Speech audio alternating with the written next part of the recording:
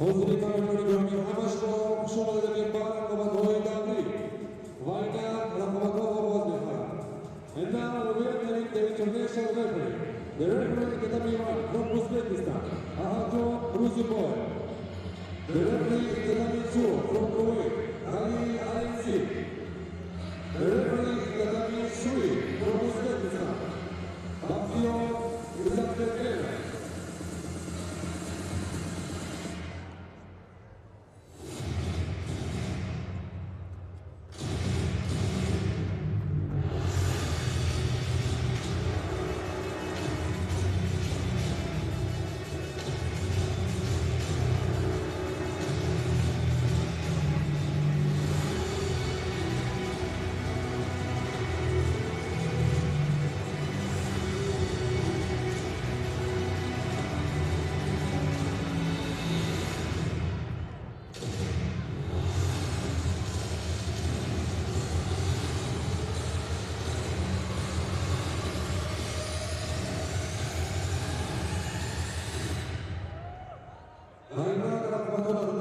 дуруд дӯстони арҷуманд, мухлисон ва ҳаводорони шабакаи варзиш, шуморо даъват мекунем ба тамошои рақобатҳои варзишгарони ҷавон дар доираи ҷоми Осиё ки дар қалби Тоҷикистон шаҳри Душанбе оғоз гардид. Акнун мо дар вазни то 66 килограмм рӯ меорем, ҷое ки варзишгари қазоқистонӣ бо ҷудогии сафед Мансур Кайржонов бар муқобили паҳлавони тоҷикистонӣ ки ҷудогии кабуд ба бар кардааст, Меҳроб Талбакзода аст. Аввалин ҳаракатҳоро мо таваҷҷӯҳ мекунем ки ҳарду ҳам каме бо суръати баланд рақобатро шурӯъ карданд. Ин марҳилаи аввали нерӯсанҷиҳо ба ҳисоб меравад.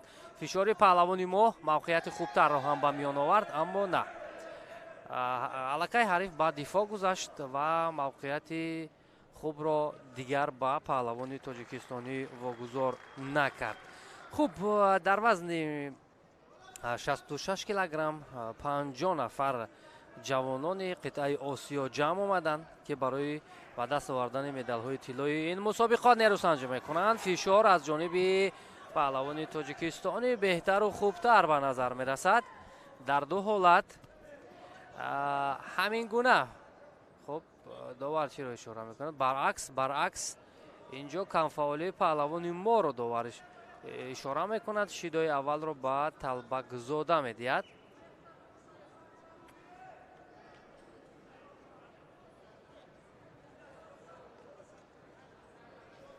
ва як пойзании дигар аз ҷониби паҳлавони қазоқистонӣ Мансур Кайржонов, вале бенатиҷа.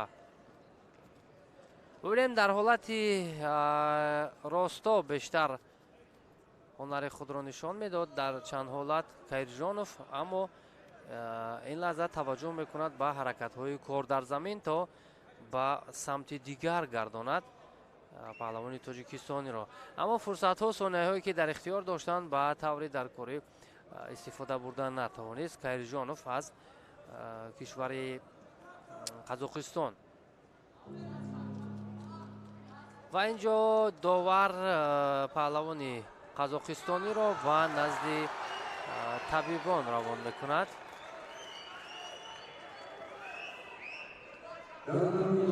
ядор мешавем ки ғолиби ин ҷуфт метавонад ки бар муқобили намояндаи ҳайати варзишгарони бетараф ё варзишгарони Федератсияи Русия дар марҳилаи дуюми рақобатҳо Муаз Эжаев ҳунарнамоӣ кунад, чун ӯ дар марҳилаи аввал озод буд ва рақобатҳоро метавонад аз даври дуюм шурӯъ кунад. хуб, ба мисли рӯзҳои қабли ҳам аллакай имрӯз мухлисон ба оҳистагӣ вориди толор мешаванд ва дастгирии варзишгаронро, паҳлавононро ҳамоно ба роҳ мемонанд. хуб, бармегардад варзишгари ё паҳлавони қазоқистонӣ бармегардад ба арсаи ин нерӯсанҷӣ ва ҳоло мебинем ки ҳарду ҳамсари остин доштанд як пойзанӣ аз ҷониби Кайржонов. аз гиребон хеле мустаҳкам доштааст паҳлавони қазоқистонӣ ва ҳаракати ӯ бо имтиёзи юко баҳогузорӣ шуд.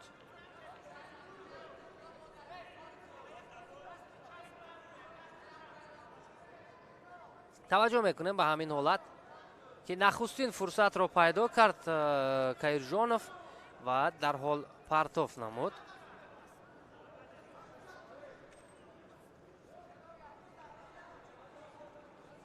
ва як пойзанӣ хеле олии дигар, ин навбат ҳам юкои дуюмро ба даст меорад. Мансур Каирҷонов аз Қазоқистон дар ин нерӯсанҷӣ аллакай пешсафии худро нишон медиҳад. намояндаи Қазоқистон ва ҳоло талош мекунад барои ба самти дигар гардониндани ҳариф ва дар ҳолати асайкуми нигоҳ доштани ӯ. дуарам ишора мекунад ки рақобат боз аз маркази гилем дубора шурӯъ гардад.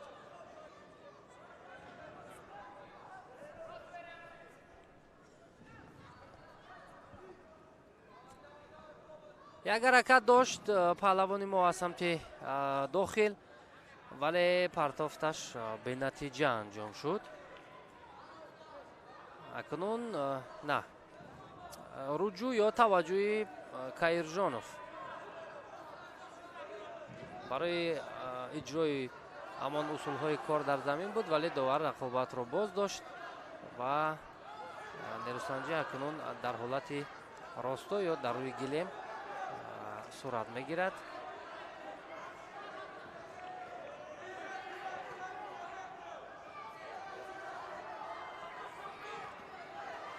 инҷо маълум аст ки ҳамон нерӯ ё қувва касбияти паҳлавони мо басандагӣ намекунад то бар муқобили ҳарифаш як ҳаракатҳои ҷолибтару хубтарро ҳам нишон бидиҳад. сонияҳои хеле кам боқӣ монданд то анҷоми рақобат.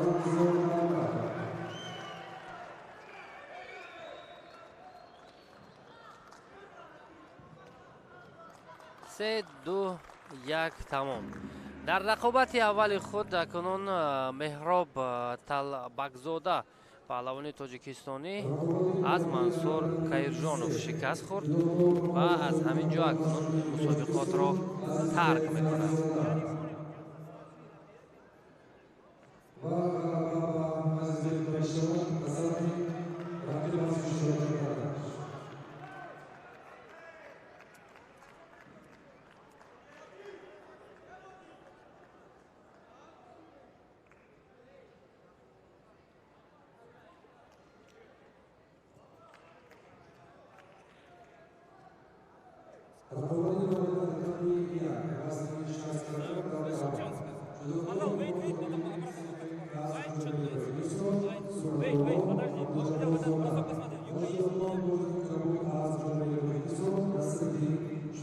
خب акнун Сунатулла Абдуҷабборзода ва Насриддин Шукруллоев аз намояндагони Тоҷикистон муқобили ҳамдигар қарор гирифтанд. Абдуҷовид Насруллозода риқтараш сафедпӯш аст, ҳарифаш Иброҳим Абдураҳмонов бо ҷудогии кабуд. нахустин ҳаракатҳоро мо мебинем ки Абдураҳмонов чӣ гуна фаъол аст ва ҳолати буғӣ карданро ҳам мехоҳад истифода барад.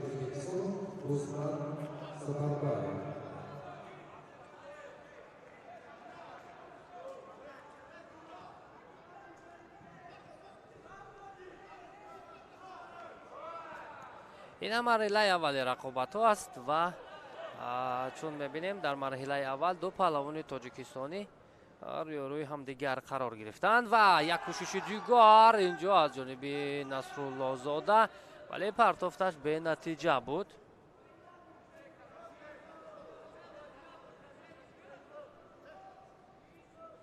асари остин ҳарду доштанд. мо қаблан ҳам ишора карда будем ки барои паҳлавонони ҷавон ин ҳолати хуб аст ва акнун партофро ва зариба гузорӣ мекунад. довари рӯи гилем ҳаракате ки аз ҷониби Насруллозода буд.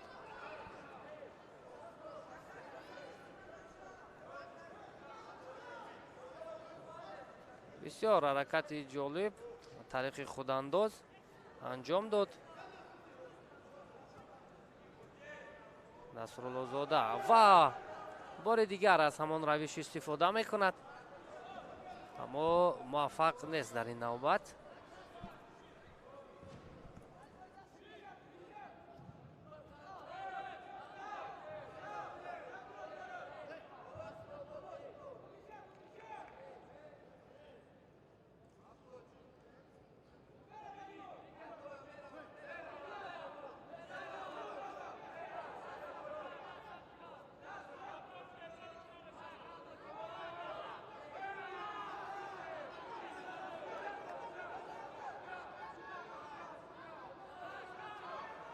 خب حالت له دادن دست را میخواهد استفاده برد اینجا و بالاخره توانست نصرالله زاده از این فرصت به میان آمده با طور درکاری استفاده کند و در رقابت اول خود پیروزی را به دست بیارد و راهش را به مرحله دومی این نیروسنجی هموار کند.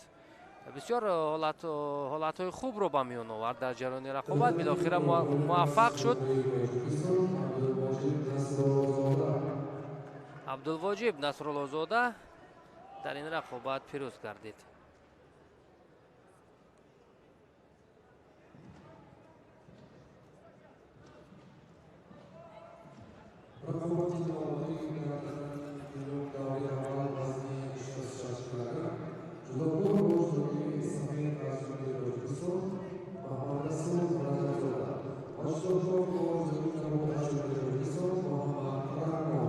خب اکنون باز ما توجه میکنیم به رقابت بعدی که دو نماینده تاجیکستان با هم نیرو میسنجند. محمد رسول رجبزاده سفید پوش، محمد رحمانوف کبود پوش. مبارزه برای راه یافتن به مرحله دومی رقابت ها که آنجا نصرالله زاده غالب این جفت را انتظار است. بیشتری پهلوانان نورس و جوان تاجیکستان در رقابت های مسابقات داخلی البته از همدیگر شناختی خوب هم دارند. به همین خاطر می توانند که یک مهارت و کسبیت خود را هم نشان دهند.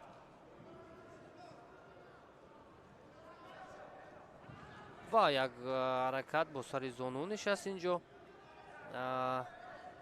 پهلوانی سفید پوش محمد رسول رجبزاده، اما حرکتش بدون نتیجه ماند.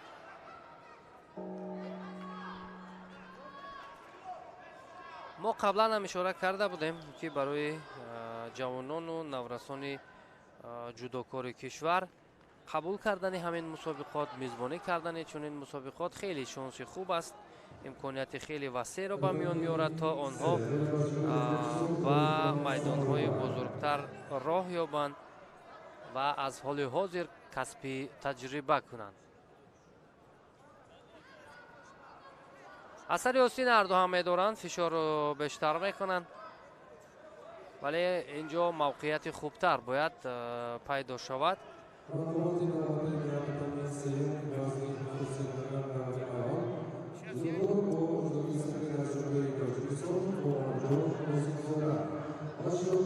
فشار در زمین ادامه می‌یابد. موقعیت را میخواهد دیگر کند. اینجا محمد رحمانوف در زمین او میخواهد بیشتر کار کند ولی موفق نیست.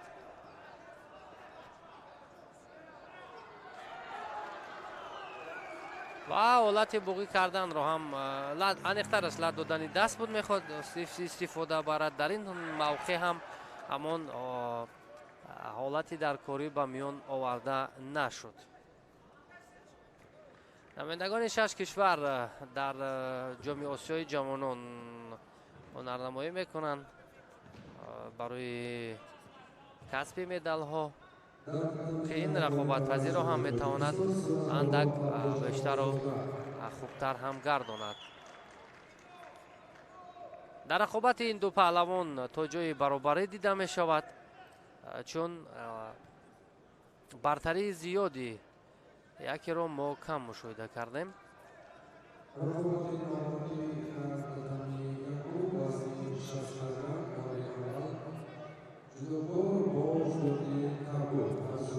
дар миёни ҷавонону наврасон ба оҳистагӣ албатта қадамҳои устувор гузошта истодем дар риштаи ҷудо.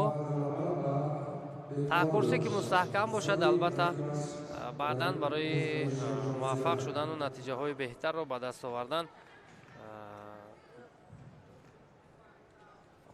кор боз ҳам ранги дигар мегирад ва метавонанд ки паҳлавонони мо дар роҳи расидан ба нишондодҳои баланд муваффақтар бошанд. ҳоло аз натоиҷи рақобати ҳарду ин паҳлавон довар ҳам ба қавли розӣ нест, ба ҳарду шидо дод. ин ишора ба хотири камкорӣ, камфаъолӣ буд.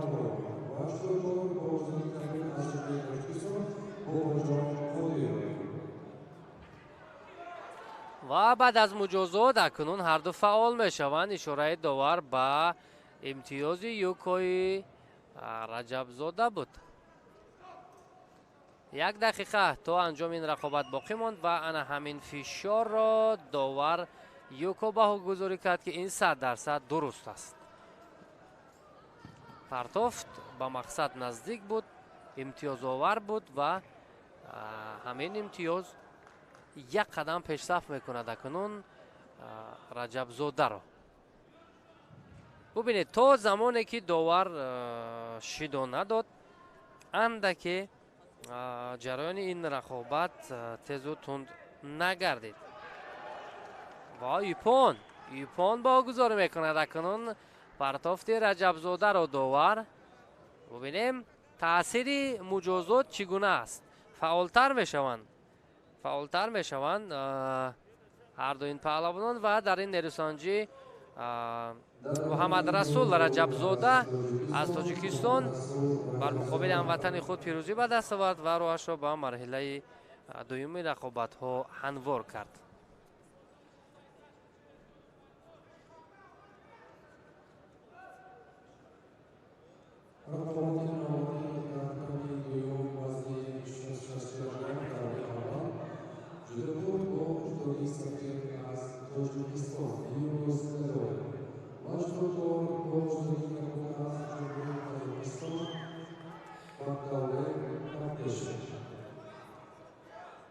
хуб, багдавлет кабдешов аз қазоқистон аст, кабудпуш юнус гадоев аз тоҷикистон ҷудогии сафед дорад.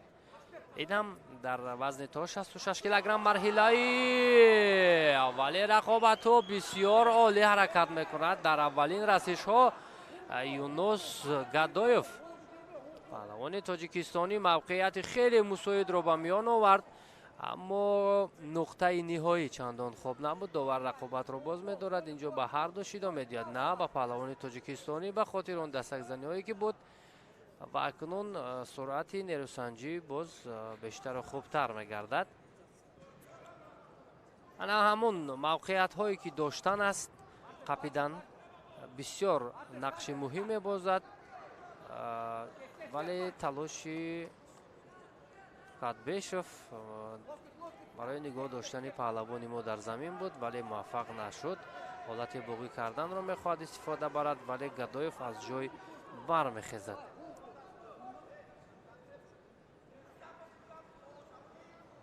гадоев дастпарвари толори варзишии ҳоҷи шариф аст ва акнун дар ин толор ҳам ба оҳистагӣ нафарони беҳтарин ба вуя мерасанд. асари остин ҳарду ҳам мустаҳкам доштанд. каме мавқеиятро дуртар мегирад паҳлавони қазоқистонӣ кабдешев. асари остин ҳам бубинем ин ҳаракатҳо чандон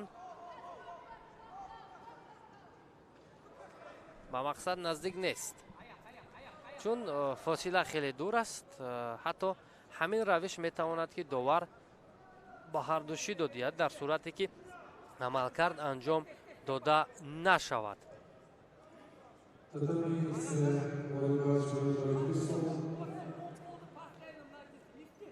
бештар аз 2 дақиқа боқӣ монд то ин дам ба ҷуз муҷозоти паҳлавони мо дигар امتیاز نیست. اکنون کم‌فعالی پهلوانی قزاقستانی رو هم داور اینجا اشاره میکند با اوشی داد مجازات ها یا مجازات برابر شد.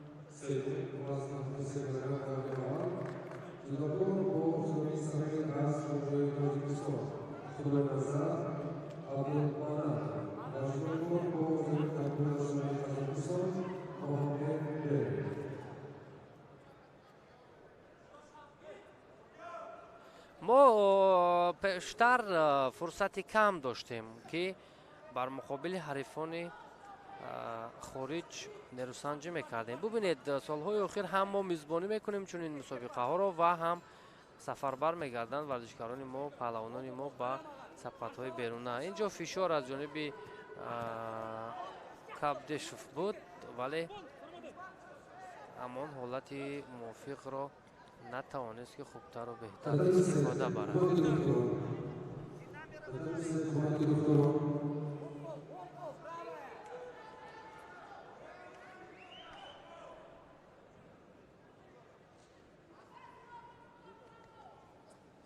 فشار همان بیشتر می شود.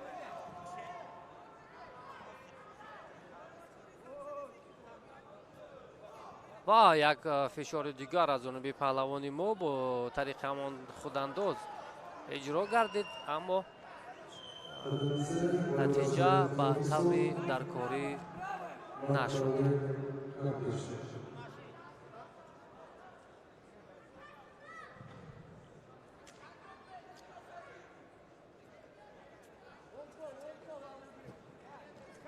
و با سر زانو نشستن پهلوانی قزاقستانی را هم ما دیدیم. بار دوم از همین روش میخواهد استفاده برد برای باقی کردن پهلوانی ما اما او موفق نشد.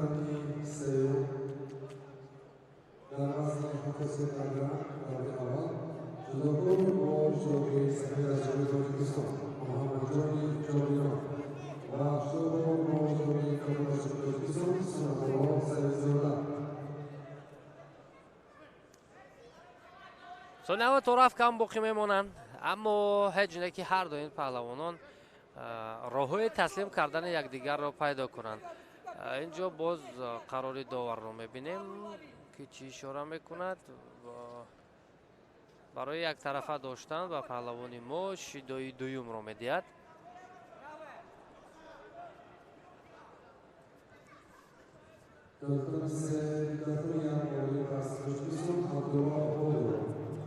وای امتیازی و زری رو به دست میارد اینجا پهلوانی قزاقستانی. ببینیم در کوچکترین امکانیت رو استفاده برد کدبشف و اینجا در آخرین ثانیه ها بسیار هم امتیاز ضروری امتیاز درکاری رو به دست آورد و راهش رو به مرحله دیگر هموار کرد.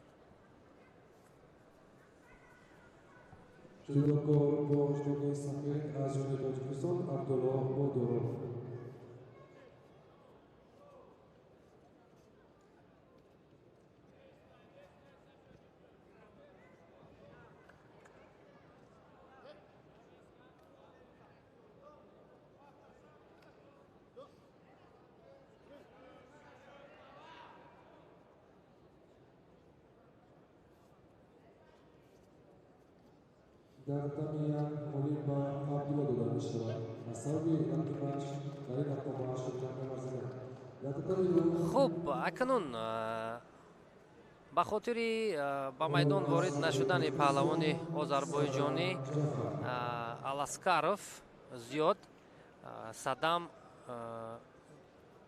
جعفر از تاجیکستان بدون رقابت راهش را به مرحله دیگر هموار کرد به مرحله دوم که بر مقابل پهلوان قزاقستانی نیروسنجی میکند.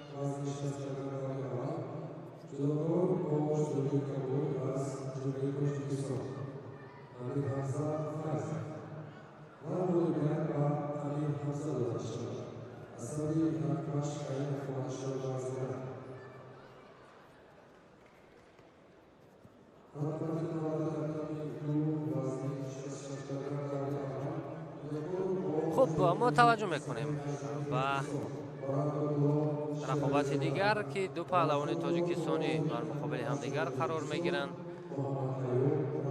баракатулло шерализода сафедпӯш аст, ҷудогии кабуд ба тан кардааст. муҳаммад айюб,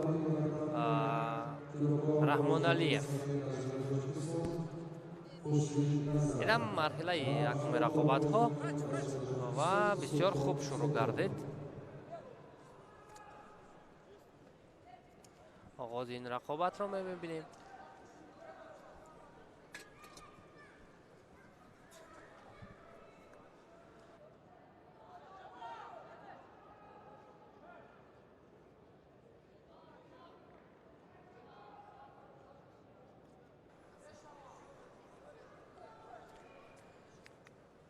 ба ҳарду довар шида дод.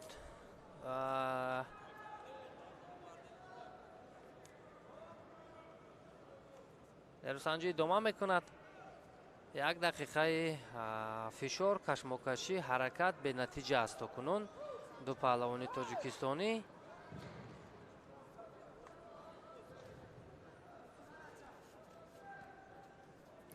бубинем, дар ин синни сол бештар бояд фишор бошад, ҳаракат бошад, аммо бештар дифоъ мекунанд ҳардуин паҳлавонон. фишор аз ҷониби раҳмоналиев барои нигоҳ доштани ҳариф ба тахтапушт, ҳадди аққал то ба имтиёзи юко нарасид.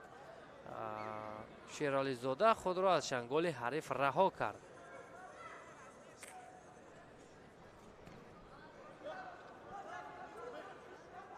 ва боз ҳамон ҳолатро ҳам ба миён меорад. раҳмоналиев ҳолати лад додани даст то куҷо истифода мешавад? хубтару беҳтар истифода шавад. фикр мекунам ҳариф таслим хоҳад шуд ва бисёр ҳолати хатарнок ва инҷо метавонист осеби ҷиддӣ бардорад. шерализода аз дасти худ мавқеияте буғӣ кардан бисёр хатарнок буд.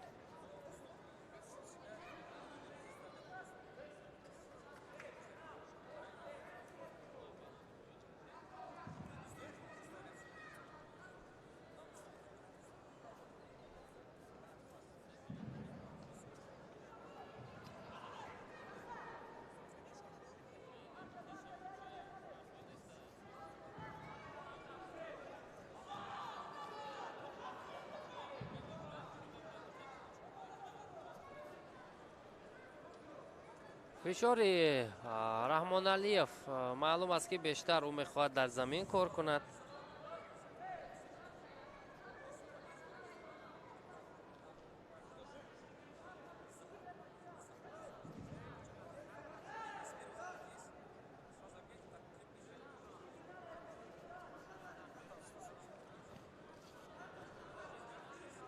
анакунун аз боло як лаҳза шерализода мавқеиятро мехост ишғол кунад, вале муваффақ шуда натавонист. ӯ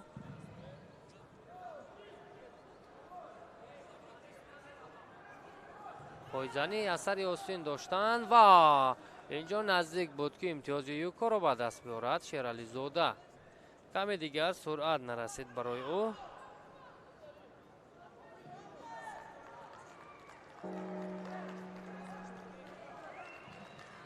аз паҳлавонони тоҷикистон дар радабандии ҷаҳонӣ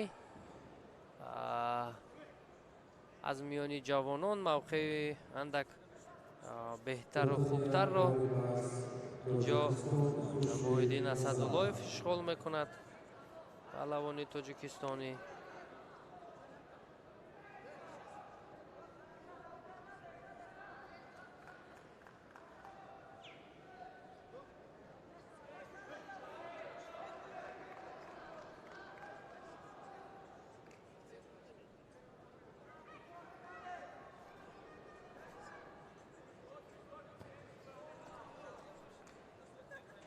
хуб, фишор ҳаракатҳо дар дақиқаҳои аввал натиҷа надод. кор ба Golden Score меравад.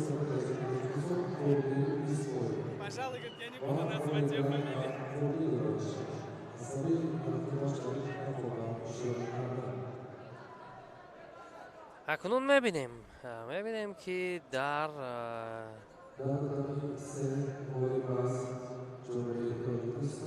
голденско ё дақиқаҳои изофа гардида натиҷаи бештару хубтар аз ҷониби ки як фишор ҳам инҷо Шерализода анҷом дод, аммо бенатиҷа ҳаст ҳаракатҳои ӯ.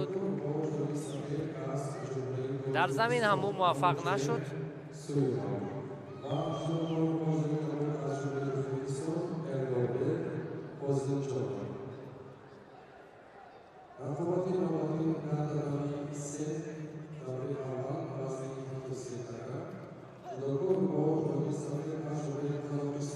хуб бисёр барости рақобати анак дилгиркунанда ва суст.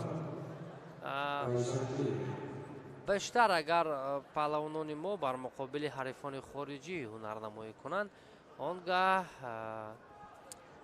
ҳаракат ё касбияташон хубтару беҳтар мешавад.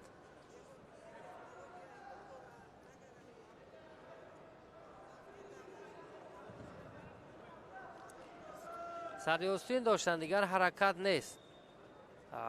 инҷо фаҳмиши бештар лозим аст то аз мавқеиятҳои гуногун истифода барӣ.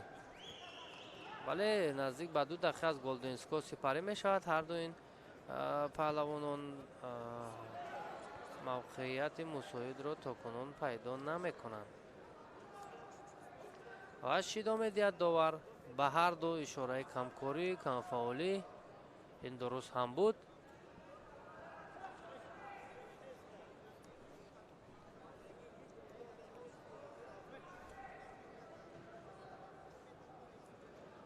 ҳамон мавқее ки аз боло медоранд паҳлавонон, ҳамон мавқеъ то кунун барои Шерализода чанд маротиба кӯшиш кард, пайдо намешавад. ва ҳалуки даруна як лаҳза ковчигаре истифода мешуд. Раҳмоналиев ба таври даркорӣ ҳамин ҳолатро истифода накард.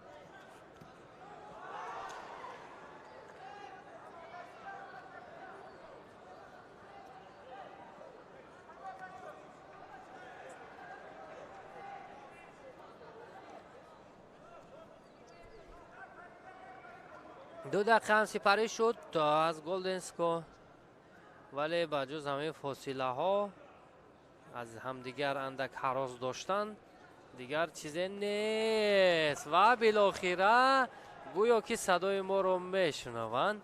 شیرالیزاده در یک فشارش امتیاز یوکو را صاحب می شود و در وقت اضافه گردیده یا گلدنسکو حریف را شکست داد و اکنون راهش را به مرحله دومی رقابت‌ها هموار می‌کند که آنجا عثمان صادقوف که در مرحله اول آزاد بود بر مقابل برکت‌الله شیرالیزاده هنرنمایی خواهد کرد.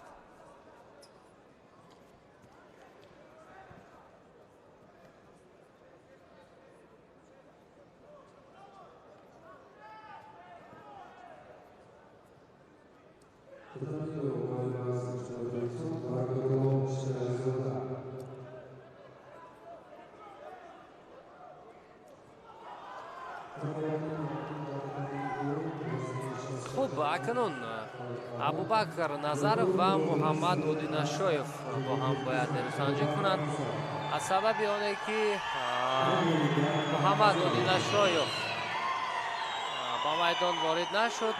ابوبکر نظرов بدون رقابت راهش را به مرحله دوم هموار ساخت.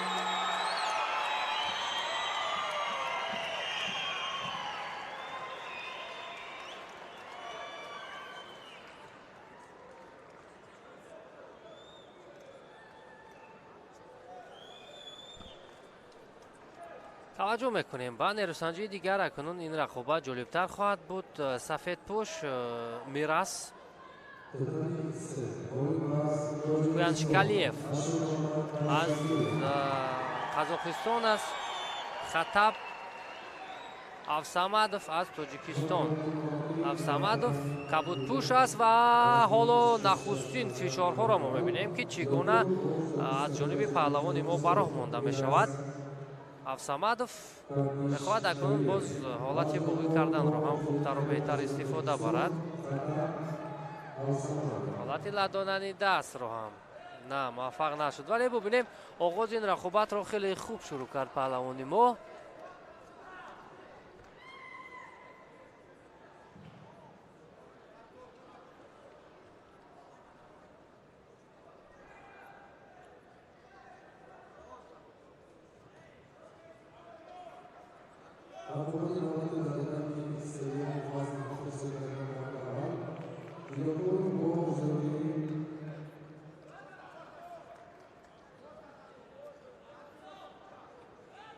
ва залуки даруна ҳам ин лаҳза паҳлавони қазоқистонӣ мехост ба кор барад. на инҷо довар рақобатро аллакай боз дошт.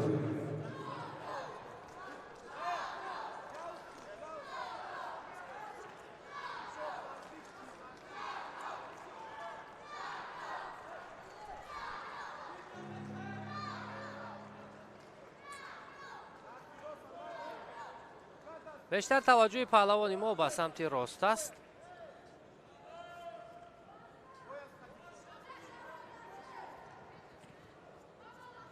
аз гиребони ҳариф дошт ва акнун мавқеият ба самти инҷо ҳаст. инҷо вазари кор мекунад Авсамадов, аммо вазари ба Куяншкалиев дода шуд. на фикр мекунам ҳаракат аз ҷониби паҳлавони мо буд. бале, ҳаракат аз ҷониби паҳлавони мо буд. ана ҳамин ҳолат мушоҳида мекунем. ана ҳамин ҳолат имтиёзи вазари ба паҳлавони тоҷикистонӣ бояд бошад. бале, ислоҳ гардид, дар табло каме иштибоҳ шуд ва мавқеият боз ҳам барои Авсамадов хубтару беҳтар аст. метавонад дар ин ҳолат партов кунад ба самти қафо, аммо мавқеиятро ҳам аз даст додан лозим нест. хуб ҳунарнамоӣ дорад то кунун Авсамадов, паҳлавони тоҷикистонӣ бар муқобили ҳарифаш.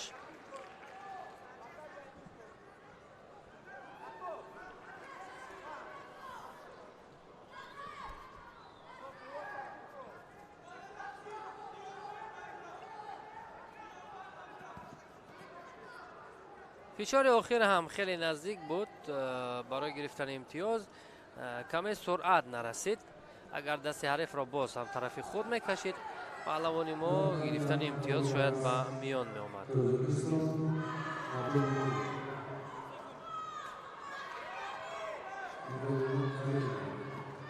ва юко боз пас гирифта шуд. имтиёзе ки ба паҳлавони мо дода буданд боз пас гирифта мешавад. довар қаблан вазари баҳогузорӣ карда буд ва баъдан бубинем дар ҳолати инкор юко ишора мекунад.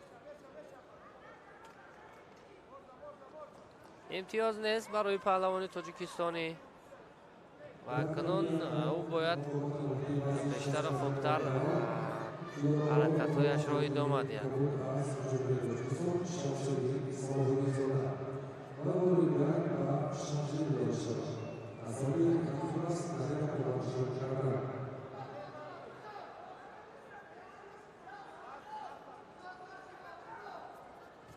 хеле хуб оғоз кард. дар чанд ҳолат партоф анҷом дод Авсамадов аз Тоҷикистон. имтиёзи ӯ боз пас гирифта шуд. аммо ӯ барои боз ҳам дубора гирифтани ҳамин имтиёз талош дорад. паҳлавони қазоқистонӣ дар ҳамин ҳолат ба дифоъ гузашт.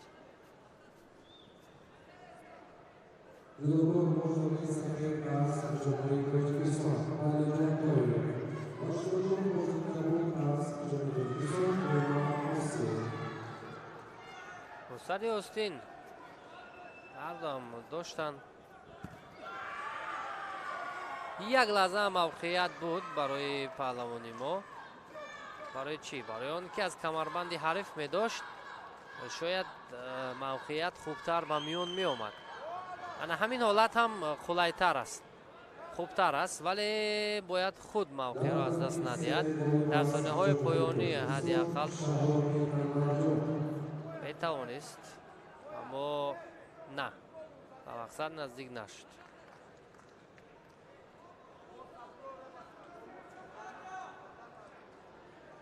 8 сонияи дигар то анҷоми рақобат паҳлавони мошидо мегирад. ишораи довар камкорӣ буд ва ҳарду ҳам бояд рақобатро идома диҳанд. дақиқаҳои асосӣ ҳамин тавр ғолибро муайян накард ва барои гирифтани имтиёз онҳо дар голденско ё вақти изофа гардидан нерӯсанҷӣ мекунанд ва бо ду даст бисёр мустаҳкам аз гиребони паҳлавони мо дошт ва мавқеиятро дигар кард. намояндаи Қазоқистон Куаншкалиев, аммо ҳоло ҳам шонс аст. ай чӣ ҳаракати хеле хавфнок дошт паҳлавони қазоқистонӣ.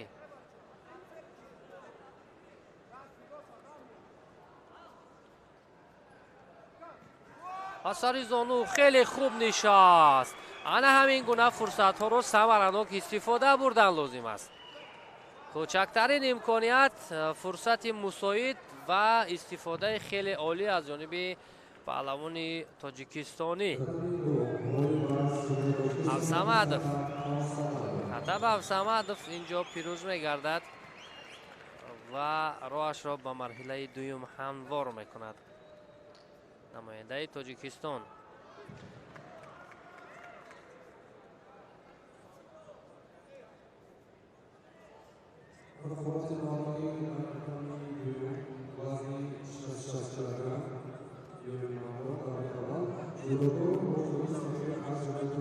хуб, Санҷар Маҳмадзода ва Лутфулло Саиҷамолов ҳарду ҳам паҳлавонони Тоҷикистон ҳастанд.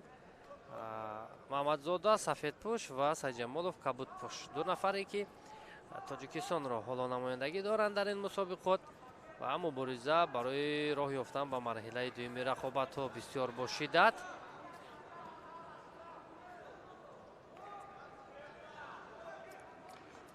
ана ҳамин гуна суръати баланд бояд касб кунад рақобати паҳлавонони ҷавон, чунки онҳо ҳоло ҷавон ҳастанд ва як нафаси тоза доранд, як техникаи баланд доранд ва метавонанд ки ана ҳамин гуна рақобатҳои ҷолибу диданиро нишон бидиҳанд. Саиҷамолов фишор меорад, вале Маҳмадзода аз фишори ҳариф худро канор гирифт ва довар ишора мекунад ки ӯ бояд ҷудогии худро ба тартиб дарорад.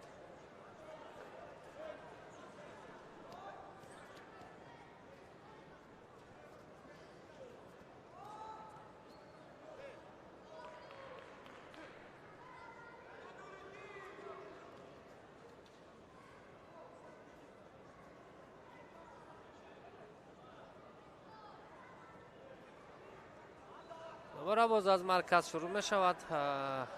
ин нерӯсанҷӣ ҳамон суръати баланде ки ҳарду ҳам доштанд дар оғоз, ҳамон суръат бо ҳамон суръат нерӯсанҷиро идома медиҳанд. як пойзанӣ дошт инҷо Маҳмадзода.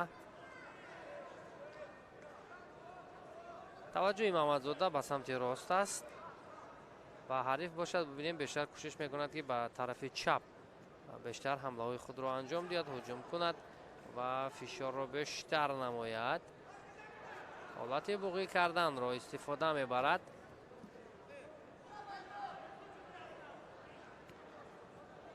Саиҷамолов то ҳол муваффақ нашудааст. ӯ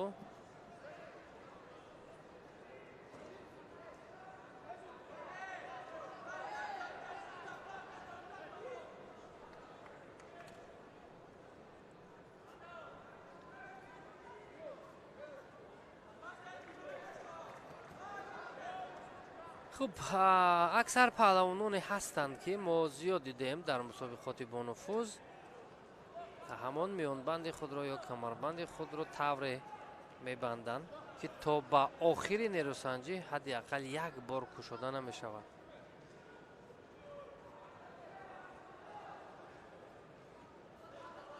ям ба он хотир аст ки аз худ боварӣ бештар доранд ва бо ҳамин шакл мехоҳанд ки беҳтарин худро ифода кунанд. Ва акнун шидо мегирад инҷо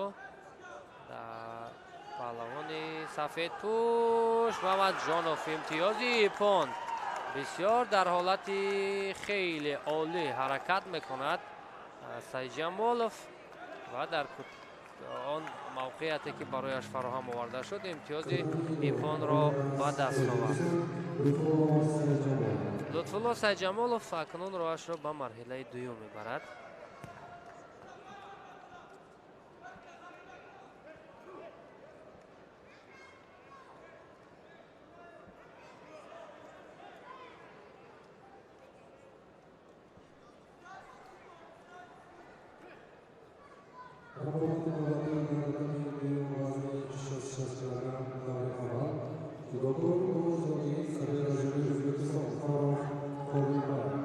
Фарух Қобилбоев аз Узбекистон сафед пӯшидааст ва Муҳаммад Файзуллоев аз Тоҷикистон бо ҷудогии кабуд.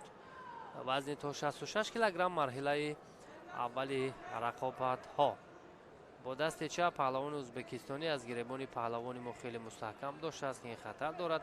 Ана ҳамин равише ки зери чанголи ҳариф қарор гирифт Файзуллоев, аксарияти паҳлавонони мо ҳаминро истифода мебаранд ки ин бар зарари онҳо аст дар бисёри ҳолат. Бубинем зери чанголи ҳариф қарор гирифт, мехост ҳамон томоинагиро истифода борад ё тариқи пӯшноки ҳарифро партоф кунад ва зери чанголи ҳариф дар кӯтоҳтарин фурсат қарор гирифт ва кораш дар ҳамин ҷо омад накард. Ин як касалӣ аст, ин як беморӣ аст. Бисёри паҳлавонони наврасу ҷавони мо, ҳатто калонсолони мо ҳамин чизро истифода мебаранд. Аз ҳамин чиз Абубакр Шеров шикаст хӯрд дар бозиҳои ҳамбастагии исломӣ аз Ҳидоят Ҳайдаров. Ва бубинем ин ҳариф ҳам Муҳаммад Файзуллоев ҳам бо ҳамин равиш аз Фарух Қобилбоев ноком мегардад.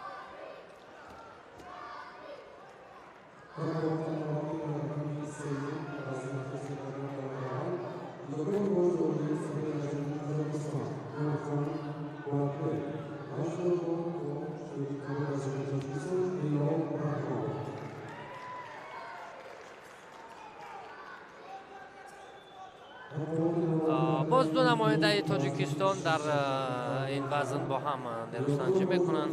Қурбоналӣ Искандаров сафедпӯш бо ҷудогии сафед,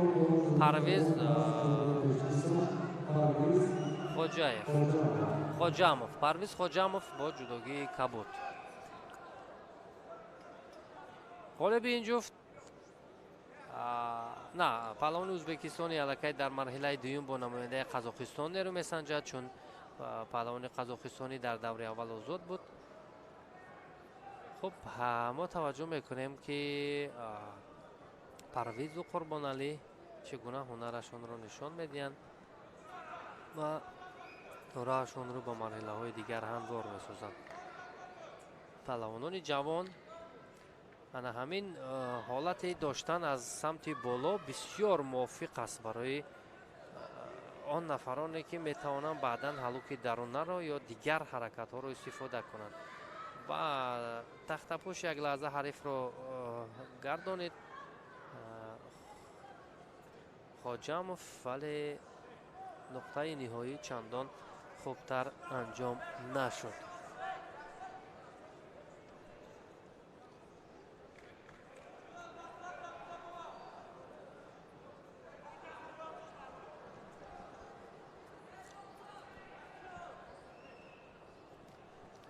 дар гӯштири ҷудо умуман дар намудҳои гӯштин мухлисони тоҷик бисёр маҳбубияти зиёд доранд. таваҷҷӯҳ мекунем ба дар ҳолати росто ҳарду ин паҳлавонони тоҷикистонӣ рақобат карда истоданд.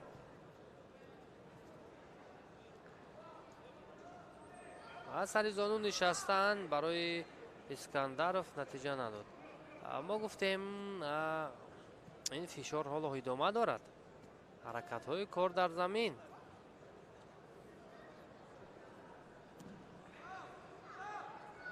ва тавонист ки ҳарифро ба тахтапӯш гардонад ва дар ҳолати асайкоми нигоҳ доштан натавонист. инҷо Хоҷамов ва боз дубора ҳамин мавқеъро ба миён овард.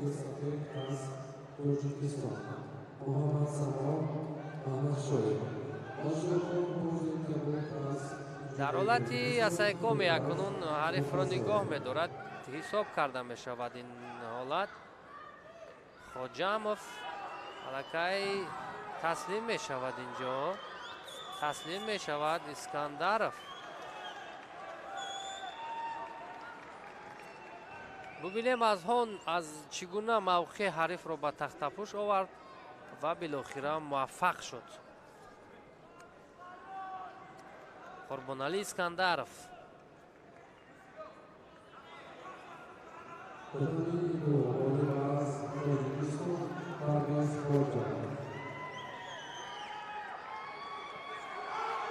инҷа баръакс Хоҷамов пирӯзиро ба даст овард. маъзарат.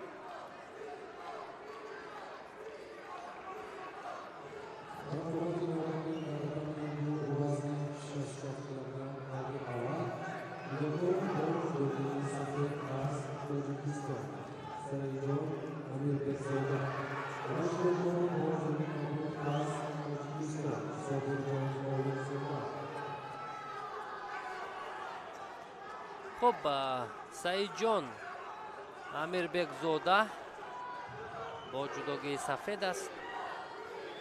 صابرجان عالمزاده با جداگی کبود. هر دو هم نمایندگان یا پهلوانان تاجیکستانی مقابل همدیگر قرار گرفتند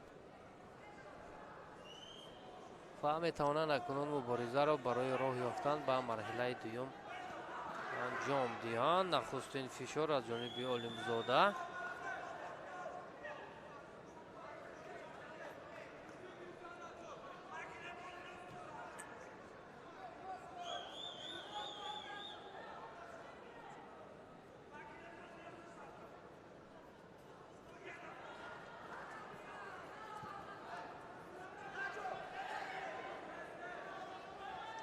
اگر توجه کرده باشید دوستان عزیز، ما در میان جوانان نورسان علاقه همان فرصت های خوبی استفاده بردن حرکت های کار در زمین رو میبینیم، اصول های کار در زمین رو میبینیم. یعنی در حالت پارتری هم علاقه جوانان نورسان ما یک کسبیت خیلی خوب پیدا کردن که در دو روز قبلی ما همین چیز رو مشاهده کردیم. امروز هم همین حالت ها مشاهده شد.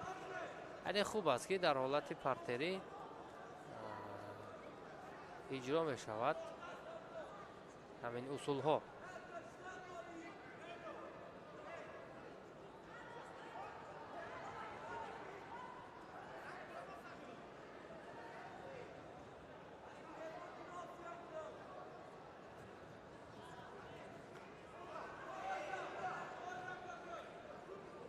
نه با این شکل خیلی مشکل است گرفتن امتیاز یا موقعیت خوب را به میان آوردن مشکل است.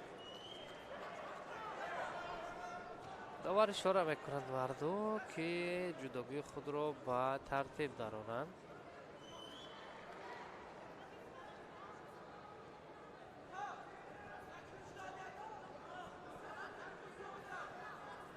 ما قبلا هم در مورد مخلصان گفتیم که و حالا پرتافت از جانب امیربکزاده.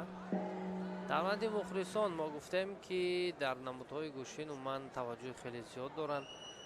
ببینیم علاقه دو طرف نشست جای های این تالار مالامال مخلصان میگردد. هم به خاطر دستگیری و هوسمندی پهلوانان جوان و نورس میآیند.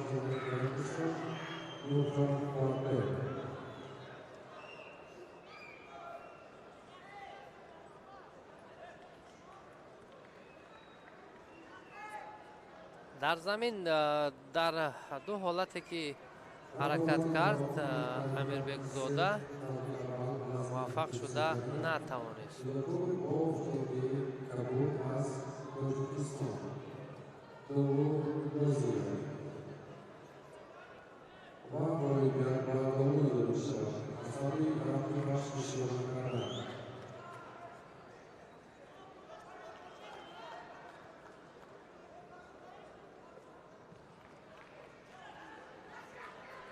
اینجا با سر کتف میخواست پرتاب کند حلیمزاده، اما این سرعتی که داشت معلوم بود که بسنده نبود برایش.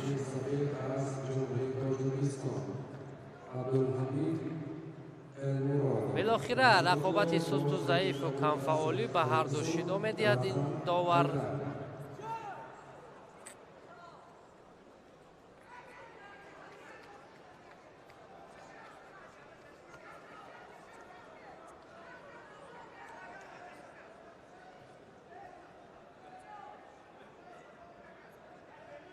ثانیه‌های کم باقی موندن، ولی تا کنون ما امتیازی در کاری را نمیبینیم.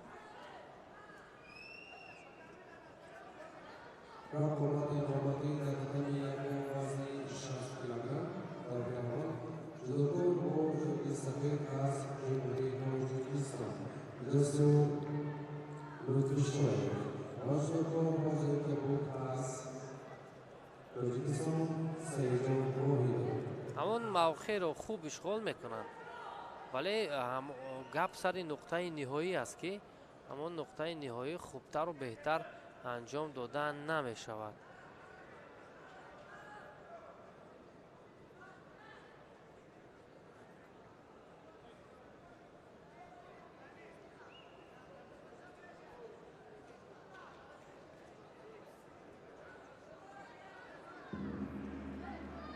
خب کار به گلدنسکا می رود. دقیقه های اساسی غالب را معین نکرد. توجه میکنیم به دقیقه های اضافه گردیده یا گلدنسکا امتیاز طلایی در اینجا گرفته می شود. و در اولین فشارها اینجا امیر بگزاده کوشش کرد که از حریف امتیاز بگیرد، با سر کتف عمل میکند، ولی به نتیجه بود.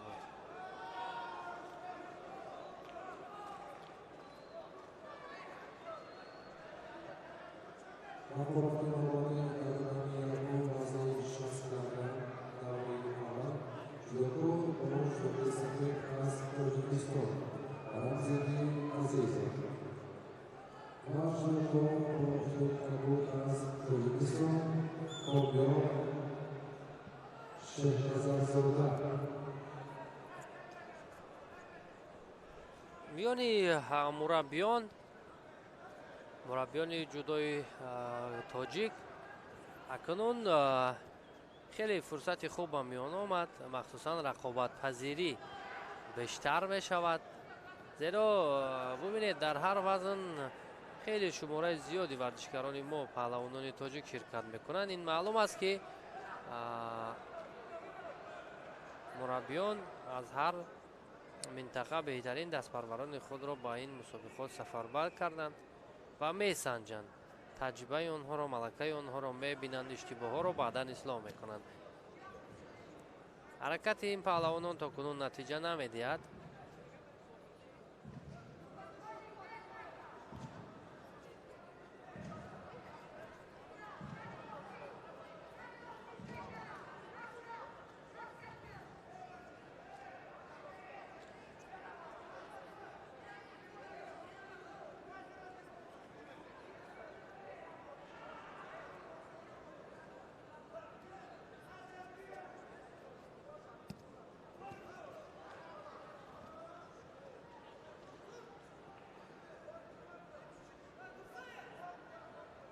با این روش که نیروسنجی جریان دارد، فکر میکنم تقدیر رقابت را شاید شیدا حل کند.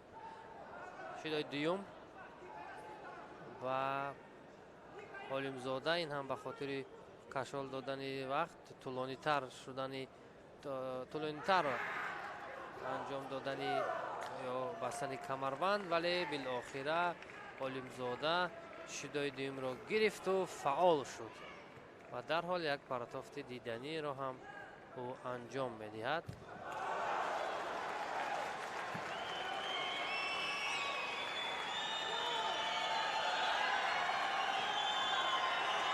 Юко баргузорӣ шуд, аммо мо нуқтаи ниҳоӣ ё қарори ниҳоии доварро мунтазир мешавем.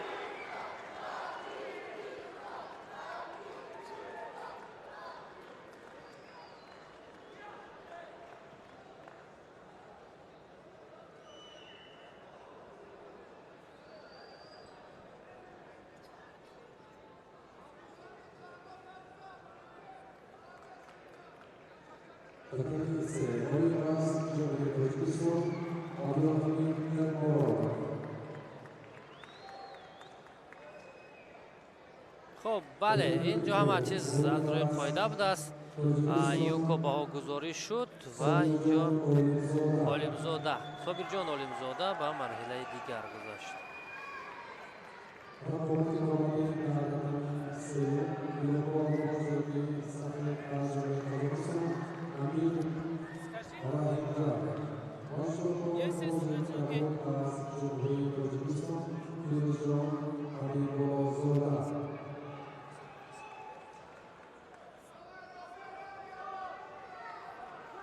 خب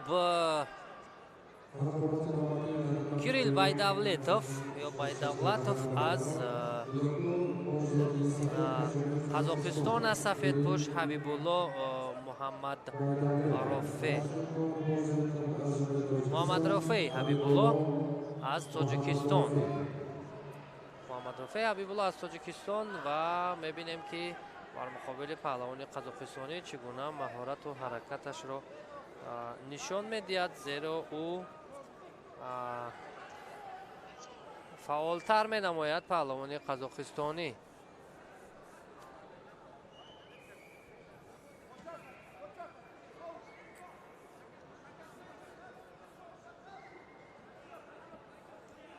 در آغاز نیروسنجی یک فشار، یک حرکت از جانب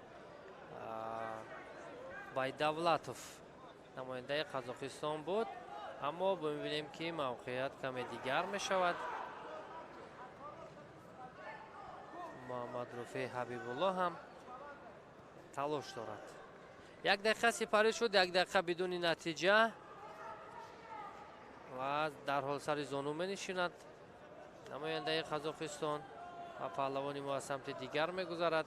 اینم برای حرکت های کار در زمین، ولی با این شکل نمی شود، مشکل است.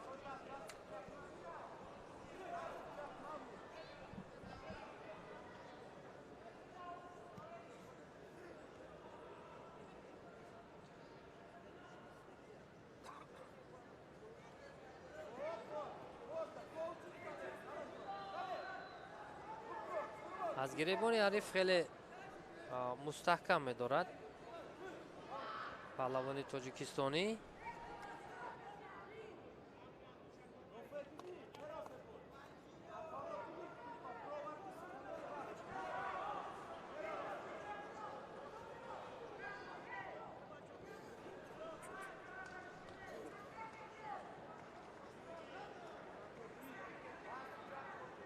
برای پهلوانان ما خوبتر و بهترش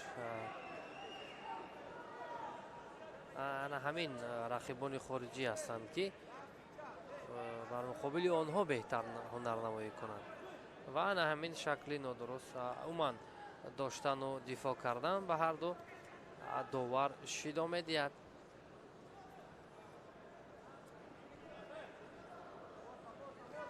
و خیلی سست و ضعیف البته هر دو هم اینجا نیروسنجی کردن در دو حالت.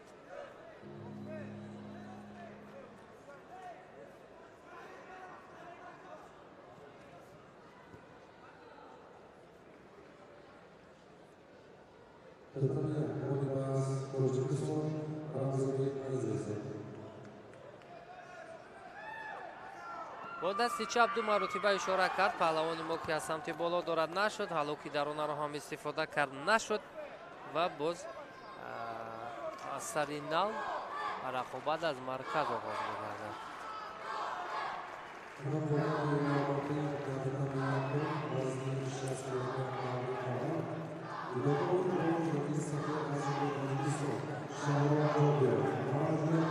باری دویم پهلوان قزاقستان شیدا گرفت.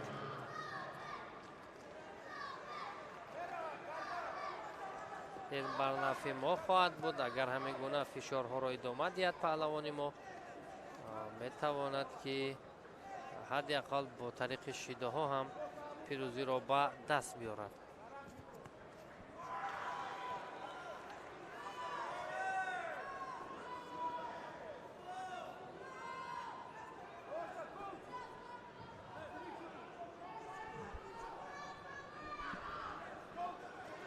با چگونه عمل کرده زیبا از جانب پهلوان ما محمد رفیع حبیب الله، اما پرتافتش امتیاز نآورد. به هر حال خوب است که بر مقابل حریف خارجیش همین گونه هنر خوبتر و بهتر نشان میدهد.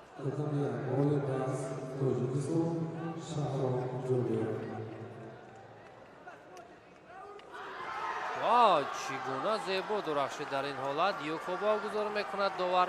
در ثانیه های پایانی گرفتن امتیاز خیلی و خیلی مهم و ضرور است و همین چیزی در کاری رو هم به دست آورد. و داور میخواهد به نوارهای تکراری دیگر تا همین عمل کرد، همین فرصتی به میان آمده را خوبتر و بهتر دقیق کند که امتیاز بود یا نه. خب از این زاویه ما خوبتر ندیدیم. حالا قرار نهایی را ما منتظر میشویم.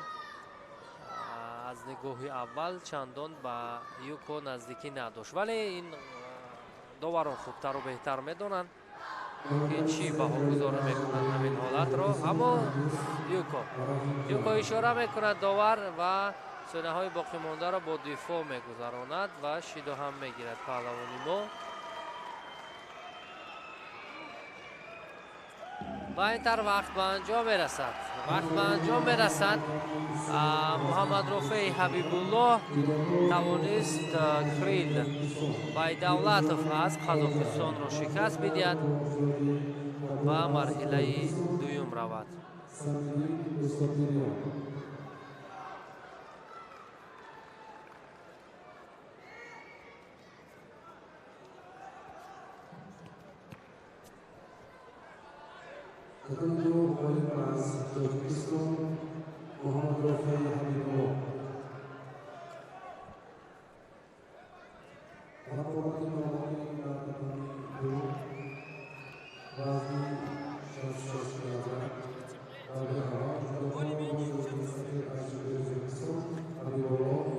خب اکنون حبیب الله نورماماتوف از ازبکستان با جداگی سفید بزرگمیر افسامدزاده از تاجیکستان کبود پوش است. اکنون بایستگی رقابت ها جالبتر می شوند چون پهلوانان ما با نمایندگان کشورهای خارج روبرو می شوند. خواهناخواه نیروسنجی یک انگیزه دیگر هم کسب می کند. اولین داشتن ها از جانب پهلوانی ما تلاش کرد از همین موقع مساعد باید پیدا کند اما نتوانست. در حال بس دیگر روش میخواهد کار را ادامه دهد نورماماتوف.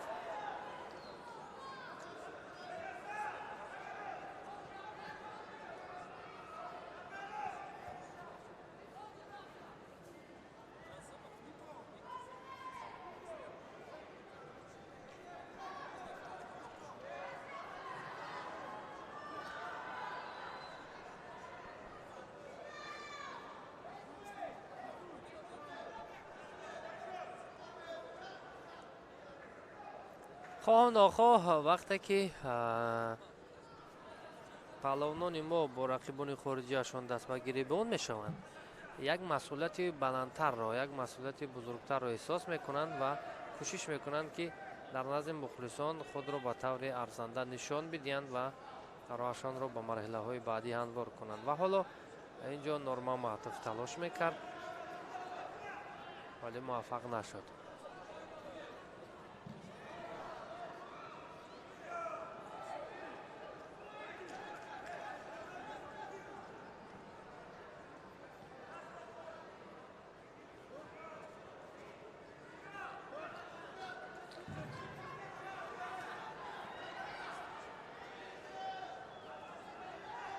ва ҳолати акнун боғӣ кардан ё ба самти дигар гардонидани паҳлавони моро ҳам истифода мекунад Нурмаматови узбек ва ба тахтапуш гардонид. Инҷо Авсамадзодаро ҳолати асайкоми ҳисоб карда мешавад. Бисёр ҳолати хатарнок аст.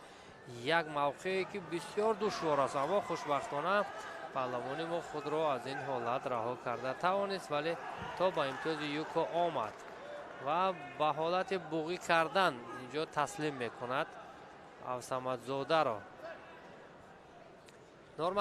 Нурмаматови узбек ҳолатҳои кор дар заминро маълум аст ки хубтару беҳтар истифода мекунад ва ҳамин чиз исбот шуд, ӯ дар ин рақобат пирӯз гардид ва роҳашро акнун ба марҳилаи дуюм мебарад.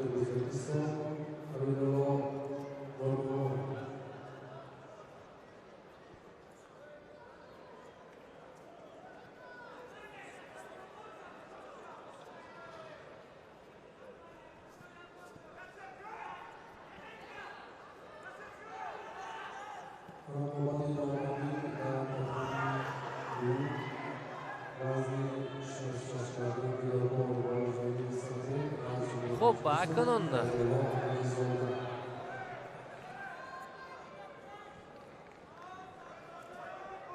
Хайрулло Ғанизода бидуни рақобат бо сабабе ки Муҳаммадёсин Сулаймонов ба майдон ворид нашуд, Хайрулло Ғанизода ба марҳилаи дигар гузашт, бо паҳлавони узбекистонӣ нерӯсанҷӣ мекунад.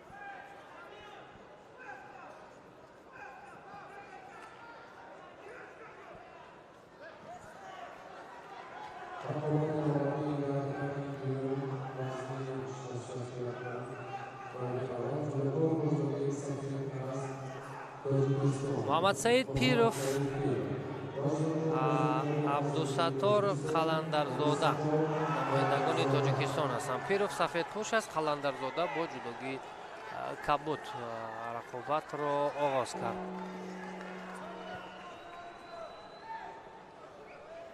аввалин фишор хеле ҷолибтар менамояд аз ҷониби Пиров.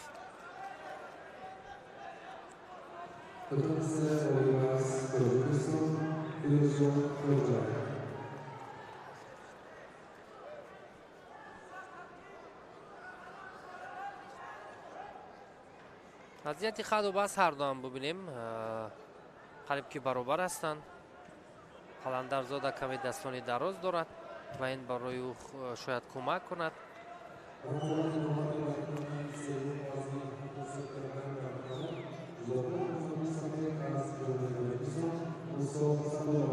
ва дар ин ҳолат наздик буд ки имтиёзи юкоро ҳам ба даст биёрад. Пиров тариқи худандоз партов кард, аммо ин шакли рақобат чандон қобили қабул набуд.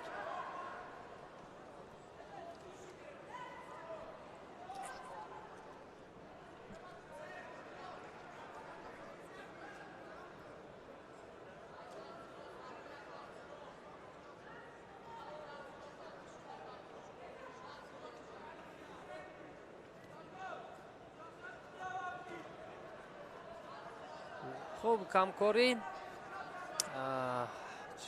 ҳаракат накардан ба ҳарду довар шидо медиҳад.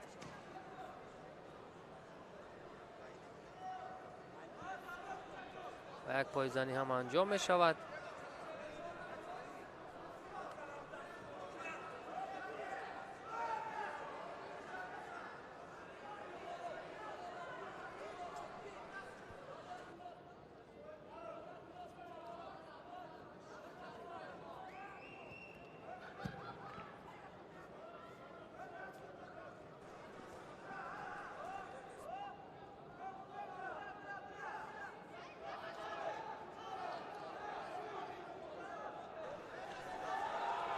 дар ҳолати асайкоми як лаҳза нигоҳ дошт инҷо ҳарифро, вале то ба охир амалкардаш анҷом нашуд. Пировро на Қаландарзодаро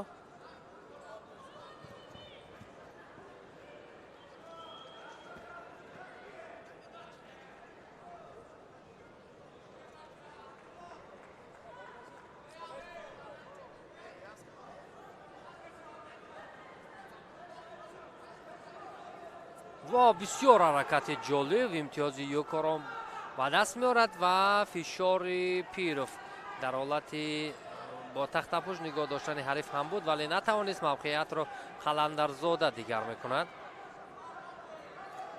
ковчигариро хеле хуб истифода кард Пиров ва акнун як қадам пеш мегузарад аз ҳариф.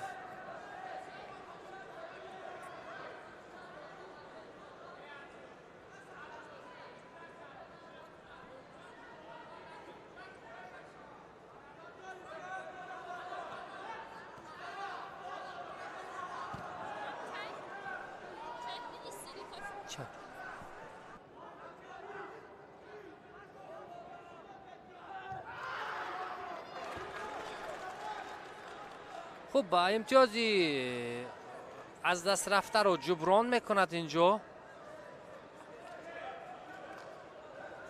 Қаландарзода, натиҷа баробар мешавад.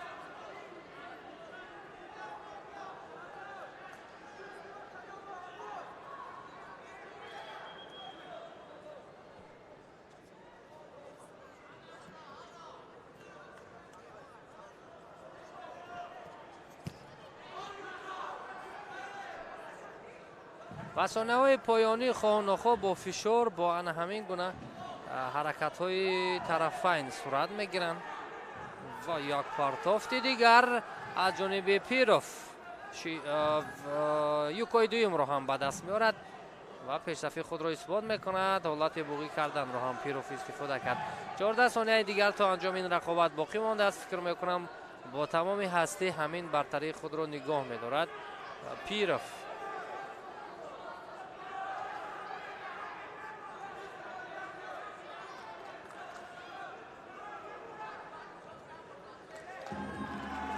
ва тамом.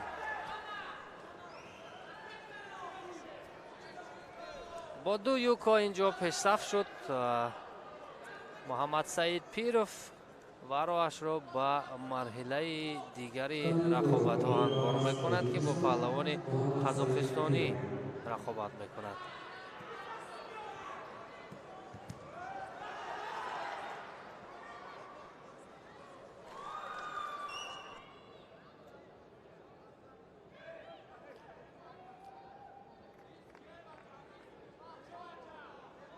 رقابت نوبتی در قدمی دوم وزنی 66 کیلوگرم کارکنان جلوی تروریستی از تاجیکستان علیجان حسن و جلوی از فدراسیون بین‌المللی جودو ولی دریایی.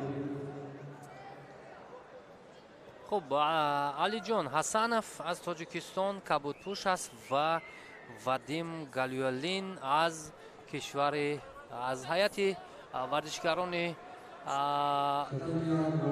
ҳайати бетараф ки аввалин расишо бубинем имтиёзи вазариро ба даст меорад.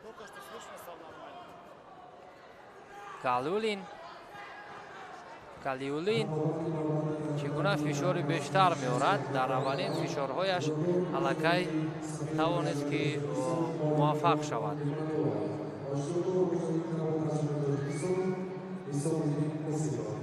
акнун ҳасанов мехоҳад мавқеъро наздик кунад.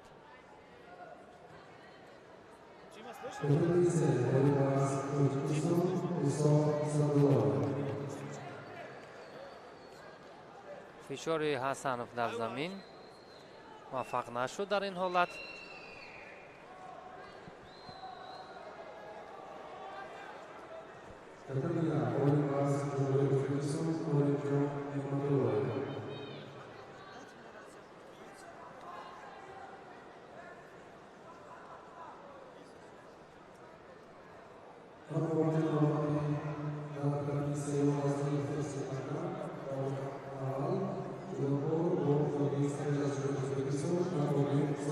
ин маълум буд, аллакай маълум буд ки ҳариф пай бурд ки бо кадом равиш ҳасанов ҳаракат мекунад.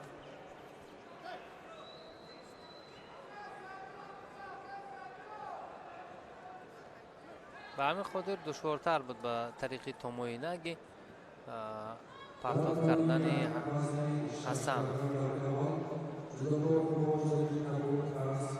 дар ҳамон оғози рақобат як имтиёзро аз даст дод Ҳасанов, Алиҷон Ҳасанов ва то кунун бубинем барои ҷуброн кардани ӯ талош мекунад, вале на, инҷо вазари кор мекунад намояндаи ҳайати Федератсияи ҷаҳонии ҷудо.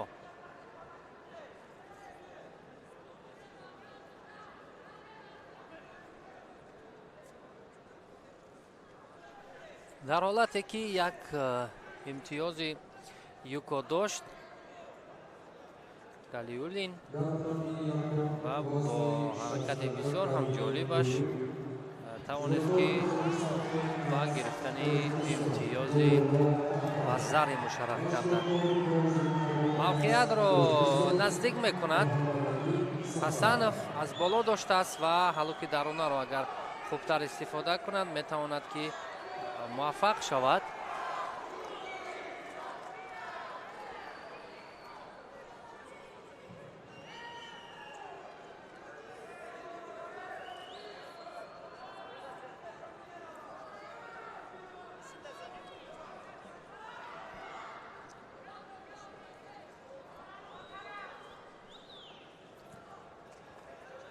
ва тавонист имтиёзи юко бигирад. акнун паҳлавони мо Ҳасанов як имтиёзи аз даст рафтаро ҷуброн кард, вале зери чанголи ҳариф қарор мегирад.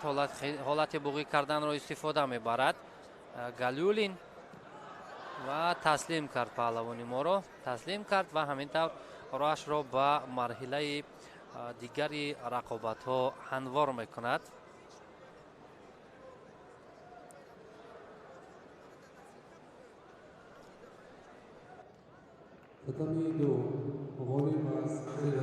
хуб, ҳамин тавр ҳайати варзишгарони Федератсияи ҷаҳонии ҷудо Вадим Галянин дар ин рақобат пирӯзиро ба даст овард.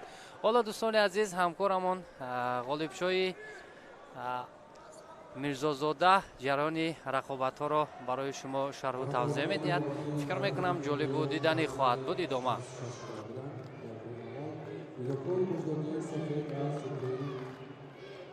Педагог Козыркабов озбек Тоҷикистон Раҳим Нурлоев маъмули биён ба Раҳим дода мешавад аз сабаби таркибаш ишрок накардан.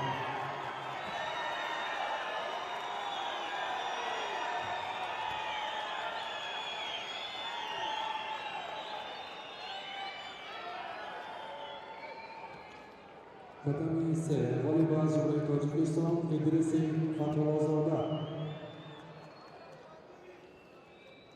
Рақобати навбатӣ дар татами дуюм вазни 66 кг даври аввал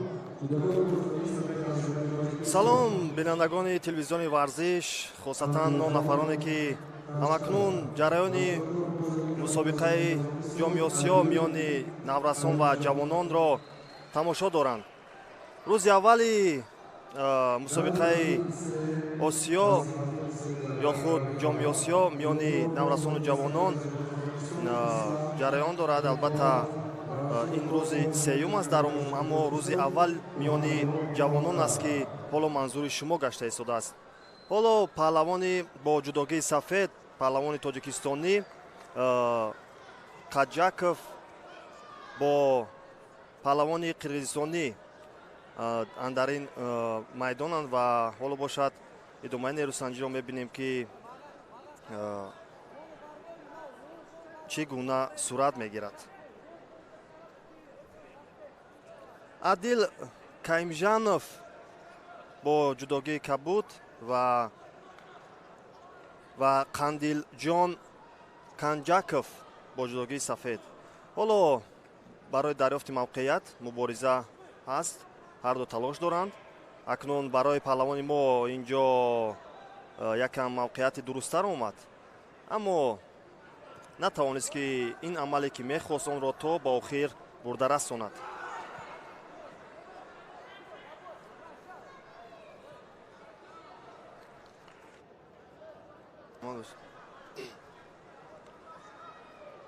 дубора ҳоло аз гиребон доштааст инҷо Калжанов ва намегузорад ки ин паҳлавони мо барои усули рақиб ба осонӣ даст диҳад.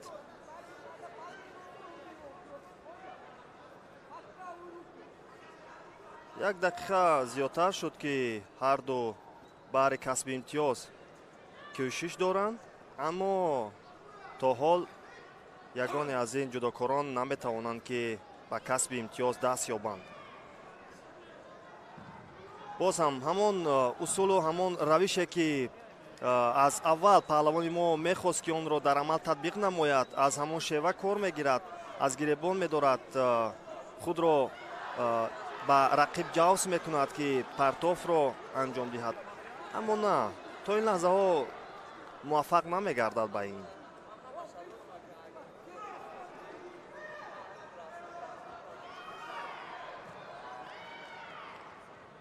боз аз остин доштааст инҷо паҳлавони қирғизистонӣ бисёр мавқеиятро хуб дарёфт, мехост партофт кунад, аммо ҳамон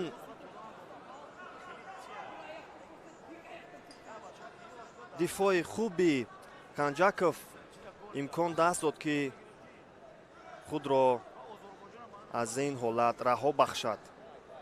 дубора мавқеияти дуруст барои паҳлавони мо Канҷаков ва инҷо як пойзанӣ мехост анҷом диҳад, аммо ба ин муваффақ нашуд ва дубора кӯшиш дорад аз усули сари китф партофт кунад, аммо на. мубориза дар ҳолати кор дар замин, довар инҷо идомаи рақобатро боз медорад.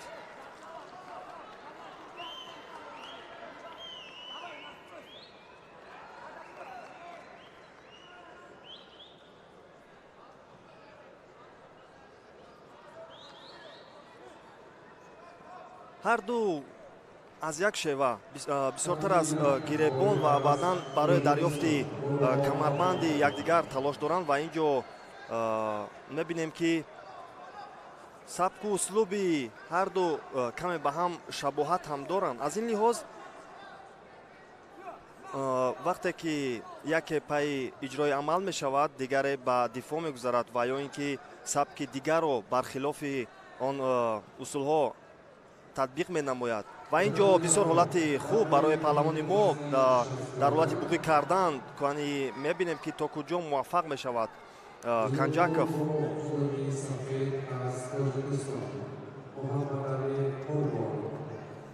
аммо натавонист ки аз ин имконият дуруст истифода барад.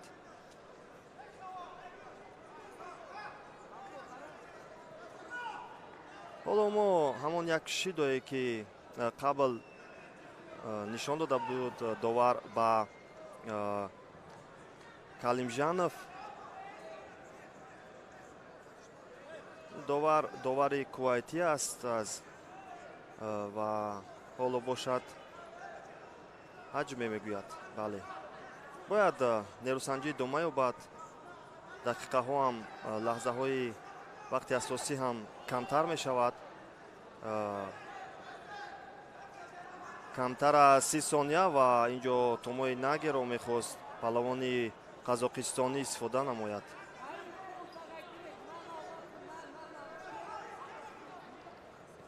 каме хастаҳолӣ инҷо ба назар мерасад ки паҳлавони мо дучор гаштааст. аммо ҳоло нерӯсанҷиҳо нав шурӯъ шуданд. бояд ки худро хуб нишон диҳад ва нагузорад ки дар ин лаҳзаҳое ки бисёр кам мондааст худро камфаъол нишон диҳад.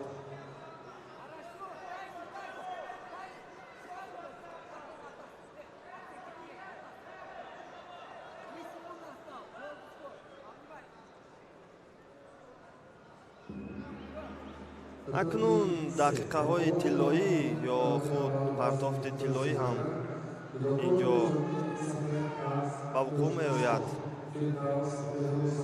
ва як юбко ҳатто метавонад ки якеро пирӯз гардонад ва дигареро роҳашро аз идомаи нерӯсанҷиҳо бенасиб гузорад.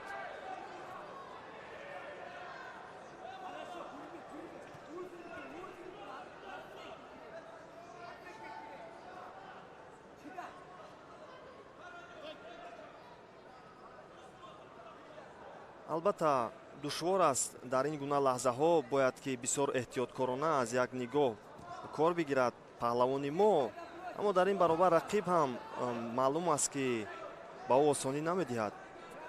дар дилхоҳ ҳолат аз фишор кӯшиш мекунад ки барояд ва пайи дарёфти як услубу як мавқеияти дуруст албатта талошам дорад.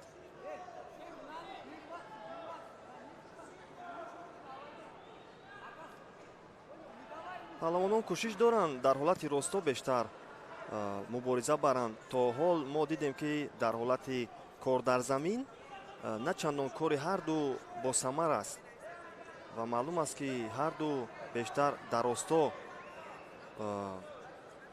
гӯштин мегиранд.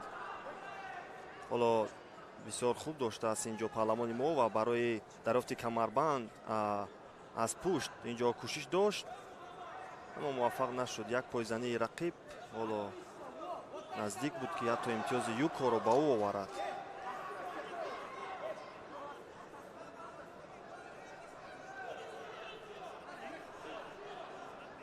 барои камфаъолии паҳлавони мо инҷо довари кувайтӣ аввалин шидоро ба ӯ медиҳад. акнун шумораи баргавои зард 1-1 шуд.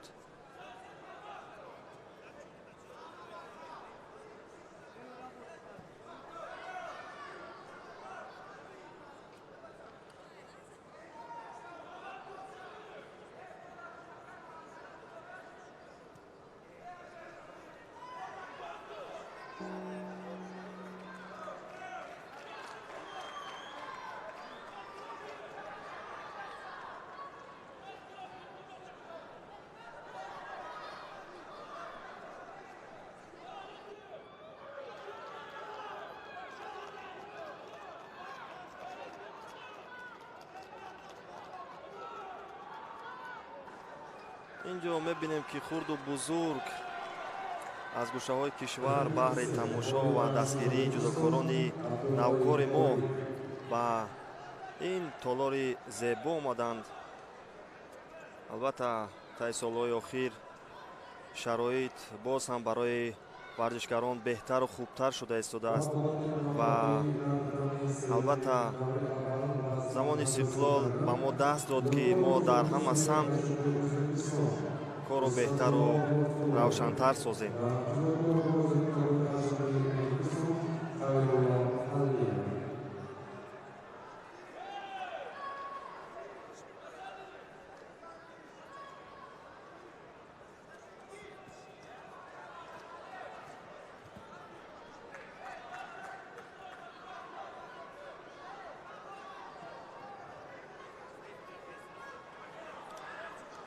инҷо ба мо Наврӯз Каримзод нишон дода мешавад.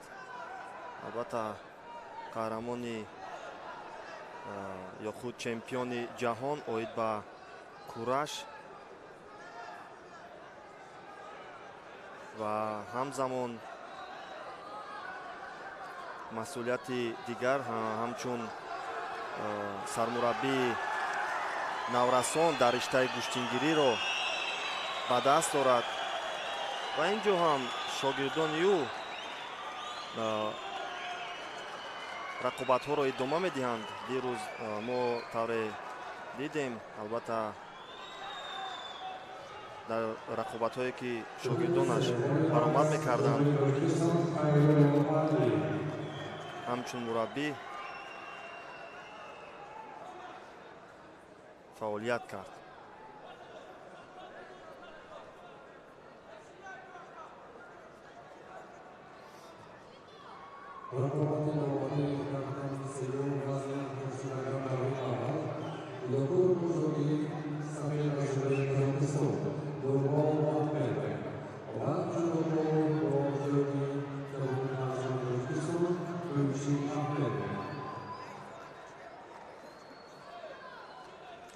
акнун нерӯсанҷӣ паҳлавони бо ҷудогии сафед аз Тоҷикистон Каҷаков ва паҳлавони қирғизистонӣ бо ҷудогии кабуд Калимжанов идома меёбад баъд аз якам танаффус ва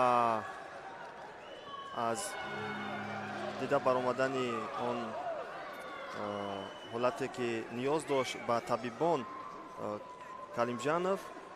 акнун мо мебинем ки идома чӣ гуна сурат мегирафт. бозам инҷо аз гиребон медорад Каҷаков ва кани то куҷо инҷо албатта мавқеияти дурусттарро хост паҳлавони мо истифода барад. албатта наздик буд ба якам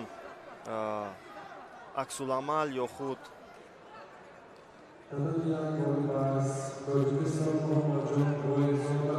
бархилофи усули ҳариф, аммо довар онҷо рақобатро боз дошт.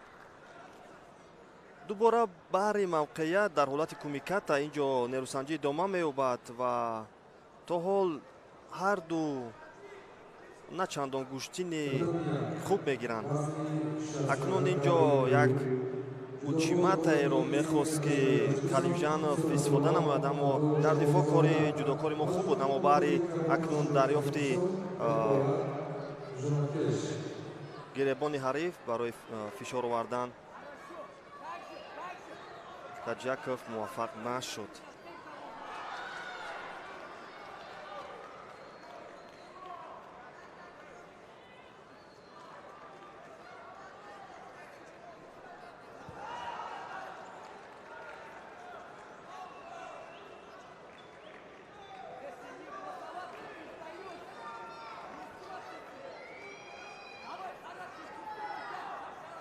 наздики 7 дақиқа аст ки ҳарду паҳлавон мубориза бурда истоданд, аммо на, ягоне аз ин ҷудокорон наметавонанд муваффақ шаванд то ин лаҳзаҳо.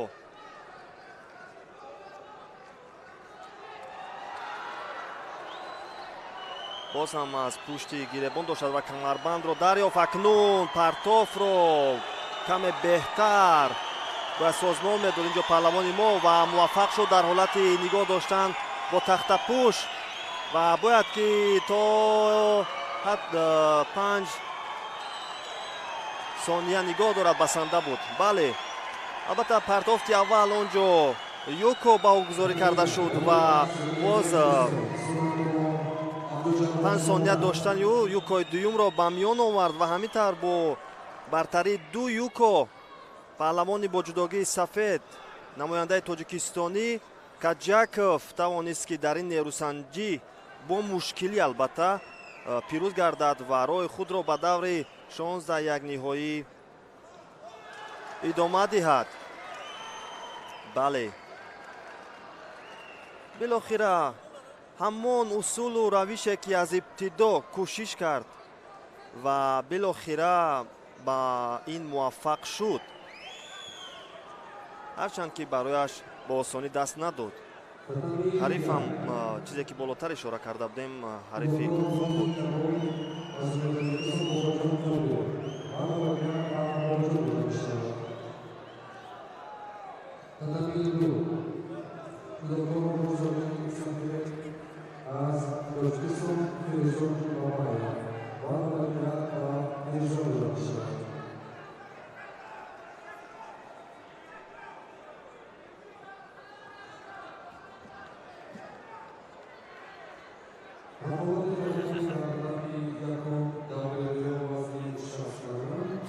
инҷо ба мо падари ҷудокори соҳибноми мо Эмомалӣ Нуралӣ нишон дода мешавад ки албатта барои тамошои нерӯсанҷиҳо ба ин толор ҳузур пайдо кардааст.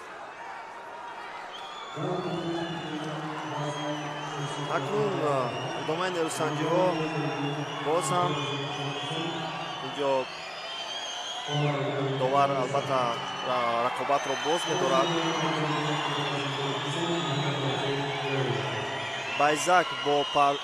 байзак паҳлавони қазоқистонӣ бо ҷудогии сафед ва Лоиқов бо ҷудогӣ каб буд.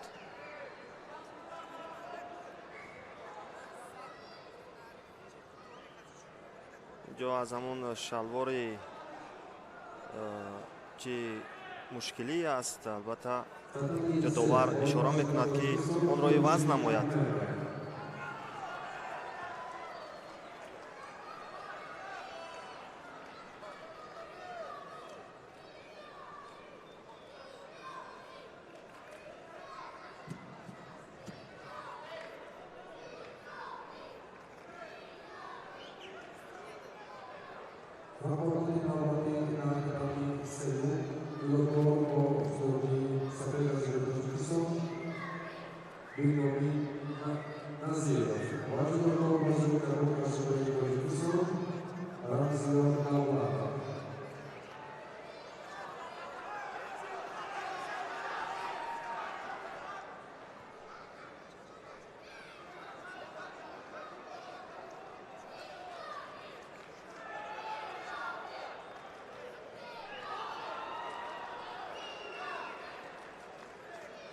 албатта инҷо мо ҳам мушоҳида мекунем ки гулдухтаронам баҳри ташвиқу дастгирии ҷудокории мо ба ин рӯзи нерӯсанҷиҳо ҳам ҳузур пайдо карданд. роғибону ҳавасмандони ҷудо албатта миёни бонувон ва ин қишри ҷомеа хело зиёд аст ва ин варзише аст ки барои чӣ мард ва чӣ зан хеле дӯстдоштанист. акнун бармегардад инҷо муҳаммадрофе лоиқов ва мебинем ки идома чӣ гуна нерӯсанҷиро идома мебахшад. ҳоло ҳарду барои дарёфти мавқеият ва аз як равиш ҳарду аз гиребони якдигар инҷо медоранд ва акнун паҳлавони мо инҷо бештар ба фишор мегузарад ва барои дарёфти мавқеияти беҳтар талош дорад. аммо на инҷо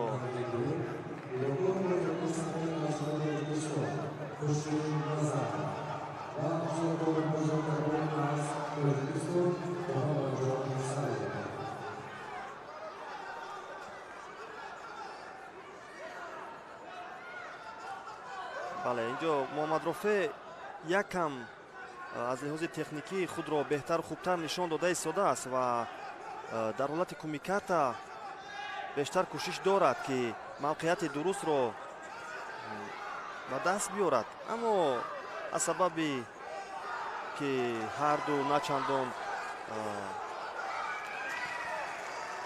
хуб гӯштин гирифта истоданд ва мавқеияте ки ба даст меояд онро зуд аз даст медиҳанд ва ин чиз ба он оварда расонид ки довар ба ҳарду як шидоӣ нишон диҳад.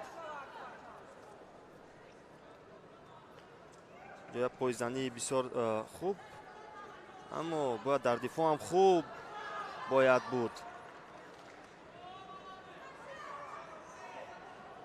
ҳолати кор дар замин инҷо ба самаре намеорад. албатта довар боз ишора мекунад ки аз росто мубориза баранд.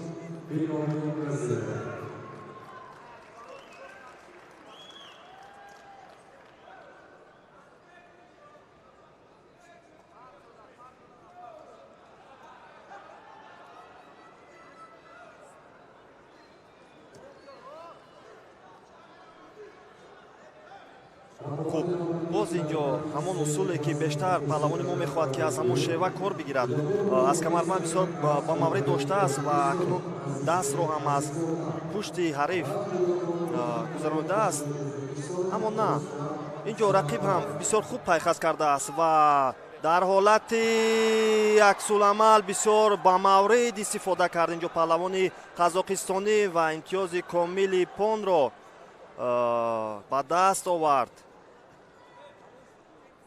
дар аввал паҳлавони мо кӯшиш кард мавқеият пайдо кунад, аммо он ҷо каме саҳлангорӣ ба ин оварда расонид ки барои паҳлавони қазоқистонӣ баъз як имконият бештар фароҳам оварад ва аз ҳолати аксуламал бисёр ба маврид истифода барад.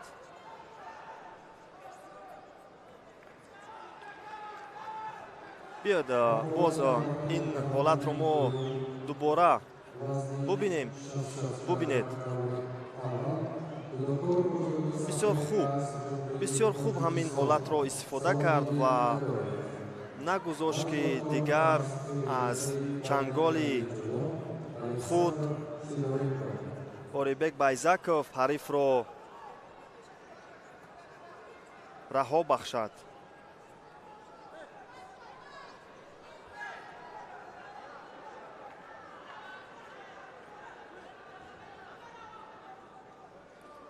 صلاحالدین گداєв با جداگی سفید و الکساندر سیدورенکو اینجا اکنون جفتی نوبتی در وزن تا 66 کیلوگرم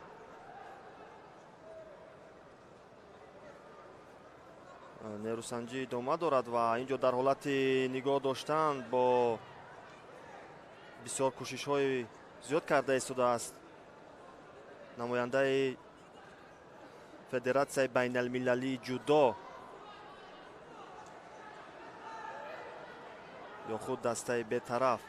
البته اکنون در حالت نگاه داشتن گداєв پهلوانی نماینده بین المللی جودو یا خود بی‌طرف معلوم است که در حالت کار در زمین بسیار خوب کار میگیرد و تجربه خوب هم دارد و آهسته آهسته برای رسیدن به مقصد خود در این سمت تلاش ها دارد و اکنون لحظه ها هم به 10 میرسد و ثانیه ها بیشتر میگردند و اکنون یک یوکو و زاری و فکر میکنم اینجا کار تمام 20 ثانیه توانست که نگاه دارد اینجا سیدورенکو حریف تاجیکستانی خود رو و در وقت اساسی تواند که ظفر یابد.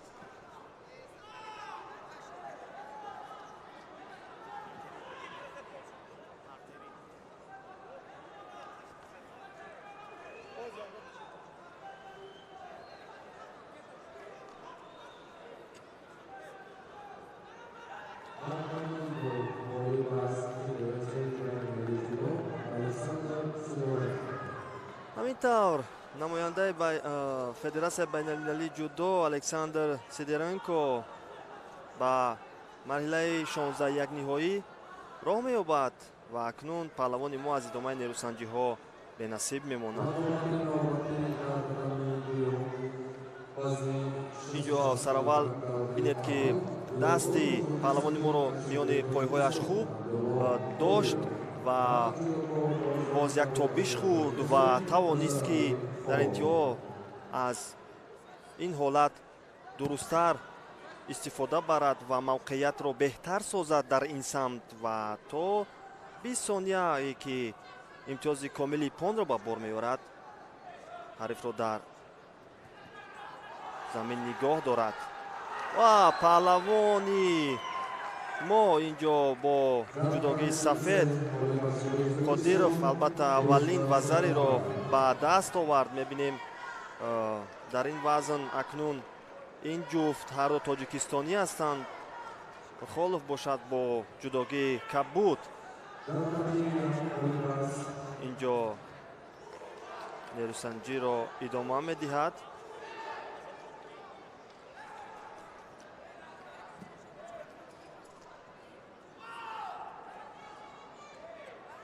این آخرین جفت است در وزن تا 66 کیلوگرم در مرحله مقدماتی. عبدالله قادیروف با جداگی سفید و نظرعلی خالف با جداگی کبود. البته از ابتدا معلوم بود که اینجا عبدالله قادیروف بیشتر برتری دارد و اکنون در حالت بوغی کردن هم موفق می شود و در وقت اساسی کار را انجام می بخشد. بله از لحاظ جسمانی، تاکتیکی و خود فیزیکی هم فعالی و برتری او از ابتدا به چشم می رسید.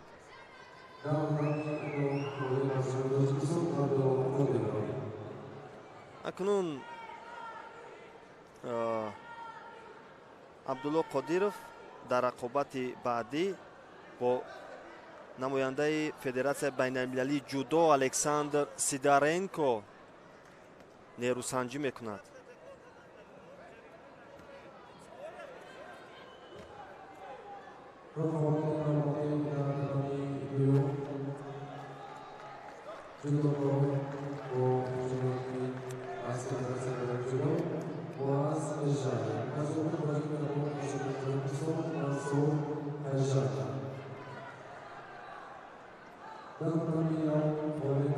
акнун инҷо намояндаи федератсияи байналмилалии зудо эжаев бо ҷудогии сафед ва кайражанов бо ҷудогии кабуд дар ин вазн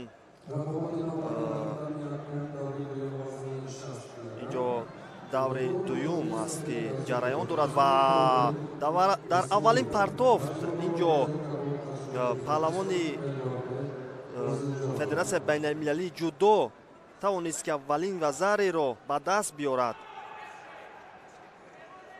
акнун инҷо довар ҳам нерӯсанҷиро боз медорад ва акнун дубора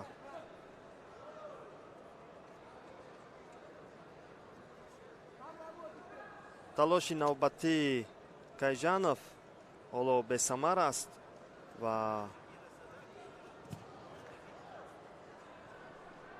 ҳарду барои пайдо кардани мавқеият мубориза мебаранд ва бинед ки бисёр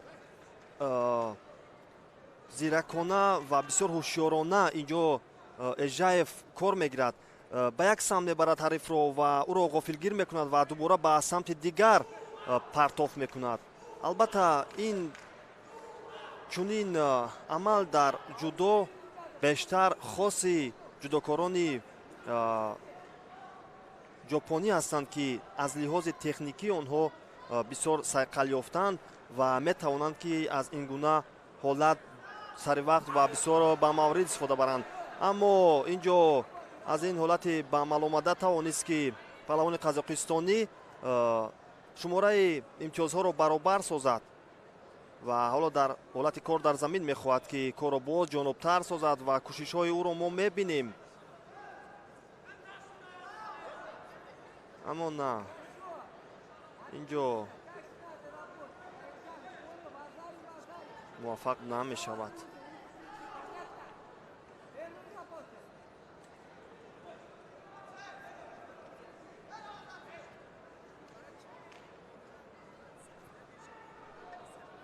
дар ин вазн албатта ҷудокорон шумораашон зиёдтар аст.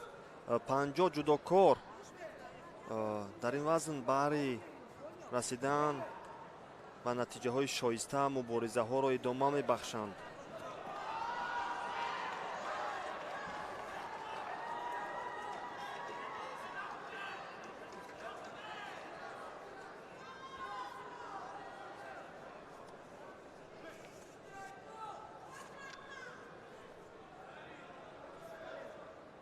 аз остин инҷо доштааст ҳарду ва акнун партофро аз сари шона мехост инҷо паҳлавони қазоқистонӣ анҷом диҳад.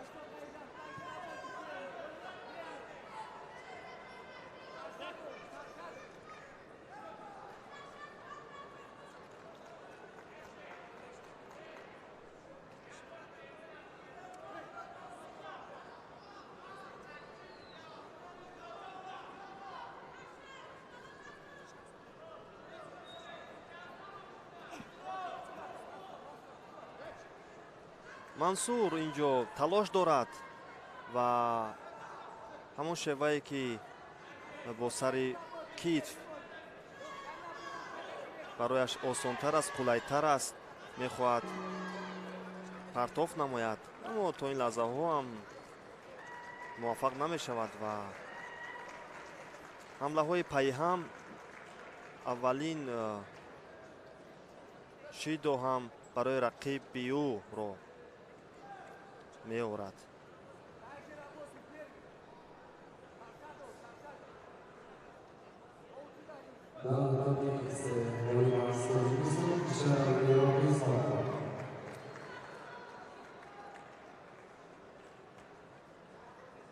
инҷо ҳарду аз остини якдигар медоранд ва барои дарёфти мавқеият ҳарду кӯшиш доранд, аммо чунин сабку услуб барои ҳарду на чандон хубтар аст. албатта бояд ки дар чунин ҳолатҳо ҷудокоре ки бештар мехоҳад ки муваффақтар шавад, бояд аз тафаккуру аз унсурҳои хуби зудо бохабар бошад ки дар ин ҳолат бояд ӯ чӣ корро созмон диҳад ки беҳтар кори худро дар амал татбиқ намояд. албатта ҳоло ин ҷудокорон ҷавон ҳастанд ва қадамҳои навро дар ин самт мегузоранд. чунин мусобиқаҳо барои онҳо ҳам як нав таҷрибаи хуб мешавад ва оҳиста оҳиста кори онҳо беҳтару шоистатар мегардад. акнун вақти асосӣ ҳам ба анҷом мерасад ва дақиқаҳои тиллоиро мо мебинем. ҳарду як вазарӣ доранд ва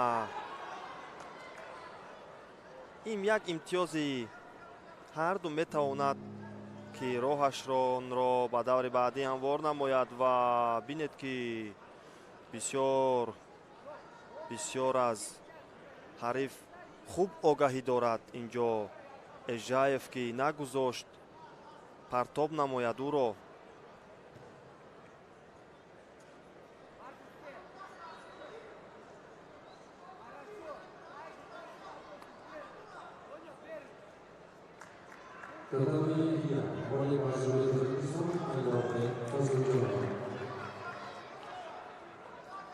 инҷо акнун боз мавқеият боз ҳамон аз остини ҳамдигар доштани ҷудокорон ва акнун эжаев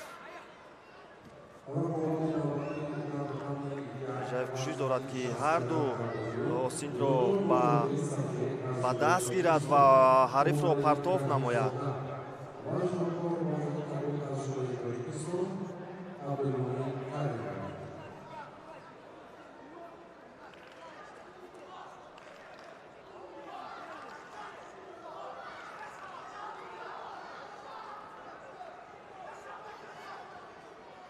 ба инҷо наздик буд якам агар худро наздиктар мекард инҷо Кайҷанов, ба ӯ имконият бештар фароҳам меовард ки имтиёзро ба бор биёрад. албатта онҷо каме дуртар буд аз ҳариф ва аз ин лиҳоз натавонист ки ҳарифро ба он тавре ки худ мехост партов намояд.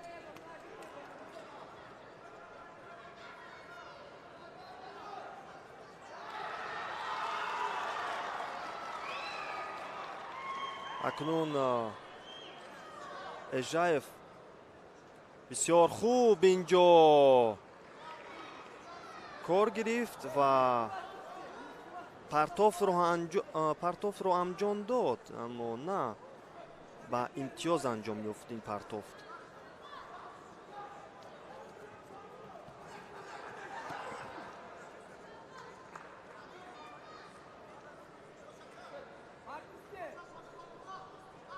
наздики 6 дақиқа аст ки ҳарду талош доранд, аммо ҳоло ҳам кори яке нисбат ба дигар беҳтару шоистатар ба назар намерасад. маълум аст ки қувваҳо баробар аст, ҳарду шоиста дар ин рақобат ҳастанд барои роҳ ёфтан ба марҳилаи баъдӣ.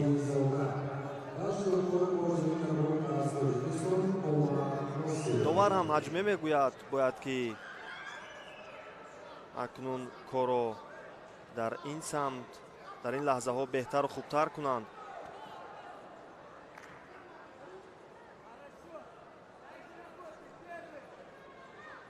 ин рақобат ҳам мебинем ки ҷудокорон дар ҳолати кор дар замин наметавонанд ки хубтару беҳтар кор анҷом диҳанд. ҳарду кӯшиш мекунанд ки аз ҳолати росто муборизаро идома бахшанд. бинед ки вақте ки ба замин меоянд барои дар ҳолати кор дар замин талош намекунанд ва аз дигар самт ҳам бинед ки хастаҳолӣ дар чеҳраи ҳарду намоён мегардад. акнун партофти инҷо Кайҷанов билохира самар овард ва имтиёзи Юкоро ба бор овард.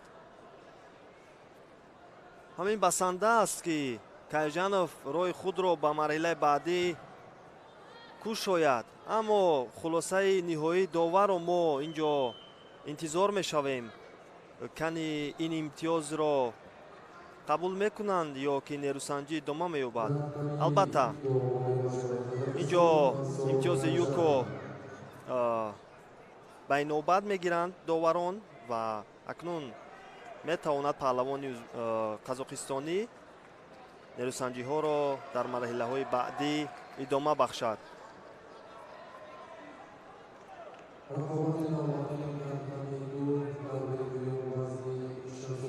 ибтидо ҳарду бисёр бо техникаи баланд ва бо касбияти баланд нерӯсанҷиро идома бахшиданд ва дар лаҳзаҳои охир хастаҳолӣ ва начандон хуб гӯштин гирифтани онҳо то лаҳзаҳои вақти иловагӣ расид ва дар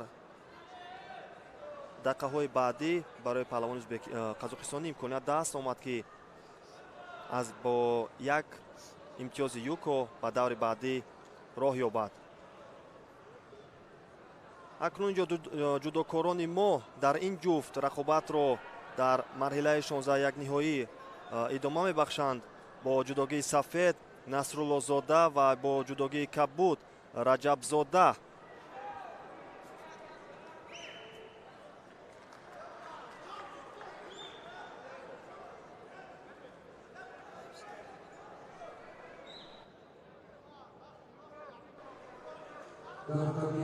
аввалин шидо ба ҳарду нишон дода мешавад. албатта мебинем ки бисёр аз гиребон хуб дошт ва хост ки бо усули томои наге Насруллозода ҳарифро партоф намояд, аммо муваффақ нашуд.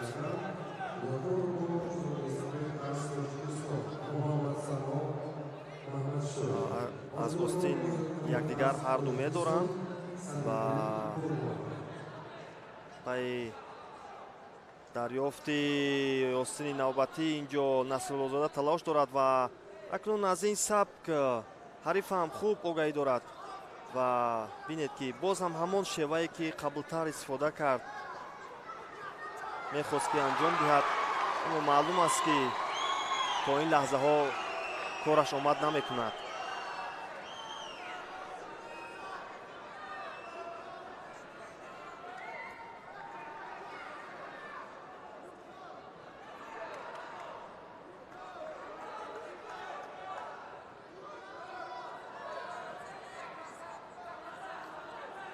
инҷо Насруллозода бештар аз фаъолии худ дарак медиҳад ва кӯшиш мекунад чи дар ҳолати росто чи дар ҳолати кор дар замин ба ҳариф фишор оварад, аммо бебинем ки инҷо ҳариф Ю ҳоло имконияти беҳтареро метавонад ки соҳиб шавад, аммо довар инҷо рақобатро боз медорад.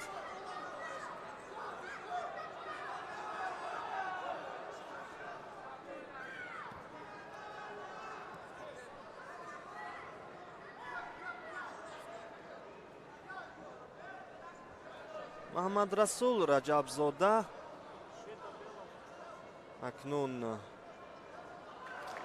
аз гиребон бисёр хуб инҷо доштааст, аммо натавонист партоф намояд. ҳарифаш ҳам инҷо дидем ки мехост усуле ки паянҷомаш кӯшиш кард, ӯ ҳам муваффақ нашуд.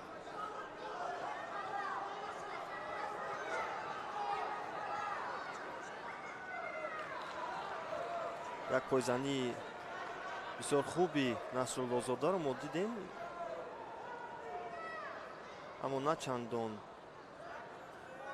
барои ӯ самаровар буд.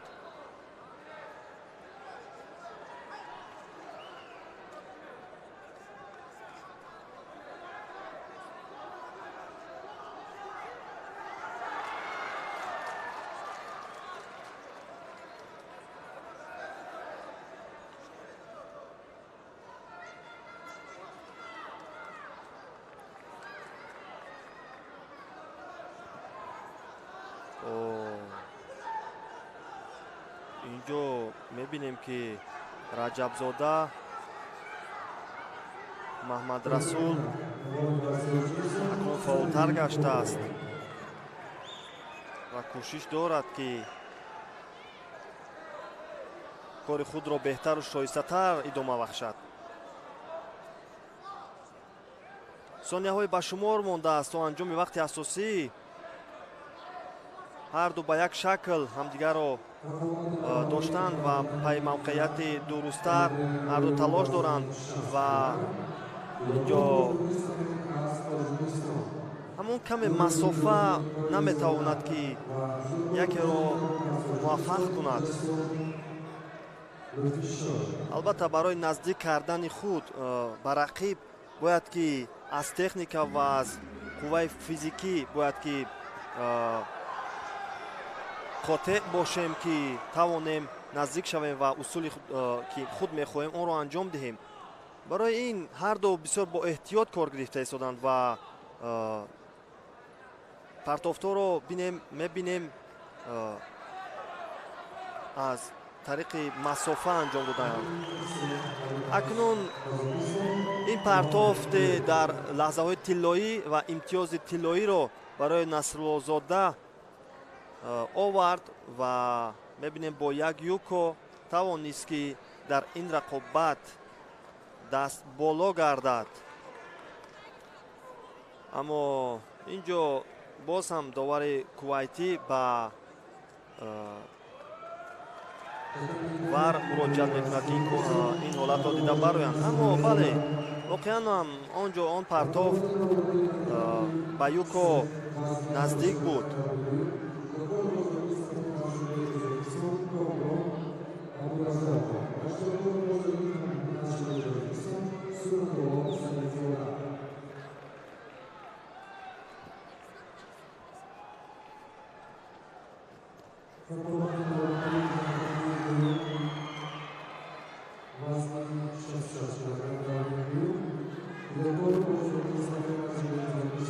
Кабдешов Багдавлет, паҳлавони бо ҷудогии сафед аз кишвари Қазоқистон ва инҷо Ҷаъфар аз кишвари Тоҷикистон муборизаро дар вазни то 66 килограмм идома медиҳанд. инҷо дар ҳолати кор дар замин паҳлавони қазоқистонӣ талош дорад ки Ҷаъфарро ба тахтапӯш биёраду нигоҳ дорад. аммо хушбахтона аз ин ҳолат тавонист ки Ҷаъфар хуб дифоъ намояд.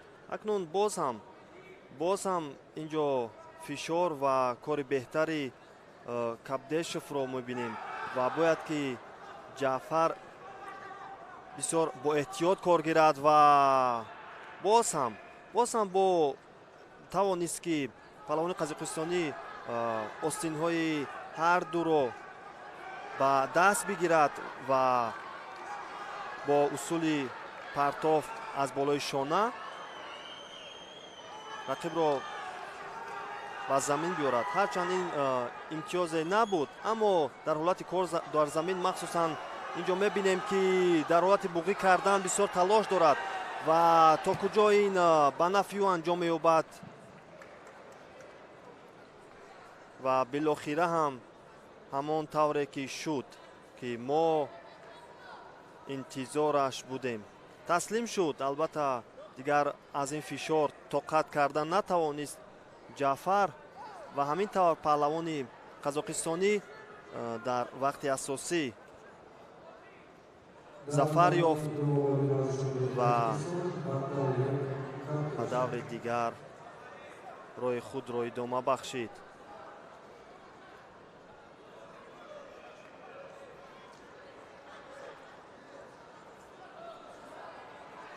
бинем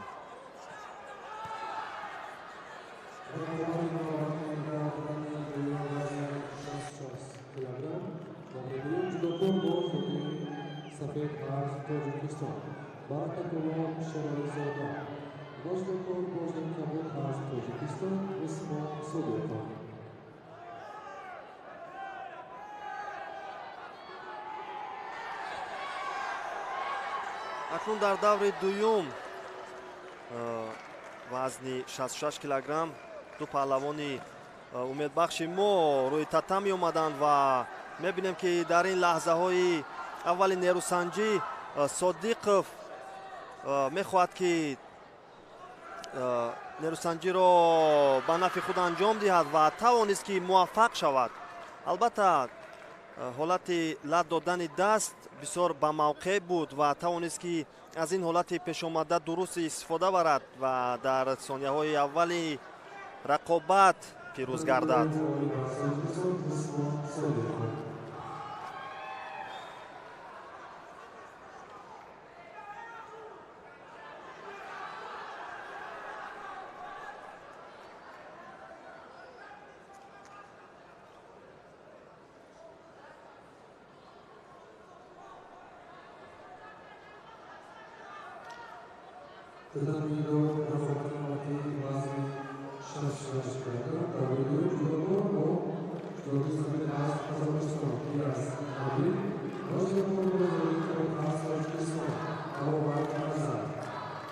акнун Абил инҷо бо ҷудогии сафед аз кишвари Қазоқистон ва Абубакр Назаров бо ҷудогии кабуд аз кишвари мо инҷо нерӯсанҷиро идома медиҳанд ва аз ин партофте ки аз болои шона паҳлавони қазоқистонӣ Диас Абил истифода намуд ва ба ин оварда расонид ки имтиёзи комили понро дар ҳамагӣ 13 сония ба даст биёрад.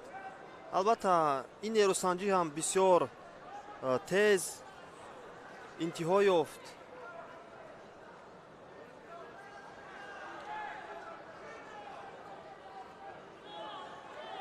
вале инҷо мебинем ки бисёр хуб сараввал ҳар ду осинҳои паҳлавони моро инҷо Диас дошт ва худро ҷавз карду бо аз болои шонаҳои худ партоф намуд рақиби тоҷикистонии худро. акнун боз инҷо дар ин ҷуфт ду паҳлавони мо муборизаро идома мебахшанд.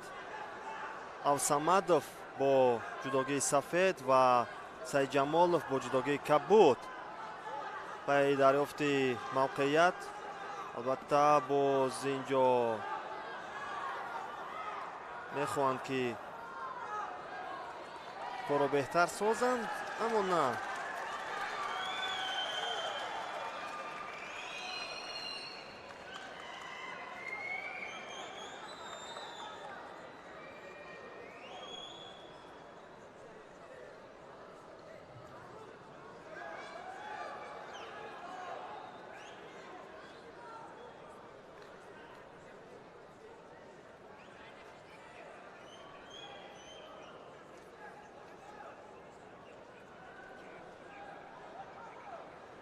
акнун инҷо Лутфулло Сайҷамолов мавқеияти беҳтарро дар даст дорад. албатта аз осиб доштааст ва аз гиребон ҳам хуб, аммо натавонист ки усули мехостаи худро анҷом диҳад ва каме ҳам дифои Авсамадов нагузошт ки ӯ партофт иҷро намояд ва аз бо сабабе ки ин кор тӯлонӣ давом ёфт ва партоф набуд, довари қазоқистонӣ ба ҳар ду як шидоиро нишон дод. акнун инҷо партофти бесамари Авсамадовро мо дидем. ҳарчанд кӯшиш кард ки ба имтиёз инҷо ин партофт анҷом ёбад, аммо на.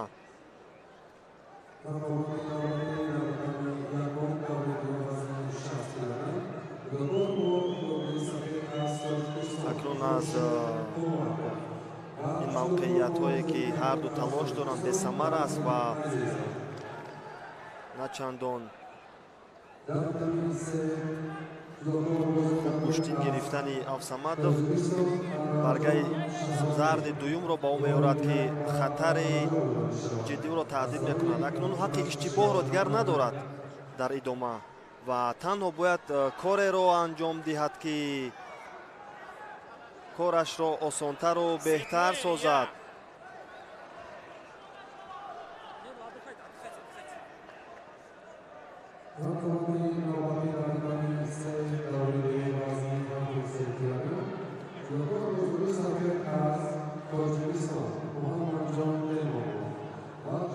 хата ба Авсамадов инҷо акнун талош дорад ки аз ин ҳолат раҳо кунад худро ва мебинем ки барои доштани остини ҳариф ва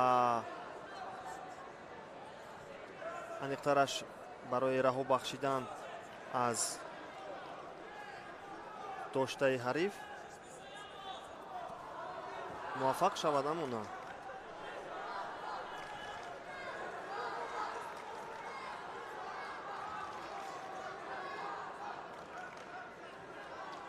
бозам талошҳои пайҳами Лутфулло Сайҷамоловро мо мушоҳида мекунем ки дар дақиқаҳои боқимонда худро бисёр хуб ва фаъол нишон медиҳад. мебинем ки дар ҳолати дифоъ ҳам кори хуб аст. акнун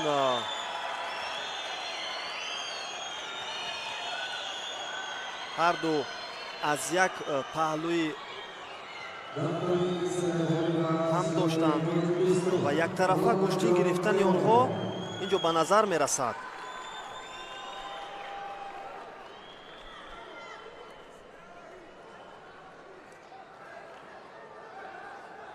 шумораҳои шидо баробар мешавад. акнун барои яке метавонад ки як иштибоҳ босамар анҷом ёбад ва барои дигаре роҳи ӯро идома бахшад. ва акнун бояд ки корро беҳтар созанд дар ин самт ва ҳаққи иштибоҳро ҳарду надоранд. аз ибтидо мо ҳеҷ ҳолате ки дар ҳолати кор дар замин бошад ва мушоҳида накардем. бештар ҳарду дар росто муборизаро идома бахшиданд ва пай мавқеияти дуруст талош варзиданд. акнун боз ҳам инҷо имкони хубе барои ҳарду ҳаст. танҳо бояд ки партофт иҷро шавад. дақиқаҳои асосӣ ҳам инҷо анҷом меёбад ва акнун лаҳзаҳои тиллоӣ ё худ партофти тиллоӣ шурӯъ мешавад.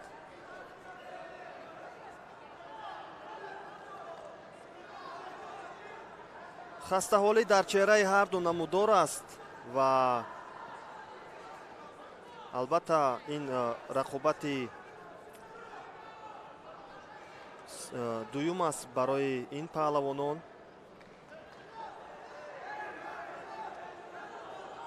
ва то ин лаҳзаҳо идома ёфтан ҳам фикр мекунам ки барои онҳо ҳам каме душвортар аст.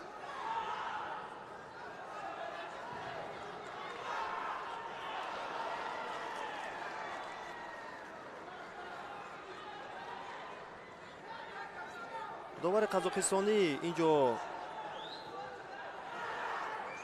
ишора мекунад ки куштин гиранд.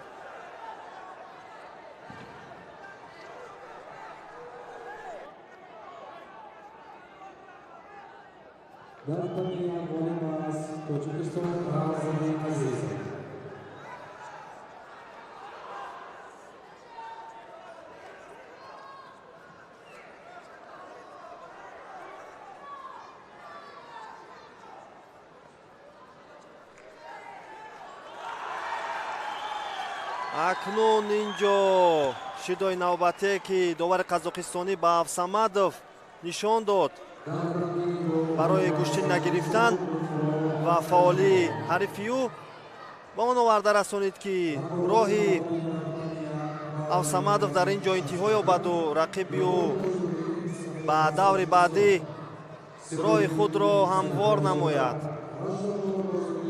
ҷуфти навбатӣ акнун вориди татами мегарданд.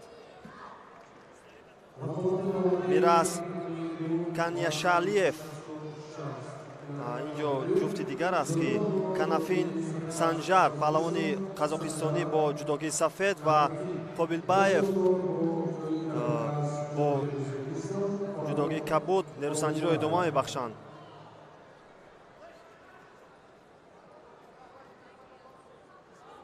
барои нодуруст доштан ба ҳарду инҷо мебинем, ки аввалин шидо нишон дода мешавад ва акнун пайи дарёфти мавқеият ҳарду талош доранд ва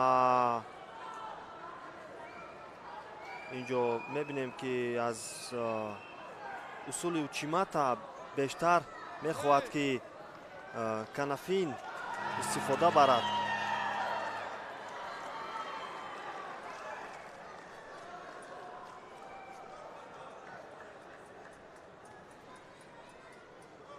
инҷо кори беҳтари Канафинро мебинем ва акнун пайи дарёфти камарбанд ва буғӣ кардан ҳам инҷо кӯшиш кард, аммо на, довар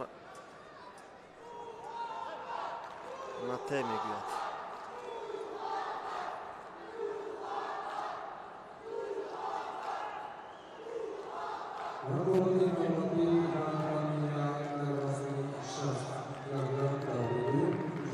акнун аз гиребон доштааст ва инҷо мебинем, ки аз мавқеияти дуруст ҳарду талош доранд.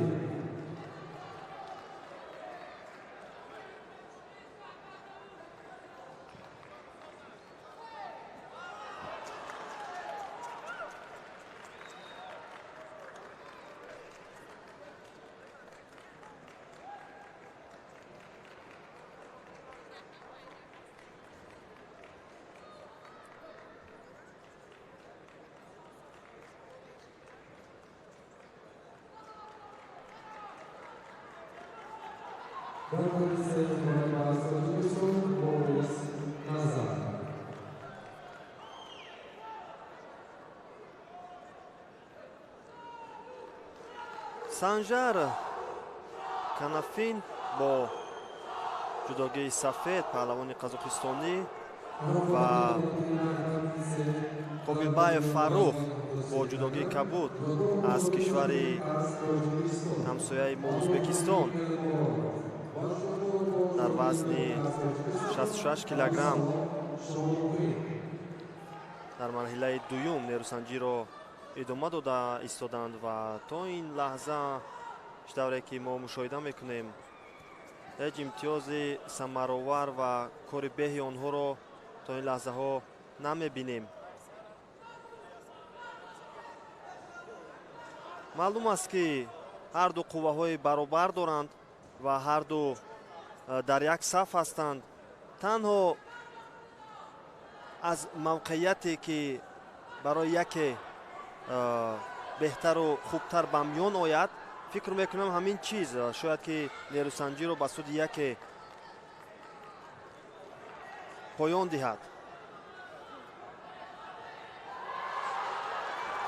акнун ҳарду яктарафа инҷо гӯштин мегиранд ва мебинем каме инҷо дифоъ мекунад паҳлавони қазоқистонӣ ва партофти на чандон хуби Қобилбаевро мо дидем.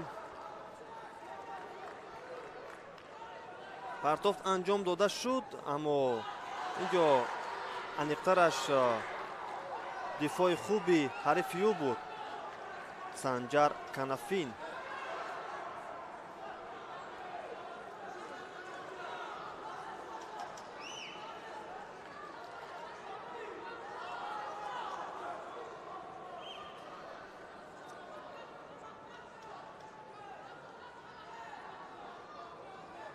барои камфаолӣ инҷо акнун шумораи шидоҳо ҳам баробар мешавад ва якеро метавонад ки як иштибоҳ роҳашро аз идомаи нерӯсанҷиҳо поён диҳад.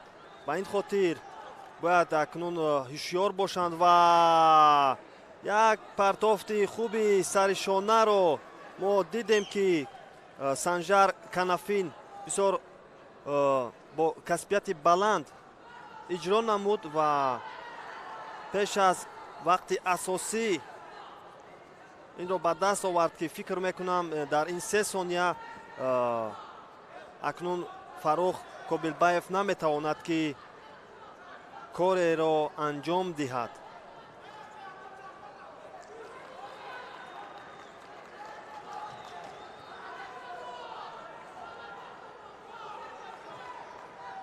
бале инҷо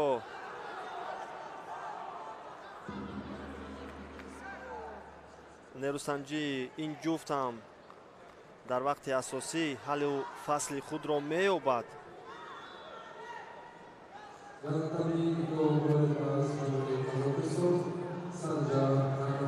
ҳамин тавр Санҷар Канафин роҳи худро ба даври 16 ниҳоӣ ҳамвор менамояд.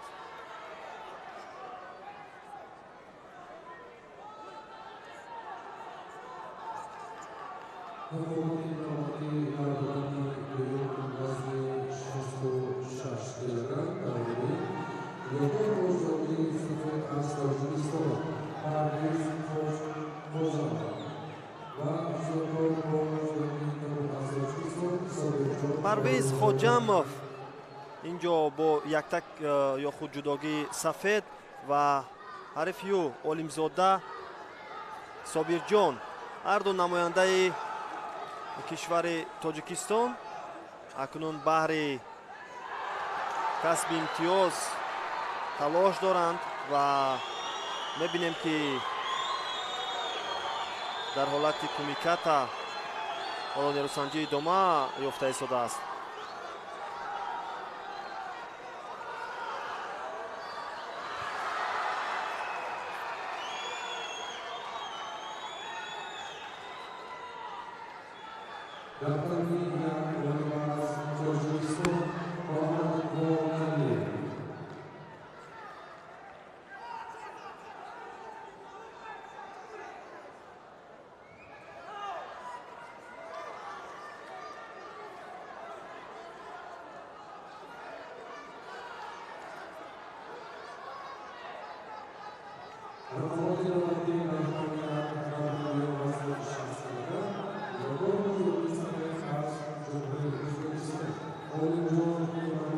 Парвиз Хоҷамов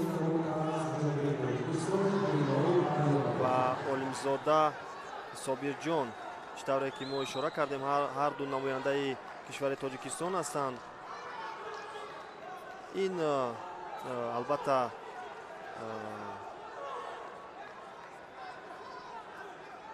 аз ин ҷуфт кадоме ки ғолиб бояд он дар марҳилаи баъдӣ бо Фарух Кобилбаев паҳлавони ӯзбекистонӣ нерӯсанҷиро идома медиҳанд.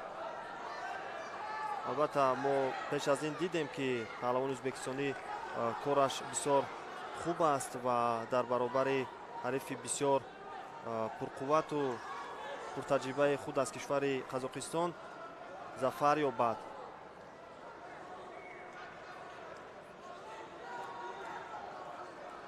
албатта дар марҳилаҳои аввал тезтар ғолиб шудану дар вақти асосӣ комёб шудан метавонад ки барои кори беҳтари онҳо дар идома босамар бошад, чунки албатта ҳолати ҷисмонӣ барои онҳо даст намедиҳад ки то 5-6 нерӯсанҷӣ тӯлонӣ рақобат намоянду қувваашон басандагӣ кунад ки дар идома ҳам ба ҳамон шакле ки аз ибтидо мехостанд куштин гиранд.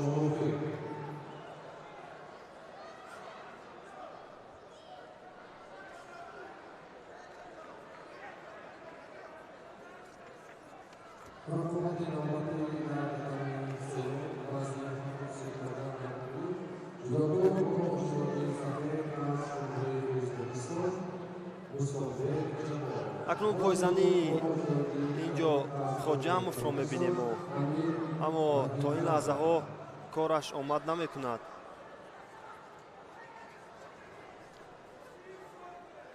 инҷо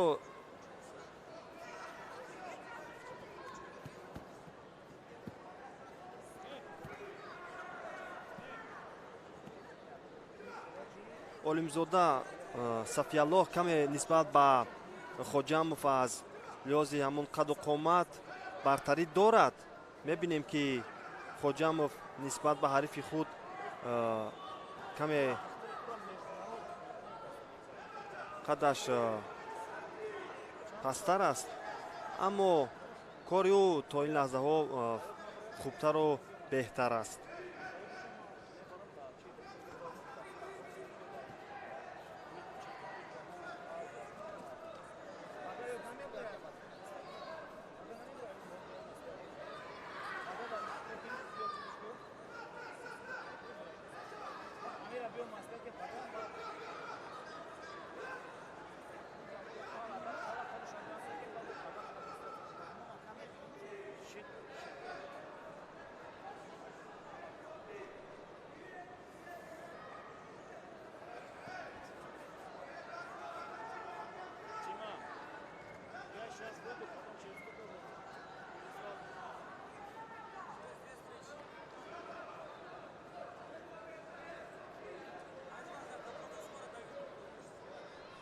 инҷо аз сабаби камфаъолии ҳарду акнун доварро маҷбур мекунад ки шидои навбатиро ба ҳарду нишон диҳад ва вақти асосии нерӯсанҷӣ ҳам инҷо ба поён мерасад ва дақиқаҳои тиллоӣ шурӯъ мегарданд.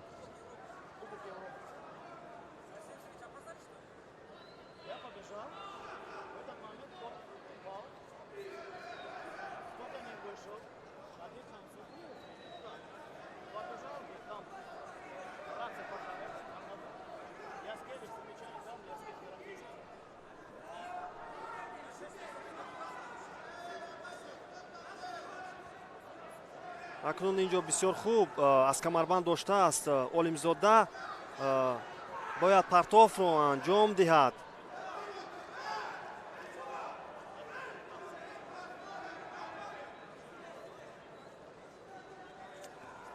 акнун инҷо довар нерӯсанҷиро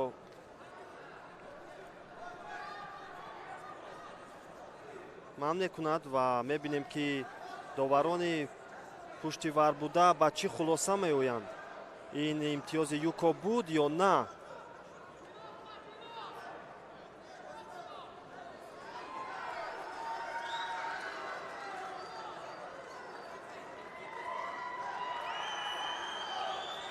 инҷо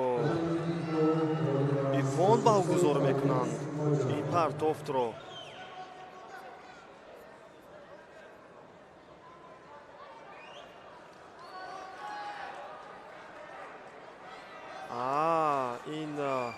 ин ҳолати ин аксуламале ки аз ҷониби олимзода буд, ҳамон ҳолатро дида баромаданд ва воқеан онҷо бисёр хуб кор гирифт ва тавонист ки аз ин аксуламал сари вақт истифода барад.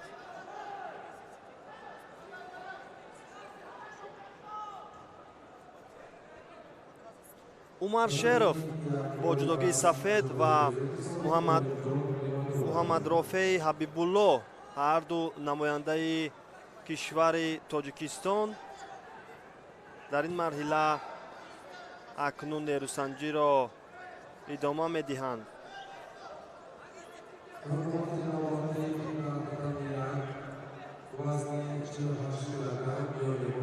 умар шеров албатта дар даври аввал озод буд ва дар рақобати баъдӣ бо муҳаммадрофеи ҳабибулло нерӯсанҷиро идома дода истодааст.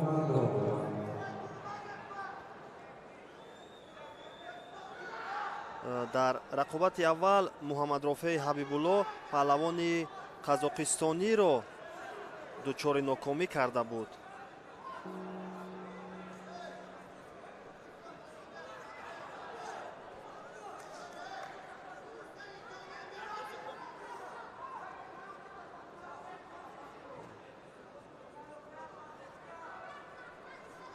инҷо аз осин мебинем ки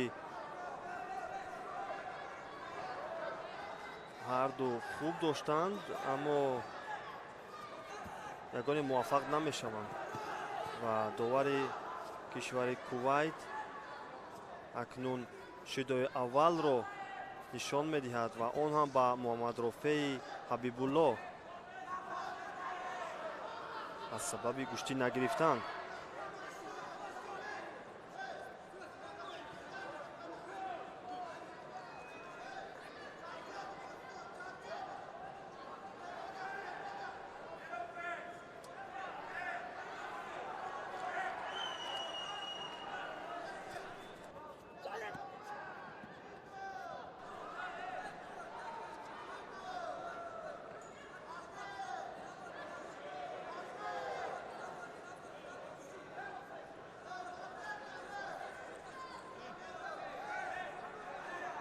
инҷо мебинем ки хушқадам Хусравов инҷо ишора мекунад ба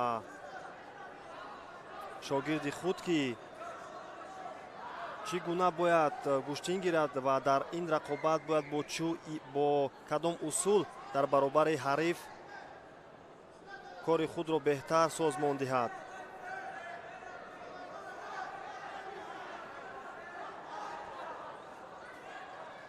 хушқадам Хусравов албатта чемпиони ҷаҳон оид ба самбо ва ҳамзамон худ акнун масъулияти бузурги мураббигиро ба дӯш дорад ва дар ин самт кори худро идома дода истодааст ва акнун наврасону ҷавононе ки имрӯз зери чунин паҳлавонон машқу тамрин мегиранд бисёр босамар хоҳад буд. Албатта таҷрибаи чунин паҳлавонон метавонад ки кори онҳоро барои оянда ва умуман варзиши кишвари мо бисёр хубу беҳтар созад. ва акнун бо як пойзанӣ ва худро боз ҳам наздиктару он ҳолатро ба таври комил то ба охир овардан инҷо барои Умар Шеров имкон медиҳад ки дар ин нерӯсанҷӣ пирӯз гардад. бале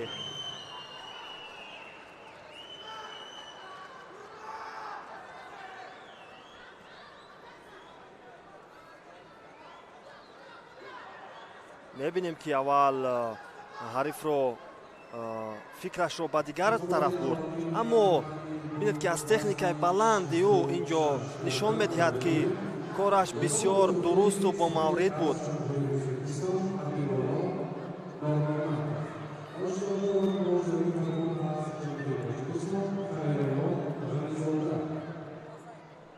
акнун бо ҷудогии сафед инҷо Норматов намояндаи кишвари Узбекистон ва Ғанизода бо ҷудогии сафед ҷудокори тоҷикистонӣ нерӯсанҷиро дар даври дуюми вазни то 66 килограмм идома медиҳанд ва мавқеияти дуруст барои бо тахтапӯш нигоҳ доштан инҷо барои Ғанизода даст дод, аммо натавонист ки ин ҳолатро ба таври дуруст то ба охир идома диҳад.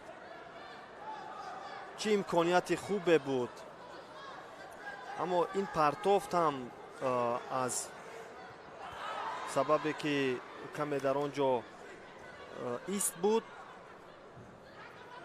имтиёзи баҳогузорӣ нагардид.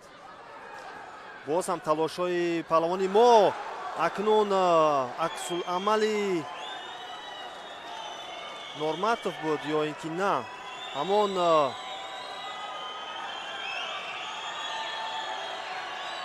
ба ҳар ҳол инҷо мо ипон дар намолавҳа ба Ғанизода нишон медиҳад,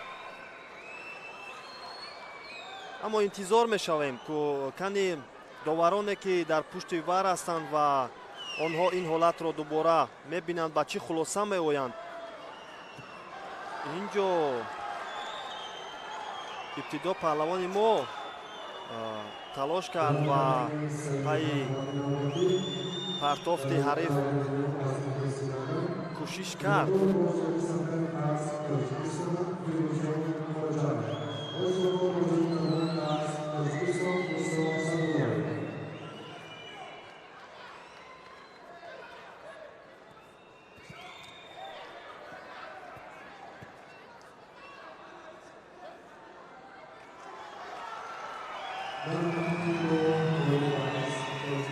бале, ҳамин тавр дар ин рақобат паҳлавони мо дастболо мегардад ва идомаи нерӯсанҷиҳоро дар марҳилаи баъдӣ идома медиҳад.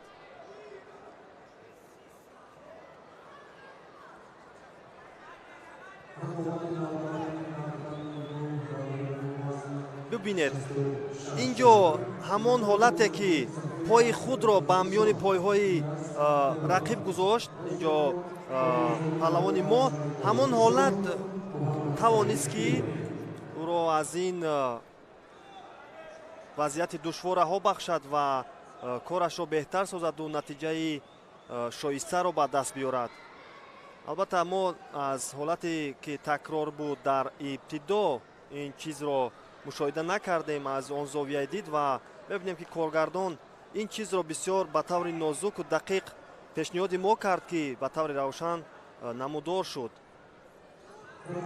акнун боз инҷо паҳлавони бо ҷудогии сафед аз кишвари Қазоқистон Кубалов дар баробари ҷудокори мо аз бо ҷудогии Кабуд Пиров муборизаро идома дода истоданд.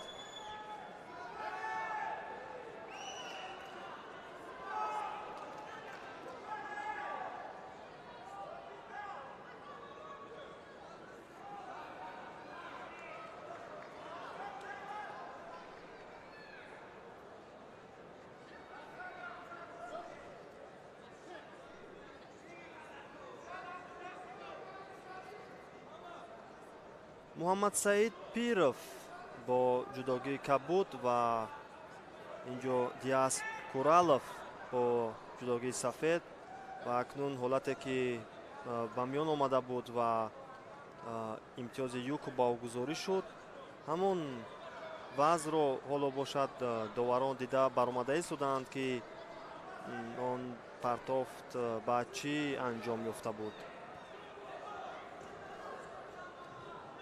инҷо имтиёзи юко бозпас гирифта мешавад ва акнун боз бояд ки ҳарду талош варзанд. Диас Куралов дар даври аввал албатта озод буд ва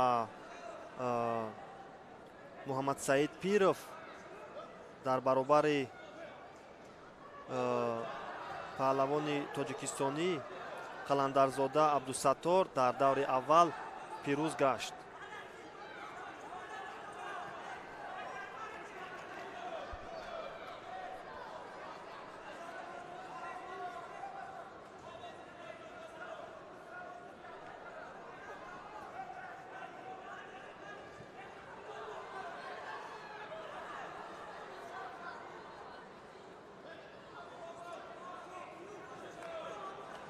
акнун мавқеияти дурустро инҷо мехост ки Куралов ба даст биёрад, аммо на тавонист ки хуб дифоъ намояд инҷо паҳлавони мо, ҳарчанд ки довар барои гурехтан аз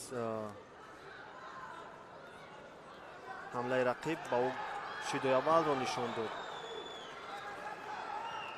акнун пойро хуб гузаронд инҷо паҳлавони мо, аммо натавонист ки онро беҳтар кунаду партофтро анҷом диҳад ва дар ҳолати кор дар замин ҳам талош варзид инҷо Пиров, аммо довар матте мегӯяд.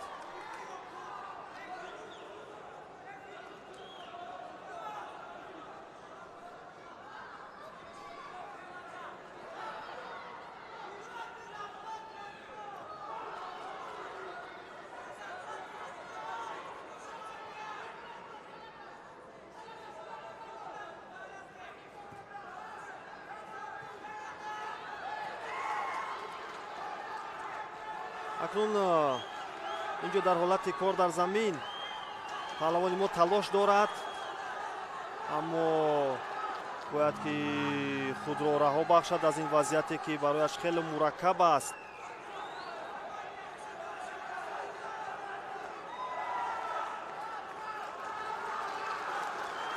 акнун бале он кореро ки мехост ҳарчанд барояш хатаровар буд ва то ба охир тавонист ки хуб муборизаро идома бахшад ва билохира имтиёзи ипонро ба даст биёрад. хуб аст ки паҳлавонони мо, паҳлавонони наврасу навкори мо дар чунин вазъиятҳои мураккабе ки қарор мегиранд, мебароянду боз худро ба даст мегиранд ва барои касби имтиёз талош меварзанд. албатта солҳои пеш чизе ки паҳлавонони мо танқисӣ мекашиданд ин ҳолати кор дар замин буд ки бештару бештар дар мусобиқаҳои байналмилалӣ дар намуди ҷудо мо аз чунин вазъият ва аз чунин ҳолат дучори нокомӣ мешудем. оҳиста оҳиста кори федератсия ҳам беҳ шуд, кори мураббиён ва умуман кори ҳар ҷудокор дар ин самт комилтар шуд ва натиҷаҳои шоистаро онҳо тавонистанд ки солҳои охир ба даст биёранд. галуилин намояндаи федератсияи байналмилалии ҷудо бо ҷудогии сафед ва бо ҷудогии кабуд бошад нуруллоев паҳлавони мо акнун дар марҳилаи навбатӣ нерӯсанҷиро идома дода истоданд.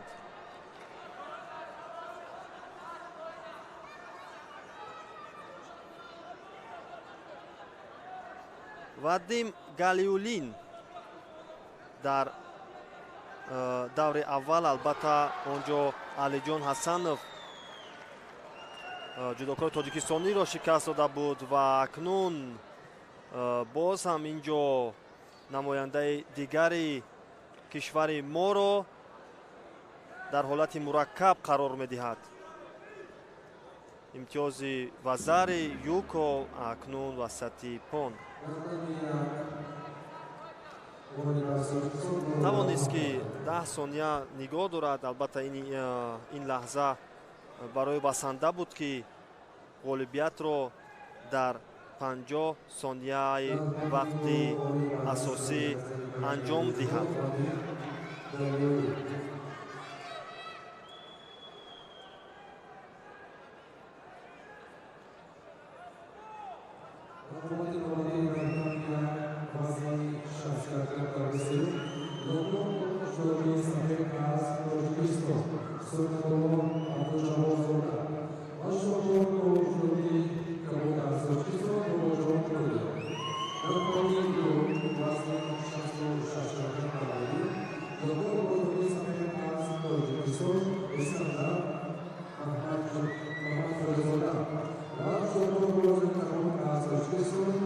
акнун боз ҷуфти навбатӣ ду намояндаи кишвари тоҷикистон муҳаммад хоҷазода искандар ва ҳарефию бо ҷудогии кабуд каҷаков ҳоло дар ҳолати кор дар замин инҷо талош доранд. албатта ҳарду ва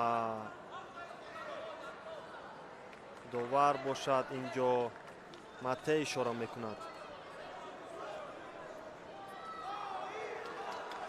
искандар муҳаммад хоҷазода албатта дар мусобиқаҳои чӣ дохилӣ чӣ байналмилалӣ миёни наврасону ҷавонон баромадҳои зиёдтар намудааст ва фикр мекунам аз назари таҷрибаву кори беҳи ӯ метавонем мо зикр намоем. аммо новобаста аз ин ҳарифам ҳарифи арзанда аст ва дар баробари ӯ то ин лаҳзаҳо кораш беҳ аст.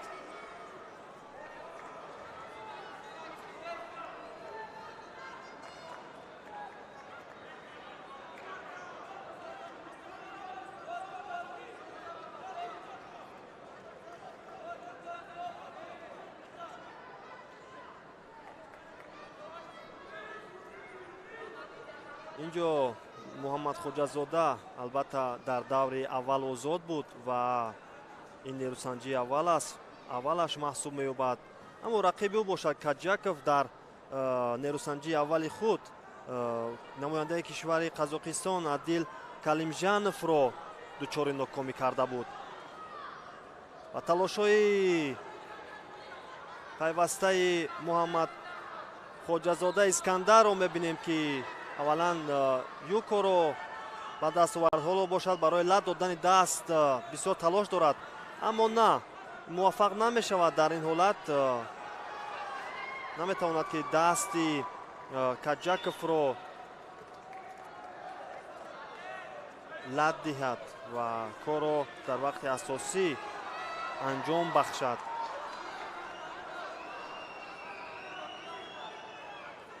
ҳоло акнун инҷо муҳаммад хоҷазода Искандар бо як юко пешсаф аст, аммо ин имтиёзе ҳаст, ки метавонад ҳар лаҳза тағйир ёбад ва бояд ба ин қаноатманд нашавад ва як иштибоҳ метавонад ки кори ӯро мураккабу сангин кунад.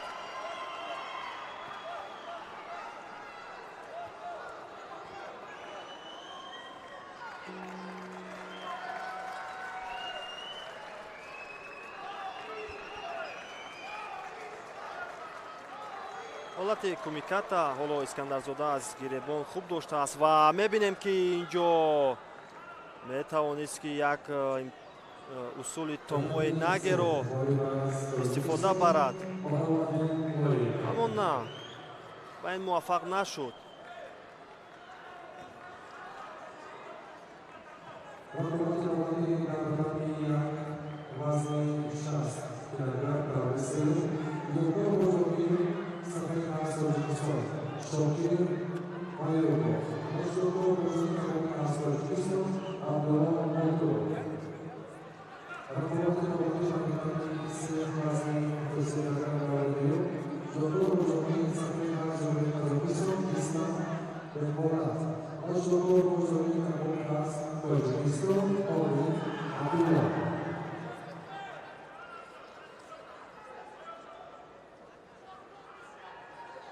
акнун инҷо аз остин муҳаммад хоҷазода Искандар кӯшиш дорад остинҳои ҳарифро ба даст гирад ва партофтро анҷом диҳад. ва мебинем, ки аз камарбанд ҳам баҳри камарбанди ҳарифро доштан талош кард, аммо ба ин муваффақ нашуд. инҷо довар рақобатро боз медорад ва акнун шидои аввалин дар ин нерӯсанҷӣ ба Каҷаков нишон дода мешавад. бояд фаъол бошанд ҳарду ҷудокор ва аз имкониятҳои худ беҳтару бештар истифода намоянд. ҳоло боз ҳамон усуле ки Искандарзода аз ибтидо кор мегирифт ва аз гиребони ҳариф медораду худро кӯшиш мекунад наздик кунаду партофтро анҷом диҳад. албатта дар дифоъ ҳам то ин лаҳзаҳо кори Каҷаков на чандон бад аст. тавонист ки худро дар чандин ҳолат раҳо кунад, аммо ҳарчанд кӯшиш кард инҷо Каҷаков дар сонияҳои охир худро нишон диҳад, аммо ҳамин як имтиёзи юкое ки қаблтар ба нафи муҳаммад хоҷазода Искандар ба вуқӯъ омад, ҳамин тақдири нерӯсанҷиро ҳаллу фасл созад. Искандарзода акнун ба даври навбатӣ роҳ меёбад.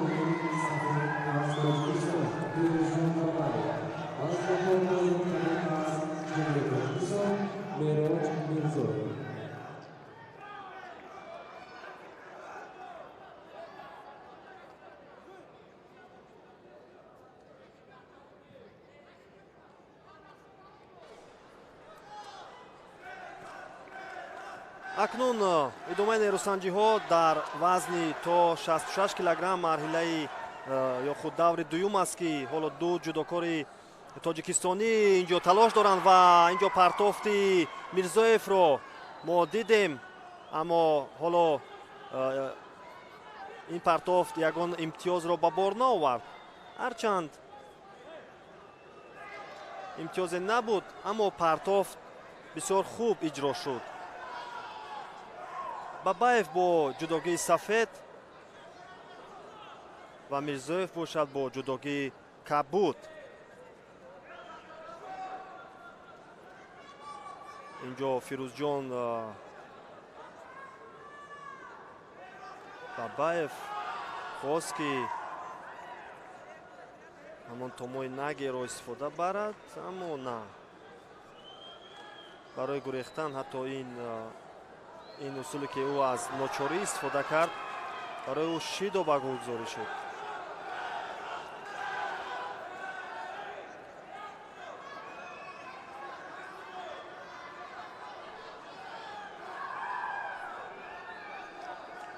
Фирӯзҷон Бабаев дар ҳолати кор дар замин талош дорад, аммо инҷо довар ҳам мате мегӯяд.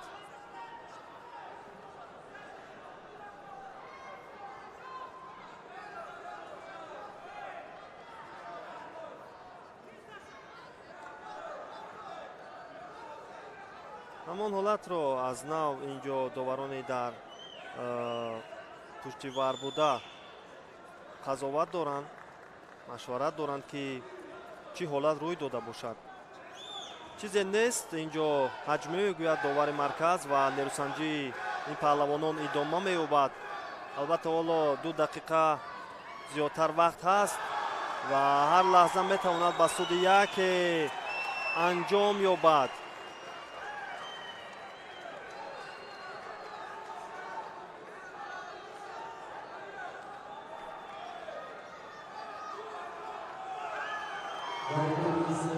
акнун ин шидо хатареро метавонад барои Фаррухҷон Бабаев ба миён оварад ва ҳаққи иштибоҳ карданро дигар надорад ва бояд чунин партофтҳоро маҳз ӯ иҷро намояд. бале, ин дуюмин партофте аст ки иҷро мекунад, аммо беимтиёз анҷом хотима меёбад.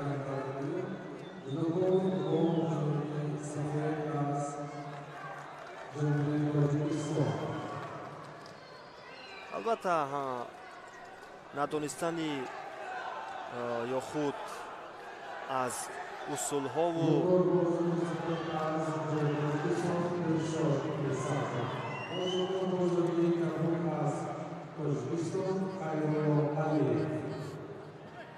ва инҷо мебинем ки пойзании хуби Мирзоев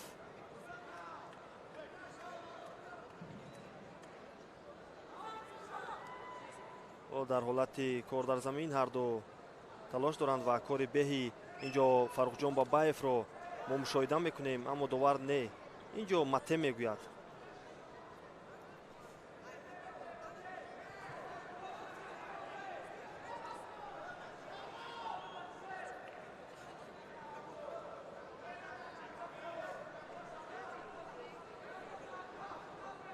албатта он низомномае ки дар Федератсияи байналмилалии ҷудо амалӣ мекунад,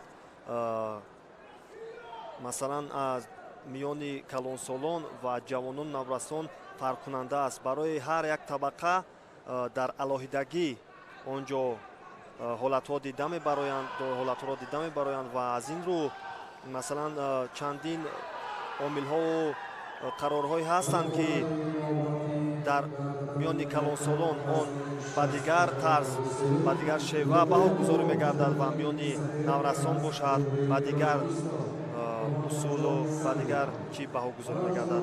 масалан бо сар омадан ин чизе буд ки хансоке маке баҳогузорӣ мешавад аз ибтидо ҳам миёни калонсолон ва ҳам миёни наврасон, аммо бо сар омадан албатта миёни калонсолон бардошта шуд ва ҳоло бошад миёни наврасону ҷавонон ин чиз танҳо амалӣ мешавад.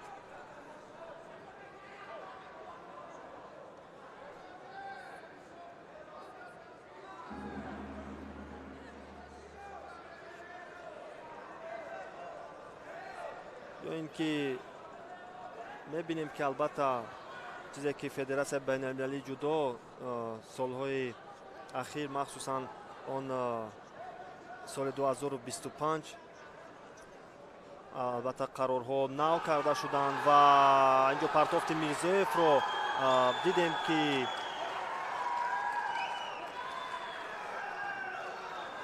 аввалин вазареро барои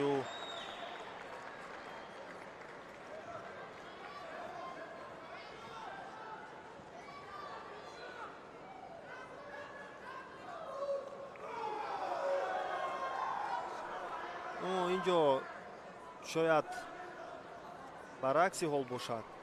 ба ҳар ҳол мо инҷо ба қарори ниҳоии доварон такя мекунем ва интизор мешавем ки чӣ ҳолат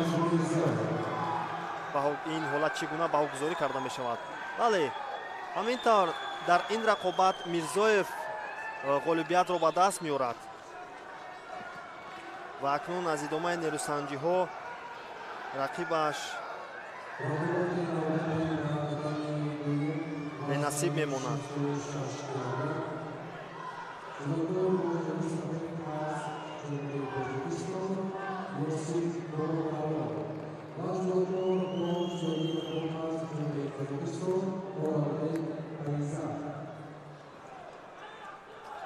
акнун бо ҷудогии сафед Ёсин Бобокалонов бародари Эмомалӣ Нуралӣ ва Байзак бо ҷудогии кабуд аз кишвари Қазоқистон инҷо бисёр фишори ҳамдигар ва техникаи баланди ҳардуро мо мушоҳида мекунем ки ҳатто метавонист ки барои яке ҳамон ҳолат ба нафашон поён ёбад, чунки мебинем аз ибтидо инҷо Ёсин ба фишор мегузорад ва талош дорад инҷо барои дарёфти мавқеият.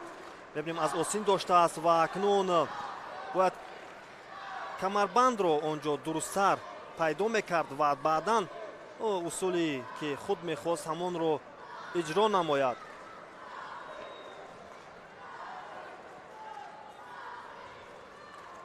Ёсин Бобокалонов албатта аз натиҷаҳои шоистаи ӯ ин дар мусобиқаҳои гранд-слам аст ки ҳамин сол дар шаҳри Душанбе тавонист ки медали биринҷиро ба даст биёрад.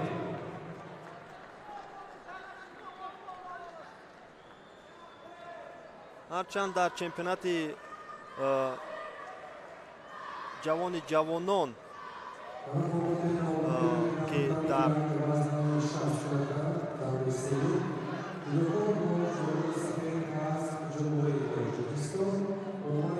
шуда гузашт онҷо иштирок дошт, аммо натавонист ки ба ягон натиҷаи беҳ даст ёбад.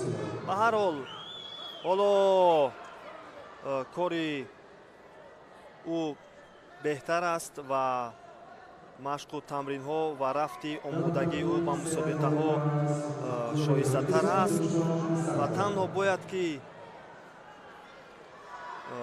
кори худро беҳтар созад. албатта қабл ӯ дар вазни то 60 кило мубориза мебурд, аммо барои каме вазнаш зиёд шудан акнун ба вазни 66 килограмм гузаштааст ва барои ба ин вазн мутобиқ шудани ӯ албатта вақт ҳам бояд дод ва акнун ин партофте ки кард вазаре баҳогузорӣ шуд ва акнун бояд ки пои худро аз миёни пойҳои ҳариф раҳо бахшад, аммо на. инҷо довар Мате мегӯяд кораш беҳ аст. то ин лаҳзаҳо мебинем ки падар ҳам дар ин ҷо баҳри дастгирии писари худ омадааст.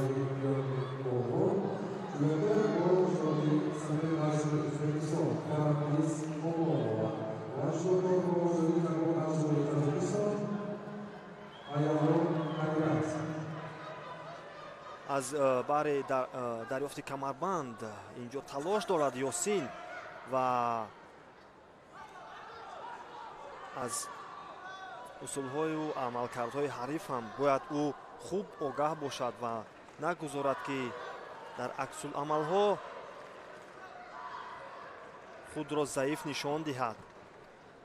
боз ҳам ҳамон шевае ки аз ибтидо мехост Ёсин аз гиребон дошта истодааст ва барои дарёфти камарбанд ва ин ҷо шакли дигарро ба кор бурд Ёсин ва хост бо усули томои наги ҳарифро ба замин биёрад. ин ҷо мебинем ки бародари ӯ Эмомалӣ Нуралӣ ба ӯ дастур медиҳад ки чӣ гуна бояд гӯштин гирад. албатта ҳифз кардани ҳамин натиҷа барои ӯ басанда ҳаст. на чандон вақти бештарро мебинем, камтар аз 1 дақиқа, аммо бояд хуб дифоъ кунад ва нагузорад ки ҳариф чунин фишору чунин амалкардҳоро биёрад. бале, ин ҷо ишораи Эмомалӣ Нуралӣ ба ин буд ки аз гиребонҳо дорад ва рафти рақобатро ба назорати худ гирад. ва албатта ин ҷо кораш то ин лаҳзаҳо хуб аст. ҳарифам ба осонӣ даст намедиҳад ва бояд дар чунин лаҳзаҳо вақтро талаф дод. ин ба нафи Ёсин хоҳад буд.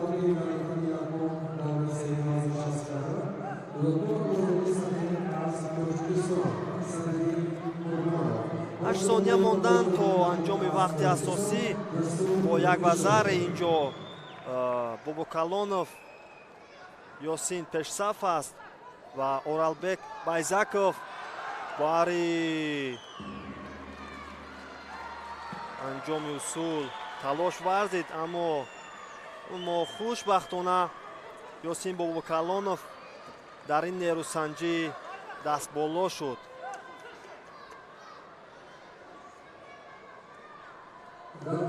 инҷо лабханди Эмомалӣ Нуралӣ аз ғолибияти бародари худ.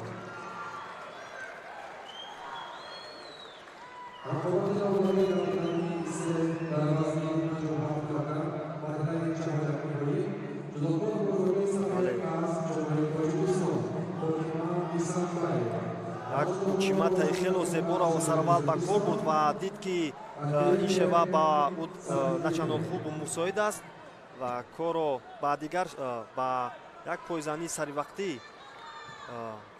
бурду ва зареро ба даст овард.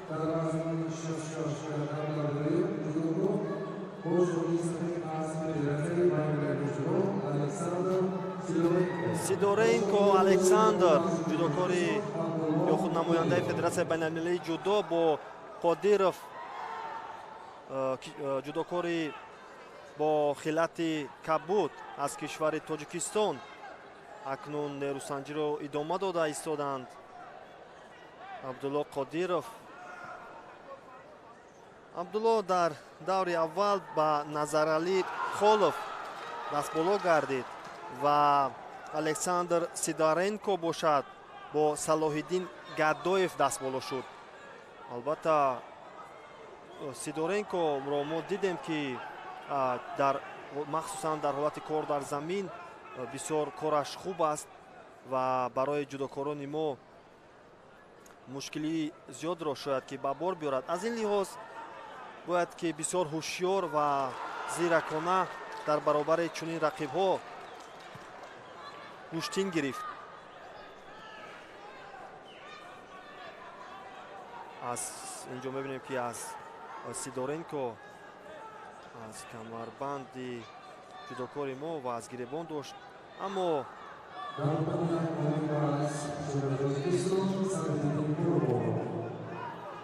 барои Абдулло Қодиров фикр мекунам дар ҳолати росто мубориза бурданаш қулайтар аст, чунки мо дидем дар рақобати аввали Александр чӣ гуна дар ҳолати кор дар замин кори ӯ хубтар аст. аммо бале аз чунин имкониятҳои ба амал омада ҳам метавон дуруст истифода бурд.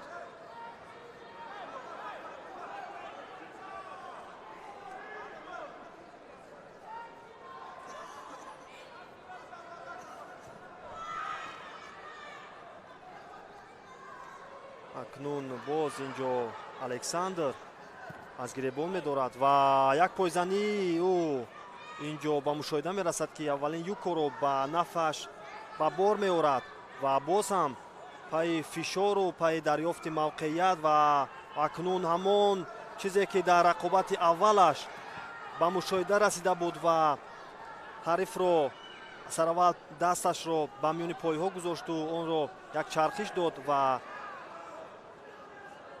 дасташро бошад лад доду ба пирӯзӣ даст ёфт. ҳамон шеваро инҷо наздик буд ки дубора истифода кунад, аммо тавонист ки инҷо Қодиров Абдулло аз ин ҳолати мураккаб раҳо ёбад ва акнун инҷо Абдулло Қодиров бояд ки ҳамин ҳолатро дурусттару беҳтар истифода намояд, аммо довар инҷо матте мегӯяд.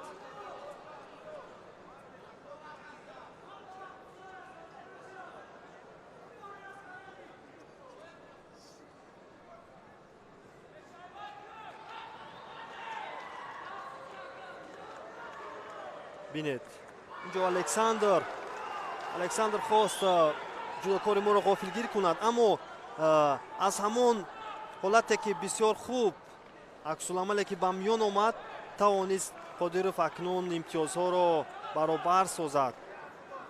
мо ишора карда будем ки дар рақобати аввал Александр Сидоренко бештар ба ҳиллаву найранг фикру тафаккури рақибро ба дигар тараф мебарад ва корро бошад дар дигар ҷо мехоҳад созмон диҳад. ва дидем ки аз ин чиз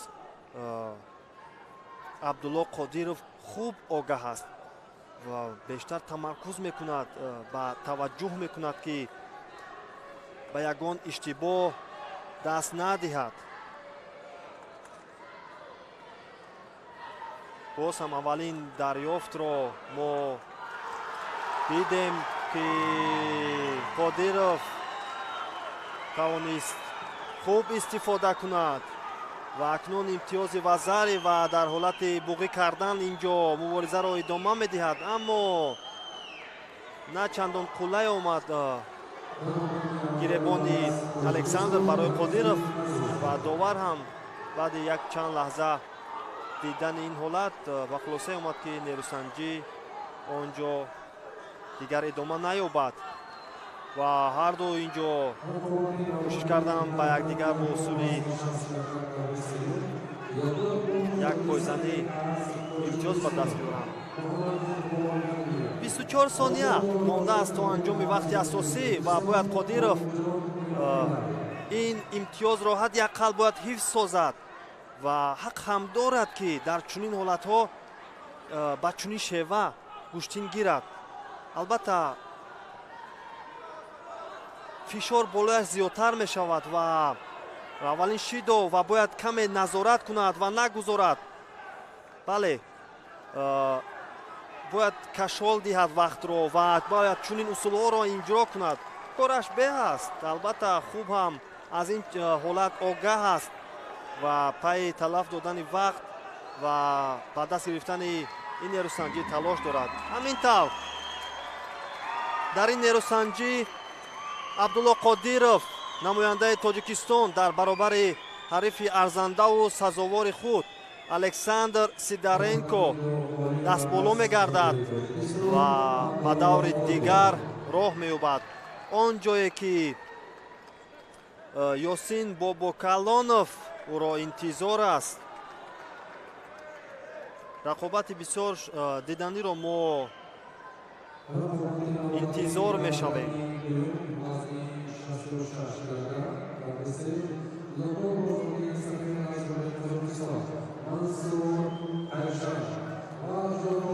мебинем ҳамон ҳолате ки аз як осотогари истифода бурд, пойро ба даруни пойҳои ҳариф гузошту пояшро кашиду баъдан ҳариф ба пушт афтод.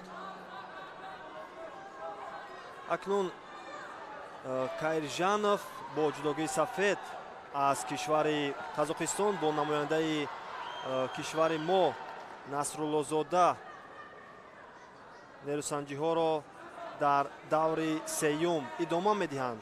ин аввалин нерӯсанҷӣ дар даври сеюм аст ки ҷараён дорад.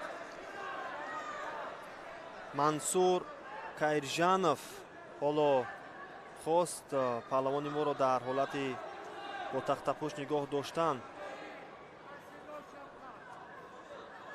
ноком созад, аммо тавонист аз ин ҳолат Насруллозода раҳо ёбад.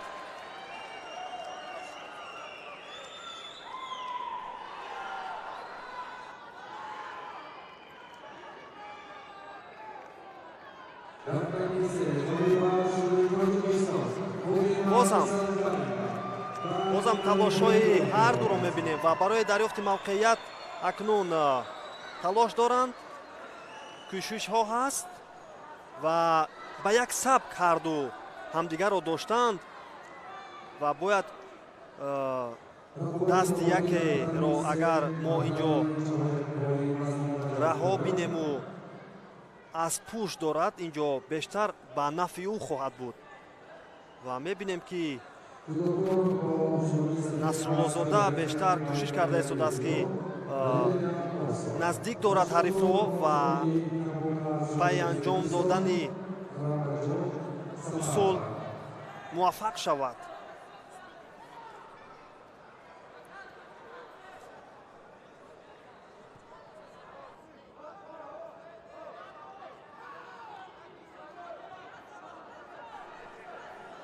акнун инҷо талоши боз ҷудокори мо баҳри партофти рақиб ва ҳарифам сараввал онҷо дифоъ кард ва хост ки аз ин ҳолат худ истифодаи босамар барад. акнун 1 дақиқа бештар мондааст то анҷоми вақти асосӣ.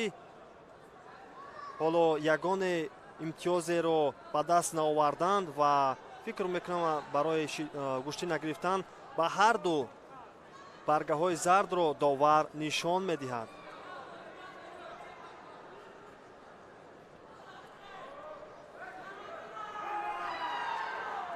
ва чӣ ҳолате буд! онҷо дифои хуби Кайржанов Мансур нагузошт ки Насруллозода он шеваву усуле ки худ мехост онро ба кор барад. Мансур дар даври аввал бо Муаз Эжаев намояндаи Федератсияи байналмилалии ҷудо зафар ёфт ва паҳлавони мо бошад Насруллозода Абдулвоҷиб дар рақобати аввали худ бо намояндаи Тоҷикистон Иброҳим Абдураҳмонов дастболо гардида буд. ҳарду як рақобатиро пушти сар намуданд ва ин барои ҳарду ин ҷудокор нерӯсанҷии дуюм маҳсуб меёбад. акнун баргаи навбатии зард ё хуршидо якеро ноком, дигареро роҳашро ба даври баъдӣ ҳамвор менамояд. 50 сония то анҷоми вақти асосӣ ва ин лаҳзаҳое ҳастанд ки метавонад барои яке босамар бошад. ва инҷо бисёр хуб наздик кард ҳарифро Насруллозода ва партофро анҷом дод, аммо каме нарасид ки ҳадяқал як имтиёзи юкоро мо дар он ҷо бубинем.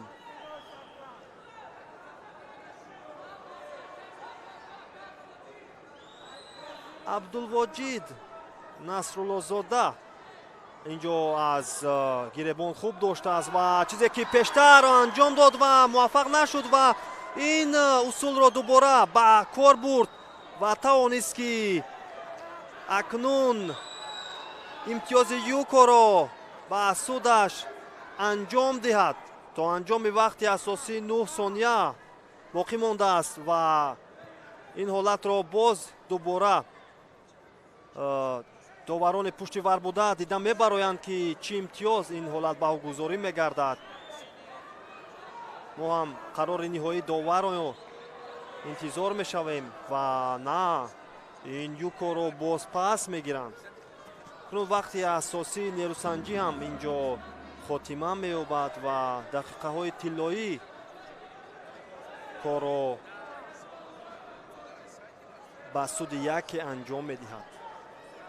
ва бале,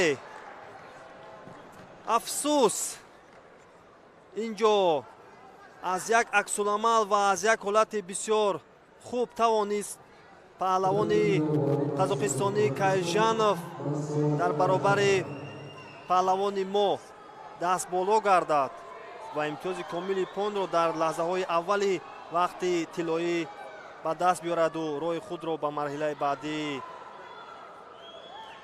кушояд. афсӯс, то ин лаҳзаҳо кори паҳлавони мо хуб буд, аммо дар вақти тиллоӣ натавонист ки корро беҳтару хубтар созад. дӯстони азиз, ҳаводорони гиромӣ, идомаи нерӯсанҷиҳоро ҳамкори мо Некрӯз Сатторов идома медиҳад. риштаи суханро мо ба он кас медиҳем.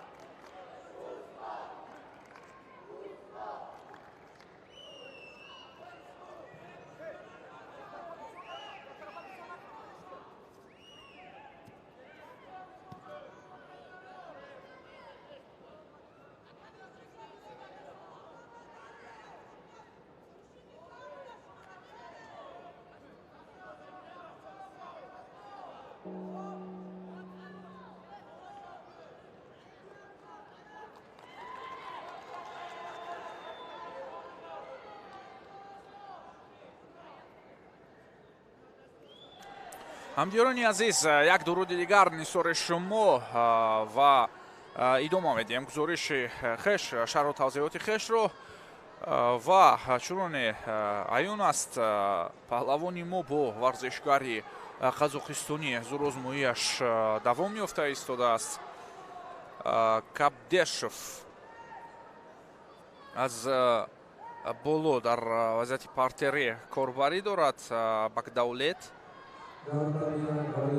Усмон Содиқов муқовимат кард ва чанд лаҳзаи ҳаракатҳо дар ҳолати техникии замин давом ёфтанд. довар аз Кувайт ҳардуро боз ҳам аз маркази майдон рақобаташонро ҳаҷме мегӯяд. аз ҳолати росту давом меёбад нерӯсанҷӣ.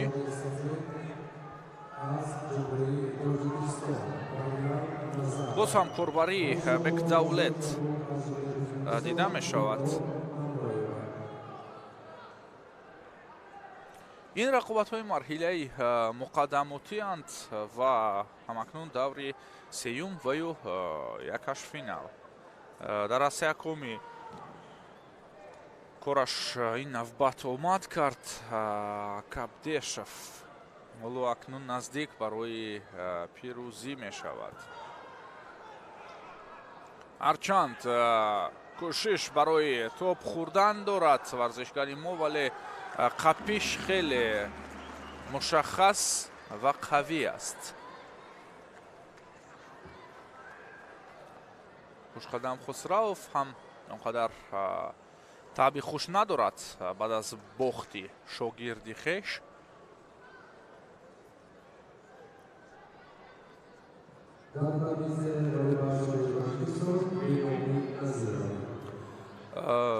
фишороварияш аз лаҳзаҳои аввал хуб буданд варзишгари қазоқистониро.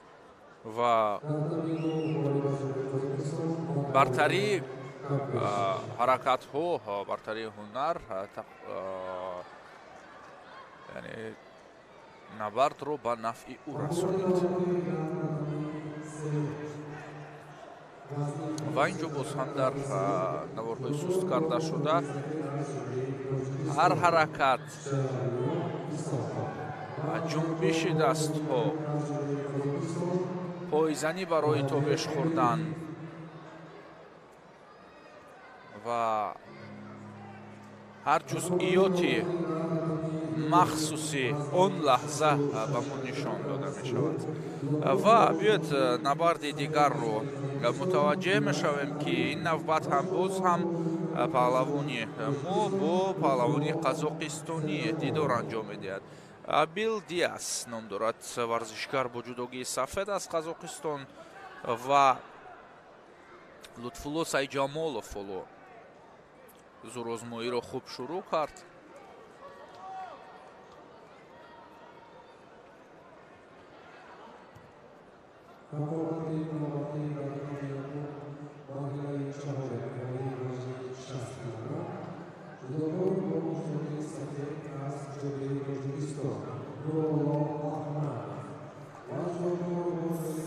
Хуб, ҳаракати Абил Диас тариқи усули ҳаллуки лав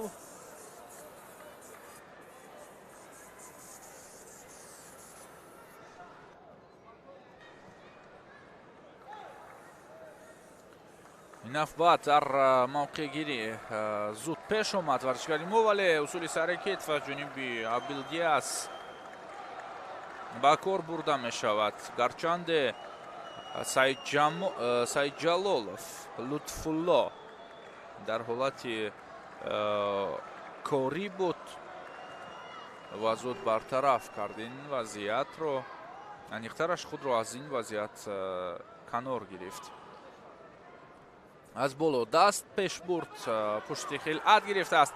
барои усул кораш наздикӣ дошт, вале боз ҳам Абил Диас барвақттар ҳаракатро оғоз мекунад, то ин ки хилофи ҳамлаи рақиб барояд.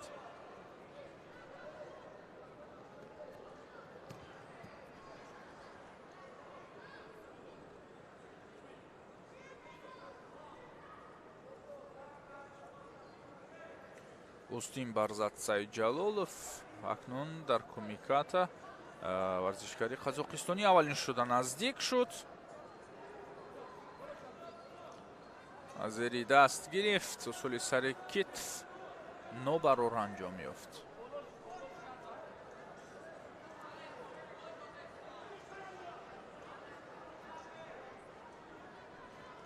талошу кӯшишҳои варзишгари қазоқистонӣ ҳам ҳоло самара медиҳанд.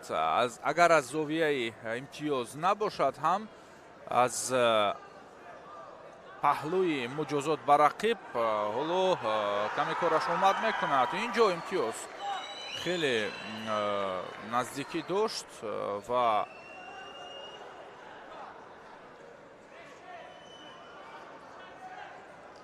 талоши ба амал овардаи паҳлавони мо ин навбат шиддати дигар дошт. ҳаллуки сари китф,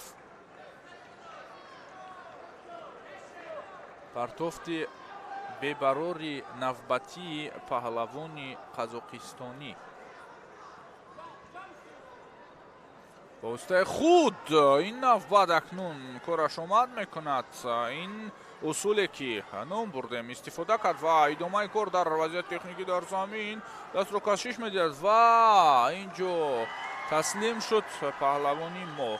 хеле бармаҳал дастро ҳам қапиш кард ва барои усули техникиро анҷом додан дар замин чолокиву ҷасурӣ нишон дод. ба ҳамин акнун Абил Диас ба даври як чорфинал меравад.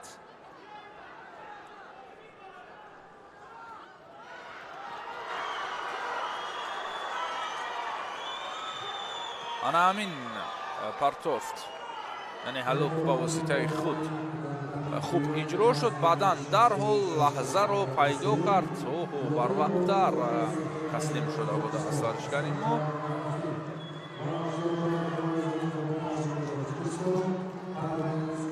дар чунин ҳолатҳо масъулияти довар бояд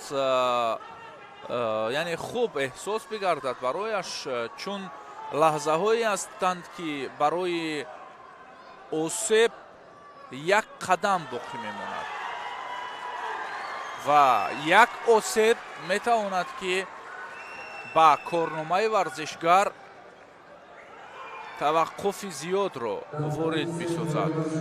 ҳоло акнун баъд аз ҷароҳат шифо ёфтан ки то як моҳ вақт тӯл мекашад, боз марҳилаҳои барқароршавӣ аст ки чанд моҳи дигарро дар таркиб хоҳанд дошт. Аз ин лиҳоз ҳар довар ва дар анамон ҷаласаҳои доварон низ ин ҳолатҳо қабл аз ҳама ишора мешаванд ва албатта фаҳмондадиҳию тазаккурдиҳӣ яъне ёдоваршавиам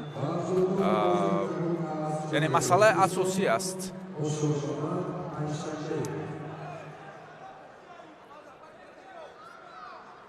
ҷуфти дигар дар ринги лем дар ин вазн бештар паҳлавонони қазоқистонро муқобили варзишгарони худӣ мебинем, дар ҳоле ки дирӯз варзишгарони ӯзбекистонӣ бештар буданд дар рақобатҳо бо паҳлавонони мо. акнун имрӯз варзишгарони қазоқистониро мебинем ки зурозмоиҳои хуб нишон медиҳанд. Санҷар Канафин имтиёзи аввалро ба даст овард баъд аз усули корбарӣ аз дохил.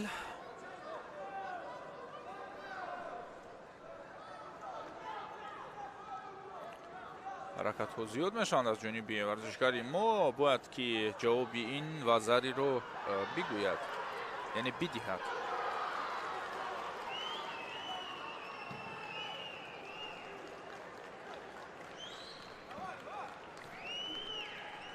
Парвиз Хоҷамов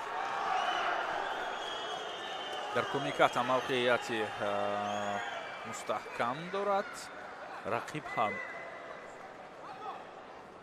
қавӣ доштааст ва дастро рост кард, фосиларо дуруст намуд барои партоф тариқи сари китф.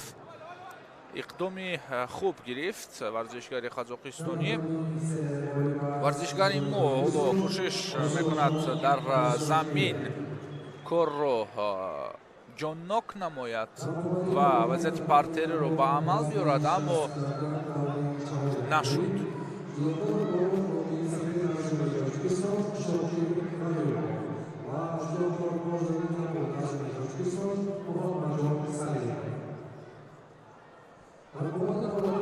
аз боло гирифт барои дарёфти камарбанд ва усули камариро ба кор бурдан паҳлавони мо ва боз ҳам кӯшиши партофт намудан аз ҷониби Санҷар Канафи.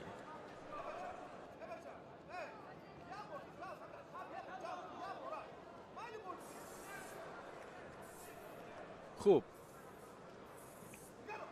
паҳлавони мо ҳаракат пеш овард шадидан, аммо рақиб ҳам қариб буд ки аз аксуламал боз ҳам корро ба нафъи худ собит бисозад.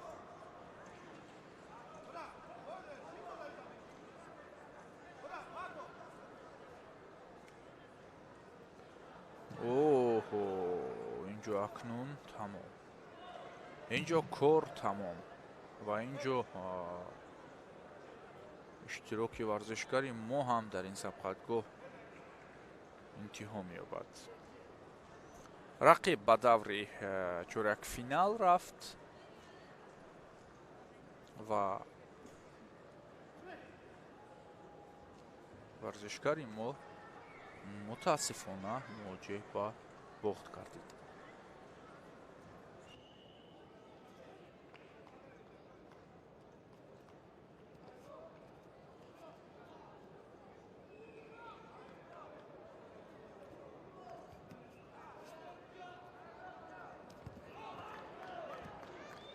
رقابت نوبتی در اتمام دوم وزن 66 کیلوگرم دور سوم جودوکار با جودوگی سفید از تاجیکستان عمر شرف و جودوکار با جودوگی کابل از умар шераф бо ҷудогии сафедан дар ин майдони рақобат мешавад.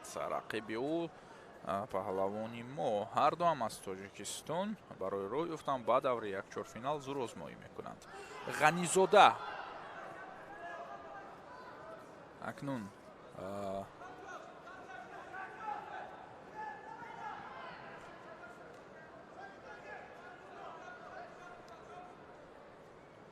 як ҳолати партофтоварро ба кор бурд.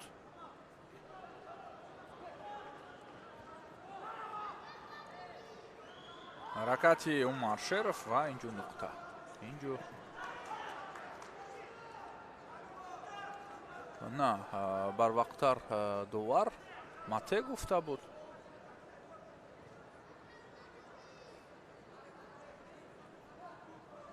шидо барои хайрулло ғанизода.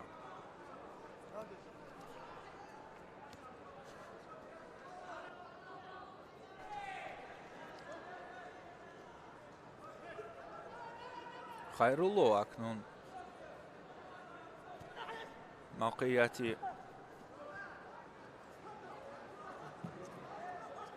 хубро дошт, лек умар шеров ҳоло дар ҳаракатҳо аввалин шуда партофт мекунад ва яъне аз рақиб дида барвақттар корро шурӯъ мекунад.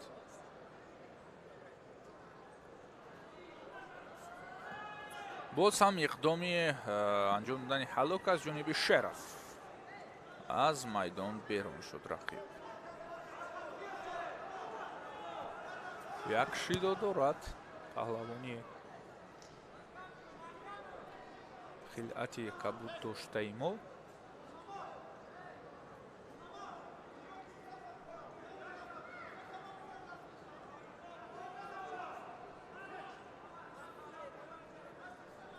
умар шеров ҳамон пешдастиро дар амалҳо канда накардааст. ин навбат ҳам барвақттар аз рақиб ҳаракатро барои замин овардан шурӯъ кард ва имтиёзро ба даст овард. такроран ин ҳолатро мебинем.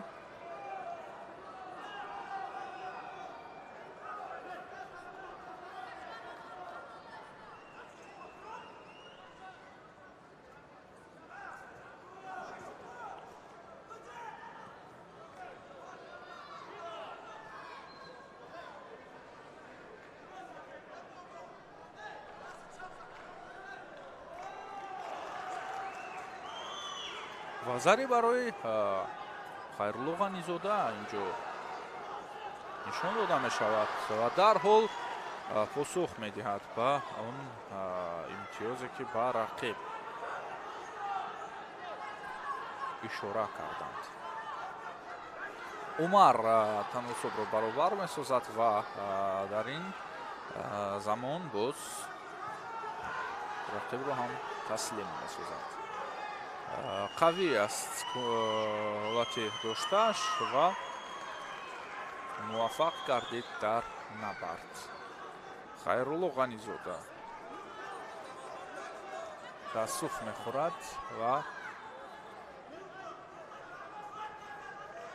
кораш дар ин сабқатгоҳ дигар идома намеёбад.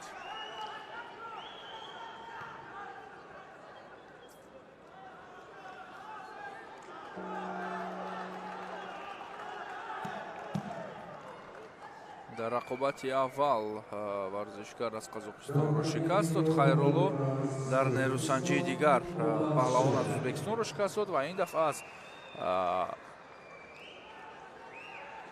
ҳамдастаи худ умар шеров шикаст бурд. хуб, биёед навори такрориро мебинем ки инҷо дарҳол Умар Шеров имтиёзро ба даст овард ва дар идома боз ҳам корро тақвият бахшед.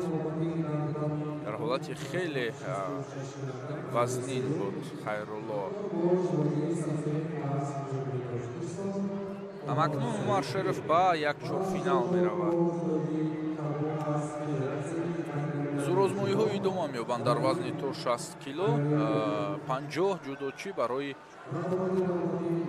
ному нишон инҷо набард мекунанд. хеле шумораи зиёд дар ин вазн ба қайд гирифта мешавад. ва теъдоди иштирокчиён имрӯз хеле зиёд арзёбӣ мешавад.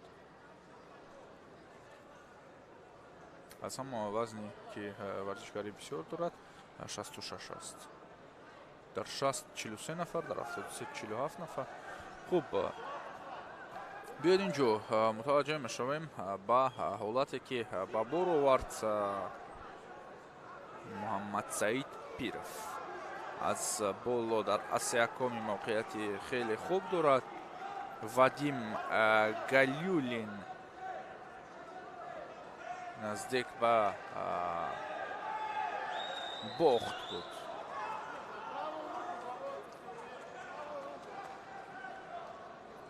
на инчо корбари Галюлин буд ки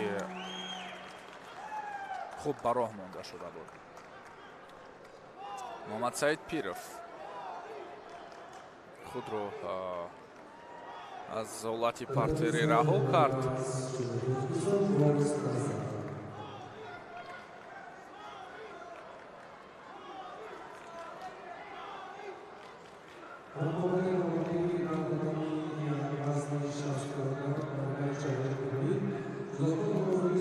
Галюлин бори дигар барои партофт кардан мавқеияти хуб дарёфт.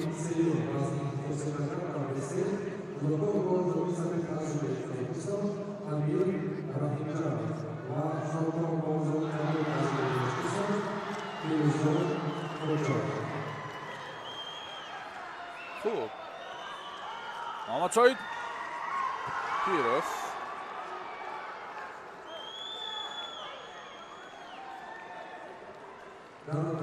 ҳаракат барои тамои наге кард. то ба охир муборизаро идома дод барои замин овардани рақиб.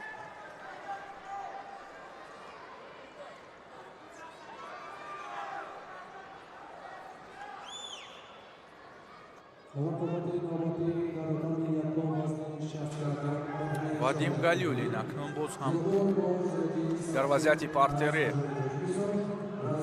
мавқеияти устувор ҷӯё аст.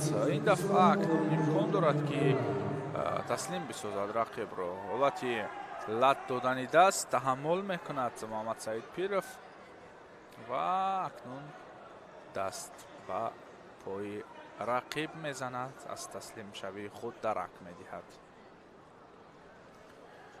хуб, Вадим Галюлин бо Абубакр Шеров дар даври дигар зурозмоӣ мекунанд.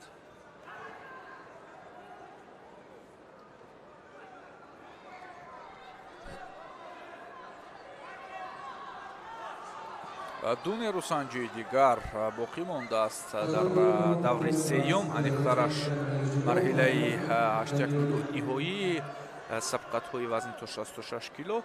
баъдан таваҷҷӯҳ ба вазни дигар мекунем. Raqobati navbatdagi g'alabadagi vazni 66 kg davri seyir.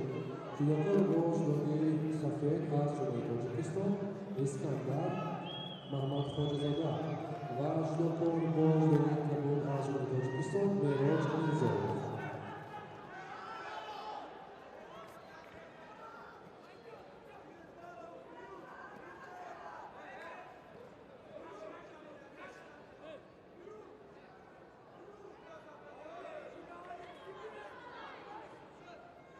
хуб ҷуфти навбатӣ андари майдони рақобат шуданд. Искандар Маҳмадхоҷазода бо ҷудоги сафед кораш дар вазъияти партери хуб буд, аммо рақиб аз ҷо бархест. Мероҷ Мирзоев гузашта кард вазнини аввалро. акнун боз ҳам аз ҳолати росто даст ба гиребон мешаванд.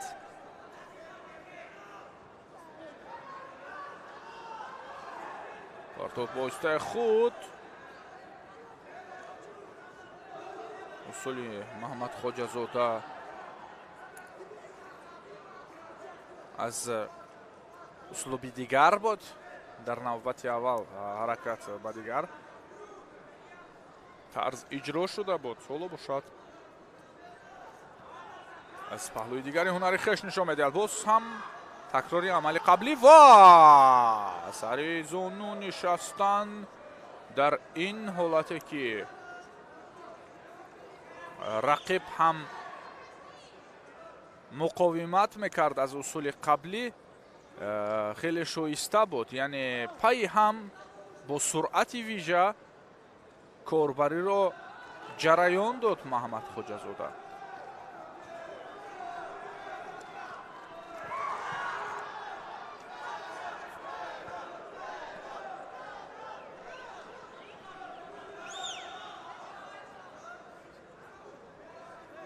рӯзи сеюм аст ки толори инҷо юко толори қасри теннис ва маҷмӯаи обии шаҳри душанбе ба макони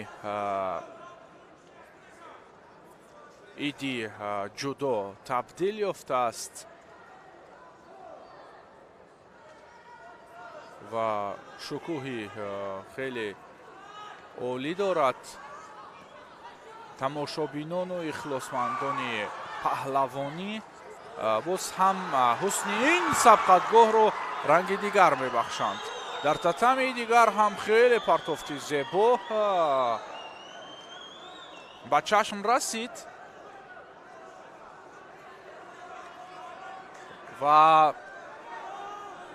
ва фазои хуб дорад. воқеан дар ҳар гилем рақобатҳои шадид диданӣ ва ҷолиб нишон медиҳанд паҳлавонони тоҷик ва ҳунари асили мондагор, яъне паҳлавонии асили мондагорро маърази тамошобинон мегузоранд. насли нав паҳлавонони ҷавон акнун имрӯз андари майдони рақобат шудаанд.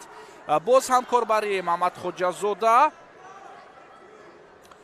чун аз гилемҳои дигар гуфтем, дӯстони азиз метавонед тариқи стрим бо пахш кардани чанд тугма ба ютуб ворид шавед ва аз ютуб канали варзиш татамиҳои дигарро низ таваҷҷӯҳ кунед, яъне чашм партоед ва бубинед ки рақобатҳо чӣ гуна ҷараён доранд.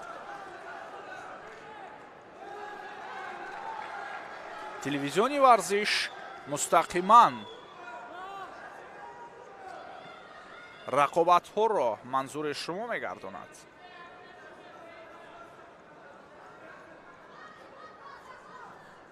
ҳамзамон чунин гуфтем, тариқи интернет шумо метавонед ки аз ҳолу аҳволи дигар гилемҳо низ бархурдор бошед. 3 имтиёз барои паҳлавони мо бо ҷудогии сафед Маҳмадхоҷазода дида мешавад. 2-1 ва зари. рақиб ҳам ба қавле суст намонд, 1-1-ро ба даст овард. ҳоло пойзаниҳо барои халалдор кардани мувозинат идомаи кор боз ҳам аз ҷониби Маҳмадхоҷазода. искандар зиёд талош варзида истодааст ки рақобатро ба ипон бибарад, яъне пирӯзӣ бармаҳал насиби худ кунад. пешсаф аст бо бартари 2 имтиёз, 1-1 ва 1 ва зари. 1-1-ҳои дигар акнун ҳарду гирифтанд ва баъдан боз як юку як вазият дигар Искандар ба даст овард. Ба ҳамин сабқат интиҳо ёфт, вақти ҷудошудааш анҷом расид. бурди Искандар Маҳмадхоҷазода аст.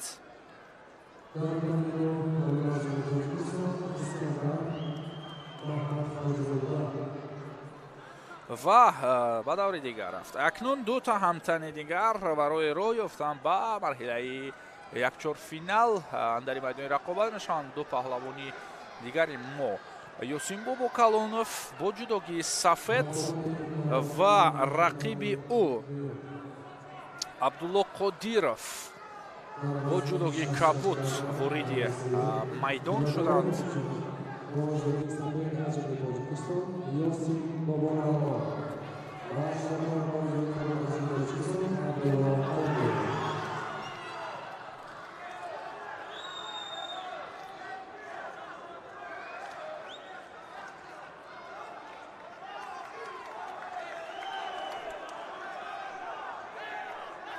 зурозмои миёни ин ҷуфт оғоз шуд. Рақобати интиҳоии даври сеюм, яъне якашфинали набардҳои то 66 кило ҷараён мегирад. Юсин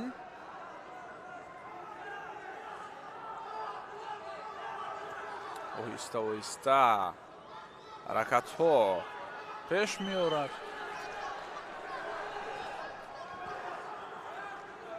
кор дар вазъияти партере начандон зиёд тӯл мекашад.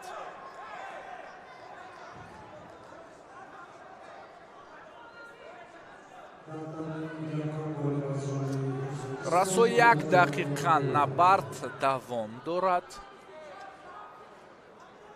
боз ҳам ҳаракатҳо ҷараёни хоси худро мегиранд. фишороварии Абдулло Қодиров ҳам инҷо аён аст. Юсин муқовимат мекунад ва инҷо хост дар ҳамон вазъияти доштаи рақиб ӯро ба замин бизанад. боз Эмомалӣ Нуралӣ канори бародари хеш дар ин сабқатгоҳ 7 моҳ пеш бо ҳам зурозмоӣ карданд дар гранд-слам. як ҳолати таърихиеро ҳам доранд ин бародарон ва ҳарду ҳам дар вазни то 66 кило тоҷикистонро дар мусобиқоти байналмилалӣ намояндагӣ мекунанд.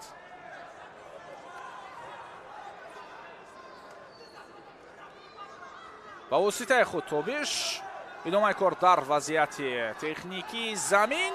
пойро хуб кушод ва асаякомиро акнун мебинем ё на? ками дигар, вале на Абдулло Қодиров ҳоло инҷо хуб муқовимат кард.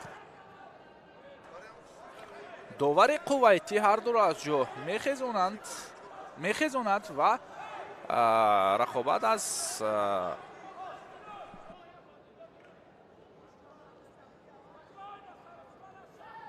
падар ҳам дар нишастҷойҳо бо интизории бурди писар чашм медӯзад ба гилеми марказӣ,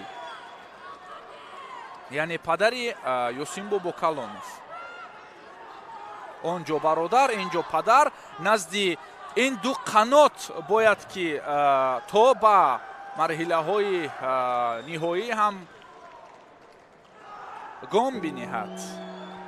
ҳоло Абдулло Қодиров ҳам инҷо ҳунари хуб нишон медиҳад ва он фишорҳои пайҳами рақибро таҳаммул мекунад. Эмомалӣ Нуралӣ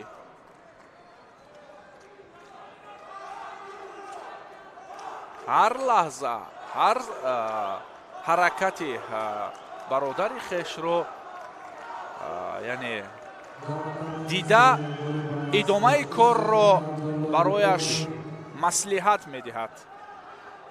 ҳоло 5-6 навъи усулу тарзи корро ба кор бурд ва кӯшишҳоро ба харҷ дод Ёсин Бобокалонов.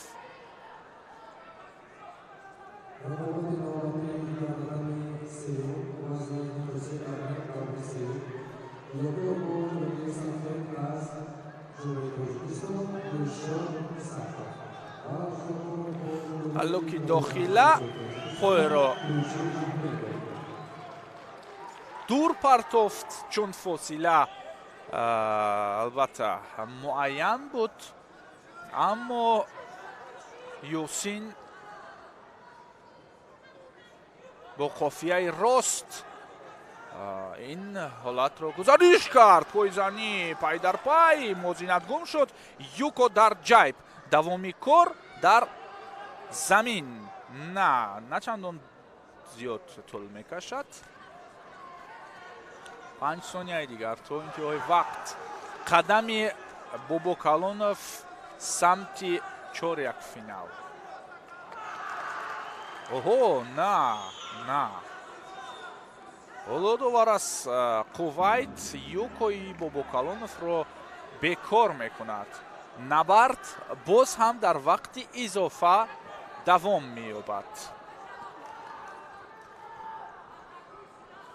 Абдулло остин барзад, акнун чашм медузад сӯи рақиб, даст пеш мебурд барои ба даст овардани гиребони ҳарифи хеш. шидо барои ҳарду боз ҳам мушаххастар бояд дар кумиката мавқеъ бигиранд ва усулу иҷро мекунанд. Ёсин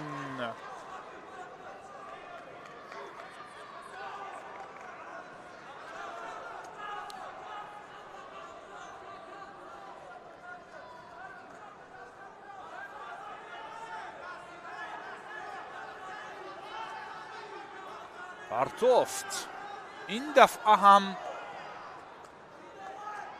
идома наёфт. танҳо оғоз ва бармаҳал Қодиров ҳаракати рақибро бекор месозад. зурозмоии арзанда аз сӯи ин дута ҳамтан.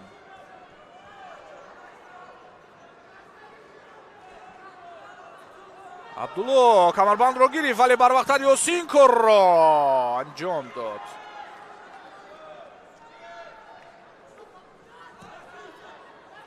юко ва ба ҳамин Бобокалонов роҳро идома медиҳад. 1 дақиқа дигар набард анҷом доданд ин муборизон ва роҳ кушода шуд барои Бобокалонов ба самти пеш, яъне якчор финал. Искандар Маҳмадхоҷазода рақиби ӯ дар даври якчорфинал аст. боз ҳам рақобати ҷолиб моро дар пеш аст.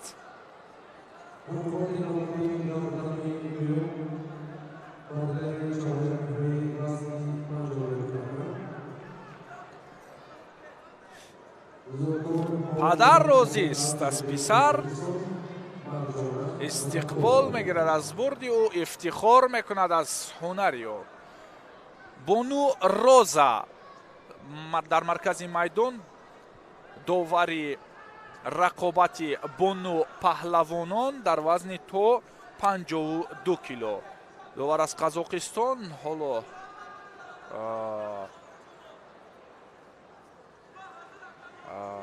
интизор аст гулдухтари моро Мадина Қурбонзода инҷо фикр мекунам ширкат намеварзад дар рақобатҳо миёни ҷавонон.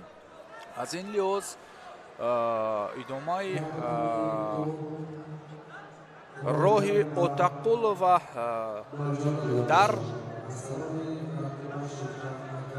дар даври яъне нимфинал 7 нафар дар ин вазн номнавис шуданд. Бону Паҳлавонони то 52 кило. Мадина Қурбонзода аз сабқатгоҳи мазкур миёни наврасон тиллоӣ шуд, сазовори медали тилло гардид ва яке аз он 6 медали тиллои паҳлавонони моро мас Мадинабону ба хазинаи дастовардҳои мунтахабамон аз сабқатгоҳи ҷоми осиёи наврасон ба даст овард ворид сохт. Давоми рақобатҳо дар марҳилаи яъне якчорфинал вазни то 52 кило. Шарофат Аттоева ҷудогии сафед дорад. рақиби ӯ бошад аз Узбекистон аст. Рамиляхон Файзуллаева.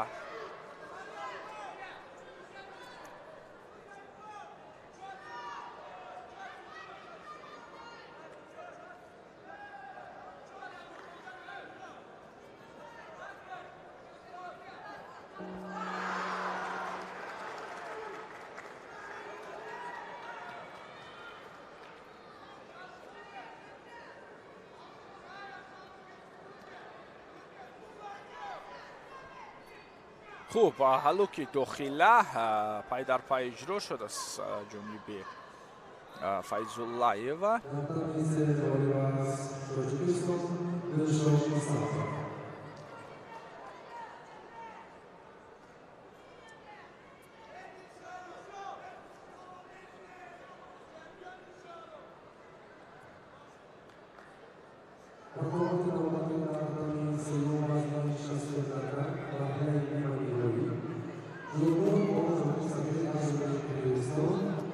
хуб, ҳаракат боз ҳам аз ҷониби бонуи ӯзбекистонӣ дида мешавад.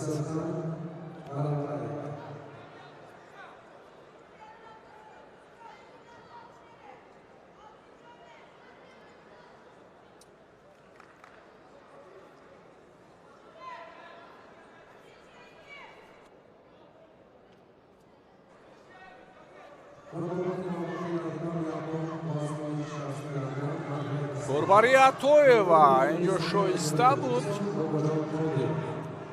каме нарасид барои водор сохтан ба асякон.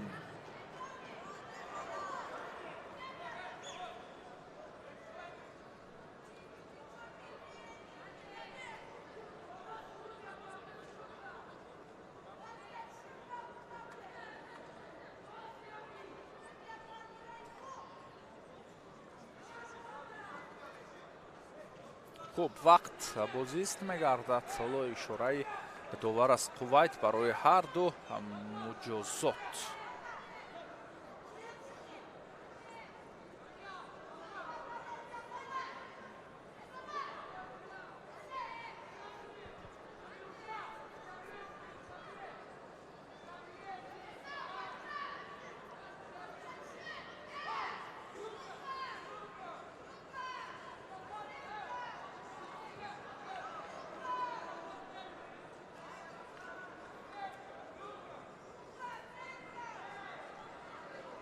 остин бармезанад Файзуллаева.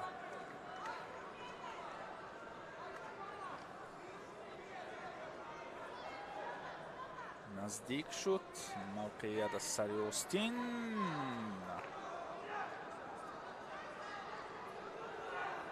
фишордиҳӣ вале бемақсад.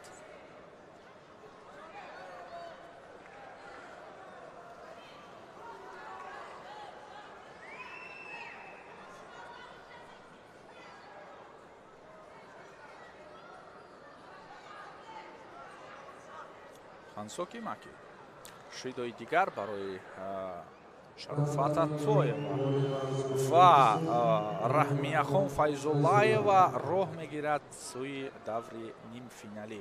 Аттоева барои нишони биринҷӣ муборизаро идома медиҳад. дар марҳилаи тасаллубахш ҳоло боз рақобат хоҳад кард.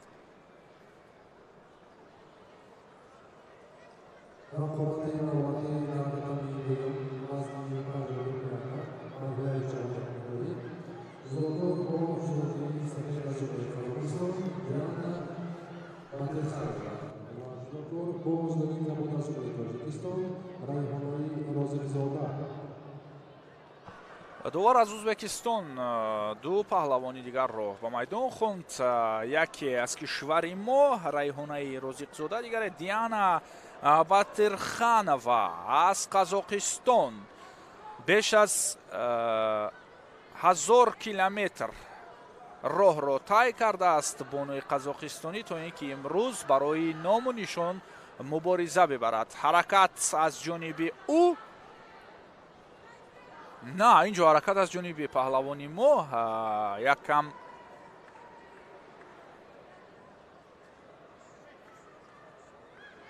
кӯшиш кард дар оғоз варзишгар бонуи қазоқистонӣ. инҷо боз ҳам корбари варзишгари мо Розиқзода хуб буд, дар кумиката мавқеияти устувор дошт. идомаи кор тариқи усули сари китф. оло хуб аст кори Райҳона.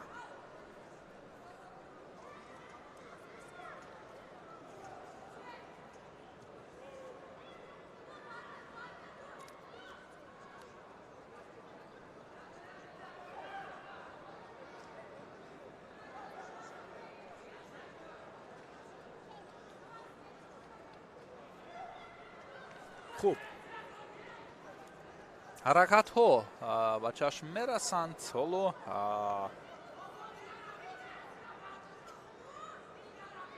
самара намедиҳанд усулҳои ба корбурдаи паҳлавонон,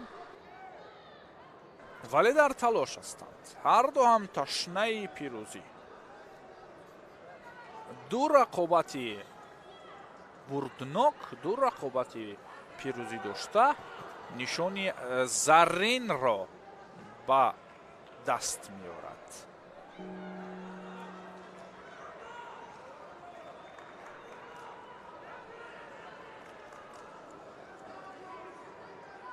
на се рақобат. ин ҳоло якчорфинал аст.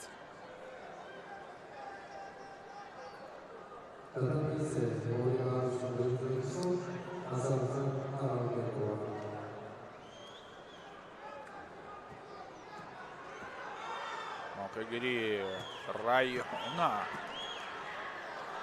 Розиқзода боз ҳам бартарӣ нишон дод ва боз ҳам худ корро ҳаракат дод, партофтро иҷро кард. гарчанде рақиб дифоъ намуд, аммо ин фаъолӣ барояш хубӣ меорад. албатта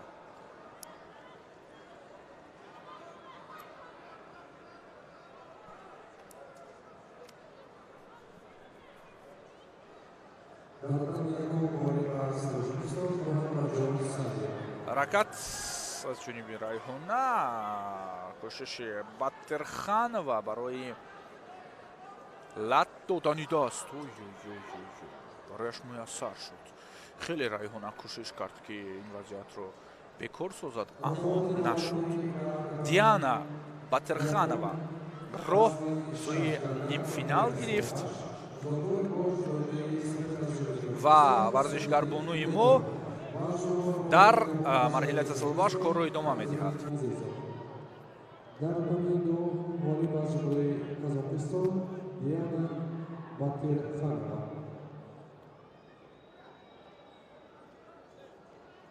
рақобати навбатӣ дар татами дуюм вазни 52 килограмм марҳилаи чаҳоряк ниҳоӣ. ҷудокор бо ҷони сафед аз ҷумлаи Ӯзбекистон Дилнура Исроилҷонова ва ҷудокор бо ҷони кабуд аз ҷумлаи Тоҷикистон Зуҳар Ҷумова. хуб, ҷуфти дигар ва рақобати охири марҳилаи чорякфиналии бонупаҳлавонони вазни то 52 кило. Дилнура Исроилҷонова аз Ӯзбекистон, варзишгарбонии мо Зуҳал Ҷумаева ҳоло муқовимат мекунад бар фишори рақиб. усули ба корбурдаи Исроилҷонова хуб буд.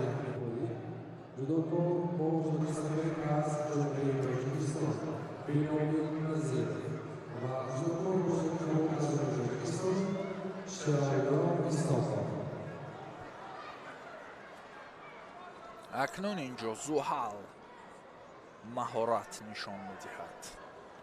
акнун навбати ӯ аз ҳар самт даст меҷӯяд барои тобиш додан, ин ки ҳамвора лат бахшидан.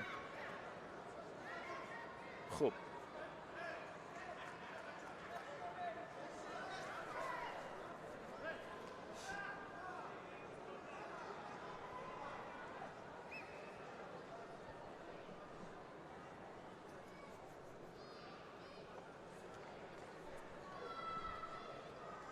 ҳаракати навбатии паҳлавони ӯзбекистонӣ аз ҳалоки беруна. идомаи кор дар сеякуми намешавад. зуҳал ҷумаева дарҳол пои рақибро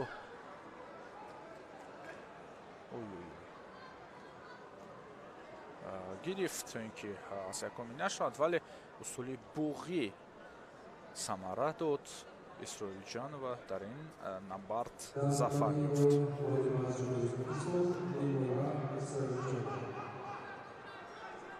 акнун дилнура ба нимфинал рафт, ки он ҷо бо паҳлавони қазоқистонӣ зӯрозмоӣ мекунад.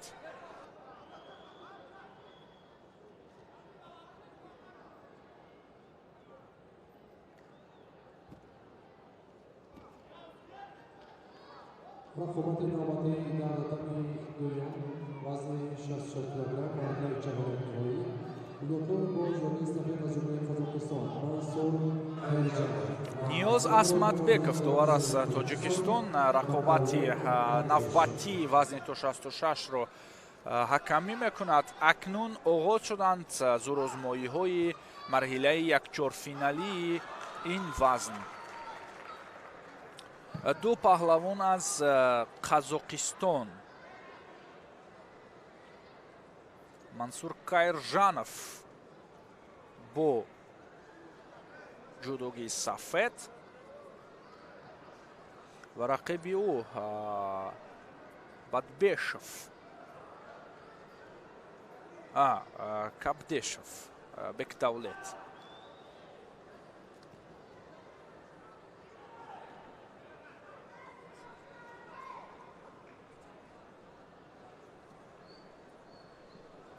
рақобат барои роҳ ёфтан ба нимфинал аст дӯстон, ва ҳарду ҳам аз як кишвар дар ин марҳила. бурду бохт нуқта намегузорад, яъне бохт анчитараш нуқта намегузорад дар ин марҳила, чун нафари ғолибомада ба нимфинал меравад, нафаре ки шикаст мехӯрад ба марҳилаи тасаллубахш рафта боз як шонси дигарро аз худ мекунад барои медали биринҷӣ. корро метавонад идома бидиҳад.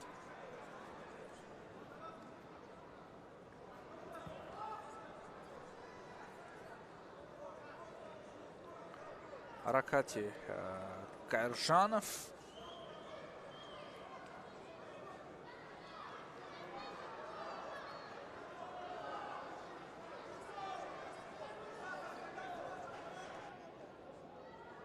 رقابت نوبتی در رقم یکم وزن 60 کیلوگرم مرحله نهایی دکتر با ژورنالیست نفر از جمهوری تاجیکستان نورالله احمد ва акнун ин ҷо корбари кабдешев дар вазъияти партерӣ давом меёбад, мавқеъ меҷӯяд дар ҳолати техникӣ. асматбеков мате гуфт. он лаҳзае ки он муҳлате ки дастрас буд имкон наёфт. паҳлавони сафедпӯшида мансур кайржанов, яъне кабдешов онҷо аз боло корбарӣ мекард, мавқеъат наёфт. кайржанов бошад хуб дифоъ кард. акнун дӯстон боз ҳам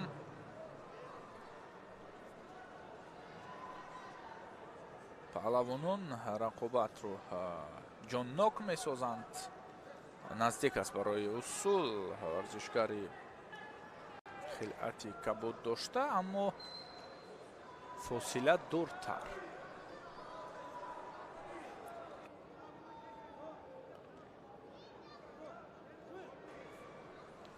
барои ҳарду шидо бино ба камфаъолӣ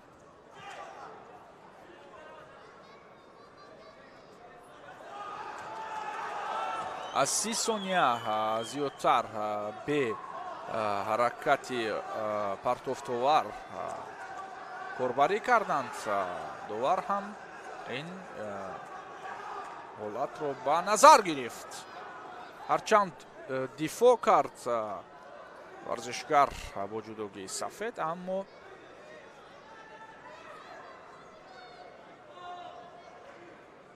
кабдешев қавӣ буд дар усул.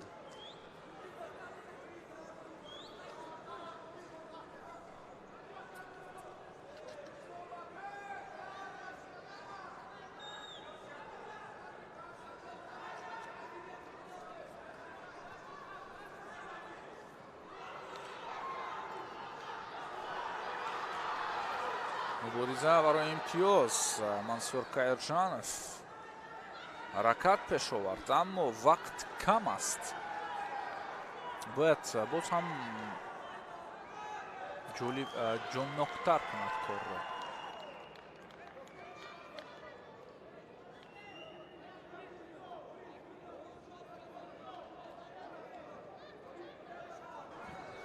Кабдешев боз як корбарии хуб ва боз як имтиёзи вазариро ба даст овард ва роҳ ёфт ба марҳилаи нимфиналӣ. Мансур Каирҷанов бошад ба марҳилаи тасаллубахш роҳ ёфт. корро барои нишони биринҷӣ идома мебахшад.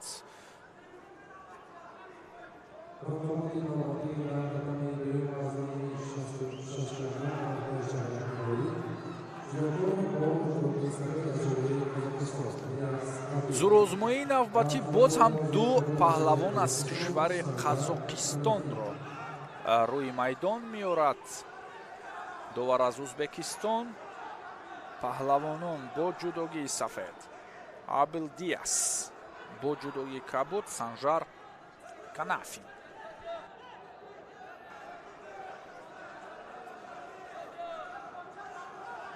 моқеияти аввал ҳаракати Абилдиас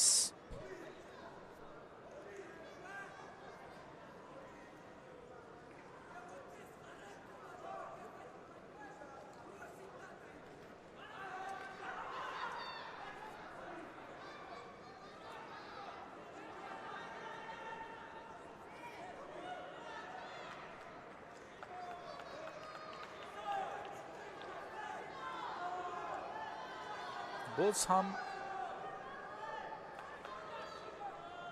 инҷо ҳаракат аз ҷониби Абилдиас.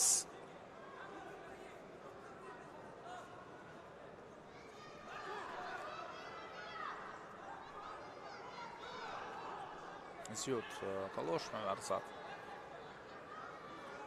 ин паҳлавон, вале аз усулҳои ба кор бурдааш ҳоло натиҷа намегирад. хеле сай карда истодааст барои партофт.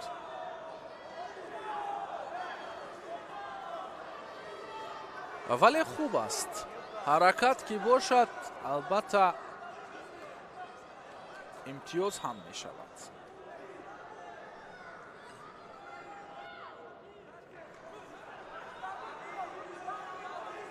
муҳим қавӣ иродагӣ ва ғайрат кардан дар зурозмоӣ. ҳоло муҷозоти ҳарду баробар мешаванд ва Абилдиас موقعیت میجوید کورباری کانافی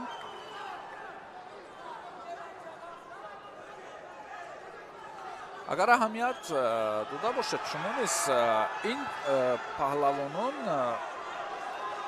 حرکت های چنین دارند یعنی یکی موقع میگیرد در همون موقعیت اقدامی اصول را انجام دادن رو میکند دیگری در حال پیش میگذارد و همون حلوکی که اصول رو خود به کار میبرد چند دفعه هم مشاهده کردیم همین طرزی اصول یعنی همون تایمینگی که میگویند همون لحظه همون فرصتی که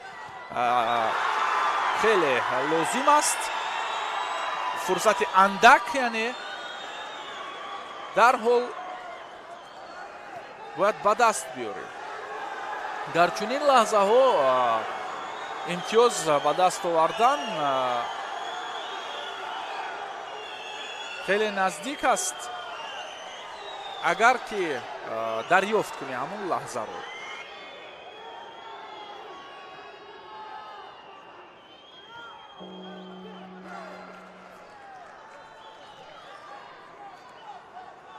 بیش از 1 دقیقه نبرد حالا ادامه می‌یابد همین مقدار وقت رو در ترکیب دارد کورباری ابیل دیاس بود کانافین گذشته کرد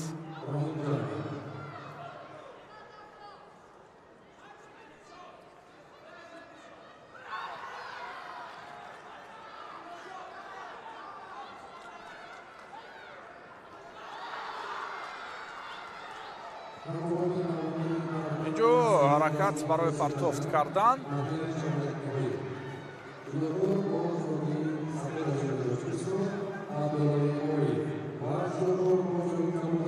خوب بالاخره ابیل دیاس با گرفتن امتیاز دست یافت البته وقتی که حرکت هست اونجا امتیاز هم خواهد بود ولی ابیل دیاس حالا باید باز تلاش کند تا اینکه نتیجه به دست بیارد حرکتش خوب بود اما امتیاز باز پس گرفته می شود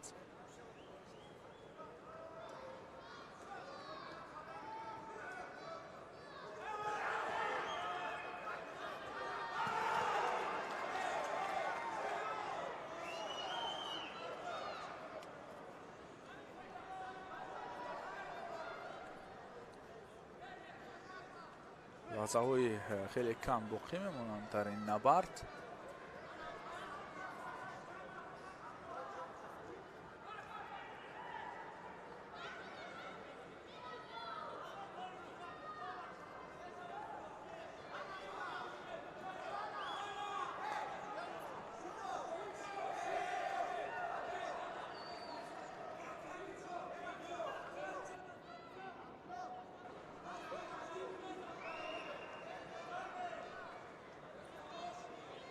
حرکت نوبتی از جانبی ابیل دیاس پیش رفت ولی کانافین باز هم پیش صفی کرد هم احتیاط کرد تا اینکه رقیب در اصول گرفته‌اش موفق نشود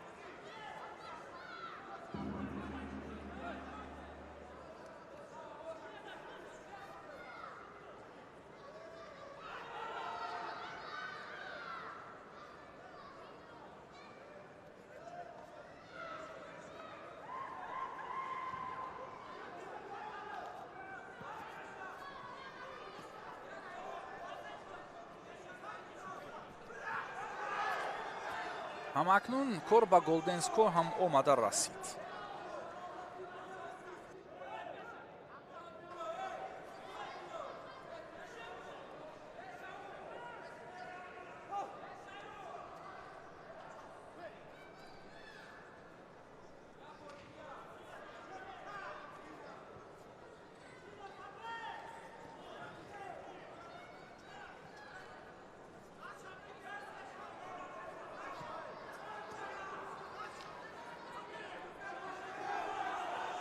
ҳаракат пешовард боз ҳам варзишгар бо ҷудогии сафед, вале аксуламал ҷаниби Канафин буд. ҳарду ҳам дар мавқеиятҳо хуб кор карданд, аммо муваффақ намешаванд.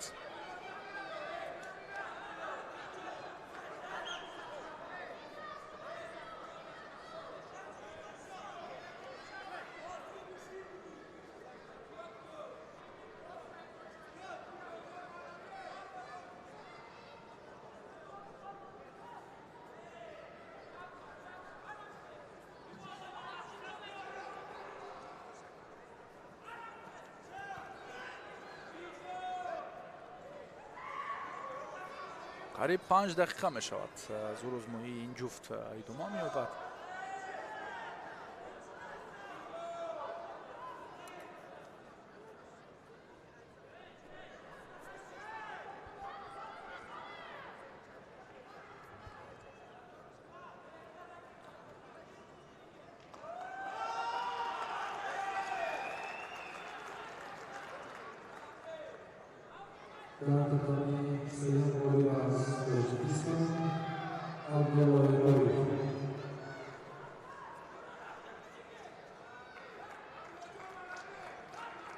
дигар бора акнун остин бармезананд ва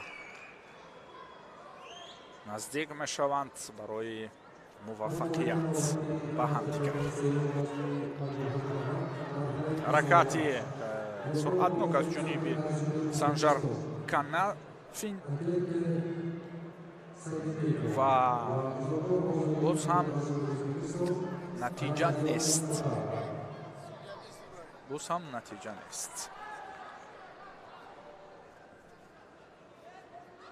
хаста вонамуд мешаванд. албатта наздики 6 дақиқа аст набард идома меёбад ва гуногун паҳлӯ буд ин рақобат. ҳарду ҳам хеле кӯшишҳо мекарданд.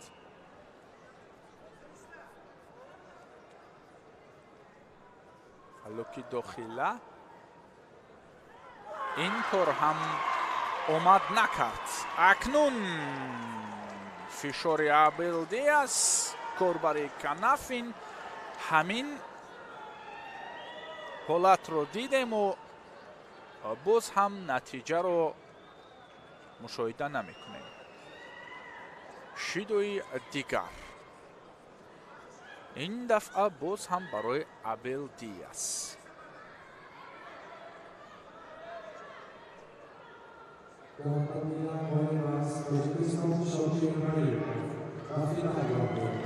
на ин ҳаракат ҳам кор надод. фосила дуртар аст барои ин ҳолат ва мавқеият ҳам он қадар муносиб набуд.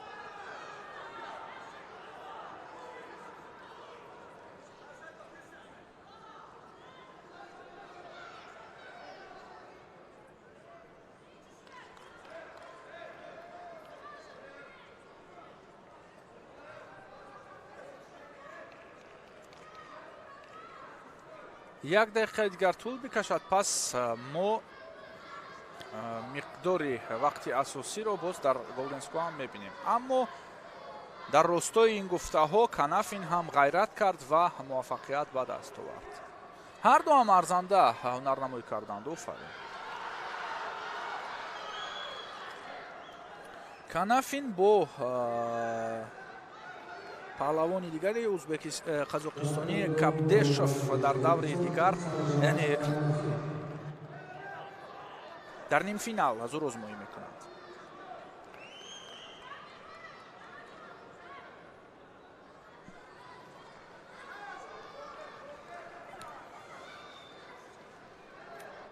Raqobati navbati dar o'yin vazni 66 kg marhilai Jahongir Hoyi.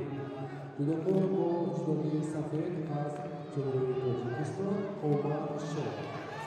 умар шеров муқобили паҳлавон аз дастаи бетараф вадим галюлин андари майдони рақобат шуд. ҳаракати аввал аз ҷониби меҳмон.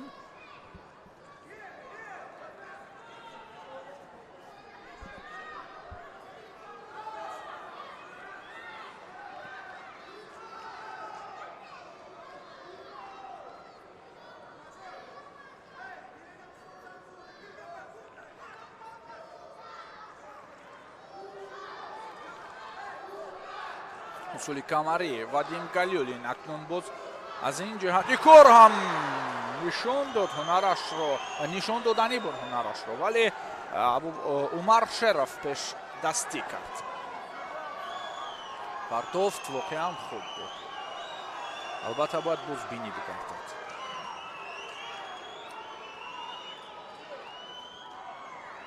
хуб арзёбӣ мешавад ё не? На.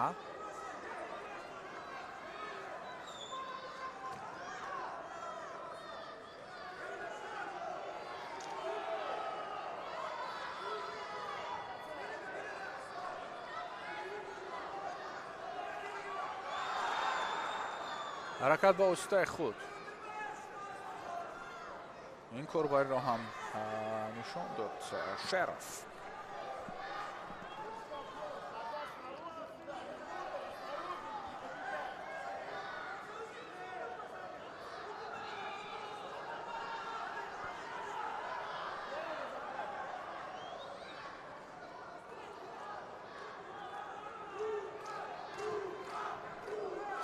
ҳама умар мегӯянд аз нишастҷойҳо дастгирӣ мекунанд паҳлавонамонро ва нигоҳҳоам ба ҳамин гилем равона гаштааст аз нишастҷойҳо.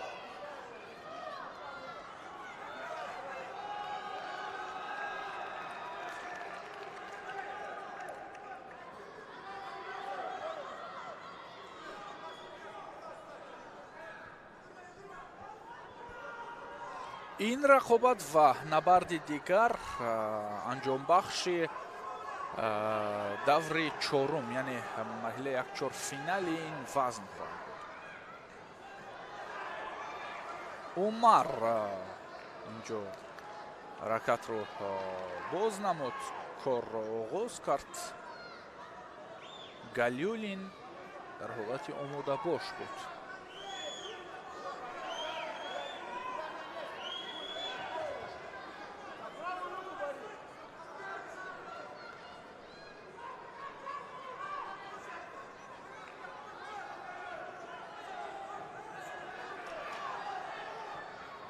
акнун посух бояд бигӯяд. посух бояд бидиҳад ба он имтиёзи ба дастовардаи рақиб.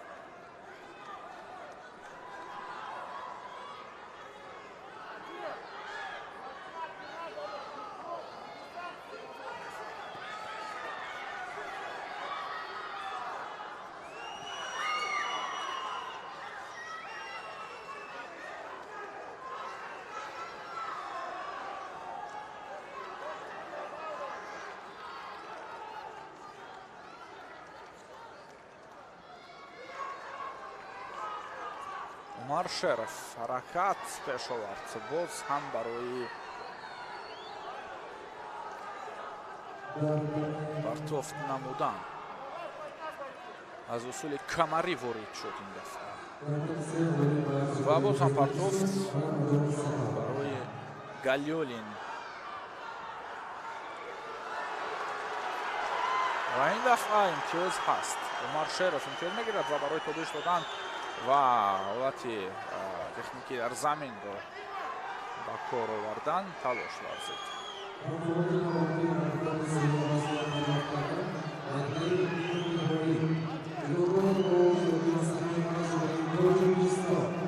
Rahmiya Xazarbekov va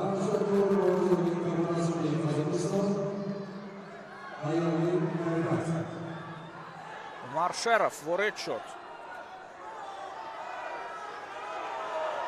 Ва инҷо албатта шидоам наздикӣ дошт. бале довар ин ҳолатро дид ва муҷозот ҳам намуд.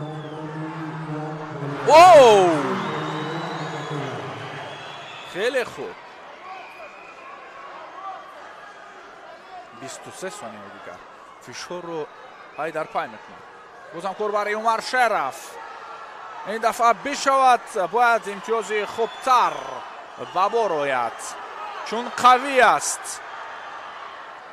ва матин аст паҳлавони мо. боз ҳам юк кодид довар. боз ҳам довар юк кодид.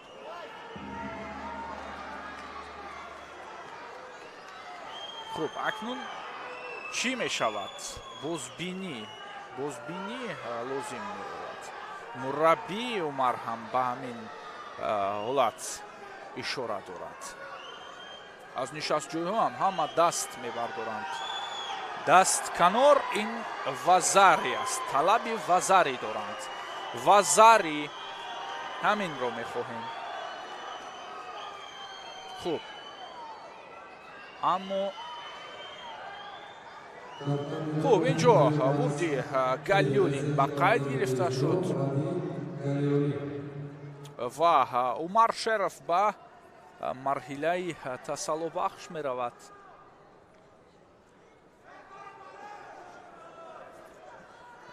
Галиулин бошад дар даври нимфинал зӯрозмоиро давом медиҳад.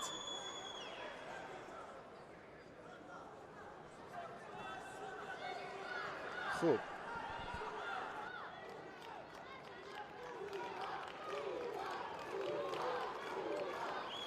رقابت نورمالی در رقم دوم مرحله چهارم نهایی وزن 66 کیلوگرم جداکار با ژوئدی استافet از جمهوری تاجیکستان. хуб, Искандар Маҳмадхоҷазода андари майдони рақобат шуд бо ҷудогии сафед.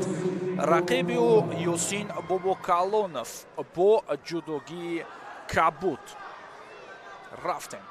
рақобати ҷолиб хоҳад буд. Мегуфтем дар даври гузашта ки муайян шуд ки ҳарду дар даври нимфинал якчорфинал ба ҳам мебинанд. ва акнун расидем ба ҳамин рақобат ва ба ҳамин лаҳза.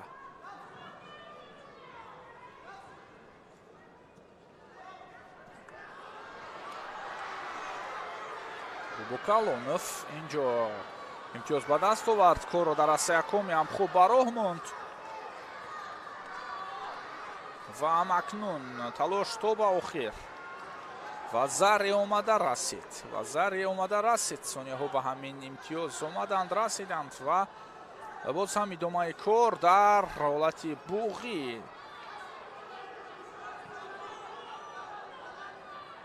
наздик ба асаякоми ва акнун сонияҳо боз ҳам эдома меёбанд, яъне сония шумор мешаванд дар асаякоми. 4 сония, 3, 2, 1. на дар як сония боз ҳам раҳо ёфт. хеле рақобати сахту сангин барои Искандар Маҳмадхоҷазода. дигарбора асаякоми дар як замин омадан 3 асаякоми. Юсин хеле кӯшиш кард. Эмомалӣ розӣ аст аз ҳунари ӯ.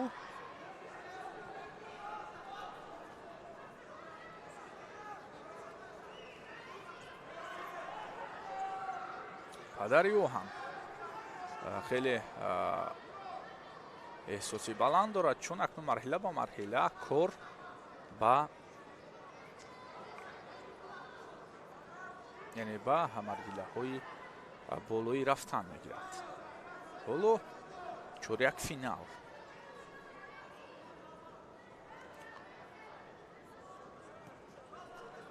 боз ҳам ворид шуд Юсин. аз ин самт, аз як самт нашуд, аз самти дигар вазари ва дигар инҷо сунияшумории асаякоми лозим нест. ду вазари баробар ба ипун.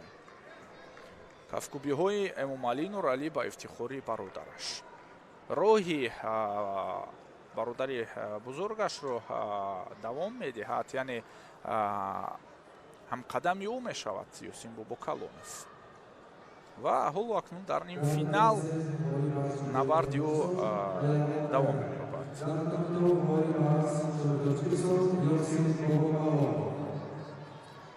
эҳтироми ҳамдигар болотар аз ҳамаи арзишҳоанд. аз ин лиҳоз бо тамкин худро нишон доданд, бо эҳтиром аз майдон берун мешаванд.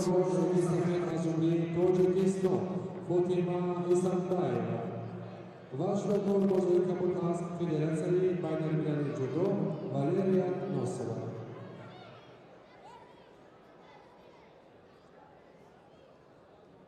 Raqobati navbatdagi taraddudiyon vazni 50 kilogramm Marhilay Kasalobaksh. Judokor bozorgi safed az Jumhuriyat Tojikiston Rayhonai Rozimizoda va judokor bozorgi az Jumhuriyat Tojikiston. дӯстони азиз, идомаи рақобатҳо ҳоло акнун Марҳилаи Касалобахш дар вазни то 52 килограмм. Райҳонаи Розиқзода бо Зуҳал Ҷумаева ба нерӯсанҷӣ омаданд.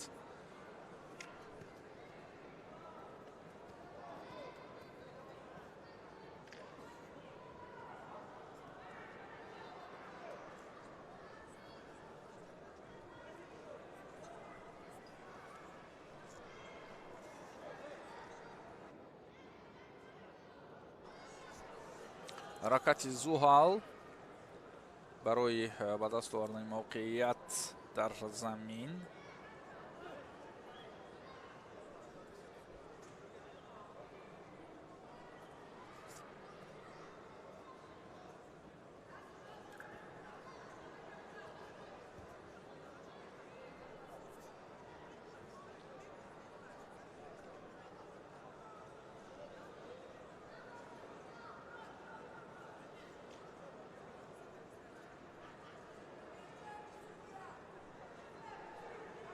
боз ҳам муқовимат мекунанд варзишгарбону бо ҷудугии сафед,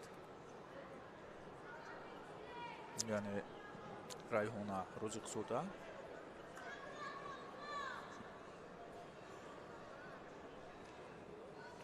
корро бештар ӯ шурӯъ мекунад дар ҳолати росто. бозам по пеш гузошт барои партофт кардан омодагӣ дид, вале рақиб зиёд тобиш хӯрд ва нагузошт ки Райҳона ба мақсадаш бирасад дар усули ба кор бурдааш.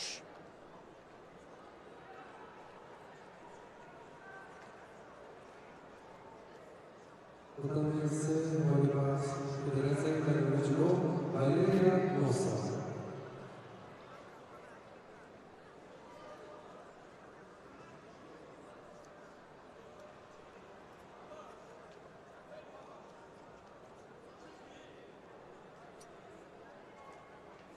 Raqobati navbatdagi serum vazni 50 kilogramm Marhilay Kasalobaksh.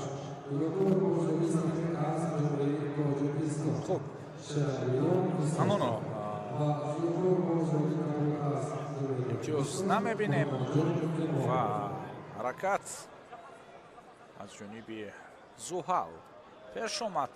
Розиқзода бошад ҳоло акнун боз ҳам бартарӣ нишон медиҳад.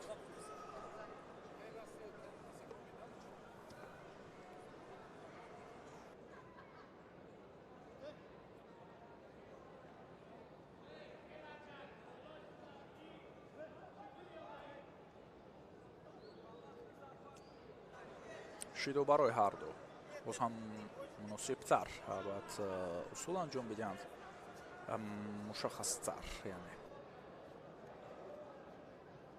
ҳаракати навбатии Розиқзода.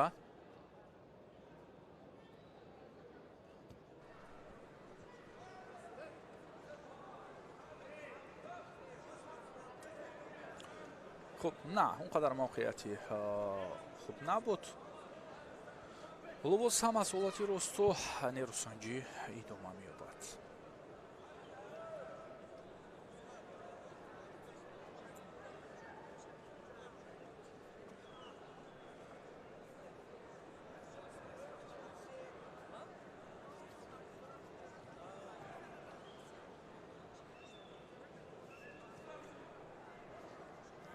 ин роҳ барои идома додан ва ба даст овардани нишон аст.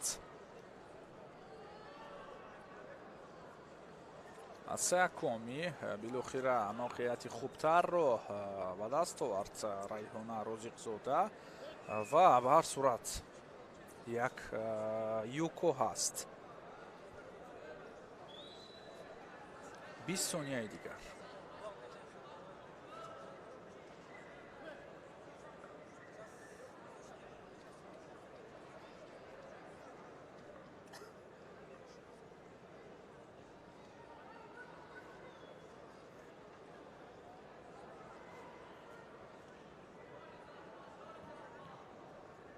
هم رایحانا اینجا اصول سر کتف رو هم میخواست با کار ببرد زحل جمعیوا اکنون در این سبقتگاه زینه هفتم شد. احساسات فرا گرفته است. رایحانا روزیقزاده رو اشک هم میریزد. این اشک پیروزی است. این اشکی استقبال از برد و ادامه دادن راه در مرحله به دست آوردن نشانی برنجی است که این شام نروسنجی نشان میدهد.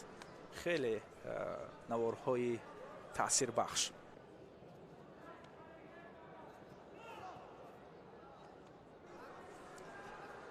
البته پشت این احساسات و این همه حسیات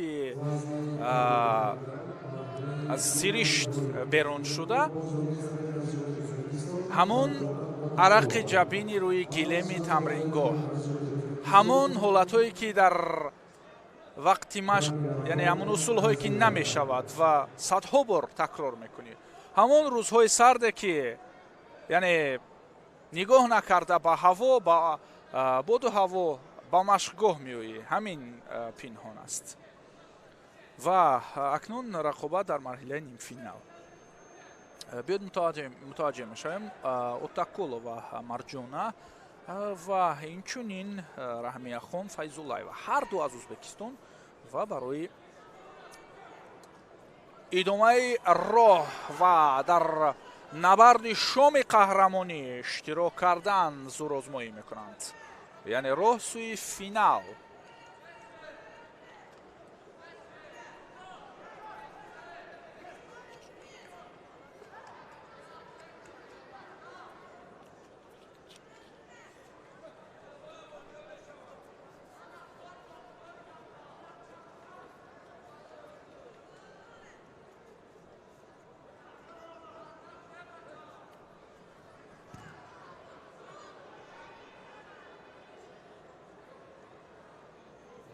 نیوز اسمتبекov داور از کشور ما هر دو رو مجازات میکند و شیدوی اول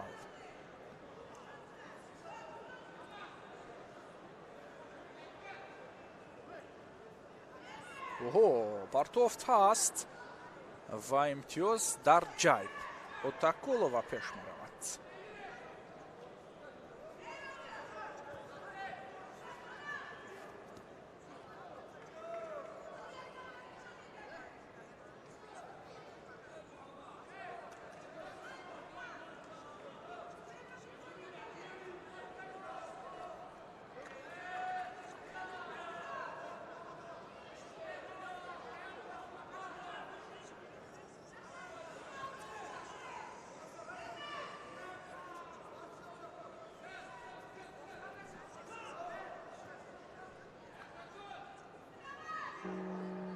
لجامی کار در دست است برای اوتاکولو و برتری هنر نشان میدهد.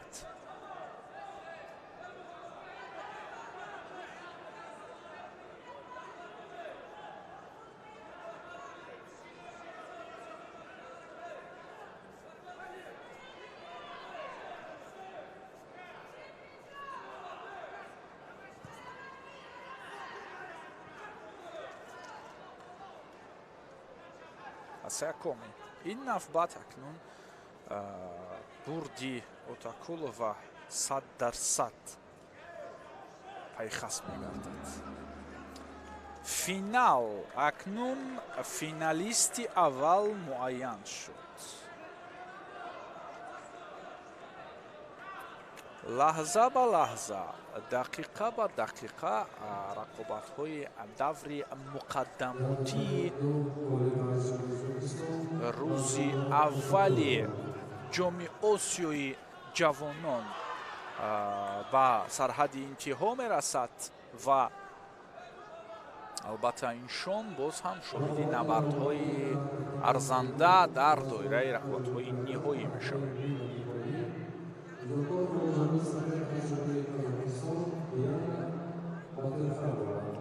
Як набарди дигар дар марҳилаи нимфиналӣ вазни то 52 ва баъдан боз ҳам рӯ меёрем ба вазни дигар.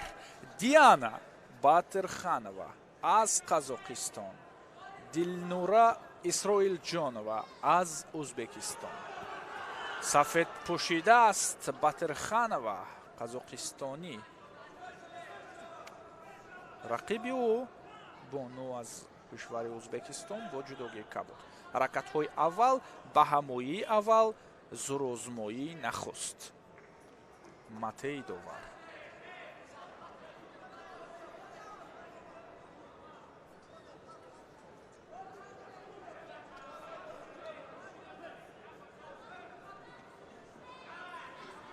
хуб, ҳаракати пешгузоштаи Исроилҷонова бекор гардид.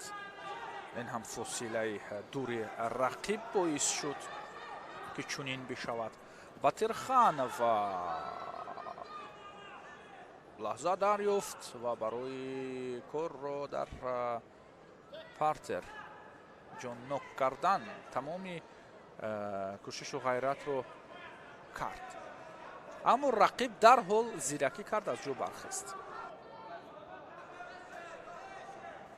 агар садки усул қавӣ бошад дар партер, рақиб ки аз ҷо хест, дигар довар мате мегӯяд, яъне бекор мегардад.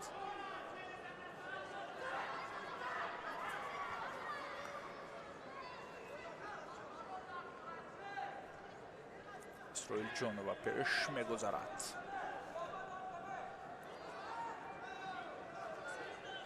Батирханова зиёд кӯшиш дорад ки рақибро дар вазъияти техникии замин таслим бисозад, аммо кораш ҳоло омад намекунад.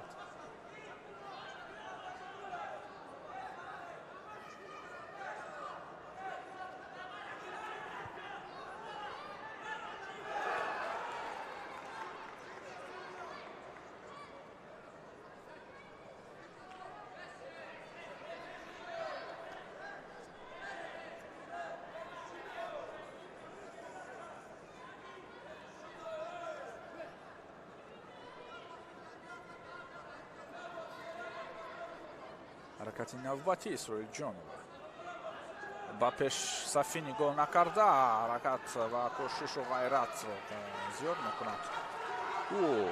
чӣ гуна ҷолиб буд нигоҳи ӯ ва он эҳсосе ки вонамуд шуд. ҳоло довар ба ҳамкасбони худ аз курсии видеоӣ ишора кард ки бозбинӣ бишавад ин ҳолат. на вазари бозпас гирифта мешавад. боз як нафаси дигар берун кард Исроилҷонова ва қадам ниҳод пеш ба сӯи ҳаракати навбатӣ. аммо кашмакашиҳои Батирханова фишори махсус медиҳанд. ин аз он гувоҳӣ медиҳад ки акнун ин имконият бояд аз даст наравад ва бо матонат набард мекунад ҷавондухтари қазоқистонӣ. боз ҳам кор дар партер ва ин дафъа акнун зиракӣ кард. Батирханова ҳам дид ки намешавад зуд, яъне аз уғуш берун кард ба қавле сар дод ва лаҳзаҳоро ғанимат мешуморад. Воқеан ғаниматанд. 1 дақиқаи дигар 1 мижа задан ро дар таркиб доранд ба қавле. аз ин лиҳоз бояд хуб истифода кард ва самаранок истифода бурд ҳар сонияе ки поин мешавад. ин дафъа акнун қавитар ва барои таслим сохтан мавқеъ гирифт, вале на ин ҷодовар мате гуфт.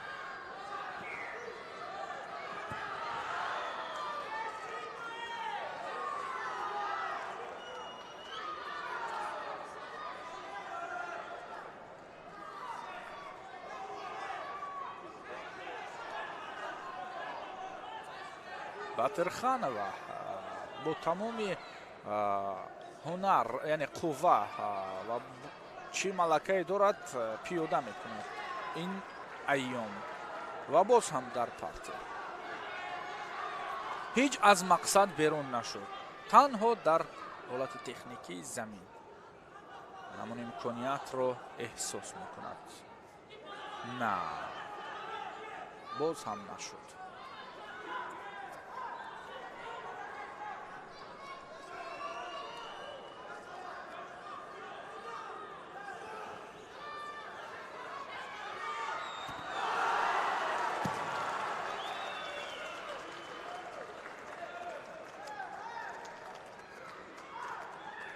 شانزده ثانیه دیگر.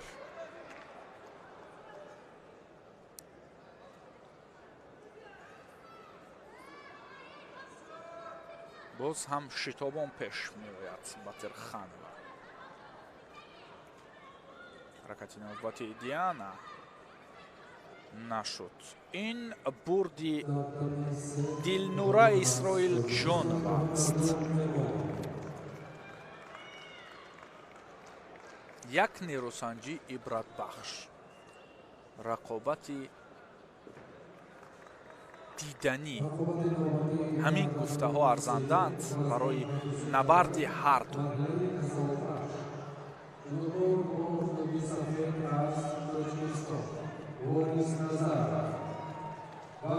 خوبم اکنون اسرائیل جانова با فینال رفت. او ба финал рафт бо ҳамватани худ Марҷона Отакулова. дар финал ба майдон меоянд. мо мегузарем ба зурозмоиҳои вазни то 66 кило.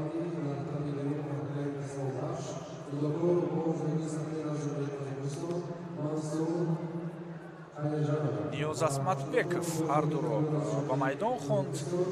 ин ҷуфт паҳлавонони қазоқистониро ташкил медиҳад.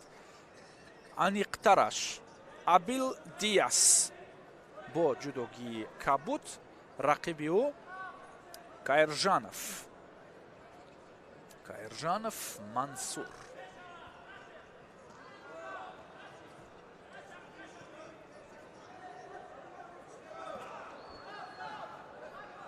рақобат барои роҳ ёфтан ба марҳилаи медалгирӣ.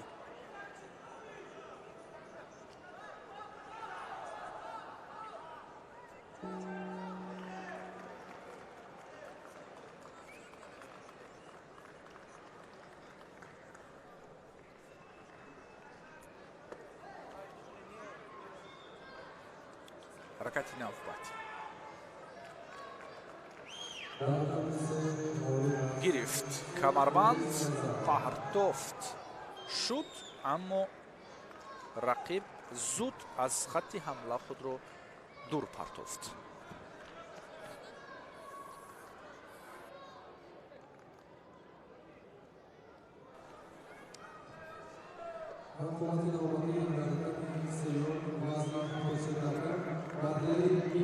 рақобате ки Каиржанов бо Канафи дар якчорфинал доштанд ҷараёни сустар дошт.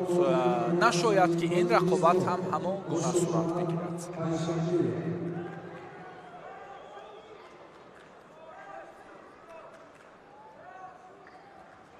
اوهو корбари Кайржанов. Мансур боз ҳам хубтар кор мекунад.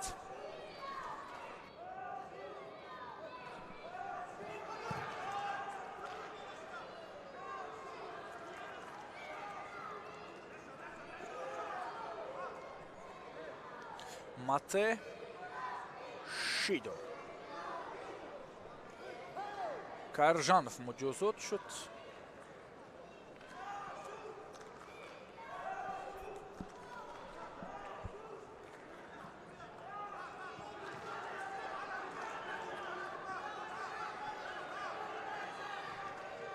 по пеш гузошт Кайржанов. тамоми кӯшишро ба харҷ медиҳад, аммо инҷо кор аз ҷониби Абел Диас хубтар бароҳ монда шуд.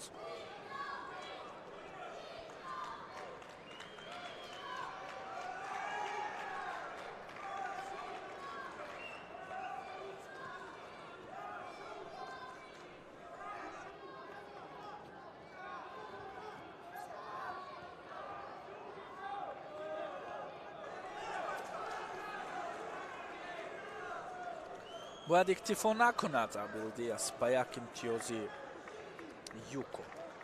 ҳамин гуна ҳам мешавад. ҳаракати навбатӣ ӯ аз ҷониби яъне аз тарзи корбарӣ ба воситаи худ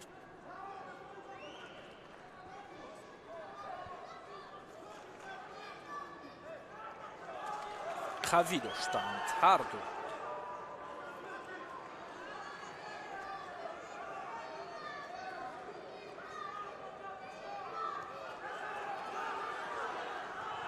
иқдоми ҳаракат Мансур ин иқдомро мегирад, вале Абел Диас сар ба таслим намеорад, худ корбарӣ мекунад. мавқеияти ба даст овардаашро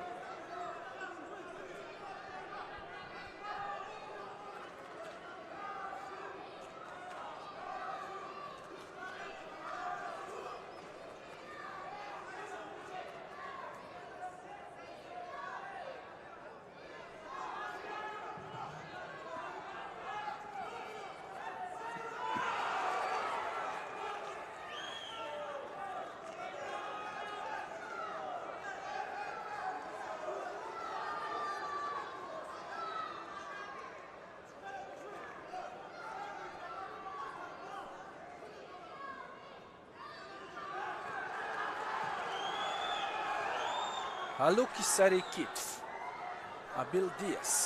ҳамин қисмати ҳунараш имрӯз бештар вонамуд шуд дар набардҳои умумӣ, агар мо аз набардҳои умумӣ агар мо қиёс кунем.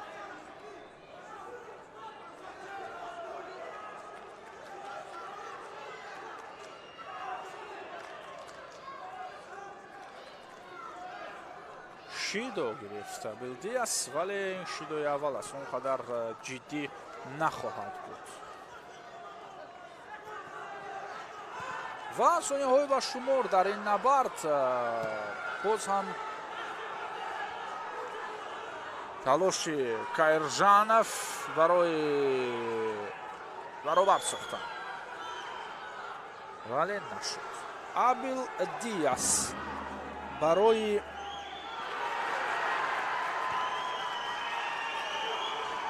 нишони биринҷӣ зӯрозмоӣ мекунад ин шом.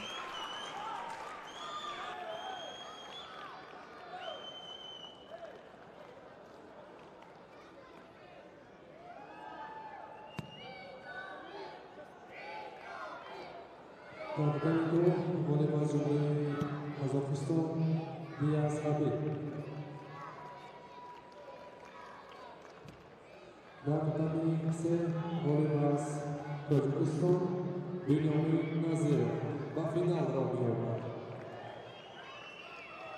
Oshirma Boshan raqobat dar final baroy medali birinchi davom etadi.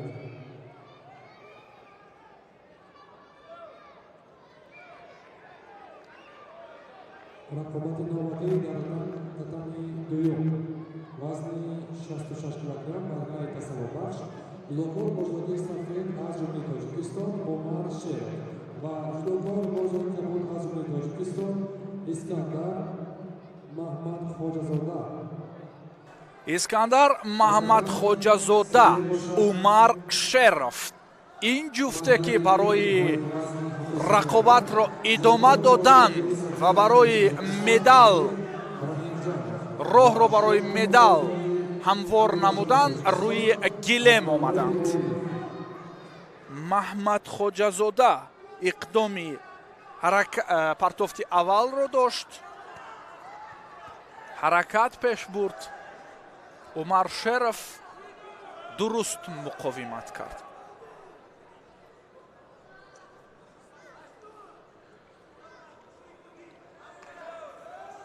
Маҳмадхоҷазода пеш рафт, дар куми ката мавқеиятро худ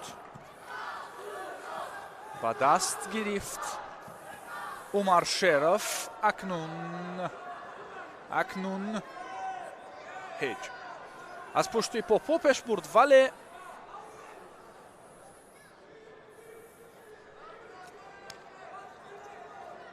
ҳеҷ ҳолате онҷо рух надод. Акнун давоми кор. Боз ҳам ҳаракати Маҳмадхоҷазода.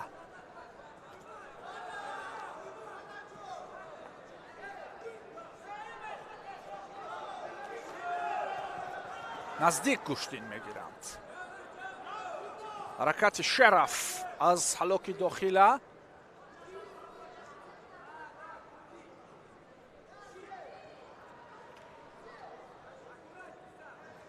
якам таваққуф карданд.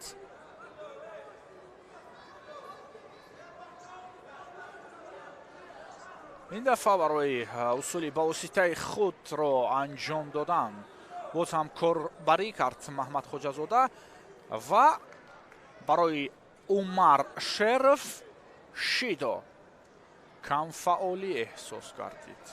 партофти навбатӣ ба воситаи худ инҷо имтиёз ҳаст. Маҳмадхоҷазода ду дафъа пайи ҳам ҳамин усулро пеш бурд. ҳамин усулро ба кор бурд. акнун аз ҳалуки яъне аз усули камарӣ даст гирифт. аз боло мегирад Умар Шеров барои посух гуфтани имтиёзи рақиб.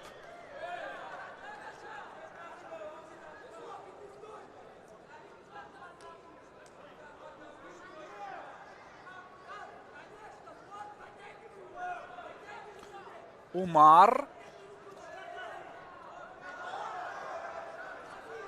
наздики 2 дақиқа ҳаст. рақобат акнун ҷолиб мешавад. кашмакашҳои зиёд. ин ҳама барои мавқеи дурустро ихтиёр намудан. усули камарӣ партофт ва Умар Шеров кораш хуб буд. ҳоло ин ҳолатро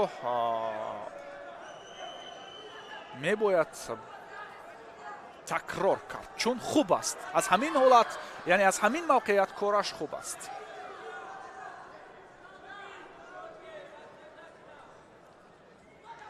хуб, бозбинӣ бояд шавад ҳолати қаблӣ ва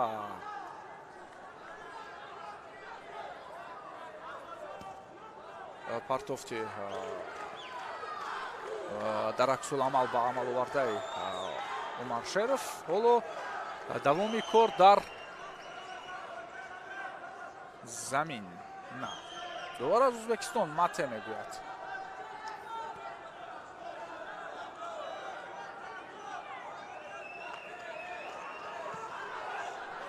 боз ҳам ба ҳам меоянд ва ин дафъа пешдастӣ Маҳмадхоҷазода. ин вазари аст.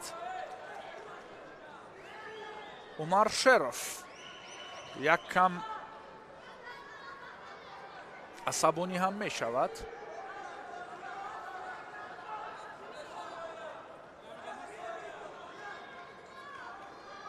искандар Маҳмадхоҷазода акнун ба оҳистагӣ фосила нигоҳдориро ба кор мебарад.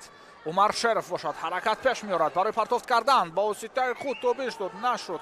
мавқеият каме дигар шуд дар ҷараёни кор.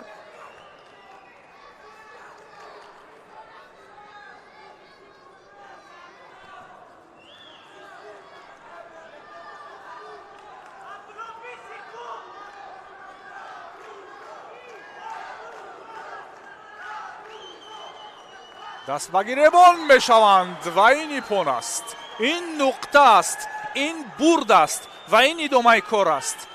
искандар маҳмадхоҷазода. эҳтироми ҳамдигар.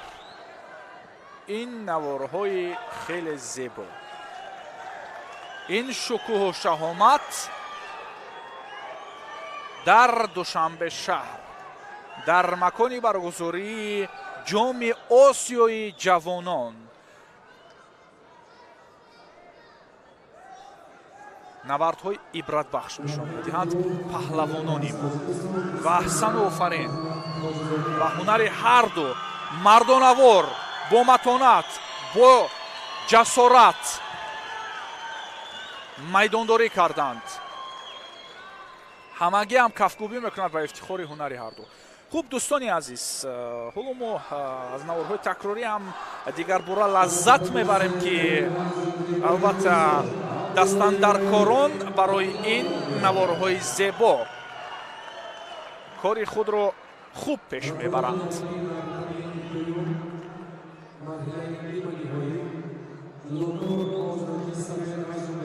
хуб,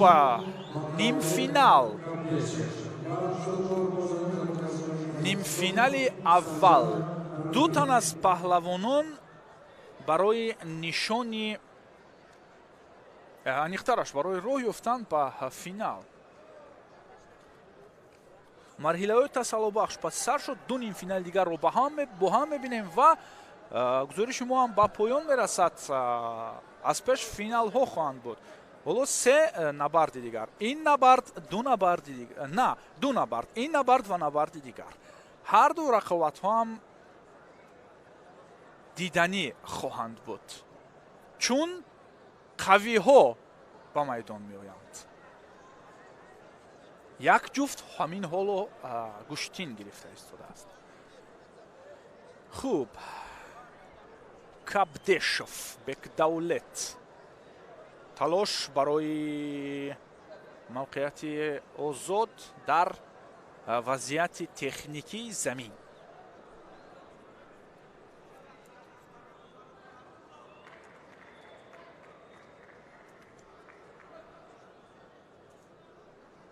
санжар канафин акнун остин бармезанад ва бояд посух бигӯяд ба он фишорҳои рақиб.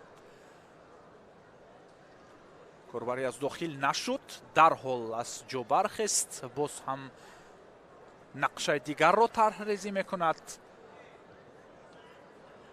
кабдешов, канафин як маротибаи по пеш бурданд, иқдом гирифтанд барои ҳаллоки дохила, лек барвақт аст. ҳоло мавқеият он қадар муносиб нест. асматбеков бошад халалдор мешавад, яъне халалдор мекунад ин вазъиятро. ҳарду ҳам бояд боз ҳам ҷараёни хубтар дошта бошанд.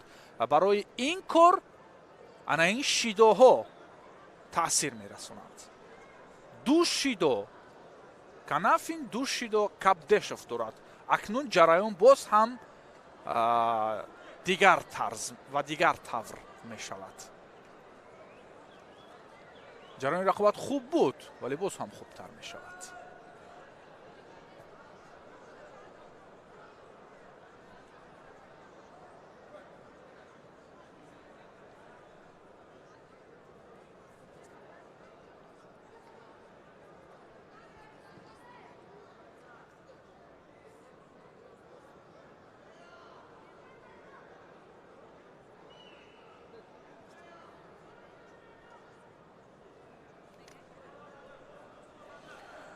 камтар аз 2 дақиқа вақти дигар то интиҳои ин набард.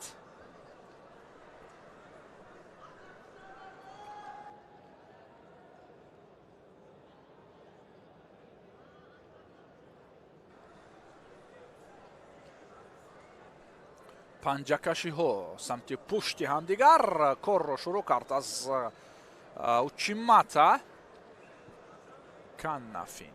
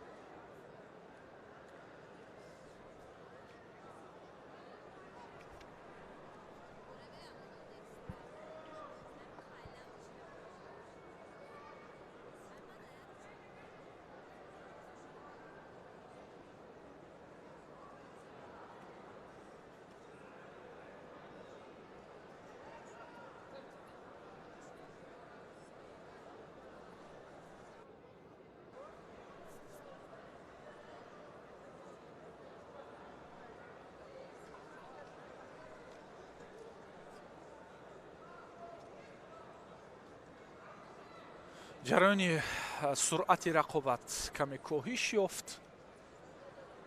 این از خستگی درک می‌دهد، چون خیلی کشمکشی ها زیاد بودند در بهمایی های این جفت و اکنون نفر قوی تر، نفر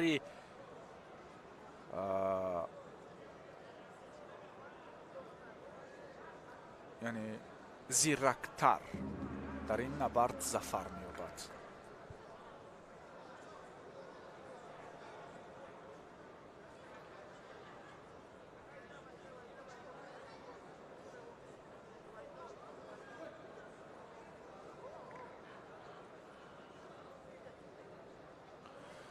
نفر گفته بود که لحظه خستگی مغزی نبرد است، اکنون جالب می شود. حرکت رو زیاد کرد در کشمکشی ها کنافین و حالا فاصله گیری کبدیشف هم نغز است. نباید با بازی رقیب پا گذاشت.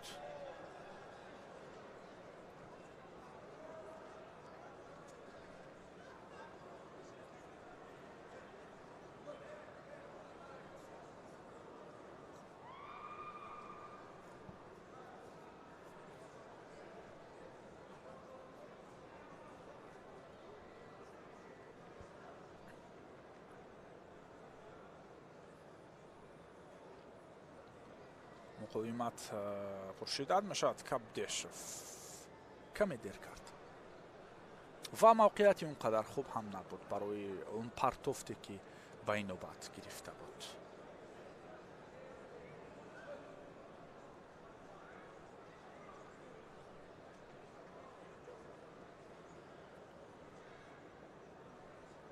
دو دست پیش موقعیتی استوار در کومیکاتا، ادامه کار برای زمین آوردن.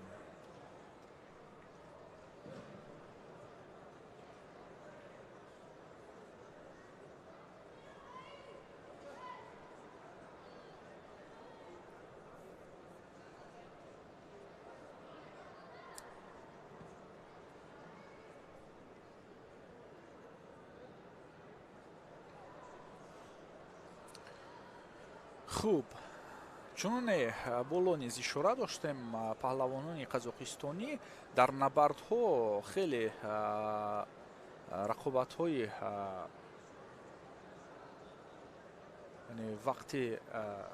рақобатҳое ки вақташ тӯл мекашад ҳамин гуна эҳсос шуд. ҳамин гуна нерӯсанҷиҳоро мо дидем дар марҳилаҳои чоракфинал ва ҳоло акнун дар нимфинал ҳам ҳамин ҳолат рух дод. дар умум наздики 6 дақиқа ҳамин рақобат давом ёфта истодааст. Дуруст аст ки аввали кор хеле зиёд ҷараён дошт ва инҷо Асматбеков шидои дигарро ба Кабдешев медиҳад. Хансоки Маки идомаи корро Канафин мебинад дар финал.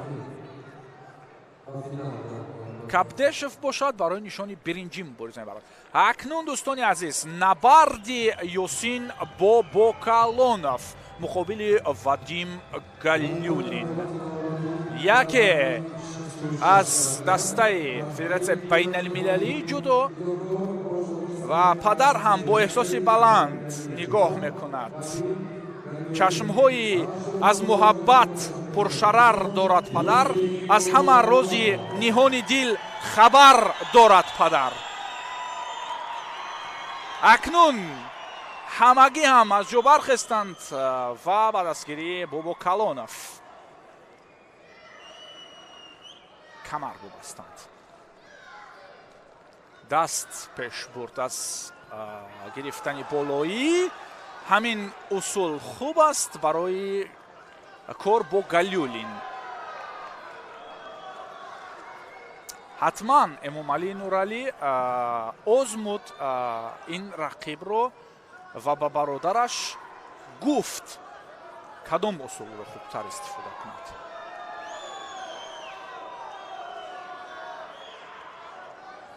Галюлин оло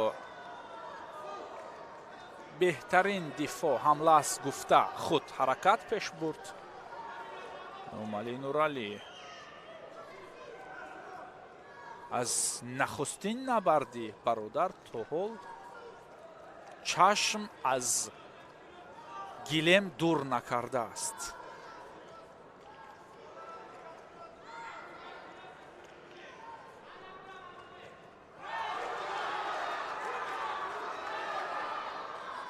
инҷо ҳаракати хуб дошт Ёсин.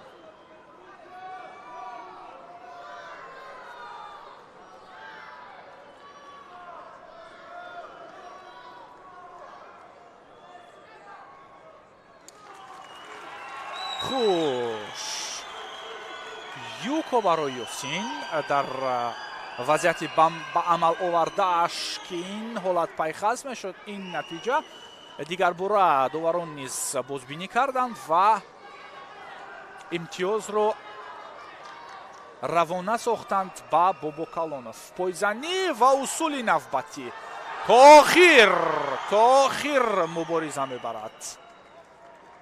дар ними роҳ аз фикр намегардад ба ҳеҷ ваҷҳ. давоми кор дар вазъияти партерӣ дигар он қадар ранг ҳам нахоҳад дошт. аз ин лиҳоз фикр мекунам боз ҳам аз ҳолати росто идомаи корро хоҳем дид. Бону Роза аз кишвари Қазоқистон довари набард аст. ҳардуро боз ҳам аз ҷо бархезонид ва идомаи рақобатро дар ҳолати росто мушоҳида мекунем. беш аз 2 дақиқаи дигар вақт аст. рақобат ҷолибу ҷаззоб шудан гирифта истодааст. аз боло гирифт Галюлин, ҷавобан дар кумиката усул пеш бурд варзишгари ҳайати дастаи бетараф. Ёсин бошад дарҳол худро канор гирифт. на инҷо каме нофаҳмоӣ дар ҳамла.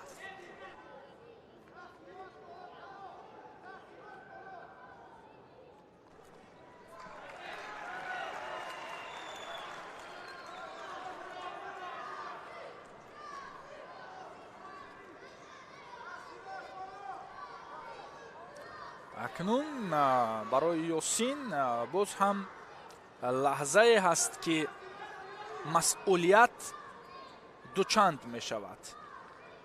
дар ҳоле ки ҳама умед аз бурди ӯ доранд ва боз бояд имтиёзро ҳам боқӣ бимонад ва ҳам имтиёзи дигарро ба даст биёрад. на каме аз хатти ҳамла дуртар монд. Галюлин канортар по пеш бурд Бобокалонов. идомаи кор дар вазъияти партерӣ на қавӣ доштааст. Ёсин намедиҳад дастро.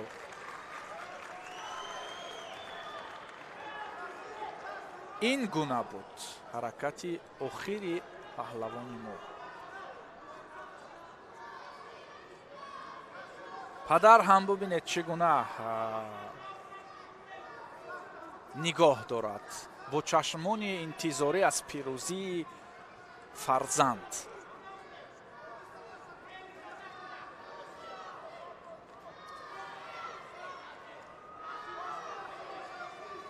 40 сония дигар ва аз ин муҳлат ҳам камтар вақт боқӣ мемонад. пойзаниҳо ҳаракати навбатӣ усули тамои наге каме номушаххас буд. ба ҳар сурат кор ҳаст, ба ҳар сурат ҳаракатҳо ҳастанд ва ин ба нафъи кор аст. аз лиҳози физикӣ боз ҳам қавитар гардидааст Ёсин Бобокалонов. бубинед тамоми набард бидуни таваққуф бо фишори зиёд набард анҷом медиҳад. 15 сонияки дигар.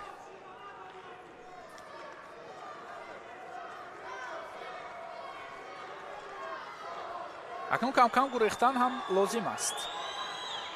ҳеҷ бокине ой.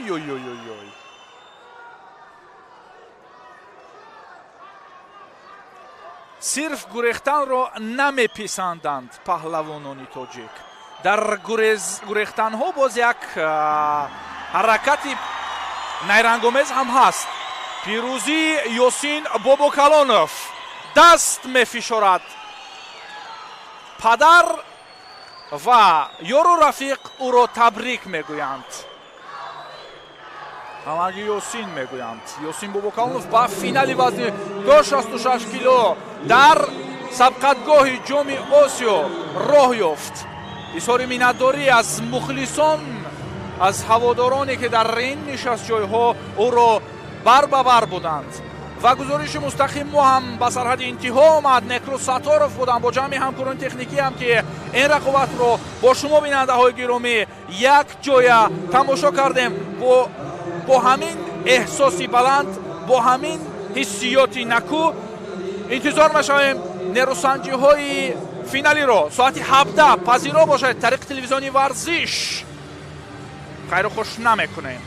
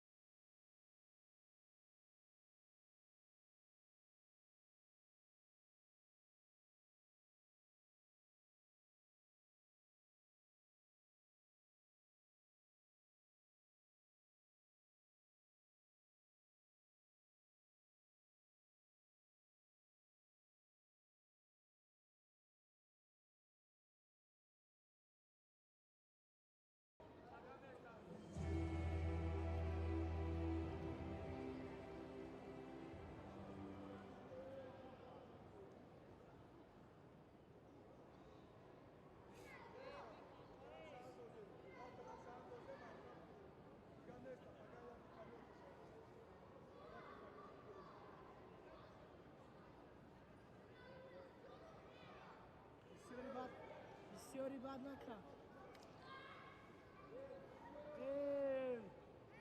آمارا کاش بیه به اقلی سامی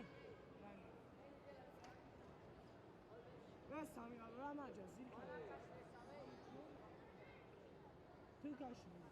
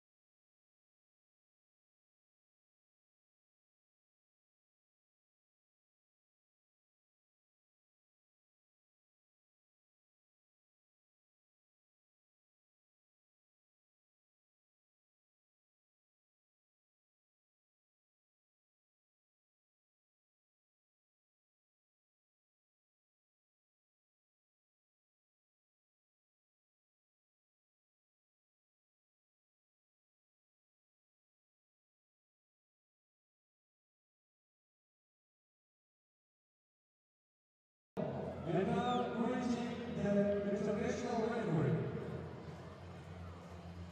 The referee from Uzbekistan, Vakilo Uzakberdiana.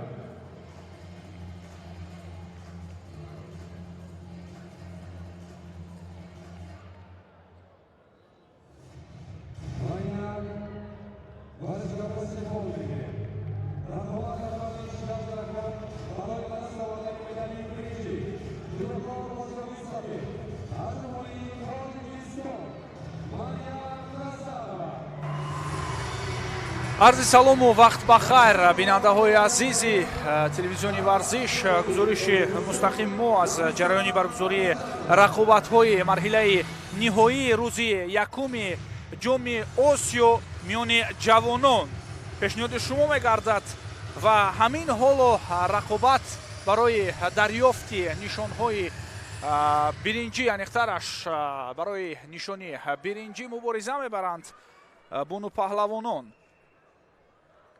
дар доираи 4 вазн имрӯз рақобатҳоро мушоҳида кардем миёни бонувон ва дар доираи 3 вазн бачаҳо гӯштин гирифтанд.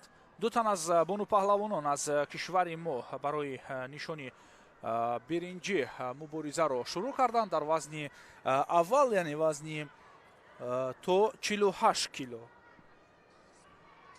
Мариям Назарова бо ҷудогии сафед, Нафиса Атаҷанова бо ҷудогии кабуд аст.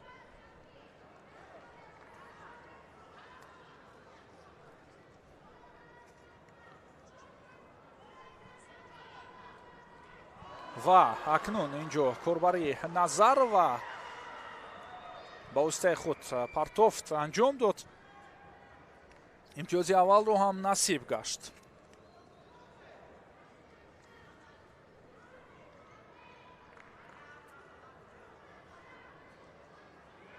акнун биёд бори дигар назар меандозем ба ҳамин ҳолат ки партофт чӣ гуна иҷро шуд.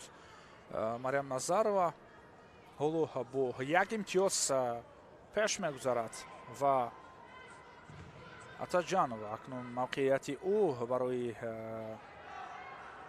ҷуброн кардани ин имтиёз аз рақиб. партофт усули камарӣ ва рақиб ду шона ба замин афтод. Мариям Назарова муваффақ шуд дар дидори хеш барои нишони биринҷӣ. ҳамакнун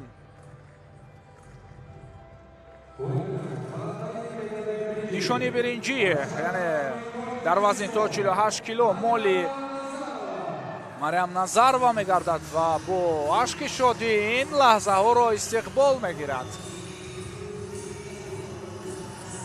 аввалин бор барои гирифтани медал дар ҷоми осиёи ҷавонон ширкат варзид ва муваффақ шуд. барояш хеле албатта арзиши олӣ дорад ин дастовард. муртазо носиров мураббии ӯ ҳам бо ифтихор кафкубӣ мекунад ва дар ин лаҳзаи фараҳ ҳамроҳи шогирди хеш ин дастовардро истиқбол гирифт. хуб, акнун биёед финали вазни то 48-ро бубинем. бо ҷудогии сафед аз кишвари Узбекистон Дидор Ҳамроева. рақиби уст аз кишвари мо Нушин Ҷумаева.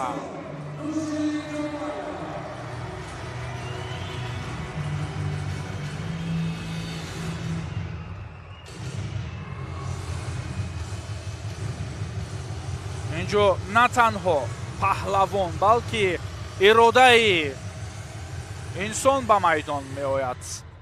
акнун оғози набард барои унвони қаҳрамонӣ, барои нишони тилло. ҳаракати аввал аз ҷониби паҳлавони мо буд.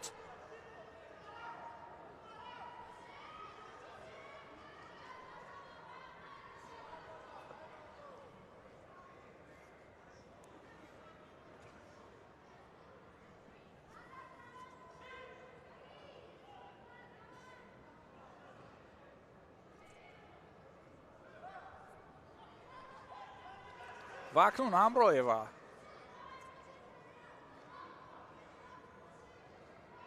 дар ҳамла усули сари китфро ба кор бурд.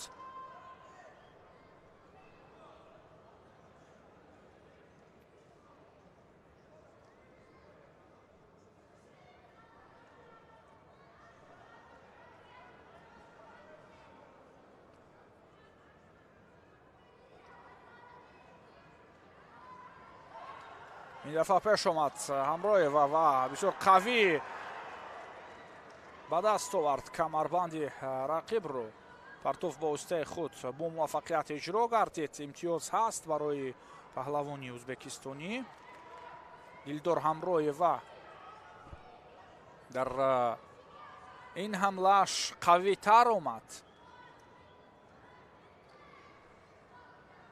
ҳарчанде муқовимат кард Нӯшин, аммо ҳамон қапиш аз камарбанд бисёр мушаххас буд ва ҳолат ҳам хеле муносиб барои паҳлавони ӯзбекистонӣ буд то ин ки ин усулро бо муваффақият анҷом бидиҳад.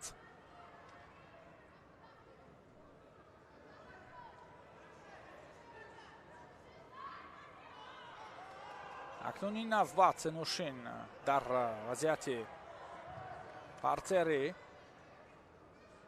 барои ҳолати муносибтар кӯшиш кард, вале рақиб аллакай худро дар он мавқеияти дифоӣ хуб маҳкам карда буд.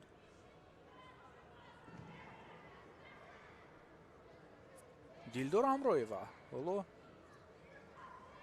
бо ҳамон имтиёзи ба дастовардааш пешсаф аст ва оҳиста оҳиста фосиларо ҳам акнун ба инобат гирифта истодааст. яъне имтиёзро намехоҳад ки аз даст бидиҳад. ҳаллоки берун на боз як имтиёзи дигар барои паҳлавони ӯзбекистонӣ баъд аз анҷоми он ҳаракат.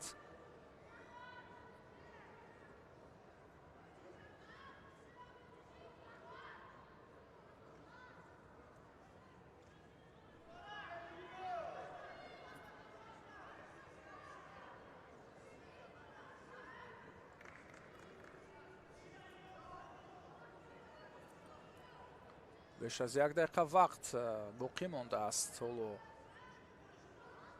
ин муҳлат метавонад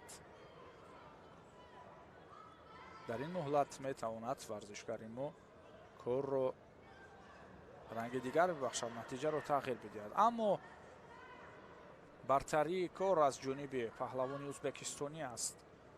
фишор хеле зиёд ба назар мерасад ва акнун имконият барои Нӯшин Ҷумаева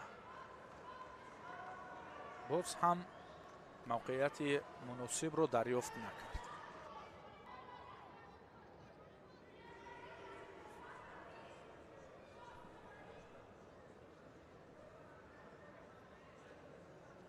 шидо барои Нӯшин нишон медиҳанд барои камфаъолӣ дар усулҳо.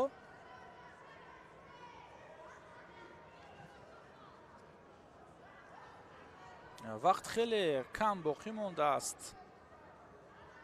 таваккаломез бояд ки ҳаракат кард.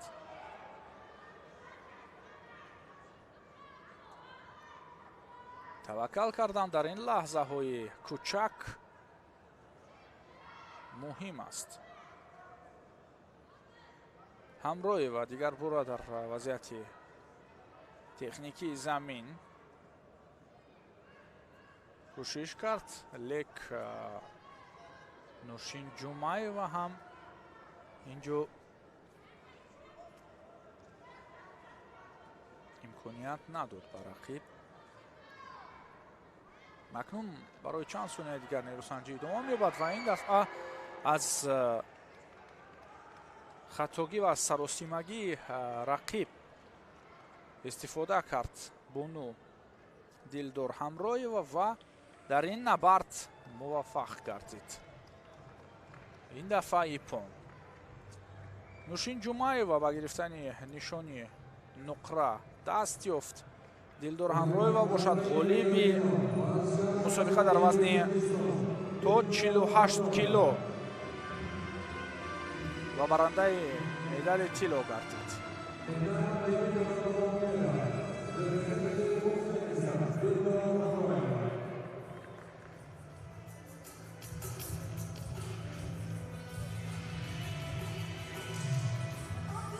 санаи такрорӣ ин ҳаракати охири бо муваффақият анҷом додаи паҳлавони ӯзбекистонӣ буд ва аз дигар лаҳзаҳо ҳам бори дигар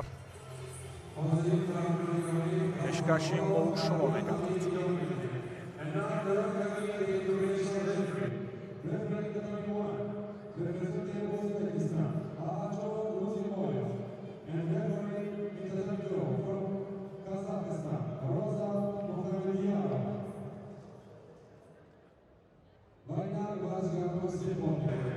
ҳамакнун рақобатҳо барои нишони биринҷӣ шурӯъ мешаванд дар ду татами.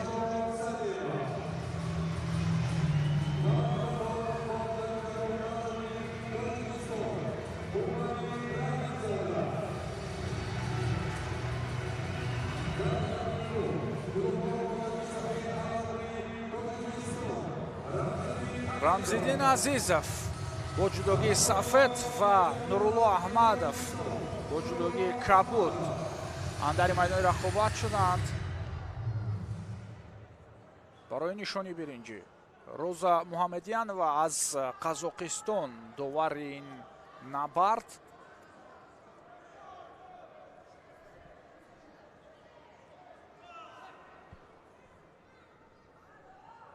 ҳаракати аввал аз ҷониби Азизов.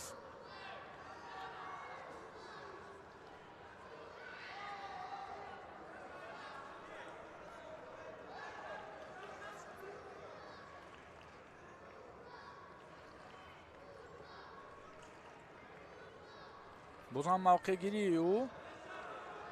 ин навбат акнун омода аст аз ҳалоки дохила кор барад. мавқеият хуб аст, якам фосиларо бояд наздик созад, аммо инҷо Аҳмадов худ ҳаракат пеш овард барои замин овардани рақиб.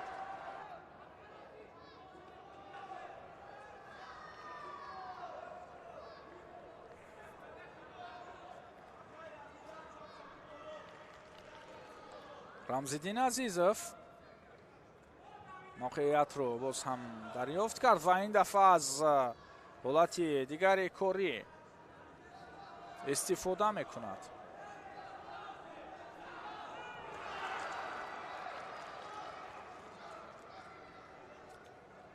шидо барои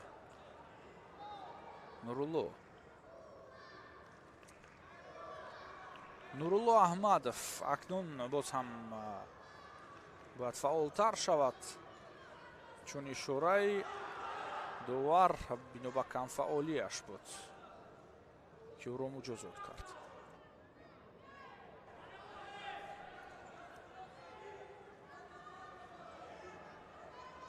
дар вазъияти партери ҳам коре карда натавонист Нурулло Аҳмадов.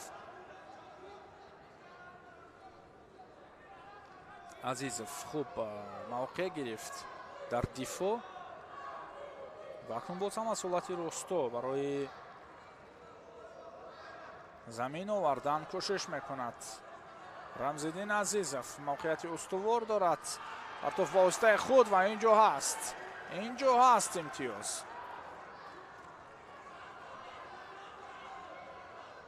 дар вазъияти партери намқадар вазъият муносиб буд, аз ин лиҳоз боз ҳам аз ҳолати росто давоми ин нерӯсанҷӣ. ҳаракат ба воситаи худ бисёр хуб иҷро шуд ва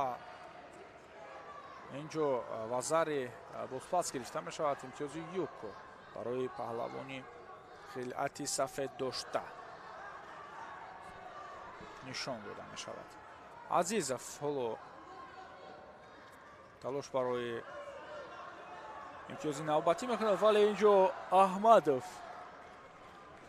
пешдастӣ кард, худ барои партофт кардан ҳаракат ба кор бурд.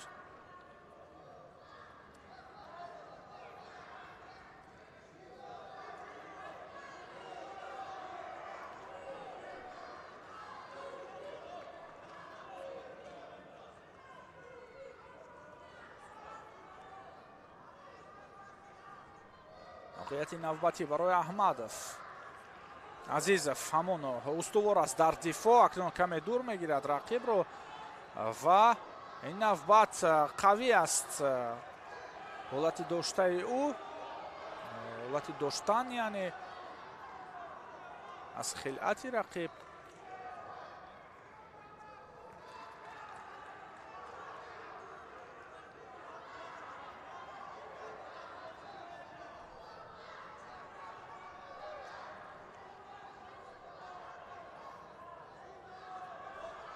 боз ҳам камарбандро гирифт ва барои партофт кардан ба воситаи худ тайёрӣ мебинад.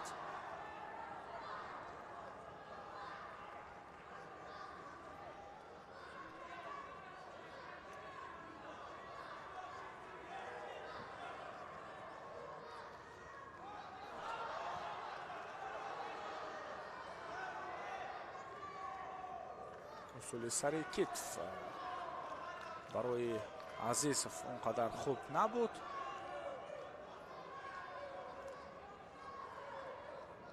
ва боз кӯшиш барои мавқеъ гирифтан аз боло ба харҷ медиҳад Рамзиддин. гузани аз дохил, мавқеъят муносиб аст барои Нурулло Аҳмадов.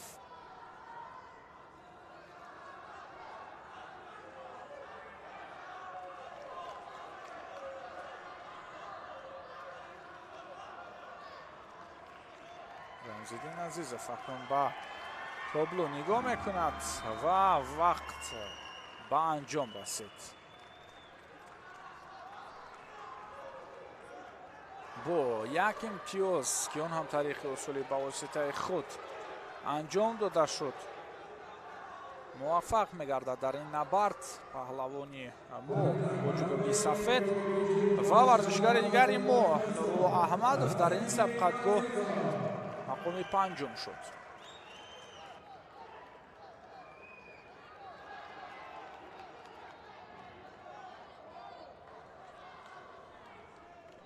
нишони биринҷи аввал насиби ҳамин чеҳра мегардад Рамзиддин Азизов.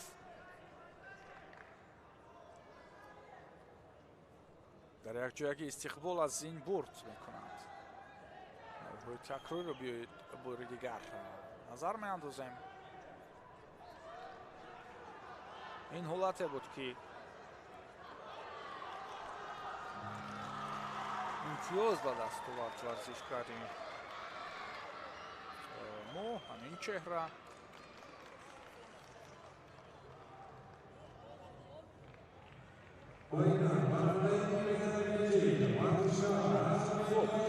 акнун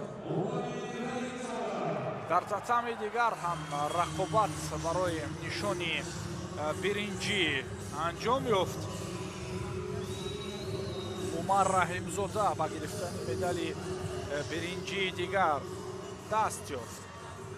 акнун финалро интизор мешавем.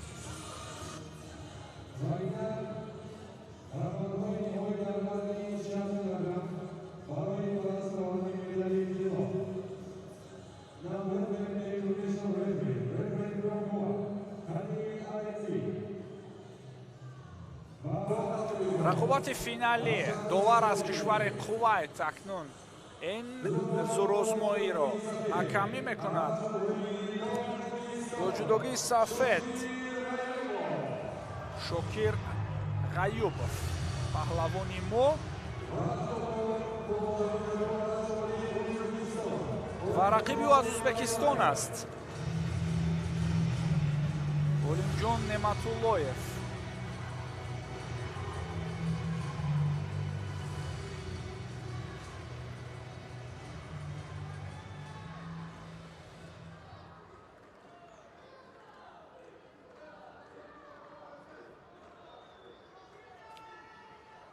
шокир ғаюбов дар нимфинал Нурулло Аҳмадовро муоҷиба бохт кард ва акнун бо Олимҷон Неъматуллоев дар финал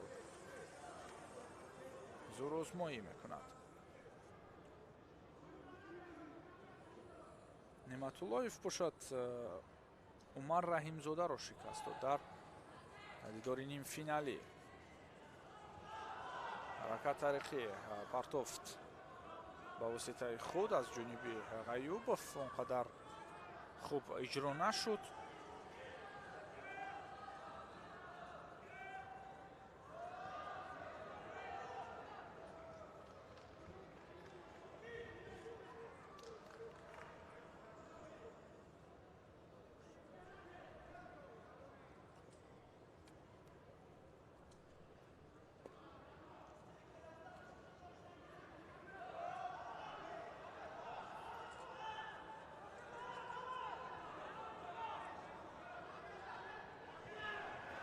пойзанӣ аз ҷониби Неъматуллоев ва пешпо дод тариқи усули ба кор бурдааш муваффақ нашуд. ғаюбов хуб дифоъ мекунад. ҳоло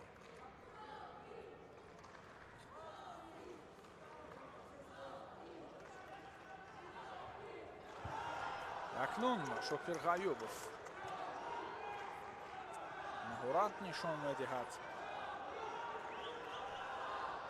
на аз ҷо бархест Неъматуллаев. аз ин лиҳоз идомаи ҳолати партерӣ давом намеёбад. ҳамагӣ дастгирӣ мекунанд Шокирро.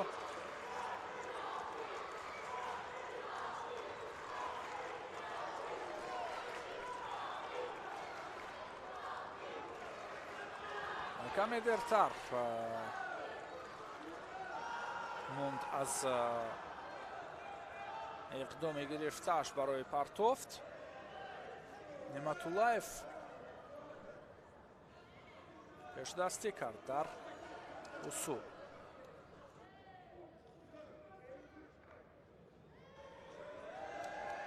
шидо барои Шокир Ғаюбов.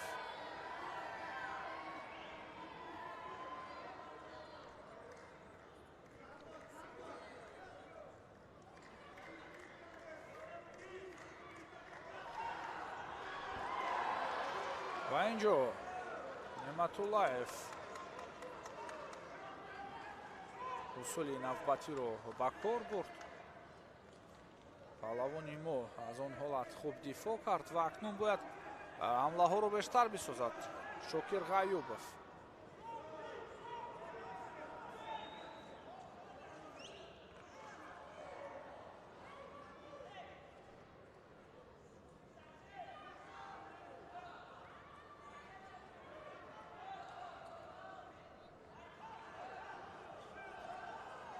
Шокир усули ба воситаи худ каме дертар иҷро шуд. аллакай мавқеияти Неъматуллаев дар дифоъ устувор буд.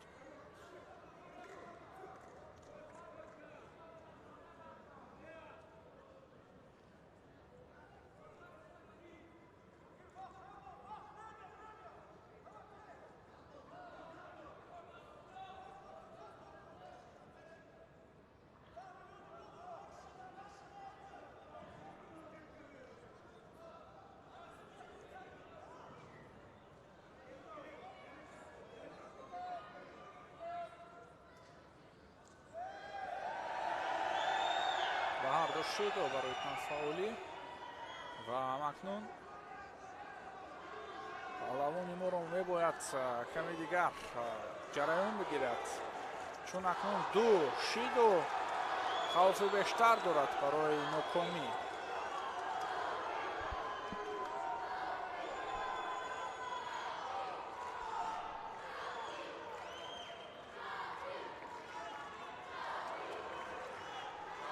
бори дигар ҳаракат пеш овард Шокир Ғаюбов.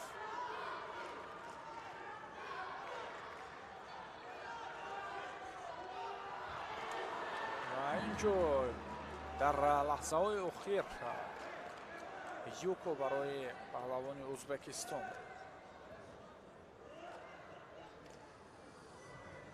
чанд сонияи дигар то марҳилаи голден ско, яъне вақти изофа боқӣ монда буд ва дар ин набард акнун паҳлавон аз ӯзбекистон сазовори нишони тилло мегардад ва дар ин набард пирӯз мешавад.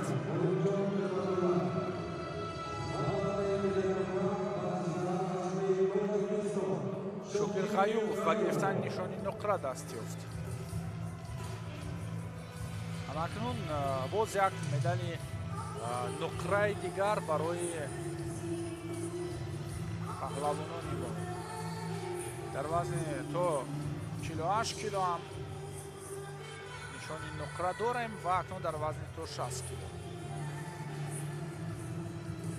ду нуқра як биринҷӣ доранд паҳлавонони мо то кунун ва рақобатҳо дар доираи се вазн миёни бачаҳо чунон гуфтем сурат гирифт барои рӯзи аввали мусобиқа ва дар 4 вазн буну паҳлавонон ярусанҷиҳо нишон доданд дар вазнҳои то 48 то 52 ва то 52 то 57 то 63. инчунин миёни мардҳо то 60 то 66 ва то 73 ин вазни бачаҳо аст.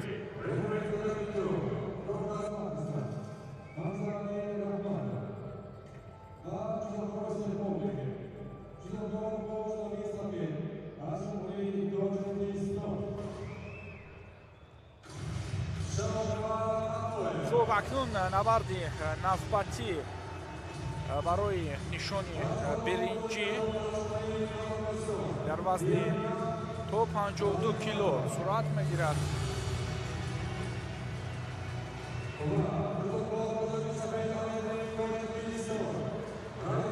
хуб, райҳона розиқзода аз кишвари мо муқобили рамилияхон файзуллаева барои ба даст овардани нишони биринҷӣ мубориза мебаранд.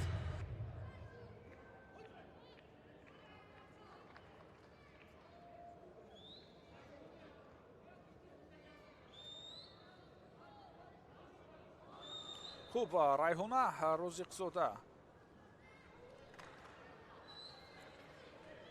бо ҷудогии сафед аст. ҳаракати ба амаловардаи ӯ ҳоло имтиёзи юко дорад.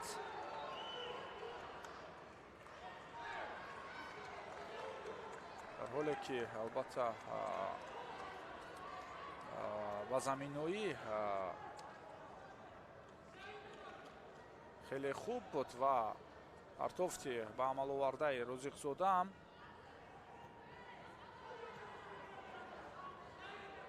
шабеҳи ва зари болотар буд. хуб, акнун файзуллаева дар пайи посух додани рақиб аст.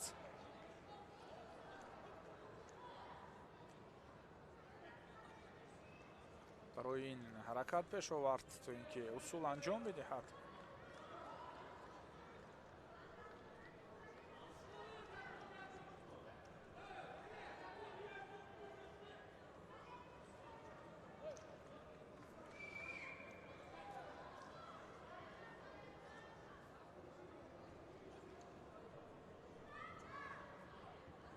рамилияхон файзуллаева ҳаракат барои партофт кардан дошт. розиқзода ҳоло фишор меорад ва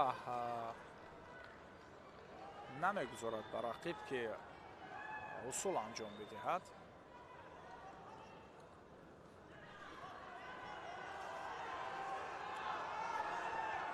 бозам вазъияти хуб барои паҳлавони мо ҷиҳати партофт ва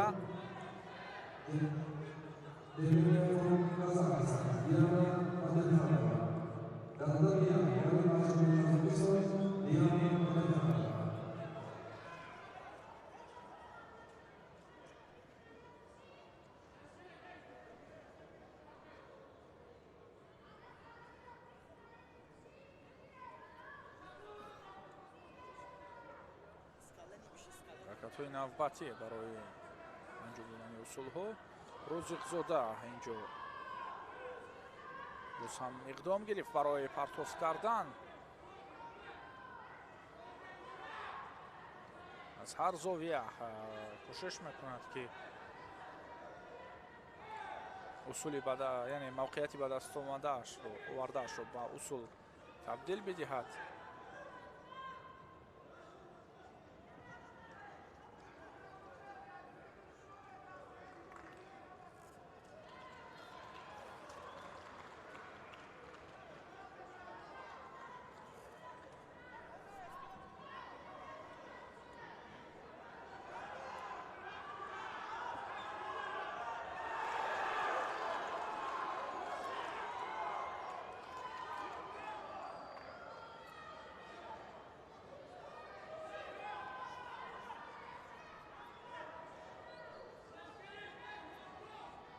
بیشتر از یک دقیقه دیگر وقت هست.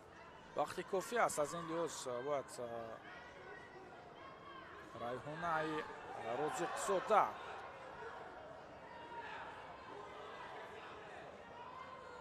حرکت ها رو بیشتر کند و به رقیب نگذارد که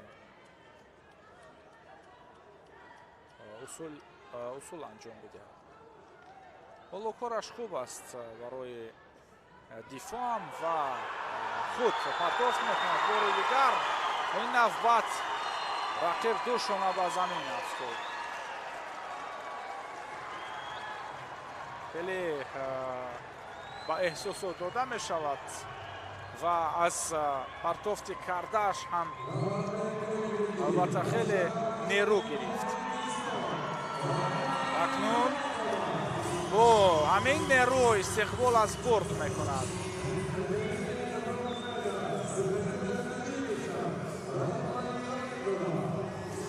نشانی برنجی نصیبی او گردید.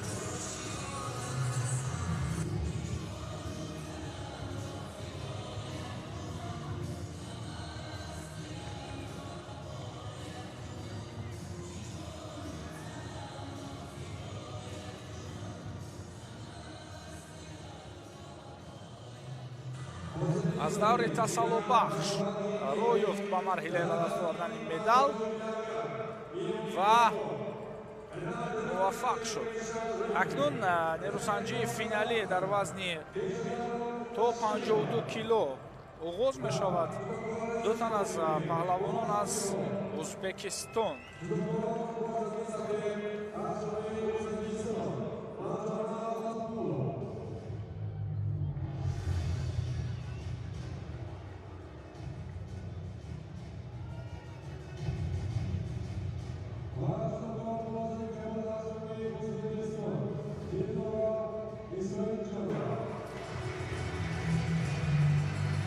خوب. دو تن از پهلوانان از ازبکستان در میدان رقابت میشوند. مرجانا اوتاکولова با جودوگی سفید، دلنورا اسرائیلجانова با جودوگی کبود.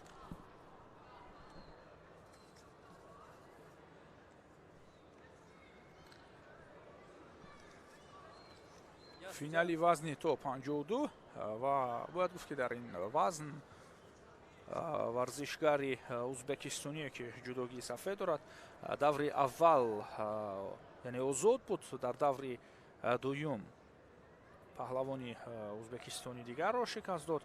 در نیم فینال این رقابت صورت گرفت و اکنون به فینال راه یافت.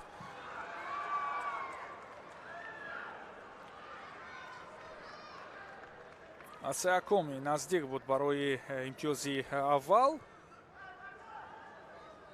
یک ثانیه دیگر نقش بازی کرد.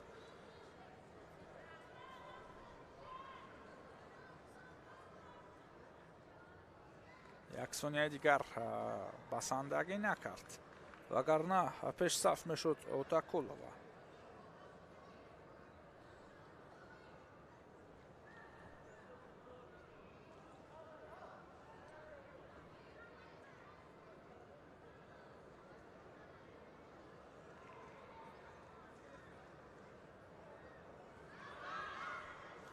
جواباً اکنون кор мегирад, корбарӣ мекунад ва баъд аз фишори овардаи Утақулова Исроилҷонова ҳам акнун аз худ маҳорат нишон дод.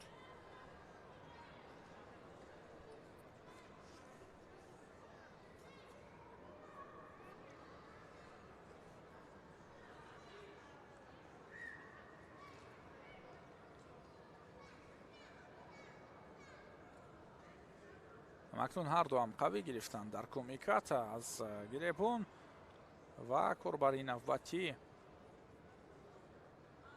боз ҳам аз усули сари китф ин навбат ҳам имконият барои кор гирифтан дар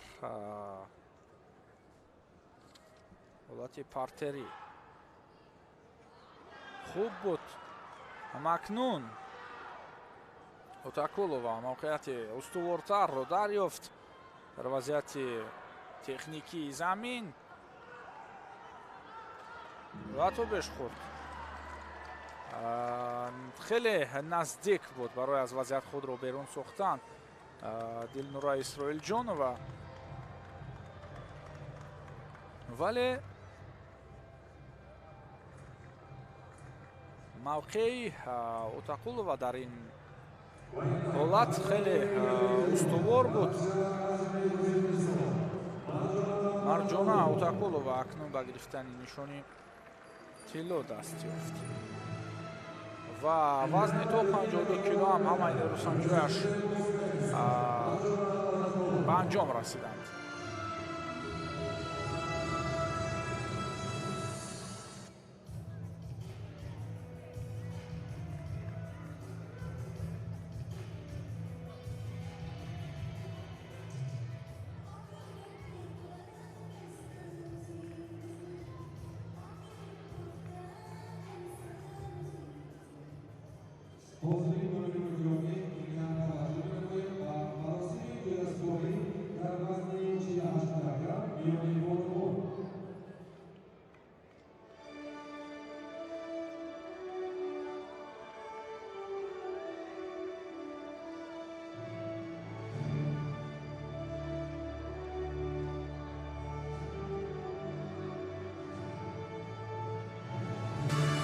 акнун маросими ҷоизасупорӣ дар вазни то 48 килограмм шурӯъ мешавад.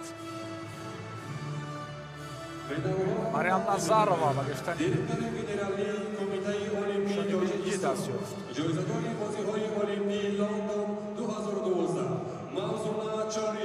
Мавзуна Чориева дорандаи нишони бозиҳои олимпии Лондон 2012 ба варзишгарон медалҳоро тақдим мекунад. Мариам Назарова нишони биринҷӣ гирифт. нишони нуқра насиби Нушин Ҷумаева мегардад. Дилдор Ҳамроева паҳлавон аз Ӯзбекистон ғолиби ин вазн аст. Ба гирифтани медали тилло шарафёб гардид.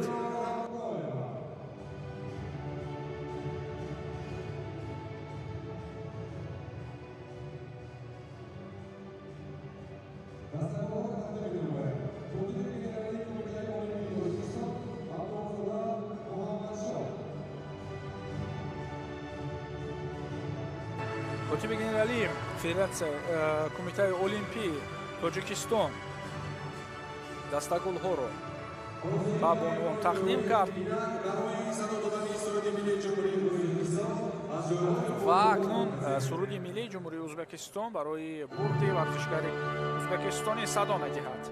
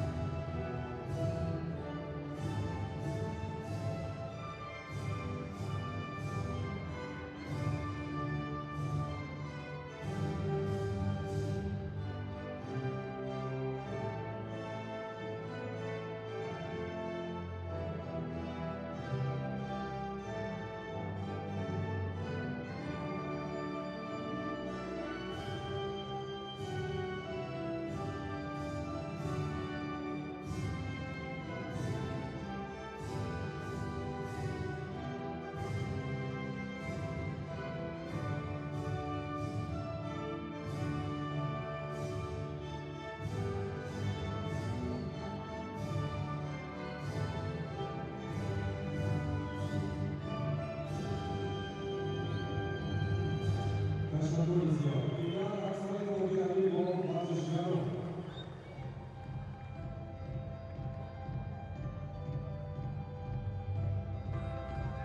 Назарова нишони беринҷӣ гирифт дар вазни то 48 кило ва барандаи медали нуқра паҳлавони дигари мо Нуршин Ҷумаева ғолиби вазн Дилдор Ҳамроева аз Узбекистон акси хотиравӣ мегиранд.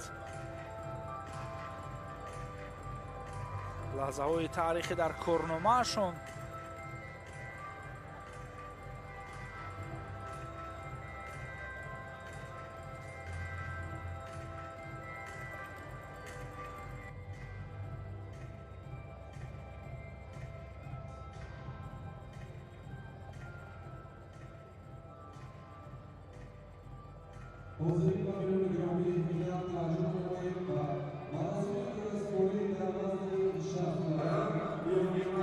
بیاد متوجه میشیم با مراسم جایزه سپری وزن تا 60 کیلوی بچه ها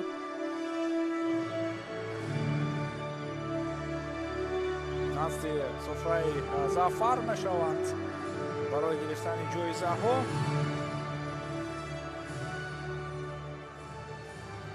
برنده مدال های برنجی عمر رحیمزاده و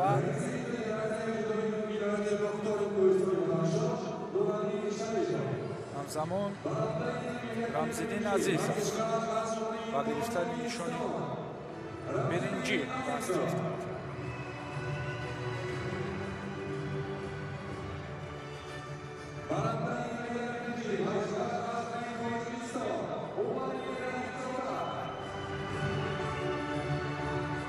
خوب عمر رحیمزاده با گرفتن نشان برنجی دست یافت.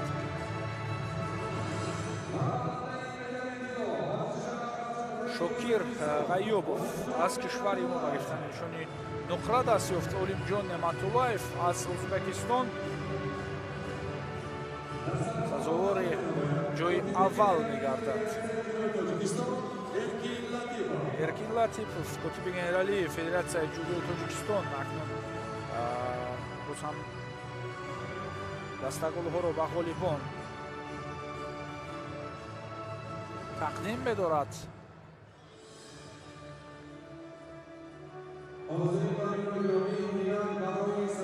ва инак сулини миллии ҷумҳурии тоҷикистон танин меандозад ба ифтихори бурди варзишгар дар вазни то 60 кило.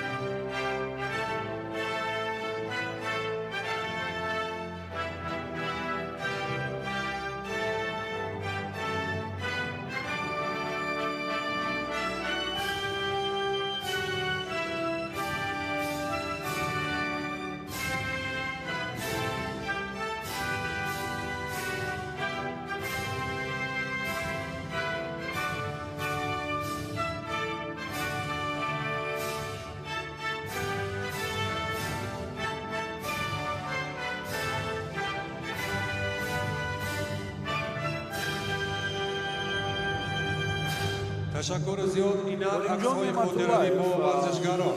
سازوار جای اول می‌گردد. چون گفتیم در وزن تا 60 کیلو اکنون چمپیون وزن تا 60 کیلو از کشور ازبکستان نشانی نقره گرفت. در این وزن شوکیر غیوبов پهلوان از کشور ما و دو پهلوان دیگر از کشور ما با گرفتن نشان‌های برنجی دست یافتند. عمر رحیمزاده اینچنین رمزالدین عزیزов.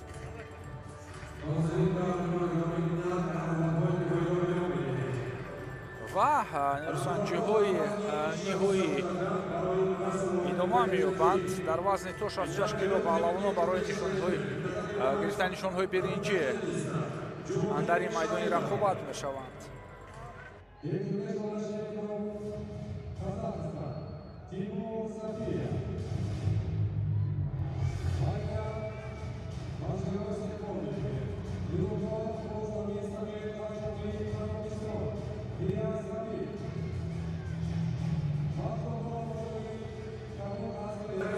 вазни то 66 кило дар ҳамин татами варзишгарон ба майдон меоянд барои нишони биринҷӣ. Яке аз Тоҷикистон бо ҷудогии сафед Искандар Маҳаммадхоҷазода муқобили паҳлавон аз Қазоқистон Бакдавлет Кабдешов. Искандар Маҳаммадхоҷазода бо ҷудогии сафед акнун дар ин майдони рақобат шуд, фишорро зиёд мекунад. ҳаракати аввал аз ҷониби ӯ.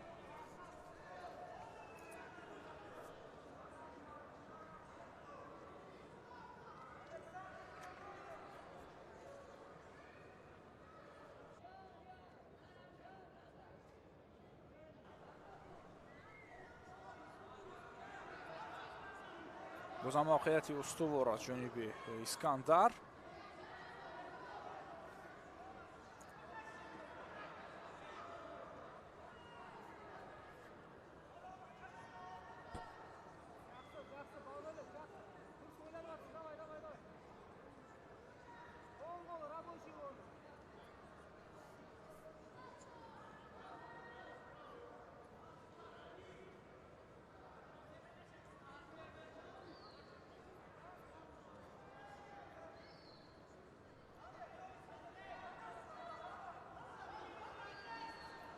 кӯшиш барои ҳаллоки беруна ва боз ҳам барои халалдор кардани мувозинат пойзаниҳо мекунад.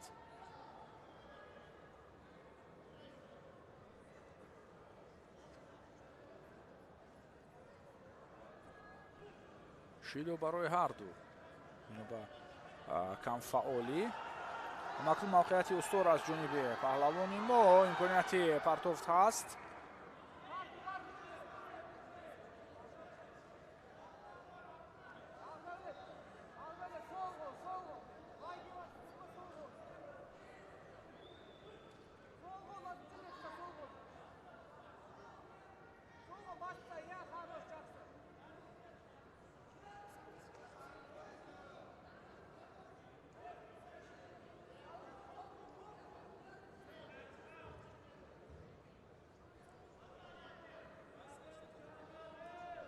Искандар бозам барои мавқеияти устувор талош меварзад.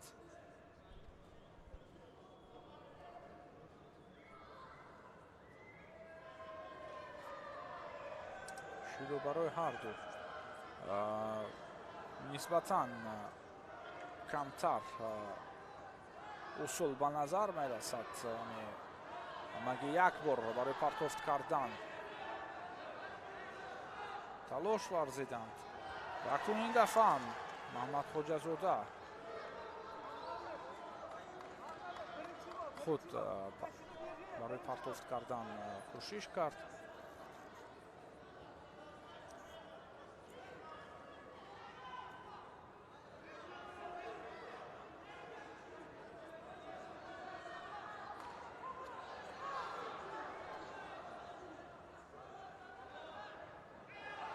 аз дохил акнун по пеш бурд. усули ба воситаи худ нишон медиҳад Маҳаммадхоҷазода. тариқи ин усул дар даврҳои гузашта кораш хуб буд.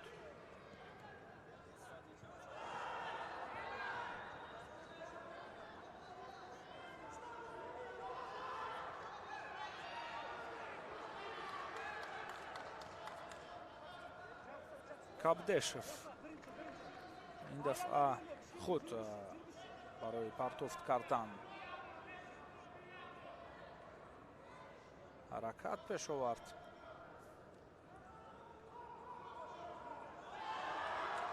усули учимат хуб мешуд агар мавқеиятро устувортар мегирифт паҳлавони мо.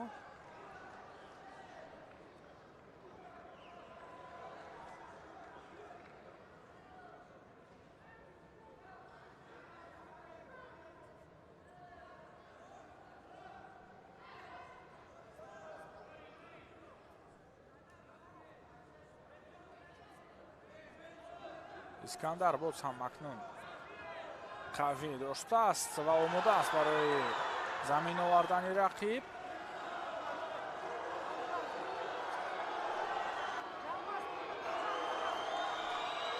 инҷо ҳама садо мебароранд, шидо мегӯянд ва ҳоло рақобат идома меёбад. шидо нест. бори дигар кӯшиш кард паҳлавони мо.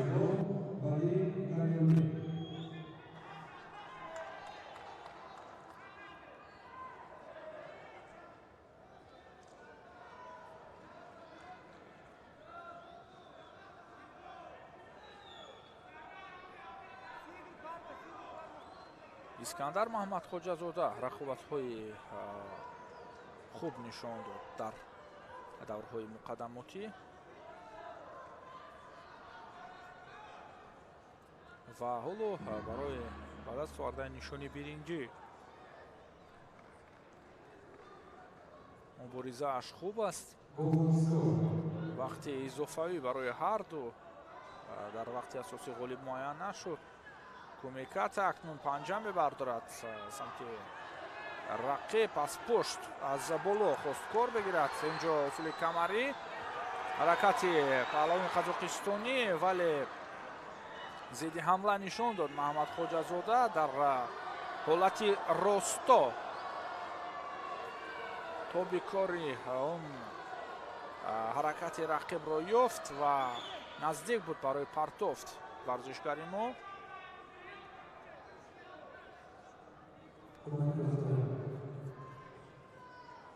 ба кабдешев кӯмаки табибон лозим омад.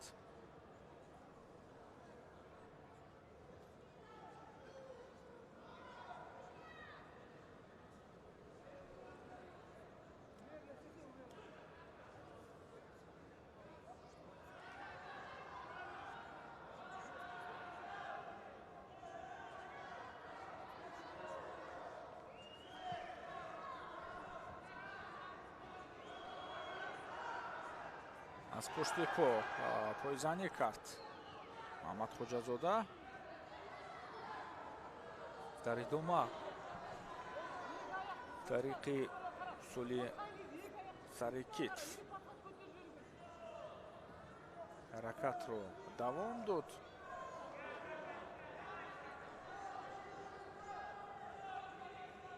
фаъолтар ба назар мерасад паҳлавони мо.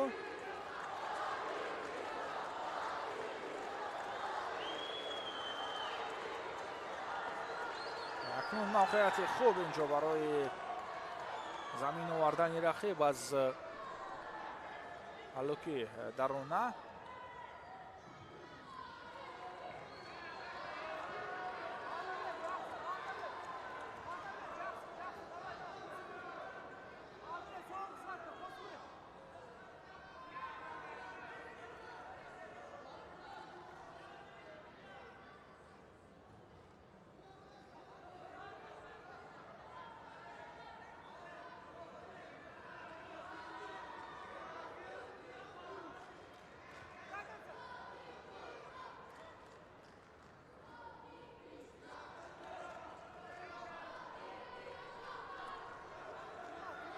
کمی اکنون فاصله گیری از جانب پهلوانی قزاقستانی و انتظار است که ضد حمله نشان بدهد. حرکت از جانب پهلوانی ما اصول با واسطه خود.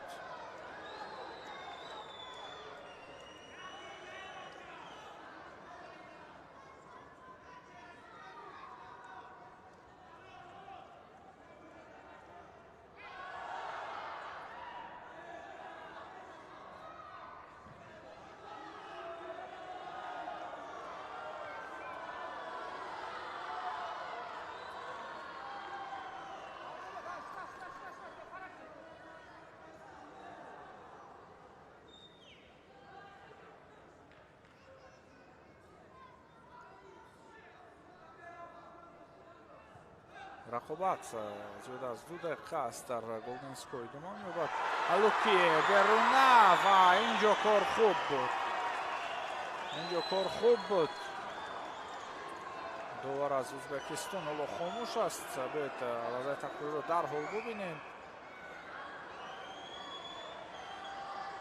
ва набард идома меёбад. бори дигар аз ҳамин усул кор мегирад варзишгари мо. то пеш гузошт ва боз ҳамларо идома надод Маҳмадхоҷазода.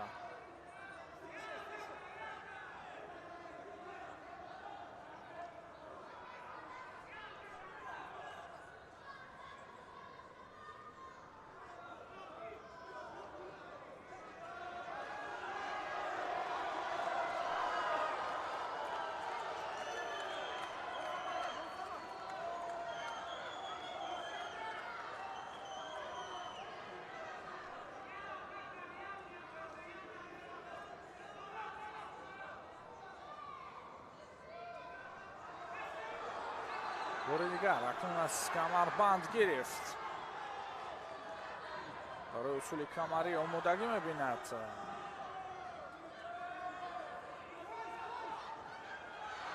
ва инҷо аз ду самт кор гирифт. лек рақиб ҳам арзанда ҳоло ҳунарнамоӣ дорад, дар дифоъ ҳам қавӣ аст.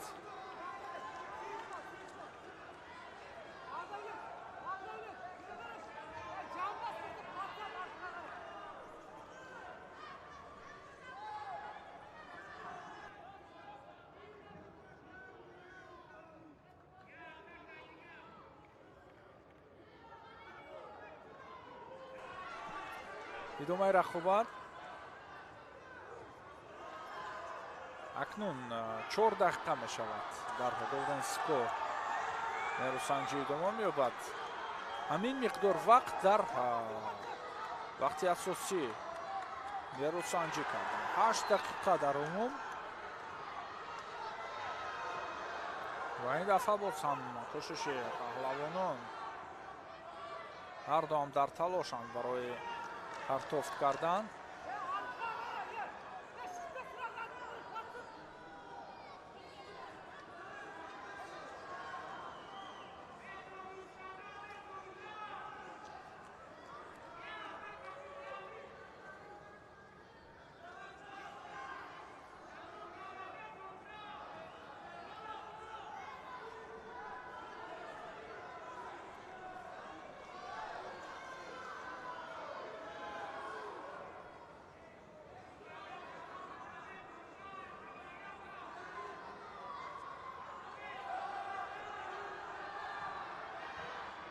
барои партофт кардан ин дафъам кӯшиш ба харҷ дод Кабдешев.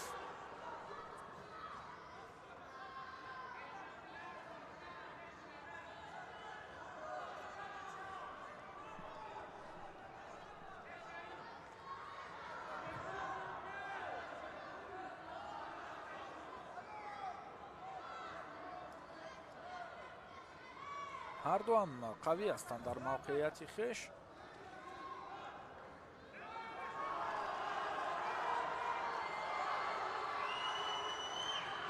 Кабдешев ҳам дар марҳилаи якчур финал ва ҳам дар тасаллубахш нерӯсанҷиҳояш ҳамин гуна зиёд вақтро дошт. ва дар марҳилаи ба даст овардани медали биринҷӣ ҳам ҳоло бубинед ки хеле тӯл кашид набард ва шидои сеюм барои паҳлавони қазоқистонӣ ин бурди Искандар Маҳмадхоҷазода аст.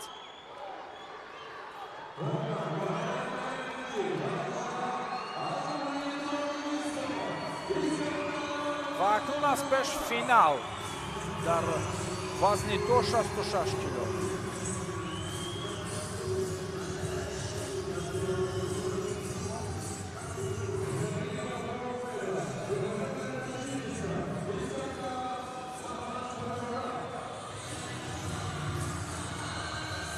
хеле кӯшишу ғайрат кард на танҳо дар ин набард балки имрӯз дар рақобатҳои гузаштааш низ арзанда ҳунарнамоӣ кард ва арзанда ва гирифтани нишони биринҷӣ мушарраф гардид. Акнун финали вазни то 66 кило.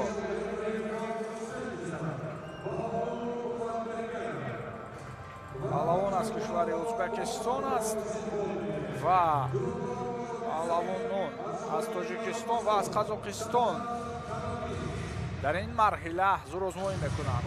Санжар Канафин бо ҷудогии сафед, Ёсин Бобокалонов дар финал.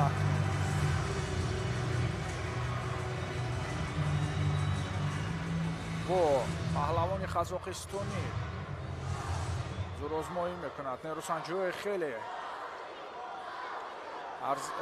ибратбахш нишон дод Ёсин имрӯз.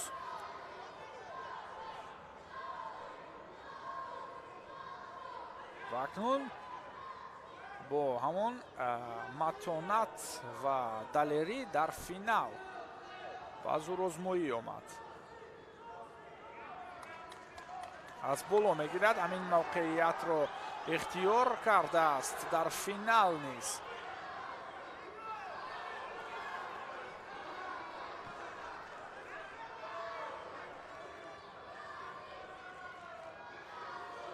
ҳаракати Канафин бенатиҷа хотима ёфт.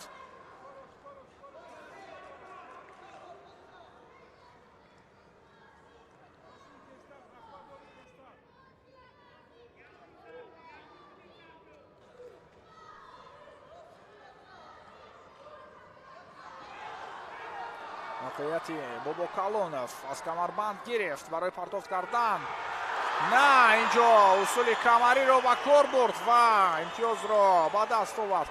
идомаи кор дар вазъияти партерӣ. талош барои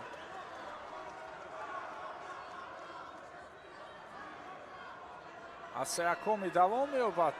довар вазариро бозпас гирифт. Юко баҳогузорӣ кард. акнун барои лад додани даст инҷо мавқеъ ба даст овардааст паҳлавони мо.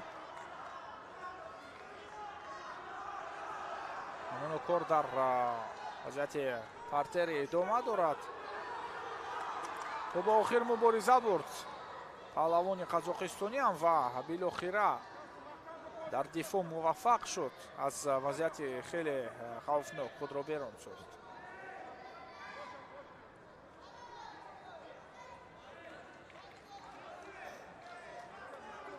кораш хуб ҷараён дорад паҳлавони моро.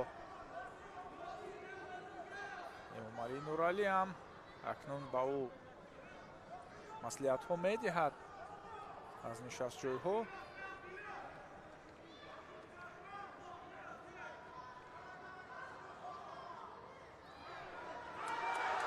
ҳолоки дохила аз ҷониби Санжар Канафин.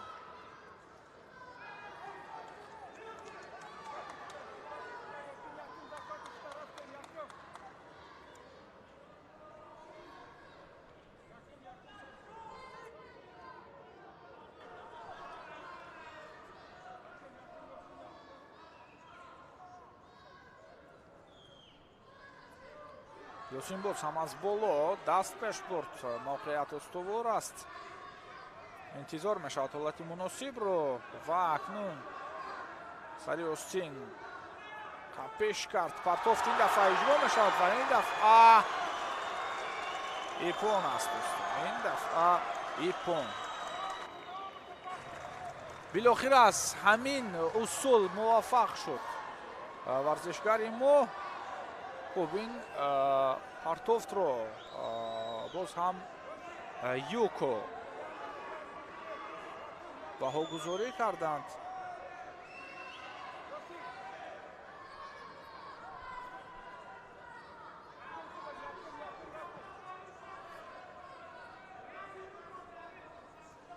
як дақиқаи дигар нерӯсанҷӣ идома меёбад.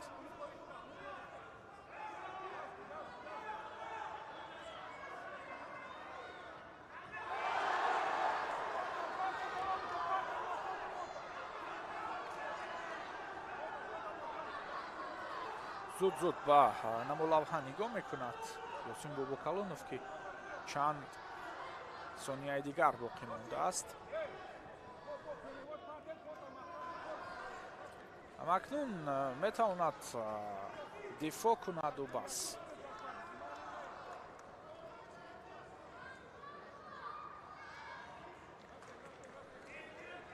боз як имтиёзи дигар барои Ёсин Бобокалонов нишон медиҳад довар аз Ӯзбекистон.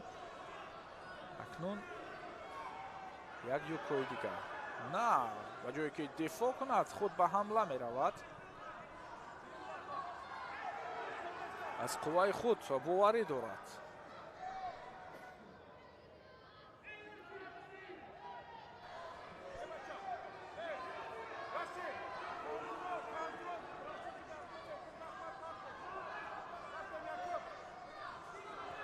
акнун дифоъ мекунад ва дар ин айём аксуламалро мебинем.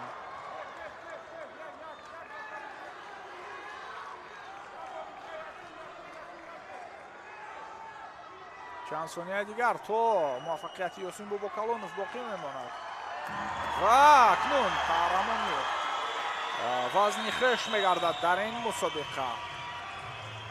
падараш аз ҷо бархест, бародараш ҳам табассум мекунад аз муваффақияти Ёсин Бобокалонов истиқбол мегиранд. хеле арзанда ҳунарнамоӣ кард воқеан Бобокалонов ва арзанда буд ҳамаи рақобатҳояш имрӯз.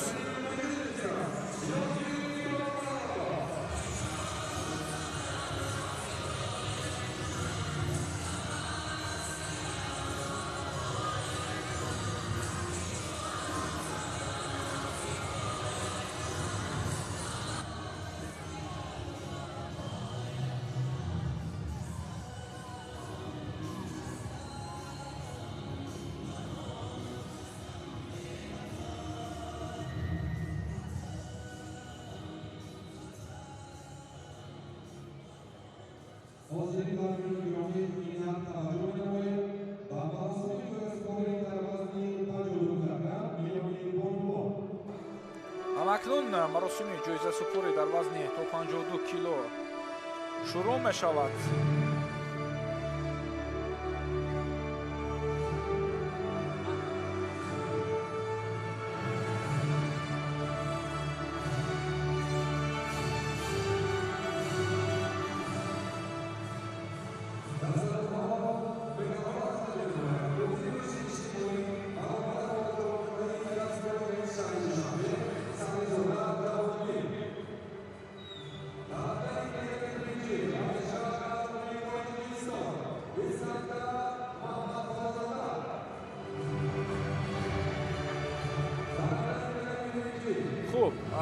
Райҳона Розиқзода ба гирифтани нишони биринҷи даст ёфт. паҳлавон аз Қазоқистон Диана Батирханова ба гирифтани нишони биринҷии дигар даст ёфт. нишони нуқраро шарафёб шуд Дилнура Исроилҷонова ва Марҷона Отақулова аз Ӯзбекистон. ғолиби ин вазн ва сазовори нишони тилло мегардад.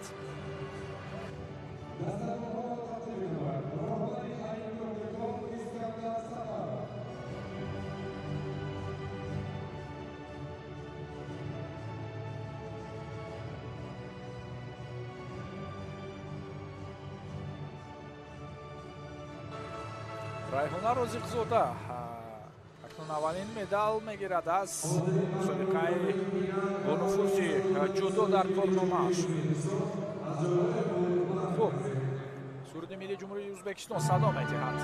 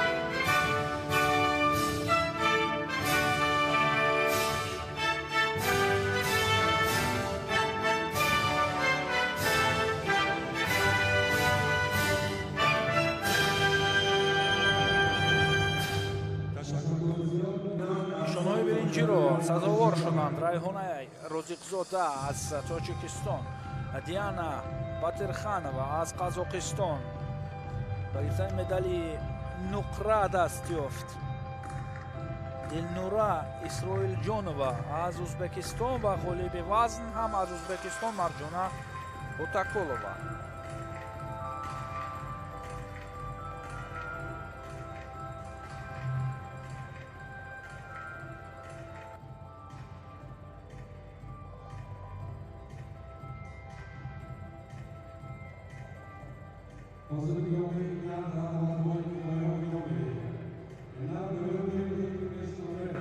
нерӯсанҷиҳои финалӣ идома меёбанд дар вазни то 57 кило барои ба даст овардани нишонҳои биринҷӣ мубориза мебаранд.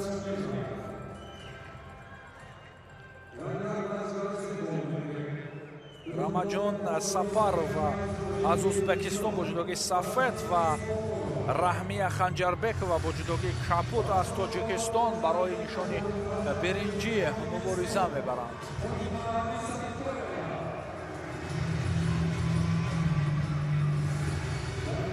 ҳамзамон дар татами дигар барои нишонҳои биринҷӣ фотима исамбаева паҳлавон аз тоҷикистон ва фарҳангиз омонова аз ӯзбекистон рақобат мекунанд.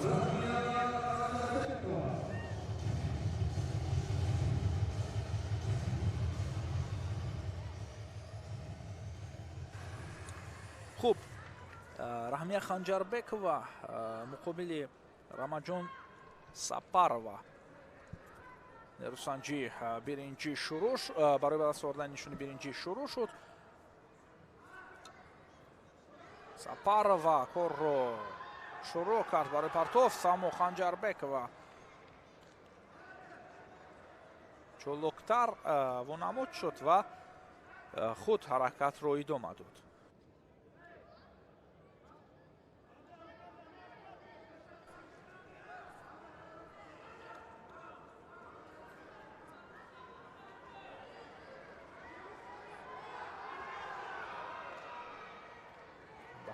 дигар инҷо довар алакай вақтро манъ карда буд.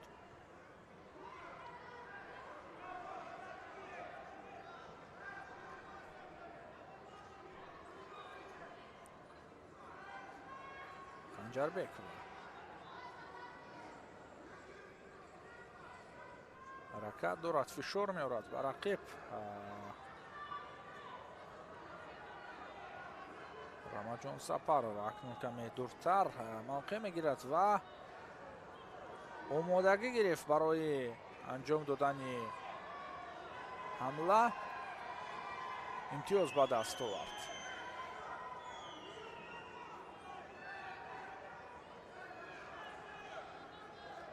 усул тариқи усули камарӣ яъне иҷро шуд дар ин ҳаракат.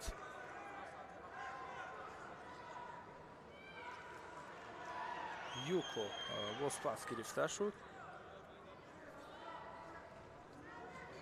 шидо барои паҳлавони мо бино ба камфаолӣ.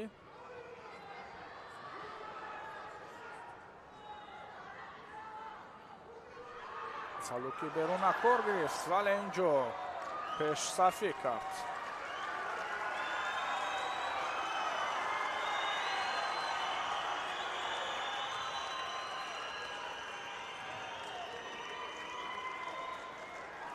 хуб,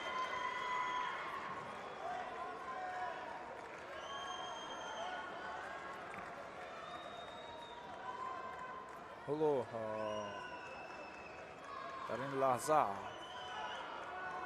боз ҳам доварон ҳолатро бозбинӣ мекунанд ва ҳаракат аз ҷониби паҳлавони мо буд, вале дар аксуламал варзишгарбону аз ӯзбекистон инҷо партофт карда буд. ханҷарбекова ва зарӣ мегирад, рақобат идома ёфт.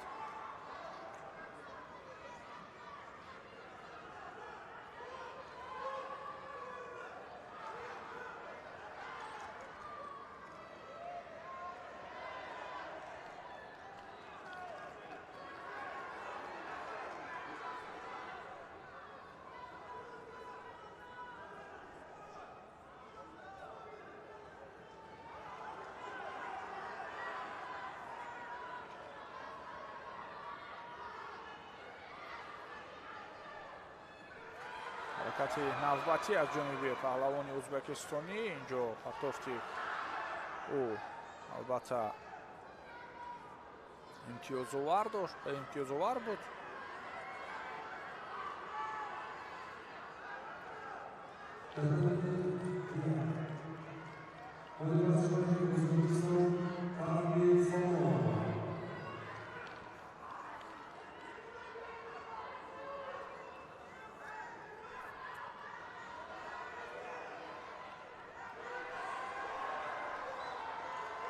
Санҷарбек ва боз ҳам корро шурӯъ кард ва рақиб аз зидди ҳамла имкони ҳаракат намуданро дошт.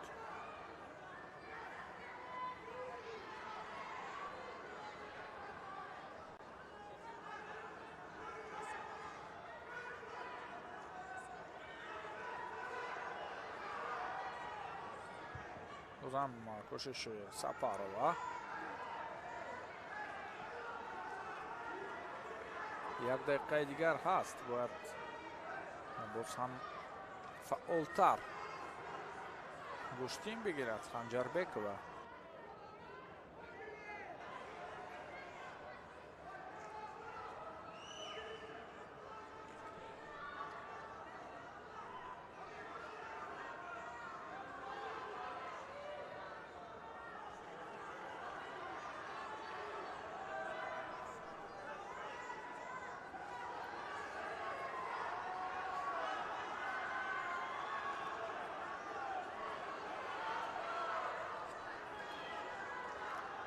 сонияҳои кам мондан то интиҳои рақобат.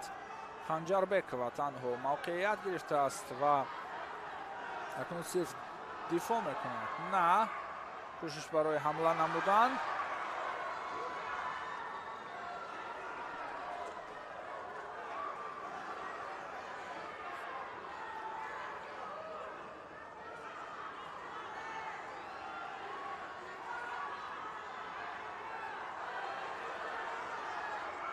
сонияҳои ба шумор. акнун як ҳаракати дигар барои анҷом додани усули сари китф дида шуд. шидои дуюм ҳам ба Санҷарбекова ва тамом. раҳмия Санҷарбекова сазовори нишони биринҷӣ мегардад.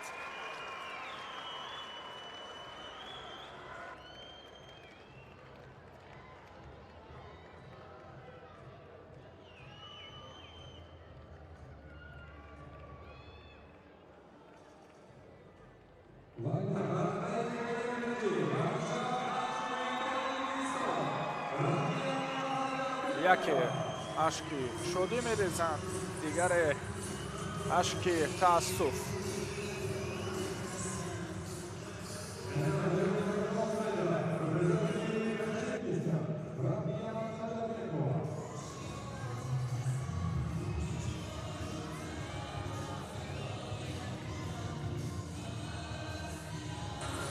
истиқбол мегирад аз бурд ва аз медали ба дастовардааш.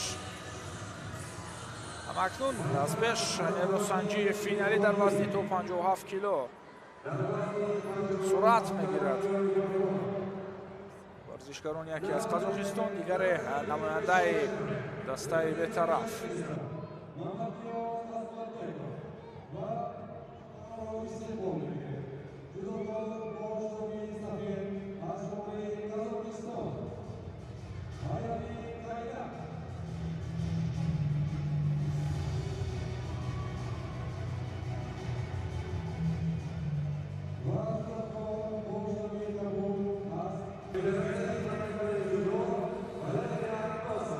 валерия носова аз дастаи федератсияи байналмилалии ҷудо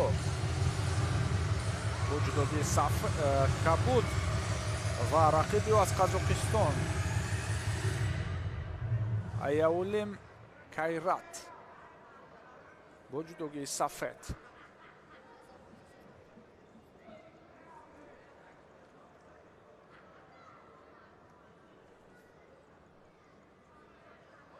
ҳаракати аввал аз ҷониби Валерия Носова.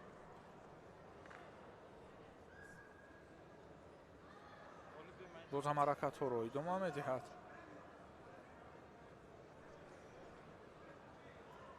фишордиҳии аввал эҳсос гардид. Носова кораш хуб буд дар баҳамоии аввал ва дигар бора партофт тариқи усули сари китф.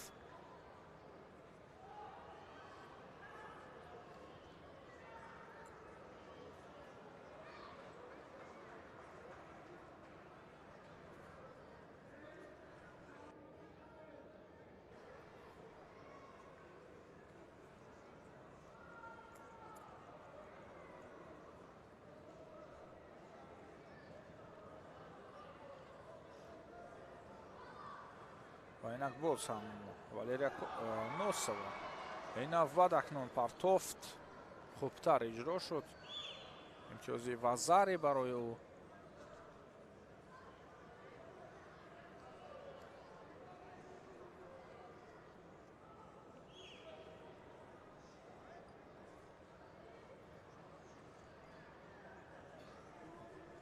ва боз ҳам кӯшиш барои мавқеият ва ин навбат Айяулим Кайрат ҳаракат ба ҷо овард ва акнун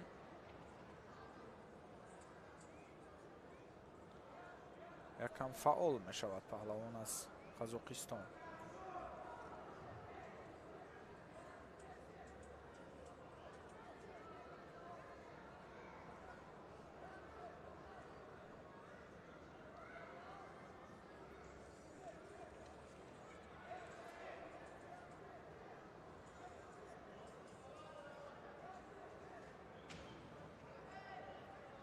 аз салуки беруна аз даруна зиёд кор мегиранд ва билохира паҳлавони қазоқистонӣ як ҳолати хубро ба кор овард ва воқеан фаъол мешавад.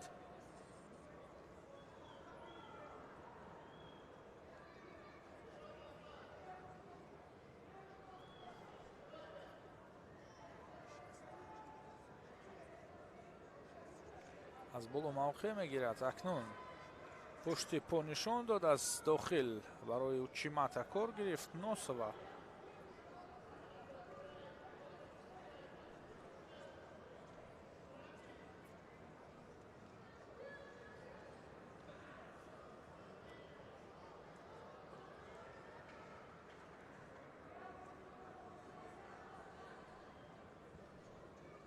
бори дигар Боно Паҳлавон аз дастаи бетараф усул анҷом дод.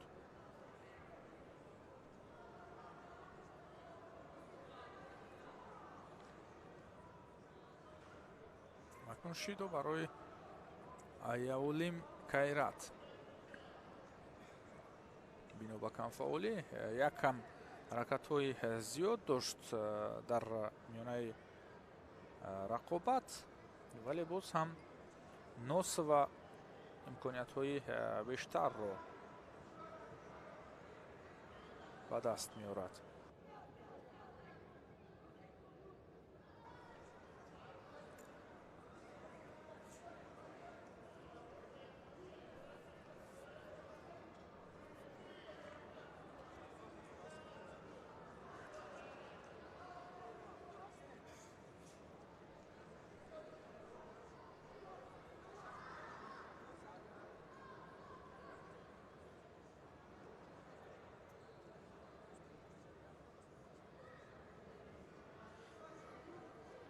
акнун дар лаҳзаҳои охир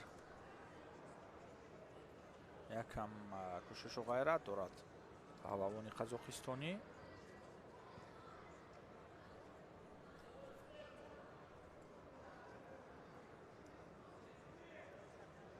вале Валерия Носова хуб назорат мебарад.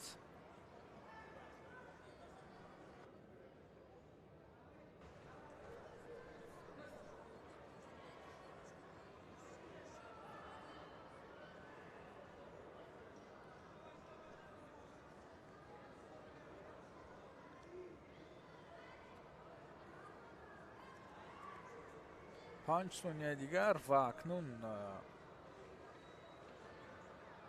گلی به این وزن معین گردید.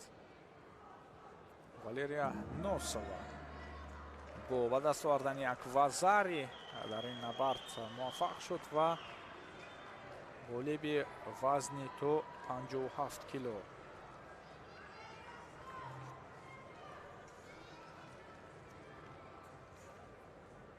از پیش دو وزن دیگر باقی میماند که رقابت ها رو با هم البته تماشا میکنه.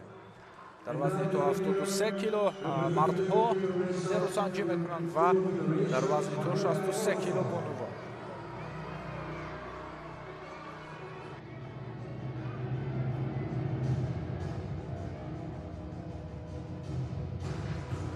این اصول بود که با واسطه خود انجام داده شده از جانب والریا نورسова و پرتوف و زری رو در ترکیب داشت.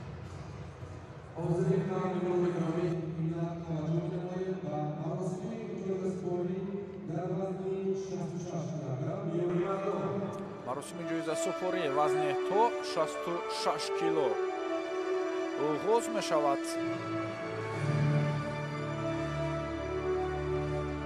و اکنون در وزن تو 66 کیلو پهلوانی ما یاسین بابوکالونов غالب آمده است.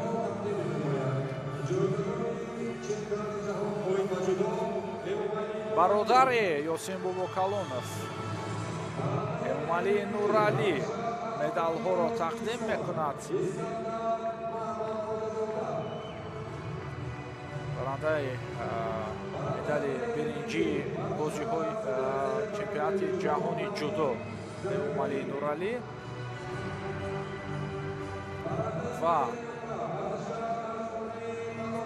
نشان نقره گرفت پهلوان از قزاقستان سانجار канафин. یاسین بابوکالونов قهرمانی وزن تو 66 کیلو در این مسابقه. پدر یاسین بابوکالونов کافکوبی میکند و خوشحالی میکند از این برد فرزندش. سرمربی دسته منتخب تاجیکستان نوید جودو محمدمурод عبدالرحمانов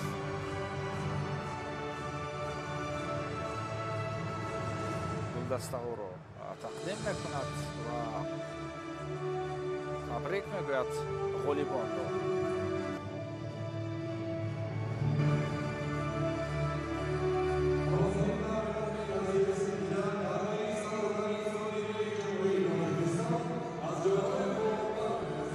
اکنون سرود ملی جمهوری تاجیکستان طنین انداز می شود.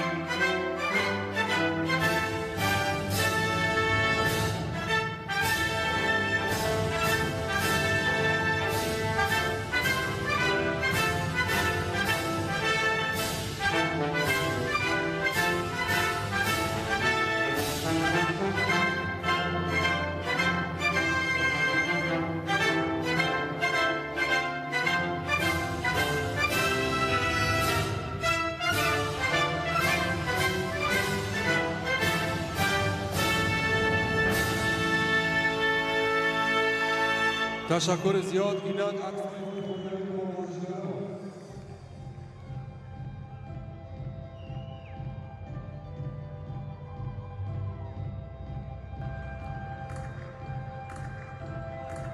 Вадим Галюлин бо Искандар Маҳмадхоҷазода барандаи нишонҳои биринҷӣ гаштанд.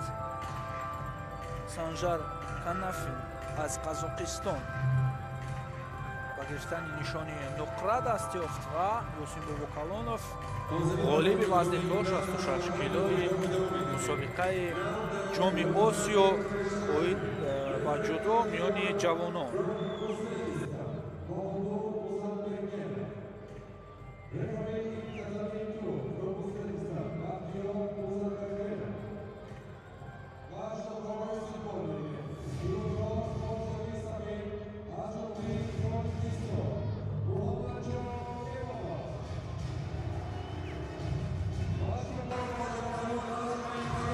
Акнун рақобатҳои финалӣ шурӯъ мешаванд ва боз ҳам пайгирӣ мекунем нерӯсанҷиҳоро.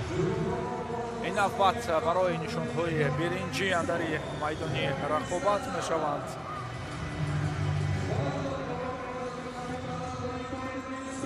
хуб, паҳлавонон аз Тоҷикистон барои нишони биринҷӣ мубориза мебаранд. Ворис Назаров бо Бошурмамад Пайшамбиев.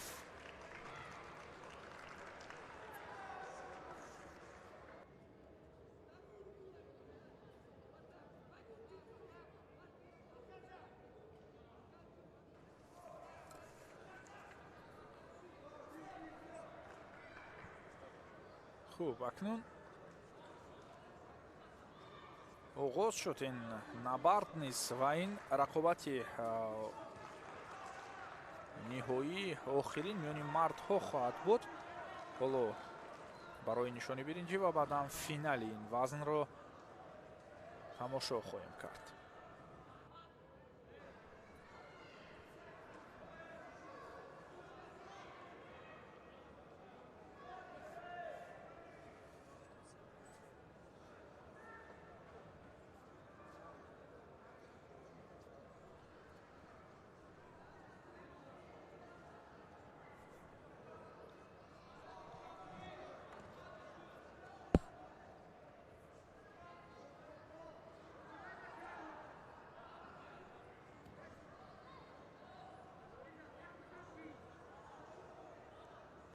Бошурмамад Пайшамбиев ҳаракат бурд барои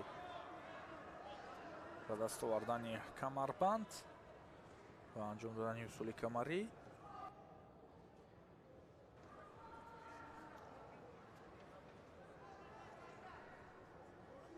ҳоло бидуни анҷом додани усул то ин дам нерӯсанҷиро дидем ва ҳарду ҳам шида мегиранд.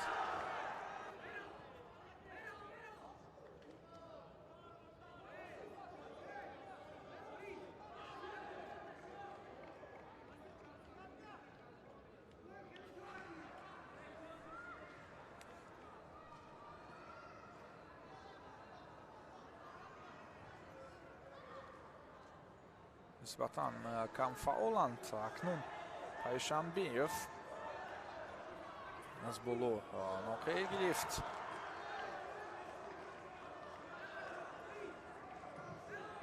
вале ин дафъа ҳам усул анҷом дода натавонист.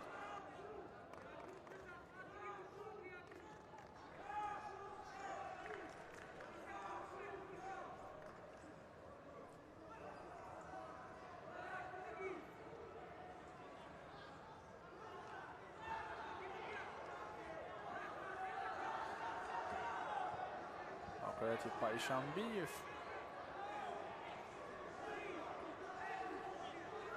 ҳамоно бенатиҷа.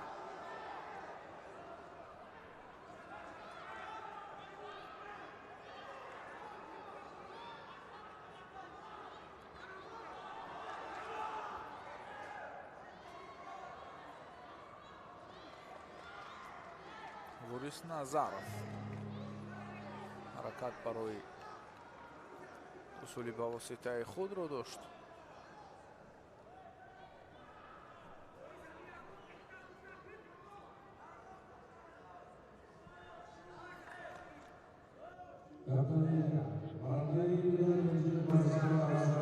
باز هم اصولی واسطه خود این دفعه هم به نتیجه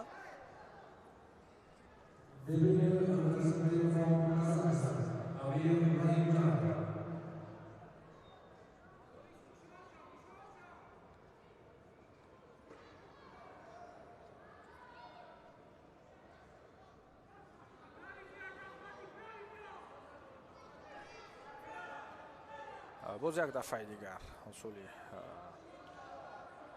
همای نگه ولی پای هم این عملکرد به نتیجه انجام داده می شود. اکنون شاید از دیگر اصول کار ببرد چون عموما اصولی با واسطه خود نتیجه نمی دهد.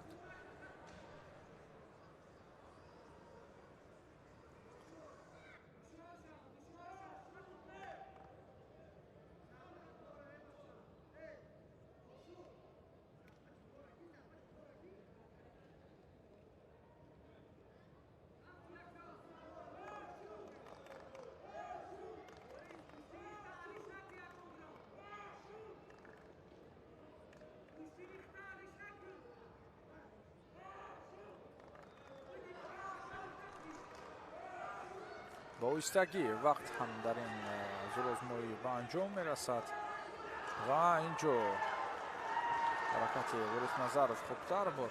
پشنبیف هم در رأس یکمی امکان داشت رقیب رو نگاه بدارد. زود وریس نظرف موقعیت رو عوض کرد و اکنون رقابت با وقت اضافی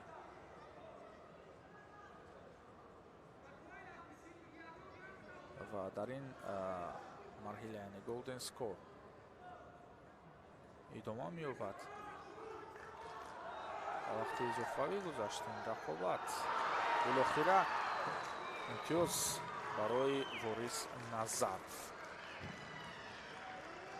20 ثانیه در گلدن سکور نیروسنجی کردند و اکنون وریس نظرف با گرفتن نشانی برنجی دست یافت.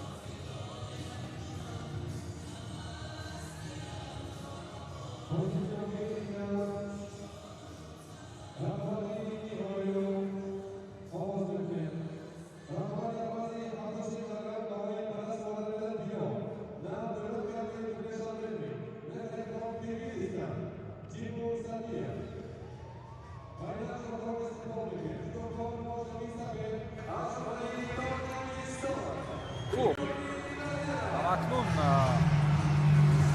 فینالی وزن تو 73 کیلو دو تن از پهلوانان از تاجیکستان برای مدال طلا به رقابت آمدند. عبدالله عارف با جودوگی کبوت و رقیب او بنیامین نظیرов.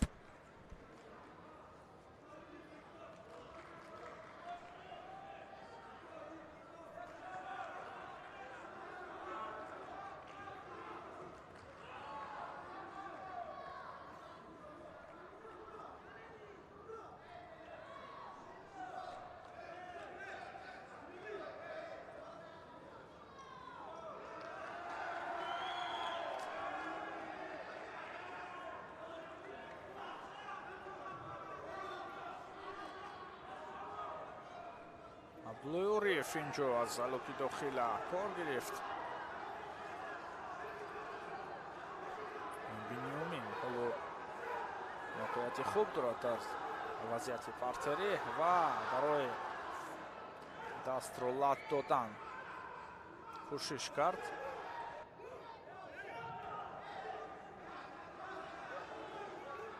عبدالعریف زود از این وضعیت خوفناک خود را بیرون ساخت.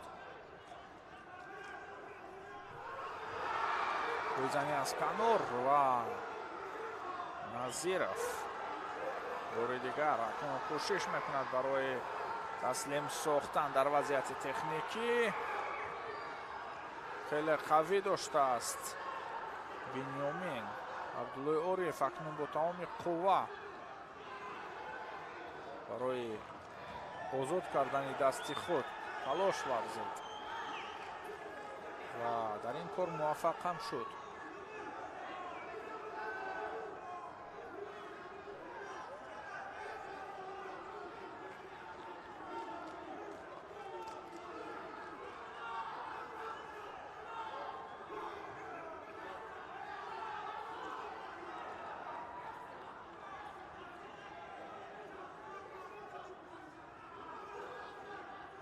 عبدالعریف اکنون موقع گرفت و خود بنیامین نظیرف اولین شده اصول انجام داد. برای کم فعالی عبدالعریف شیدو میگیرد.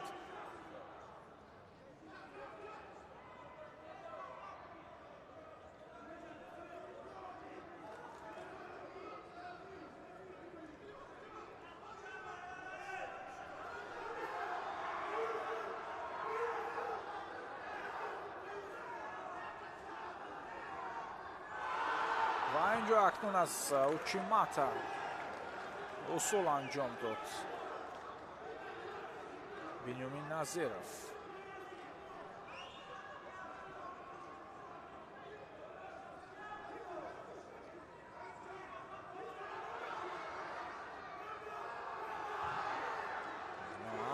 تاریخ تمام نگه اصول نتیجه بخش نیست. شیده دیگر برای عبدالعریف نسبتا کم فعال است در این نبرد.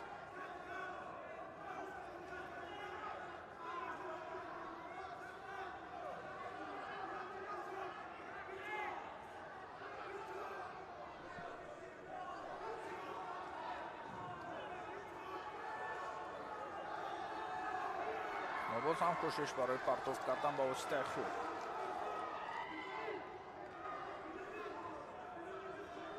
بنیامین نظیرف خیلی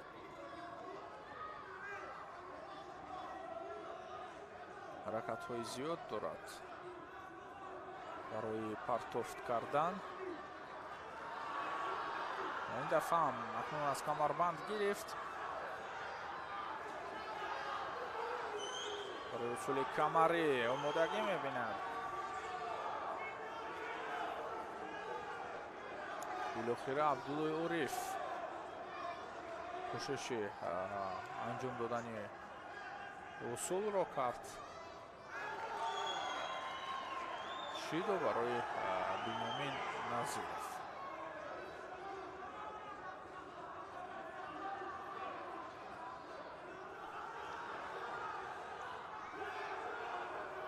اکنون هر دو مجازات های برابر دارند.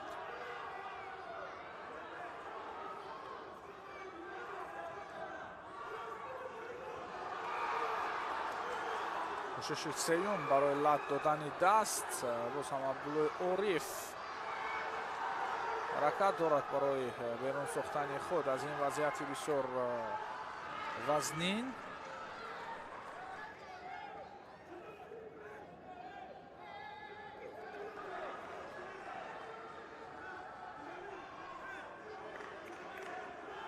و این مرتبه سیوم است که نظیرف برای لط دادن دست اصول انجام می‌دهد.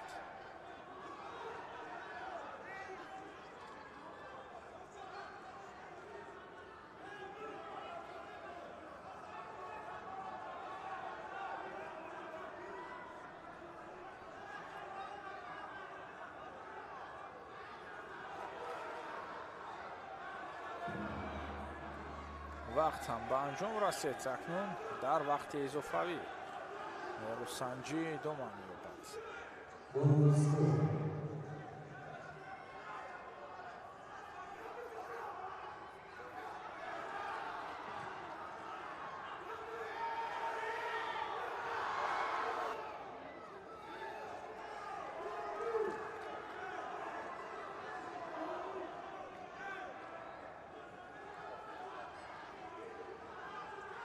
бинёмин назиров боз маротибаи дигар ҳам ҳаракат пеш мебарад барои анҷомдани усул.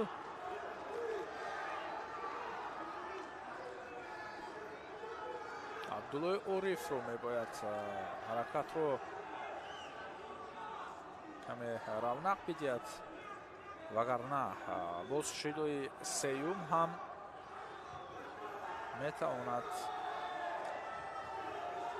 бидиҳад довар аз қирғизистон, чун нисбатан камфаъол аст.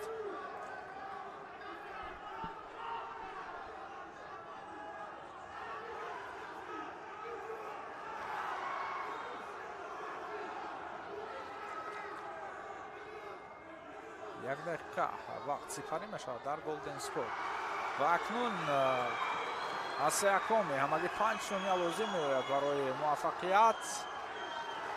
бинёмин назиров ғолиби вазни то 73 мегардад. абдуллои ориф ба гирифтани нишони нуқра даст ёфт.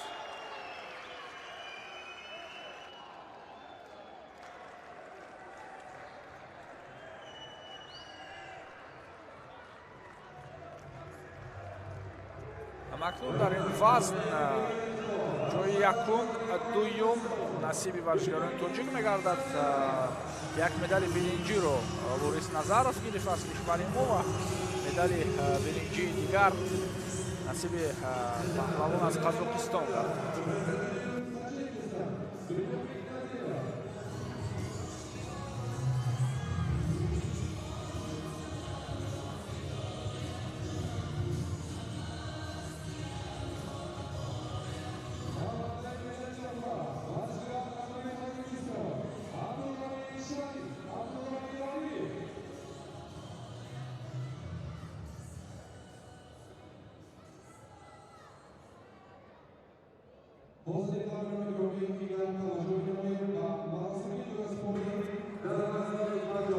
акнун маросими ҷоизасупорӣ бонувон дар вазни то 57 кило оғоз мешавад.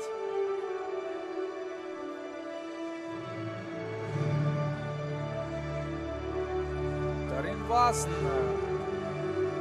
паҳлавон аз дастаи бетараф валерия носова ғолиб омад.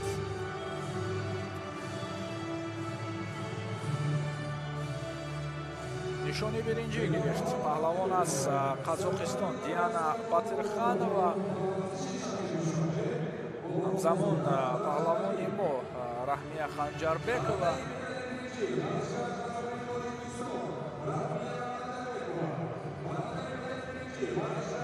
ва нишони нуқра насиби аяюлим аз қазоқистон. аяулим кайрат ва валерия носова аз дастаи федератсияи байналмилалии ҷудо сазовори медали тилло гардид.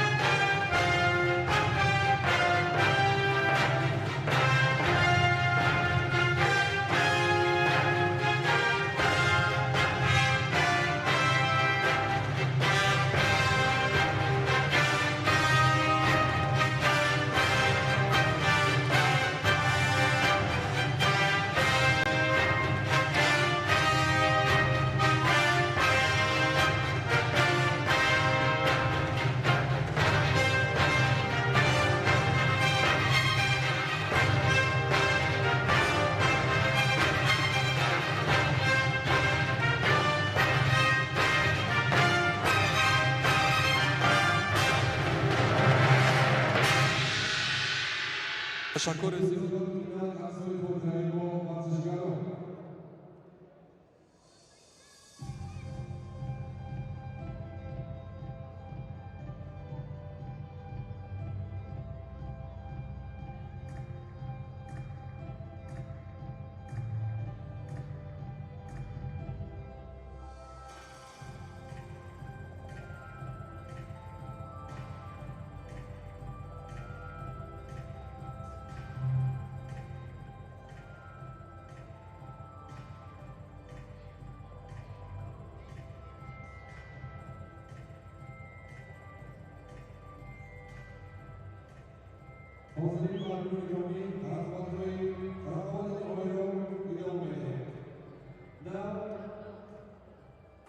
همکنون رقابت‌های نهایی در وزن 63 کیلو آغاز می‌شوند.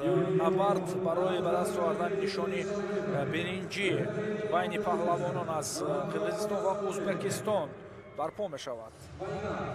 نیوز اسمتبекov رفری در این رقابت، داور از کشور ما. بانو پهلوان از قرقیزستان با جداگی سفید شیبک امورزاکова و کامیلا بولتایeva از ازبکستان است. جداگی کبود دارد.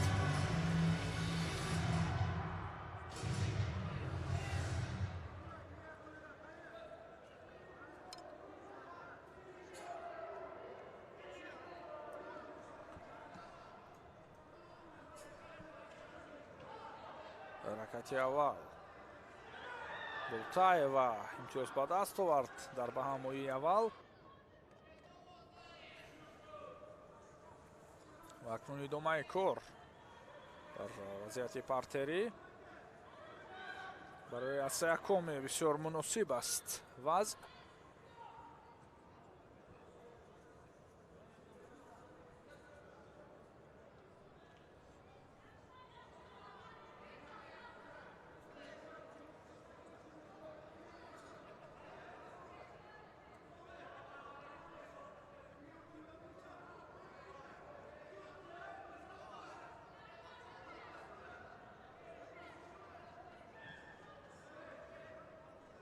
زیاد اکنون کوشش به خرج میدهد بولتایeva که امتیاز نوبتی را هم به دست بیارد. هم در زمین و هم در حالت راستا خیلی خوب گشتین میگیرد.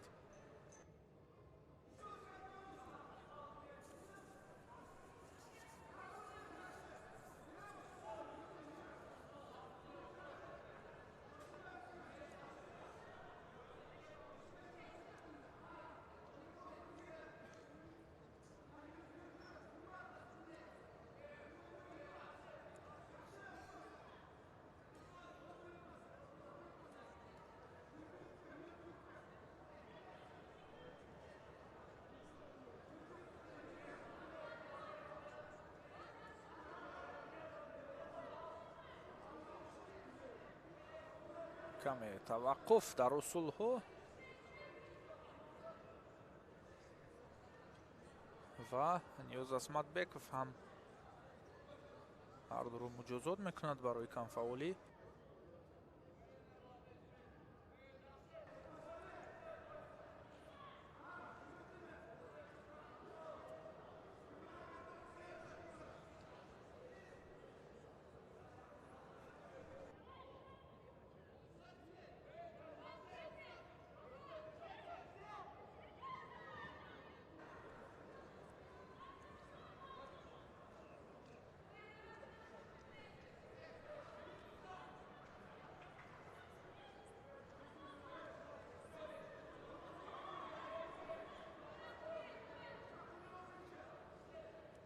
حرکتی نوبتی بولتایeva فشار آوری میکند.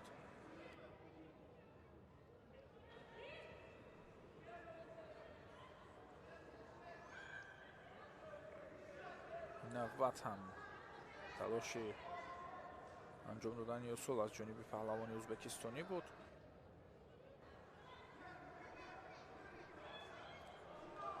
дигар бора кӯрбарӣ кард.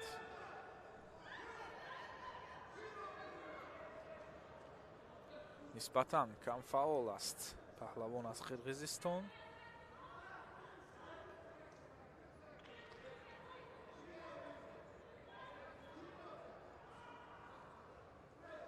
ва шидо мегирад барои камфаъолӣ.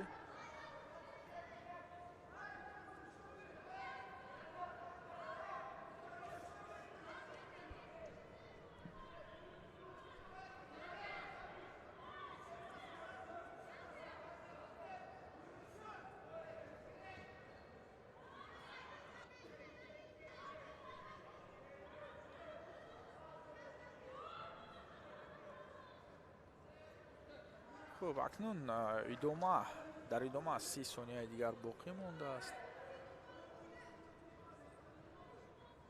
бо ҳамон як имтиёзе дар лаҳзаи аввал ба даст овардааш пешсаф аст ҳамон паҳлавони ӯзбекистонӣ. ва инҷо аксуламал аз ҷониби Умурзакова. акнун натиҷа баробар мешавад.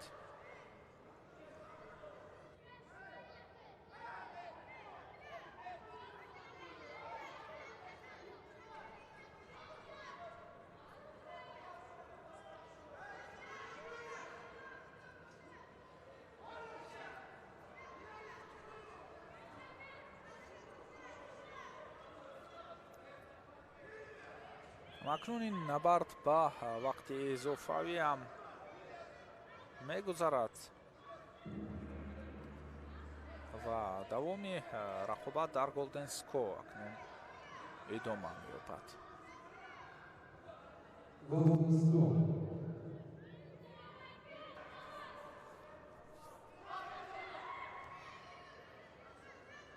талоши навбатии паҳлавони ӯзбекистонӣ.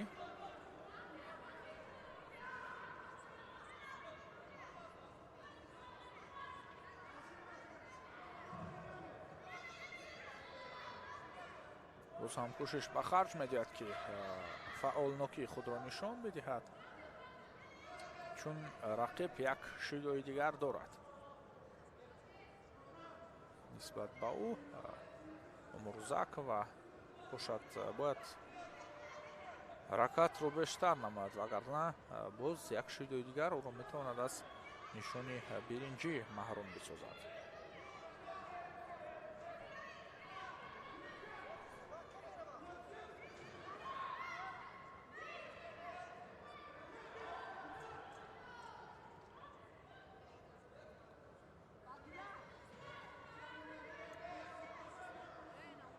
хуб, инҷо шидои сеюм барои паҳлавони қирғизистонӣ нишон дода мешавад ва муваффақият насиби паҳлавон аз Ӯзбекистон. Ҷумила Болтаева нишони биринҷӣ мегирад ва акнун аз пеши як рақобати дигар дар марҳилаи финалии нерӯсанҷиҳои ҷоми Осиёи ҷавонон боқӣ мемонад.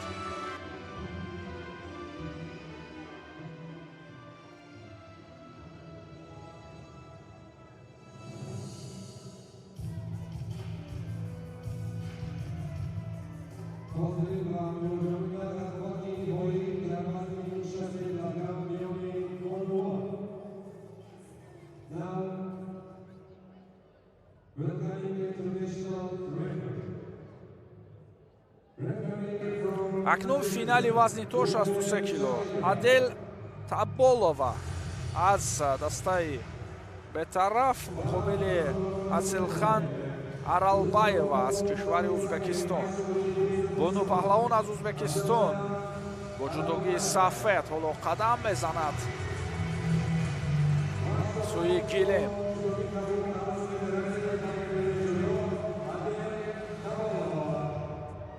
Адел Таболова рақиби ӯ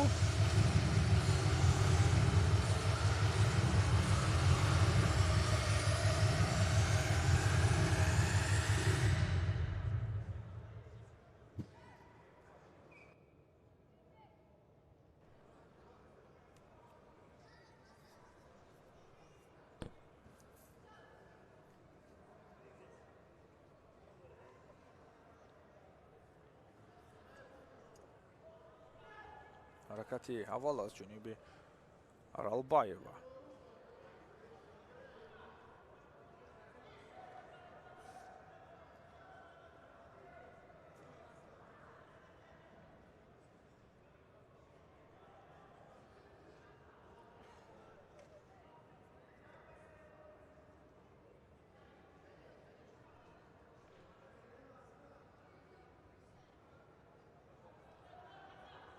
Адел Таболова кӯшиш барои усули сари китф дошт.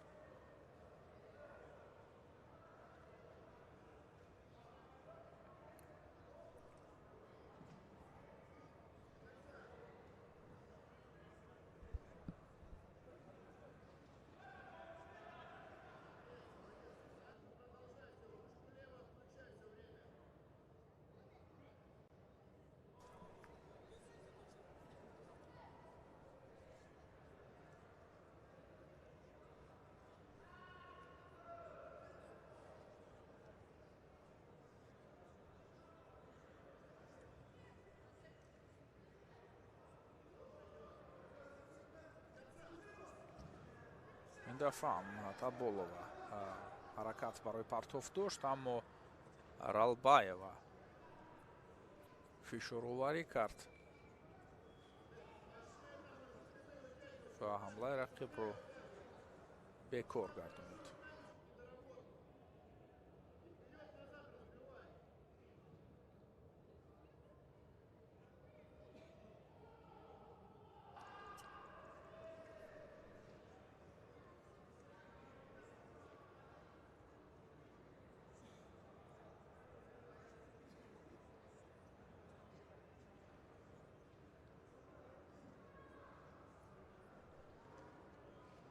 шидо барои Аралбаева барои нисбатан камфаъолӣ.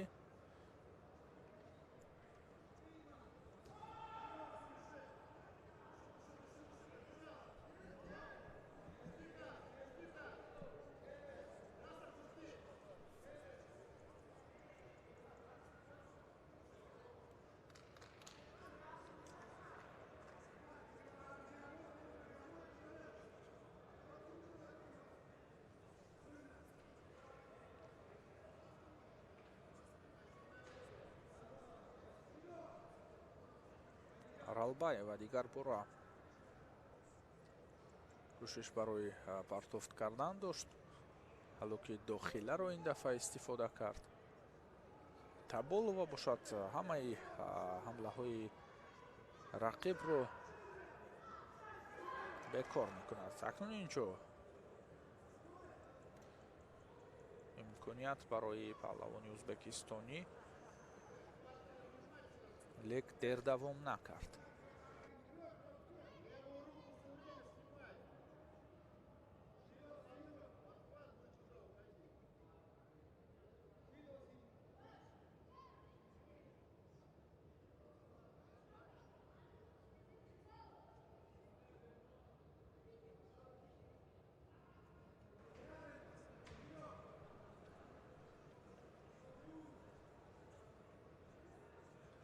аз як усуле ки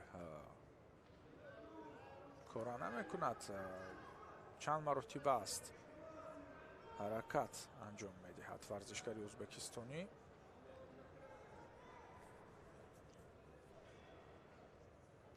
Таболова ҳам дар аксуламал фаъолӣ намекунад.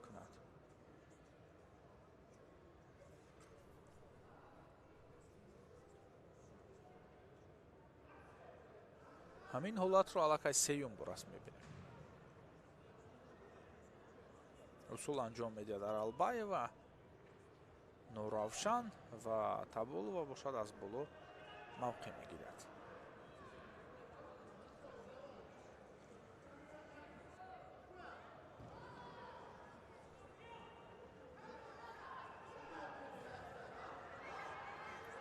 акнун дар идома барои таслим намудани рақиб кӯшиш дорад.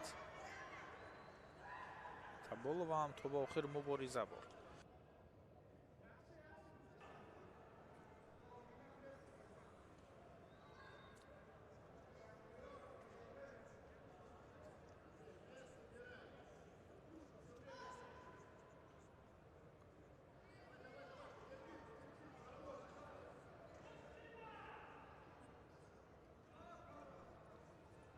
Луки Беруна акнун якам усули дигар дидем дар ин рақобат.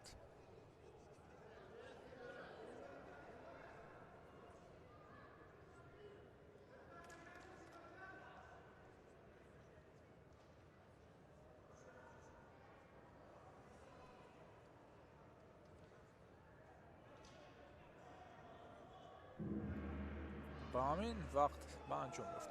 боз як рақобати дигар то марҳилаи вақти изофавӣ омада расид. Голденско дар финали вазни то 63 килограмм.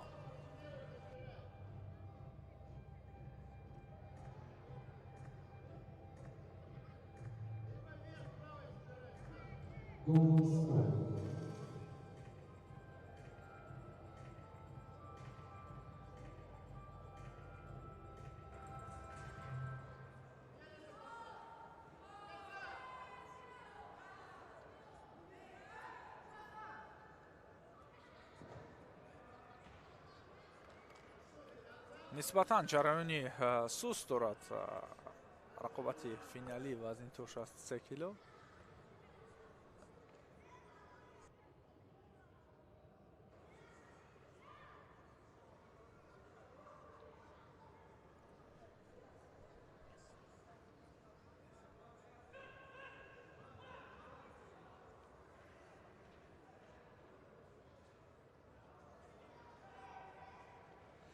бештар як тарзи амалкардро мебинем дар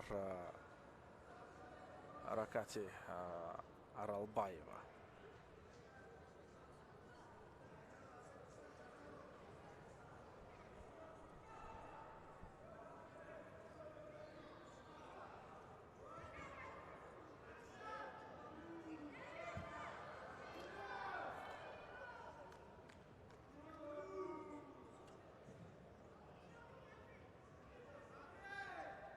шояд барои камфаъолӣ ба Таболова шидои дуюмро ҳам бидиҳанд.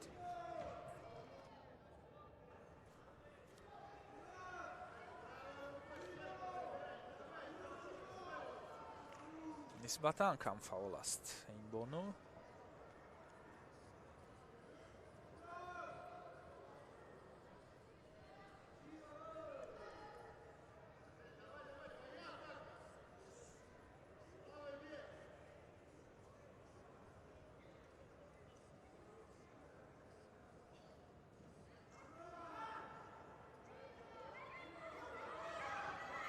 инҷо вазъияти хуб барои таслим сохтани рақиб ва Аралбаева тамоми қувваи худро ба кор мебарад дар ин вазъият.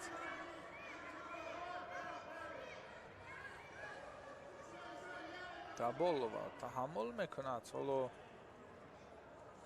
мубориза бурд то ба охир барои бекор кардани усули Аралбаева.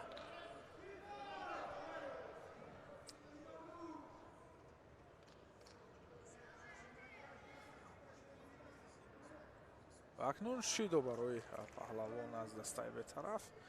ин ҳам ба маврид аст. умуман камфаъол вонамуд мешавад Адел Таболова.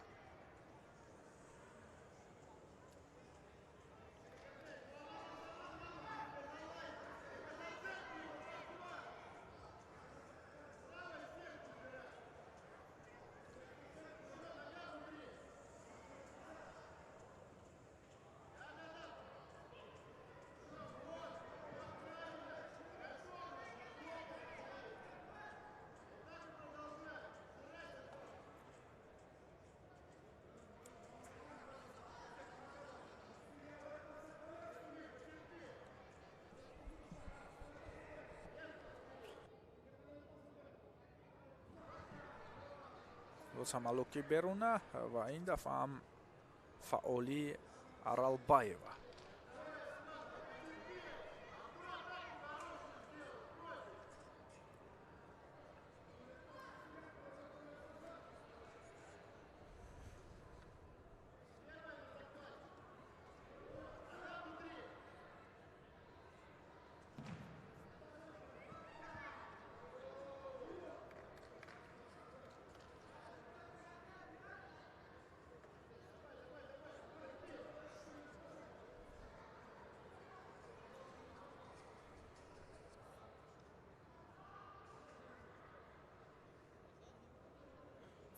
шояд инҷо муҷозот барои Таболова, на, барои Аралбаева дар ҳолати қаблӣ.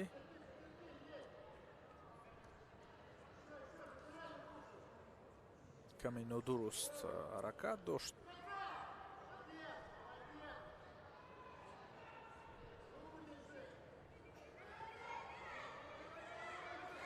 акнун имкони Асиакоми, на, боз ҳам аз даст рафт.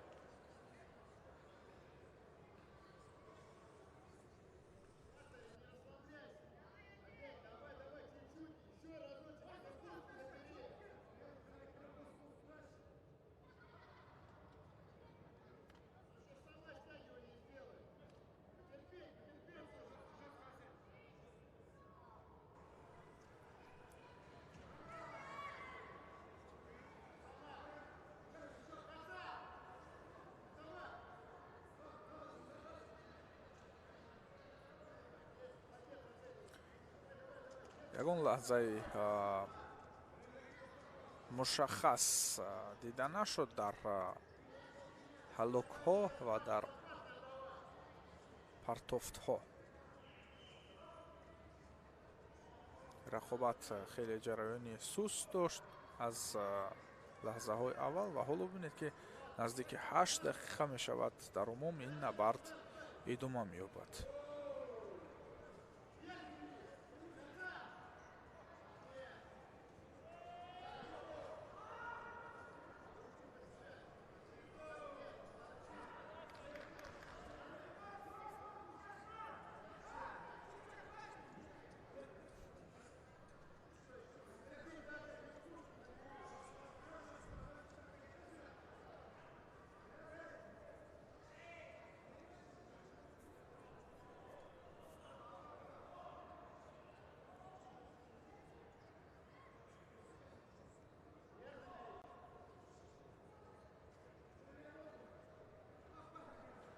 аз пошти по акнун мавқеъ гирифт.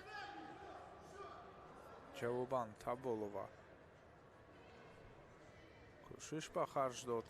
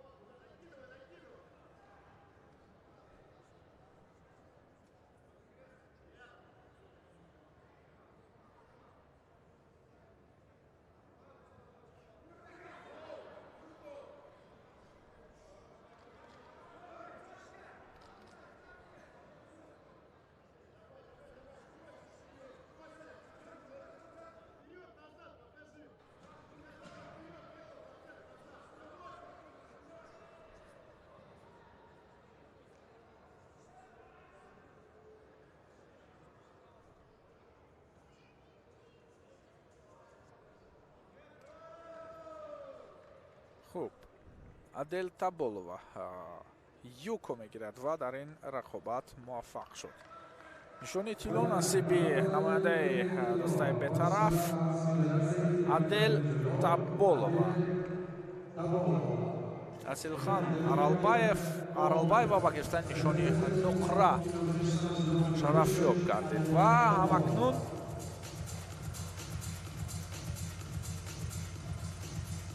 маросими тақдими ҷоизаҳо барпо мешавад.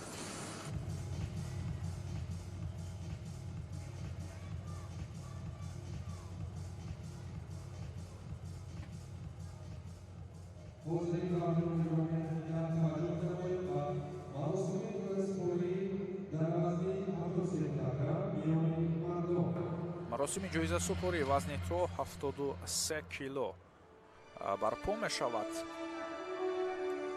ворис Назаров аз Тоҷикистон ва Амир Рахимҷанов.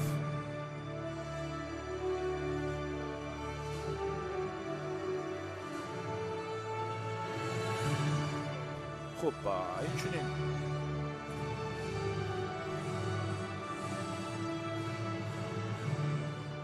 намояндаи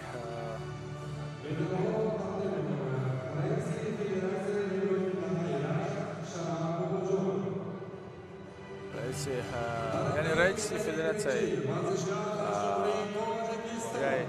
Rașt, Federației Judo medalҳоро тақдим мекунад ба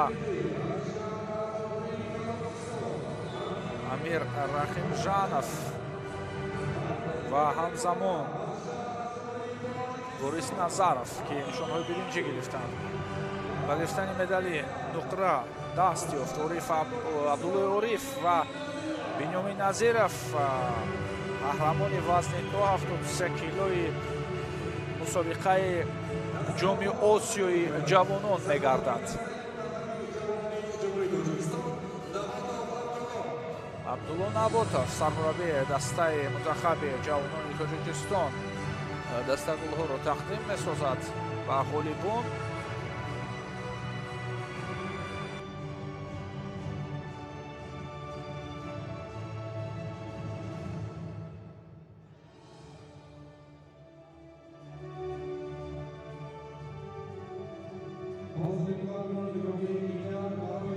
Акнун ба ифтихори бурди Бинёмин Назиров суруди миллии Тоҷикистон садо медиҳад.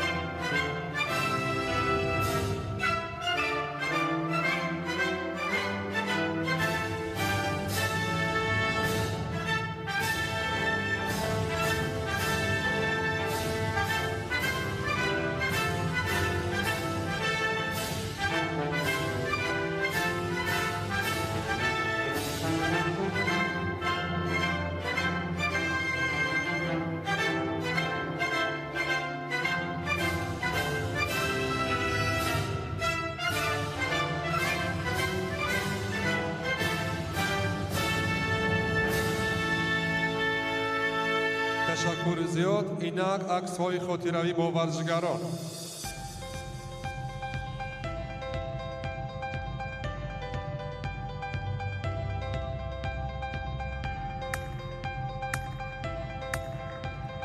Амир Раҳимжанов аз Қазоқистон ва Борис Назаров аз Тоҷикистон барандагони нишонҳои биринҷӣ, ҷои дуюм ва нишони нуқра аз они Абдуллои Ориф ва ғолиби вазн Бинёмин Назиров.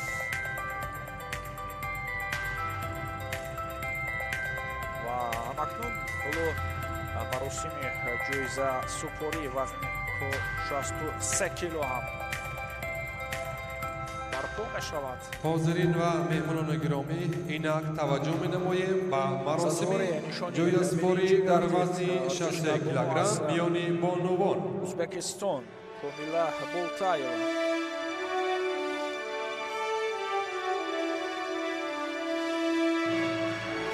Адель Таболова. Ғолиби вазни то 63 кило. Ронандаи дастаи бетараф ва паҳлавон аз Узбекистон медали нуқра гирифт. Аселхан Аралбаева.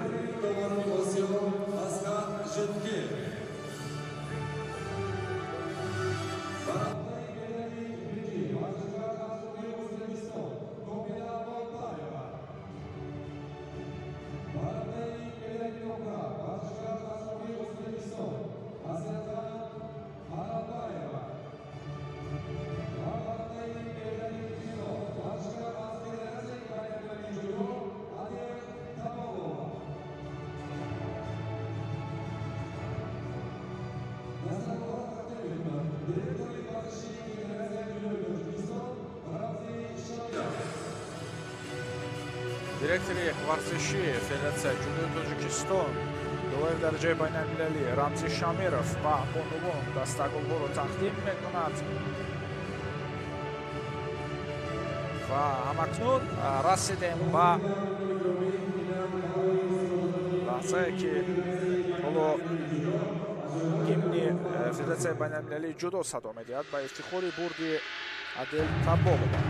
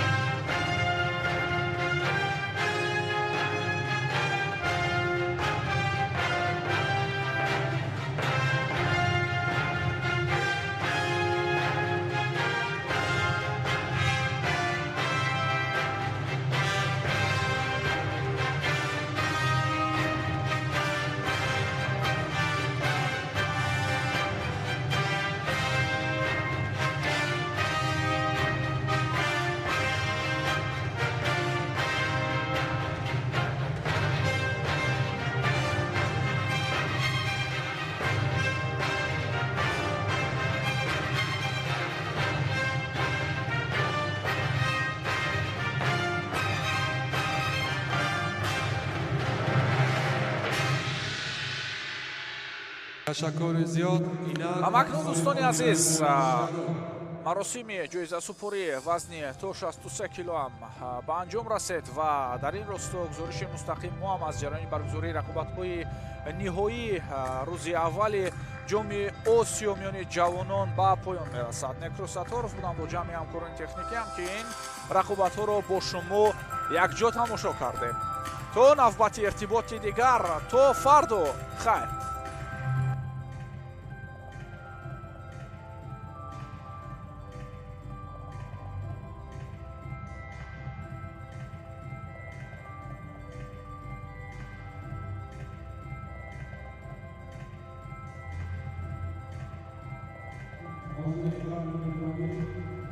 از